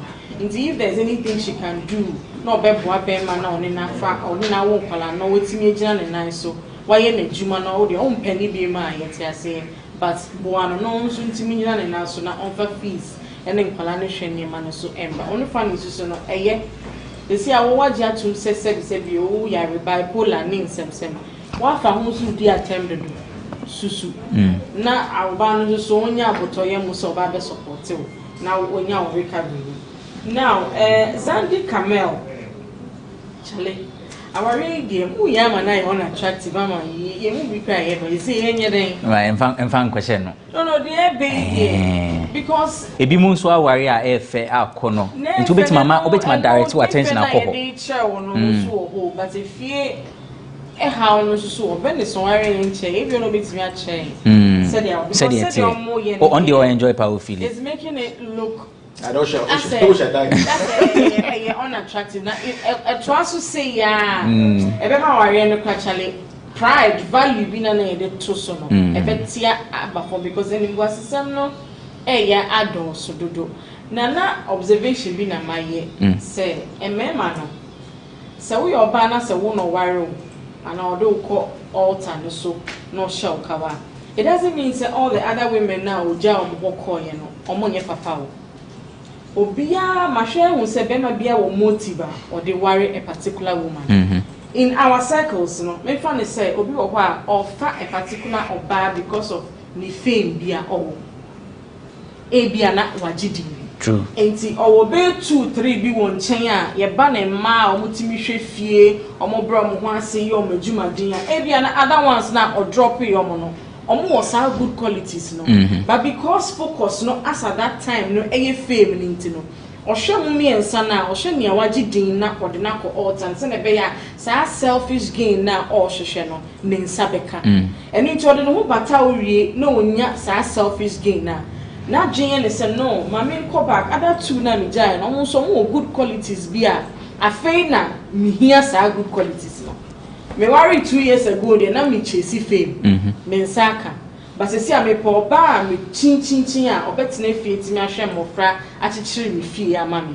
and that woman with the fame na me fa 2 years ago and possesses her qualities na into no person oba na chi no be fa me enu bia na ba ku bi oja na wo to you know to fill up gap now full cyber beto na brabo enti ya na yeso ye ware ya we pride ourselves with the fact say oh opewan ka wan for wan ko ebusiafo ho no it doesn't mean so mama can no to buy born enti say otiminya akukudo no de wo na warewa you should first of all find out be man ni motive or dey ba ware nim especially mo amoye presenters amaji din you should find out or you'll be thirsty for fame and not finding out how we play with cards and this idea or be covered or be somebody about the fact that other women with good qualities that they feel you lack. Now Zandi outburst bonto kasa yeah they be say on penny baby now on general but some psychologists will tell you say oh we are feeling depressed and be sure so you should let it out. But I will advise her, say, just like Meghan Markle did with Oprah, no? Get a professional interview like Bloggers Forum IATV. If you contact Avantipa, say, let's strike a deal. Everybody is waiting to hear what I've got to say about my marital crisis. Yen pe xylophone TV su echa. Yen pe prime time bi. Men pe professional presenter bi no ntina hono. Na yen ka ho asem, ni yen strike a deal. Dano sponsorship o eden yo sika ebenye bia ye chem. Because it's better for you to cry to the bank than cry on social media. The entire out to social media now will so say there are some crazy people that they'll start putting in silly comments. Into where live now comments ne popping up, you'll be tempted to react to. But what brandy power on social one now is like a tell-all. Yeah. Be a motiva can. I mean, say obi percent or more professional help crapuna. They can go through GhanaWeb and get you that professional help. But who help? But who jana kikana obi or obi oni or she said your kasi ebisu kadi oni now react nothing. The main purpose until the course our life you miss it. Until you catch your stars, and if you have a problem and you feel say a hot cake, everybody wants to listen to it. Seek professional interview. Say Na sike bi ebebe bia monche because when you if you cash out on that now if I saw was so since you just be saying things anyhow. Now being a bite on Shatawale incident on this show. Yeah, I remember I promised you said that baby. I think say kum chacha ka say onya o kan same hunu na man in fact na kupon di embe bata. I think say the primary goal and ntia nkofo eheli no and say they feel say we're waging war against fake prophets. Then I ask myself, how do you determine obia or ye fake prophet? Ye be say who be say asem na Jesus ahofeko kan ye no. Senka yo komfo sebe ana obi okwan suman bi ene kan asem na. E kan ye bia nko be pray so be gusa ni pakona ni masi ana. Because we tend to be afraid of service ekosia ana nsabi ebegu because I know instant justice. Saying Christosom, and if you get up and say you are waging war against prophets, ususu dia would say prophets where you fake anything. Actually, I know NKA pa again a prophetic gift no ebi. But who will say assembly bar? I will say to me every panel now. There's something we call Rema. Obi a often be a bit to me and Google a banner a soma. Sometimes prophets need to be minister. The Holy Spirit and I say who speaks through them. Minimaso administration offer or calling for the video of the administration. No much. Then he begins to ask himself, in the same way make car oh koda brantifa. Can you tell Yanko Ponda ya on fansom? Say ya me koda me person me so $1 million honda into change na Yanko Pon fasada in the besumiana. Say they also die out to me who say ujina baby you da bends me. So be sorry na ukada ni si on. Sa ena edi yejuma na tie Onyankopon revealing sem chewa. There's a way sometimes a person will deliver some message no ena how be so about a cause for ododro mpaye enu nti na ye say prophet bi akoka say sebi o nkemufo penny ebe free mu unim the cause so after that message was delivered na conscience so ba e ba say be mpaye bi esi anokwan Ghana for the kasa obi be wura nipa na enye enwu pa oye fake prophet nti mpaye na ya body ya sre nyame nyame ehu nipa ne mobo na yesi owo na no kwan no it makes somebody a fake prophet mo me hwe ye your culture no they say no so ye your culture na chi bi aba form nyame som kakra aka no so say if you want to temper with it ebe high until we get susu dua na odi be susu say obi a fake prophet Mr. Do not stand and say you are waging war against the prophetic ministry. All right, that's Vida Duchumu Abuatin, vivid, vicious, vociferous, Idimena Adaroma. Mistake Mike, let me listen to you. My name started off from vicious and vivid, traditional priest, and I said the prophetic attacks, as it were. My person can say, traditional priests are not conform and are medicine men, they are constrained. Number one, by the sumai that they deal with. You will not find a shaman, a diviner, a medicine man coming to say things because of money or economic conspirations. Because the deity itself will deal with you and your family. The problem we have in this country are unemployed people going about using Jesus' name to make money, instill fear into people, and virtually bully them. Asantehene has been declared to die. Otunfuo, President Kufuor, Mama Teresa, Kufuor, Mahama, all the notable people in this country have had death prophecies declared on them. This one, I'm very passionate about this prophetic thing. I will chip in small. Something small. Yes. But is it possible he finishes with this point? Yes. I've had declared on them. And so the IGP is saying that you cannot take liberties. It cannot continue for you to declare death upon people at no cost without consideration. Look at the anxiety that this causes in the society we live in when we start hearing through social media, because an Osofo or a prophet has said it. Hey, Otunfo, I mean, can you imagine the fear, the anxiety that it causes? And so we cannot allow this to continue. That's number one. And so if people are being called that you might have your prophecy, you might have your vision, but be so guided how you go about it. Be so guided.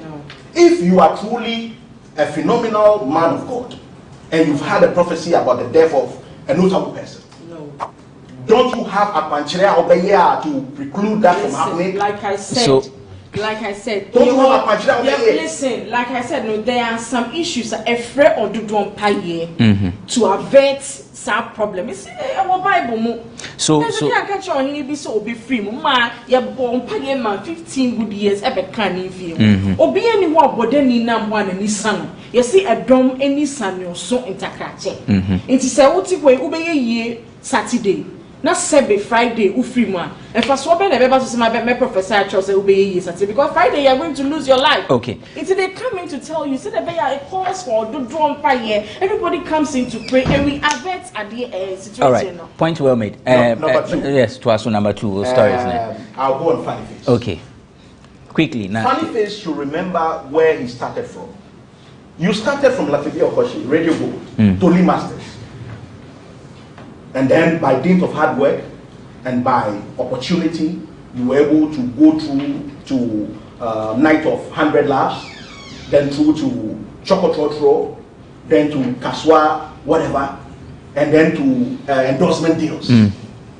This is someone who ought to sit down and take stock of his life and where he's come from. It also points to the fact that sometimes we complicate things for ourselves. If Funny Face sits in his house and he saw Adebayo, Father Dixon, all the others, how would you and I, how would we have known if it wasn't done through social media? If he hadn't gone publicly through the public sphere to do these things? What precludes close relatives, loved ones to take that phone from him? What is stopping those who really care about this guy? That, look, my brother, it's time to take stock, go off social media for a period. Unless, of course, we can attribute it to poverty. That he is the leading person in his family, that everybody else is afraid of him. But even this conversation came up when the court referred him to the psychiatric home. At a point, I saw a video where he was taking his cloth from the line, and he said, "I'm at the psychiatric home." So the question was, how was he holding a phone when indeed the court has said that he should set a healing place? Where is his mama? Because he used to stay with the mom and sister, as I recall. But I'm told the family is working towards, I mean, they are working on a number of stuff. So they must certainly do it, the fact that they have not come out doesn't mean that they are not working. Time is of the essence. We are about losing Funny Face if care is not taken. Because since when did this start? He will go, he will come. He will go, he will come. Even the state institutions have come in, and still we are inundated with the troubles of Funny Face. It cannot continue. It just cannot continue. So this must be worked on. And now on Sunday. Okay. Why do you marry? A quick one on that. Why do you marry? There are different reasons people marry. Why do you marry? For security, companionship, I'm not married because I've not met the procreation. one I can spend 30 or so years with. I've not met that person. Okay. Then I'm convinced that I can live my life 3 decades. Vida is sitting on your right hand. That when I wake up, I'll look at her and I'll be content. I've not met that person. And so I keep on searching. Why did Zandi marry Khadija? That is the question she has to ask herself. Fine boy. She must, because even people, the latest video Khadija has done, people look at him and say, it's the way I wait. I mean, well, that's neither here nor there. There's one thing that's running through a man in so you know that so at the end, and she made a video that it wo Khadija no a man mu baby mo ha mu e dia ma no no mu de mu nya na me de niama ye beka, you know, like the dogs. Yeah. And so the upper at the agency and OSR. So the question is was he not getting it from Zandi? No, but you was he not getting it from Zandi?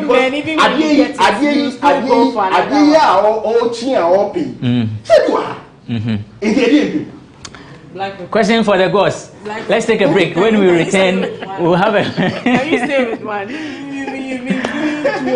Let's take a break. When we return, we'll continue with the conversation. It's Bloggers Forum on GhanaWeb TV, also showing on Xylophone TV.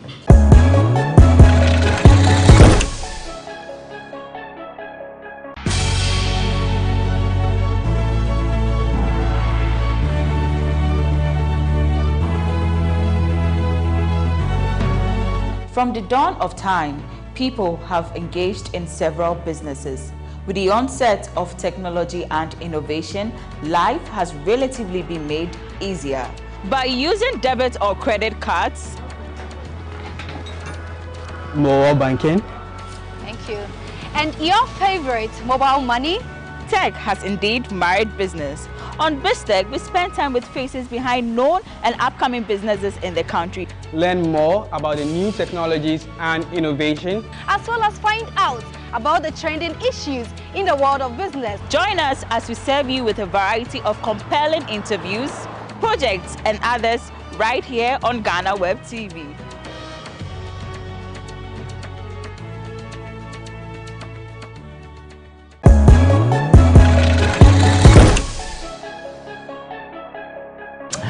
Welcome back. You're still watching Bloggers Forum on GhanaWeb TV, also showing on Xylophone TV. The name is Abrantipa. I'm doing this with Mystic Mike, aka Black Pepper. He's with blackpepper.com. And then Vida Educhumwa Boatin, vivid, vociferous, vicious. So, yeah, Twaso. Now, the song is yet to be released anyway. Black Sheriff and Burna Boy. So we've seen snippets of the song. And already, Charlie, the way people are like, and for budgets were fine. Say Black Sheriff, any Burna Boy, a year collaboration, second sermon collaboration. Mami started Mystic. Yeah. So when you saw that short clip, yeah, what was running through your mind at the time? You know, prior to the remix, Mm-hmm. he was playing the Sheriff song and then grooving to it. Yeah. So that showed that he really enjoyed the song or Mm-hmm. loves the song. Yeah. So it was no surprise that eventually there's a remix in the works. Now, the crucial thing is Burna Boy has learned his lesson. You Which recall that he's always loved Ghana. Mm-hmm. He comes over here to chill and do his things. And he loves our music. Mm-hmm. So much so that he, without license, released a version of Grind of Vision DJ and then AI, Mm-hmm. now going by the name ADC. That they have to take him on Twitter. That we did not give you permission to release this tune. And it became a back and forth. He said, oh, it's a sample. He said, no. And so this time around, he wants no troubles. Now he's a Grammy award winner. He's done the right thing, Mm-hmm. apparently or supposedly, sought permission from Black Sheriff, and then together they now have done the remix. Mm. It tells us one thing about Sheriff, that his appeal has crossed the borders, and that he's enjoying attention from other artists. Mm-hmm. And so we can only wish him well. Someone who began from Congo would come to Accra and then go back and eventually finding fame. And we hope any fears that we had about him not having enough gas in the tank has been erased. Mm. Because you recall in our last session we feared that would he be able to go the long mile. Of course, he's answered that answer. Yeah. That content that he continues to churn out are being consumed and falling on very fertile minds and hearts. And so with Burna Boy coming on board, I can only wish that in one of his stages or events that he stages, he would be able to put Burna on to also enjoy those that international exposure that can do him well. Mm. Okay. Vicious. Yeah. For Black Sheriff, the real PA and Peko Peno, it was like the Busum Pion kind of thing. Yeah. So I was scared that he's going to be a one-time hit artist. So I was looking out for, oh, what next? Then the second sermon dropping. Like you said, a near unexpected of Burna Boy said, very easy, because it looks like no groovy to him everywhere he goes. And I also realized most of the Nigerian skits were using the song as background songs. Like, oh, people are really grooving to the song in Nigeria. By your home moves, Kakra, Tiwa Savage, and Black Shave, I don't know if you're able to do something together in terms of a humor. But then Burna Boy, I mean, George Britain tweet or say Burna Boy jumping on a song. If he had been Sarkodie. I think Sarkodie would have loved to do something. I don't know for sure. But if he will have at the back of his mind, some notion I was say on the light. He resorted to recommending Black Sheriff to other people to look out for him. It is also most of the Instagram live conversations with some artists outside Ghana. He kept on mentioning him to say, look out for this guy, he's this, he's that. And to me, if I own him, name will because we know him that BBC along the way, a host of war, but that statement, what didn't say? I think say Odika in a Ghanaian context, some people will raise such your friend is saying issues, even though or no Black Sheriff being like hardcore rapper, still go for every make issues. But then again, no, Burna Boy is a big deal. When a Grammy winning artist, it's not on him obi to say we again I mean we can't just look on and not discuss it. And I feel say Burna Boy those days on the shutter a year close. So Oba Ghana we see them together and together with other artists. Waka on a risky, like I said, they like going to the Labadi beach and all that. He wants to come home to Ghana and not just sit on the beach by himself. Or Pesa musical friends and artists, feeling not around him. And he feels, I feel that he feels Black Sheriff is a safe haven for him because of a youngster, I feel that Oba, he himself will teach him a lot of things. But only shatter, for now, I made you. When I'm chair away, when I'm car away now, but if you really grant me, you for difference. And I feel like he wants. He wants like opposite environments now, and yet competition away, so prove say we can see a change. I feel say Sheriff playing the cards. Burna Boy is going to teach him a lot of things. Or many who say or humble soul that actually be unbelievable near baby a quite on the Burna Boy fast or bet sure on also the same route. And who knows? Sheriff can bring the first Grammy to Ghana. Go in and rally behind. Big ups, Blacko, Miami Nipa, Kuya Mami, we are seeing here. So, for the benefit of our viewers who may not have seen George Britain's post, he says, if Sarkodie had jumped on Black Sheriff's second sermon, Ghanaians would have said he was trying to feed on the young man's shine. But here we are praising Burna Boy for doing the same. We need to start building our people to have open minds for the sake of the culture. Hashtag Ghana music, hashtag Ghana, hashtag George Britain. Let me quickly get Black Pepper's response. Quick one on that, and let's move to Stoneboy. I think it's really a valid assertion. New artists who have come into the system have fallen on Sarkodie for their songs to fly. Papi Kojo came to Sarkodie, Joey B has fallen on Sarkodie, Kwesiata has fallen on Sarkodie. A host of them, it is Sarkodie they come to. They don't go to Manifest. They don't go to any of the established acts. It is Sarkodie they come to. And for the most part, he's delivered a win for them. So it could just be that Kodie is not in that frame of mind to do a song with Sheriff now. He doesn't feel perhaps it's opportune. Perhaps the logistics have not fallen in place. It could be any other reason than Sarkodie constraining himself from jumping on a remix of Sheriff.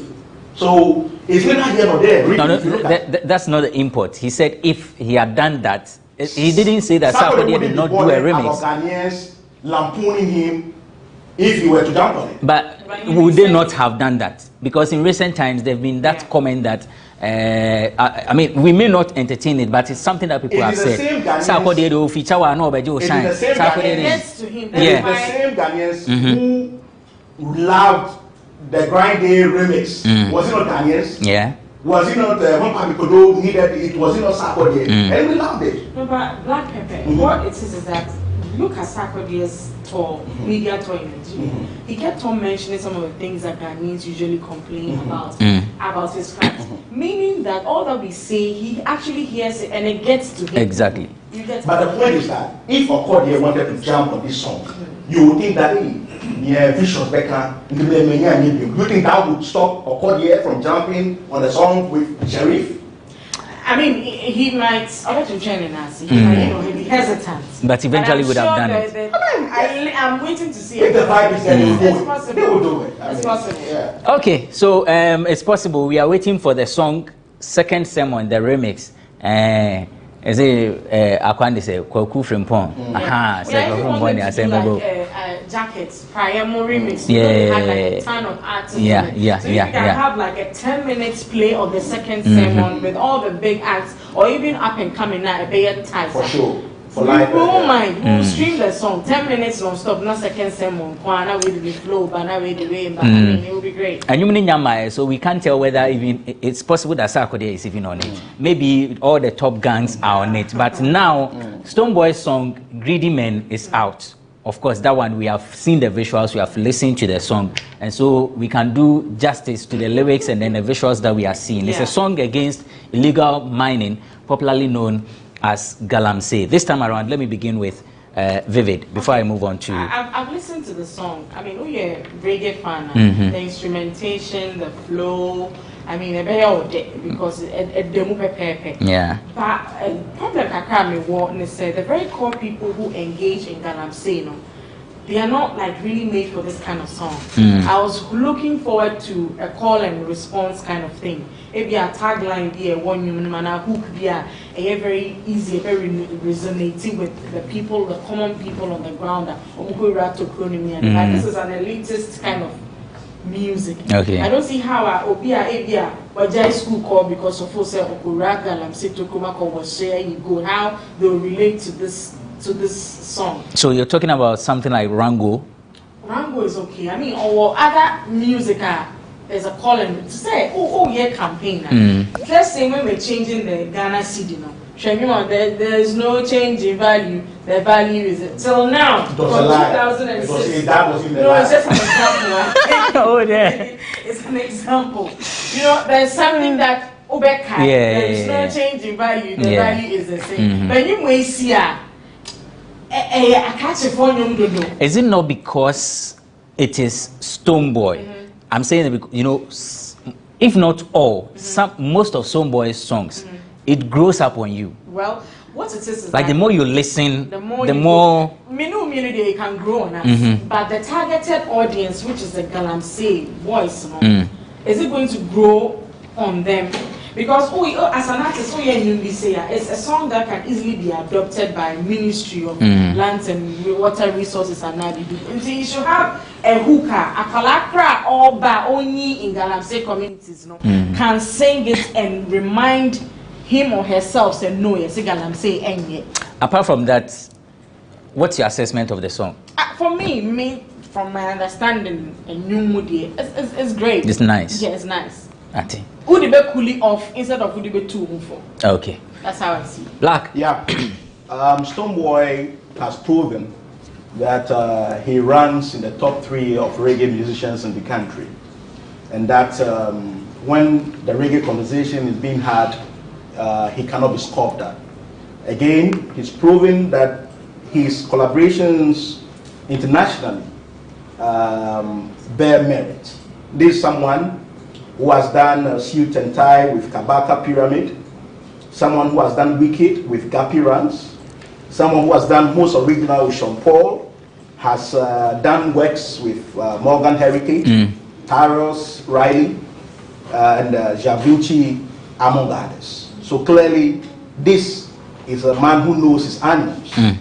And so, he is also an activist, and not just a musician who entertains. He is someone who pricks the conscience. And so, having sat down and then looked at the happenings and the goings on in this country, he's decided to submit his take on the Galamsey or illegal mining or shallow mining, which is destroying our water bodies, and also our declining cocoa production, which threatens to displace us or dislodge us from the number 2 world cocoa producer spot. I think this is opportune. The timing couldn't have been better when the climate conference is happening in Glasgow, Scotland. He mentioned that he did Rango when he was 20 years thereabouts. Yeah. So it shows you that the hardships of life visited upon him early on has forced him to grow. Because imagine Rango, the political take on Rango coming from a 20-year-old. You know, in other parts, they will tell you, oh, they have more time to grow. So 20-year-old, parties. But this is a 20-year-old who sat down and sort of, look, if you cause political chaos and you ferment trouble in your country and you cause your citizens to become refugees, really, there's no place that your citizens could go, that they could have a thriving life. And having done that, and having tackled the issue of white-collar crime, where people in suit and tie steal resources and have very little jail time, as compared to the one who stole a goat or a chicken or whatever, having decades, being put away for decades. So he's tackled a refugee situation or political turmoil. He's tackled the issue of white-collar crime. Now he's tackling the Galamsey issue, which threatens our very survival. And I can only say to the Beam Nation president that bravo, bravo, Sonny. I'm a virus. I'm a virus. But I can only say bravo, Sonny. Vida is asking if you're a politician. You've made Ashama proud. I mean, the song is great. It lets nobody ever manage on it. The song is great. You've made Ashama proud. Not every musician. That's how come I asked. Yeah. Oh, okay. Not every musician can dig deep to render such a piece.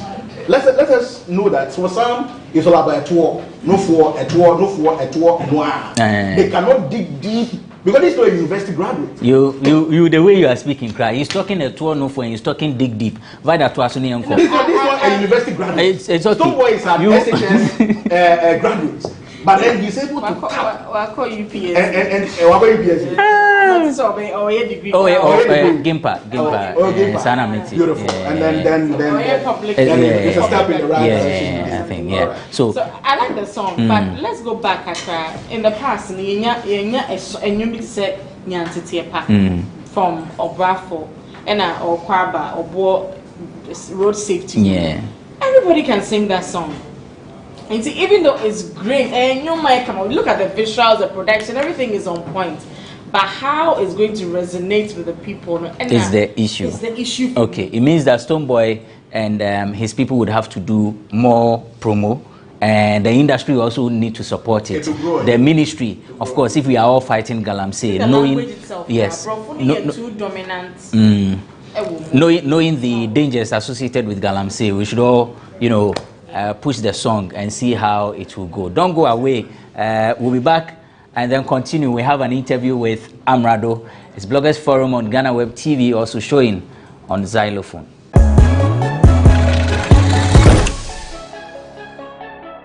I'm from that place you don't know difference between black and white. That place they think devil is black and God is white. Everything white is right and the black is bad. We don't know this vast difference between darkness and light. My name is Amerado, aka Younger K. And that's Amerado, Osekrum Amerado Nankasa. Welcome to the show. It's Bloggers Forum on GhanaWeb TV. My name is Abrantipa, and we're having an interaction with Amerado, who has just released his EP. Title of the EP is Patience Abotre. Amerado, welcome. Thank you very much. Yeah, fine. I'm good to you. Nice one. So, patience. Why patience for a title of an EP? Okay, thank you very much. I believe that each and every great person had to pass through a process. Let's take somebody like Cristiano Ronaldo, Lionel Messi, Usain Bolt. Usain might come on the track and set the records within maybe 7, 8, 10 seconds, but then he has to put in the work whilst waiting for the D-Day. So I believe that my career has been a bit rough and smooth. It got to a point where I felt like I shouldn't give up, but I persevered and I held on to the fact that I had people around me who were always willing to inspire me and motivate me to keep going harder. So I've persevered, I've waited for my time, and whilst I was waiting, I was working as well. So patience is waiting and working at the same time, like waiting for the right time and to be heard by people. That's it. So I picked that to inspire all those people outside who are going through a lot and feels like God has forsaken them, or maybe they are not lucky, or God hasn't been fair to them. I believe in time and season. So if you put in the work, definitely you're going to get to your destination one day. Walk us through the preparation of the songs and all that. How many people are have you featured on the song? I think Shatawale, Black Sheriff, Fameye, Benel, YP, Kweku Flake, Kojoluda, Adomache, Fortune, Abba Rainbow, and NB, yes. Okay, so you know how many songs on the EP? 7 songs. 7 songs. Yeah. Okay, so walk us through the making of the songs on the EP. Okay, so it took me 2 months to prepare the Patience EP. The first song I recorded was Sing Along. That's the reggae tune on there. I think the second one was Sikabisu. From there I recorded the one with Fami and Shatawali, that's Sikadam. And I moved on to record my diary, Abutre, and then Selflessness. Okay. I made sure, and I recorded Freme as well with Benel. The motive of the Patience EP is simple. I wanted people to know that musical side of me, aside that hardcore kind of rap and Amerado does all the time. So I decided to sit down with my team so we could pick quality people who can produce good choruses for me to lay down my simple verses on the song. So if you look at the EP, there is only one song that I didn't feature anybody, I did it solely, but then the rest of the 6 songs I featured people who are in there to collaborate with me to make a beautiful piece, and so that we could see the musical side of Amerado. So it was a tough one because I recorded 20 songs and we had to select 7 out of 20. And it was difficult. 13 there is there. Maybe releasing a single. Yeah, or we'll master it well, we'll produce it again, and then make it better before we come Okay, so there's the Abutre, I believe is the title track, right? Yes, please. Okay. Yes, please. So far, what would you say has been the performance of that very song? Genuinely, I'm shocked, I'm surprised, because I feel like Abutre featuring Black Sherry was a good song, but then the reception is crazy. You know, when you go on Apple Music, it's on #1. Best new songs, Ghana Top 100 is on #1. Audio Mark is on #1. YouTube is on #1. So I thank God for Black Sherif, the Sherif effect, and the Amerado effect as well. So I'm proud of that, and I can't thank Ghanaians enough. There are suggestions that Black Sherif took over the song. It's more like the song is for Black Sherif. Yes, when I hear that, I laugh because I'm a business entity, and for commercial reasons, that's nice. There is nothing wrong with he controlling the song and all of us making sure maybe one time we can perform it. He can perform and I can perform. But at the end of the day, it's my project. There's nothing wrong. It's more of a collaboration than just putting him on the song, because we shared similar story. I've been here, I've been fighting my way to the top. He's been there. I think he started from Konongo and things were not moving fine. I remember when he came to Accra, his first interview, I watched him, and then it was like nobody's paying attention, but he's still grinding. So I didn't want to limit him on the song. I wanted him to go all out and own the song, so that it could be more of a collaboration than just a feature. So it was strategic? Yes, it was strategic. And even when you listen to the one I did with Fami and Shatawale, I didn't dominate the song. The one I did with YP and Kweku Flake, I didn't dominate the song. The one I did with Benel, I didn't dominate the song. So that's why I'm saying we were looking at a musical EP rather than the one Amerado is going to dominate and be of a more rap hardcore kind of tape. Still on Abutre, who did what on the song? Did you compose the song, or he did his part and then you met in the studio? Okay, so we were in the studio together, and Sam Sine was playing the beat. He vibed and got the Abutre Kwama Premier Honda Debida, but then I told him to add another 4 bars. That's I was waiting, I was working. So initially Sharif was gonna sing it like Abutre Kwa and Prewo Honda Debida, but then I told him to speak for himself, so that when people are singing it, they can speak for themselves. Yeah, so we recorded in the same studio and we shared ideas. Okay, all right. So in case you just join us, we're having interaction with Amerado, the man who has just released an EP titled Patience. 7 songs on the EP. Which one is your favorite? Abutre and My Diary. Okay, okay. I have not listened to My Diary, but I've listened to Abutre. I've listened to the one with Shatawale and Sikadam. That's actually a very nice song. What do you hope to achieve with the EP? Okay, basically I would want to create a different perception about me in the minds of the people. I would want them to see me as somebody who is totally ready for the game, not just a rapper, but somebody who can carry Ghana to the top. I remember it's been about 2 months that a Ghanaian song has never been at the #1 on the Ghana Top 100, and this is something great. It means that we all should support the movement, stream the songs, and make sure that we can produce talents, quality talents, including the top S, that like the 3S. So I would want to reach the apex of my career. I want to be at the top, and I wish Ghanaians would support me to the top. You mentioned that the reception has been very phenomenal. Yes. Have you heard someone say, if you were there, have you heard comments like that? No. I think so it's always positive. I read only one comment on Twitter, and I felt like, oh, these are the kind of people. It's just normal hatred, and those people keeps us on our toes. So it's normal.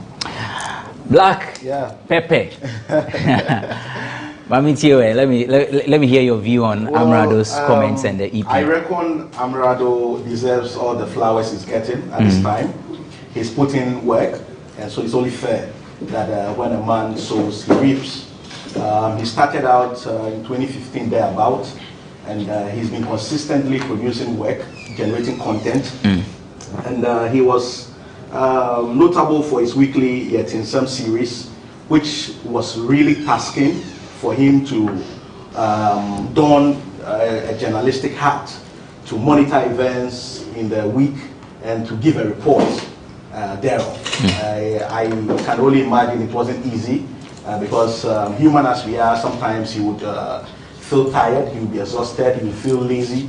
But then once it was a weekly project, he had to somehow summon his energies, has to dig deep and render that weekly report. And so on the back of that, people took notice and said, oh, well, this guy is really doing well. Mind you, it was Asem who used to do something in that shape, and when Amerado started doing his thing, even Asem took issue with it. And so it should tell you that it was something that had crossed over the borders of this country. And so I can only say kudos, and especially when Abutre has taken a life of his own. Black Sheriff is the man of the moment. He seems not to do any wrong at this very juncture. And so he being on this project or this song has elevated it. It's given its wings and it's flying, soaring high. And as Amerado himself has said, is topping the charts, which every musician desires. And so it seems this is the Amerado Bena era, and that the Patience EP, I think the reason why Abutre is doing so well is that he taps into the Patience EP so well, talking about the tortoise being slow and yet steady. So do not be in haste, do not be in a hurry. For those who lack speed, even you can also achieve success, even you can cross the finishing line, and do not despair that once you're a tortoise, you've lost it all. For there are attributes that a tortoise even possesses. Vivid, vicious, vociferous. That's a brofnados. All the V's. I think I was also a fan of Yet and Sem. But I think we sat here and we did a breakdown of Oni Obibini beef. No? Yeah. And I took it like line by line by line. I explained vividly that he understands the game. Yeah. Because whilst one other rapper was doing like comparisons. Yeah, dictionary. So he said, well, right from the word go, no, we hear comparison our everyday life that you can relate to.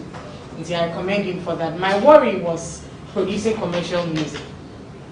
And or buy your cassette on person as a hardcore rapper and choir.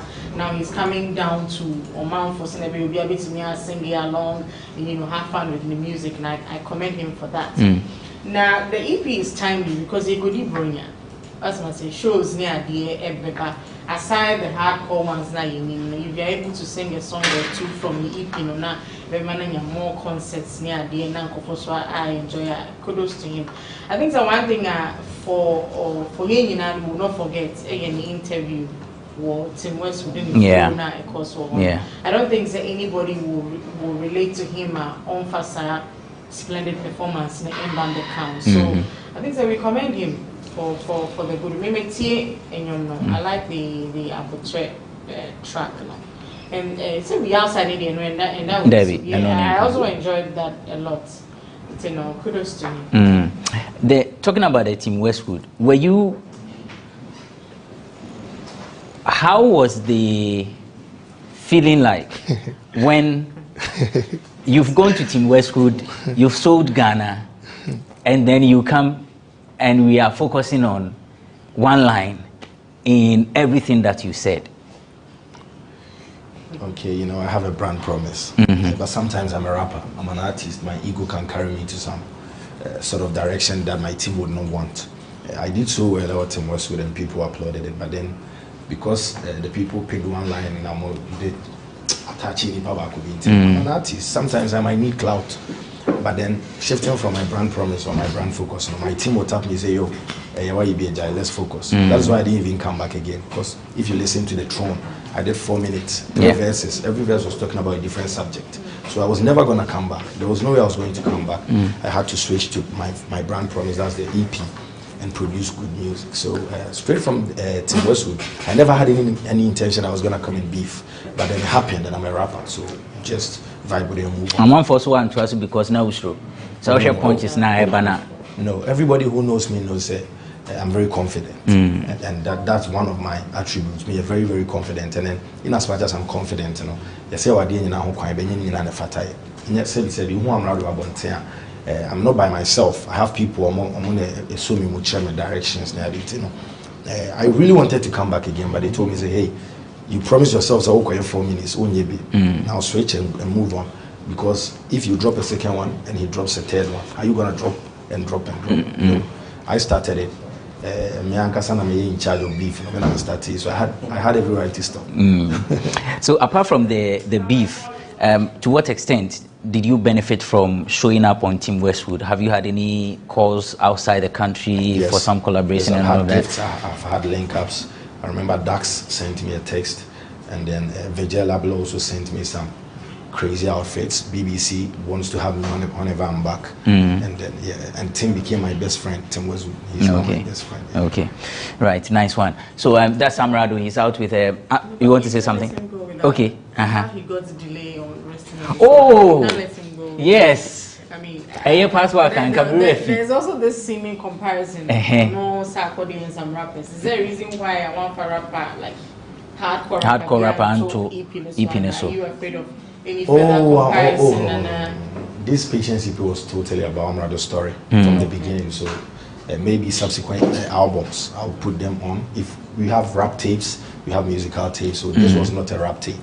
Okay. The next, because online is even line up all the hardcore rappers. Let's enjoy ourselves with that. The comparison, I think, will shoot you up. Sure. Our system, but she a shoulder. Delayed, you know. Yeah, sponsor. The shoulder is sponsored. Was there then I'll take that delay? So. Delay, why didn't another one? No, I think so. Refi. Hey, any ever show video no pa. What did that delay? Shouts to delay. She loves what I do. Or supporting me. And you be serious, Okay, Mate. I answer my final words now. I'll say a big thank you guys for putting me on. Thanks to Ghanaians for holding me down, and thanks to Miami Lions. God bless you guys so much. Patience EP is out. You can copy it online everywhere. Thank you. Thank you, Amerado, for coming. And that's Amerado. He has an EP. It's titled Patience. It's available online. Let me just say na ne home fano, but he had to honor the invitation. Tina ne voice, from Kakraniti Moonfanshare. A reminder that the show is sponsored by Cheesy Pizza. Cheesy Pizza has all you want, from juicy smoothies, jollof, fried rice, spag, and meatballs. We have great deals for you all week round. Cheesy Pizza gives you the Machizi combo every Monday and Thursday. With only 49 cedis, you get one small pizza, fries, and chicken, one cola drink at all branches. Tuesdays are Super Tuesdays at all Cheesy Pizza branches. Buy your Super Family Pizza at half price every Tuesday at 40 cedis at all Cheesy Pizza branches. Be part of the midweek bonanza every Wednesday. Buy and get one free at all Cheesy Pizza branches. And also remember to start your weekend with special jollof and fried rice from Cheesy Pizza branches every Friday. Call 026-4133-397 to place your order. Cheesy Pizza, your way. Let me come back to my panelists. and get their very final words before we wrap up. Mystic Mike, Black Pepper. Yeah, so Stonebwoy has proven that when it matters most, he can be counted on to dig deep and offer relevant music. On the back of Rango, on the back of Suit and Tie, he has proven to be an activist. And on the new project, Greedy Men, where he tackles the Galamsey issue, the illegal mining, shallow mining issue, as well as declining cocoa production because of a myriad of issues, fertilizers not getting to the right people at the right time, and for illegal mining also taking away land available for the cocoa production. So we can only thank him that he should continue doing such music to elevate the Ghanaian music brand. And also for Kamal, Zandi, Kamel, and Kaninja issue, it goes to show that you must not dare people. There's no reason to dare people when you do not have a solid base, when you do not have a root that you can count on. When they married, I recall that Zandi said, and she was taunting people out there, and an old flame said, well, this is my thing, I'm coming for it. And indeed, she came for the husband, Khadija. And I understand they both have been suspended from Angel TV where they both work. Office romance, that's one issue. You know, you work with the man, you come to work, you go back to work, back home. It's already problematic for some people already. Number two, you are in the public eye, you are surrounded by controversy already. Final way, so who must be? And then you go daring people. It's unfortunate that it's happened, but here we are. Okay, Vida. Yeah, I mean, Stonebwoy, kudos to him to sell him back here on such a thing. Galamsey, no, politicians are buying policies are hold rubber, stop Galamsey, this operation, that. Let's just hope, say, at policies ain't to me, and so we are hoping say Sarah music for change, music for this like this can also have an effect on the people. Almost na omuka cash no system. So I don't know say corporate sponsorship go baby na big man be involved in any gold in your how they're going to react to it. I don't me who said this year but for Zandi yen country man say oh your banner you do alter, so it doesn't mean so now we are the best amongst the array of a man and woman or more. There's a reason why a man would choose a particular woman. So when you remove not the open and saka, he might also turn back to see essentially what other good qualities do the others have that he can also prey on. You know, we wish them well. Okay, that's Vida Duchumwa Boatin, aka Vivid, Vicious, Vociferous, and that's how we end this episode of Bloggers Forum. But before we go, the GhanaWeb Road Safety Campaign is ongoing. On the 27th of November 2021, we are meeting at Preset Legon, exactly 6 a.m. and then we'll move from there to Dillis Restaurant at East Legon. We want to, find ways and means of reducing the rate of road accidents on our roads. And so join us on the 27th. But even before that, if you see anything that poses as a threat or danger on your roads, kindly alert us. We are interactive on all social media platforms. The handle is at the GhanaWeb. Alternatively, you can send us an email, newswires@ghanaweb.com, newswires@ghanaweb.com. The GhanaWeb Excellence Awards voting is still ongoing. Get onto our website, www.ghanaweb.com, and then you will see a banner beneath our stories. There is a beautifully designed banner beneath our stories. You can actually vote when you click on there. That's how we draw down the curtain for this episode of Bloggers Forum. I am Benefo Boabin Abrantipa.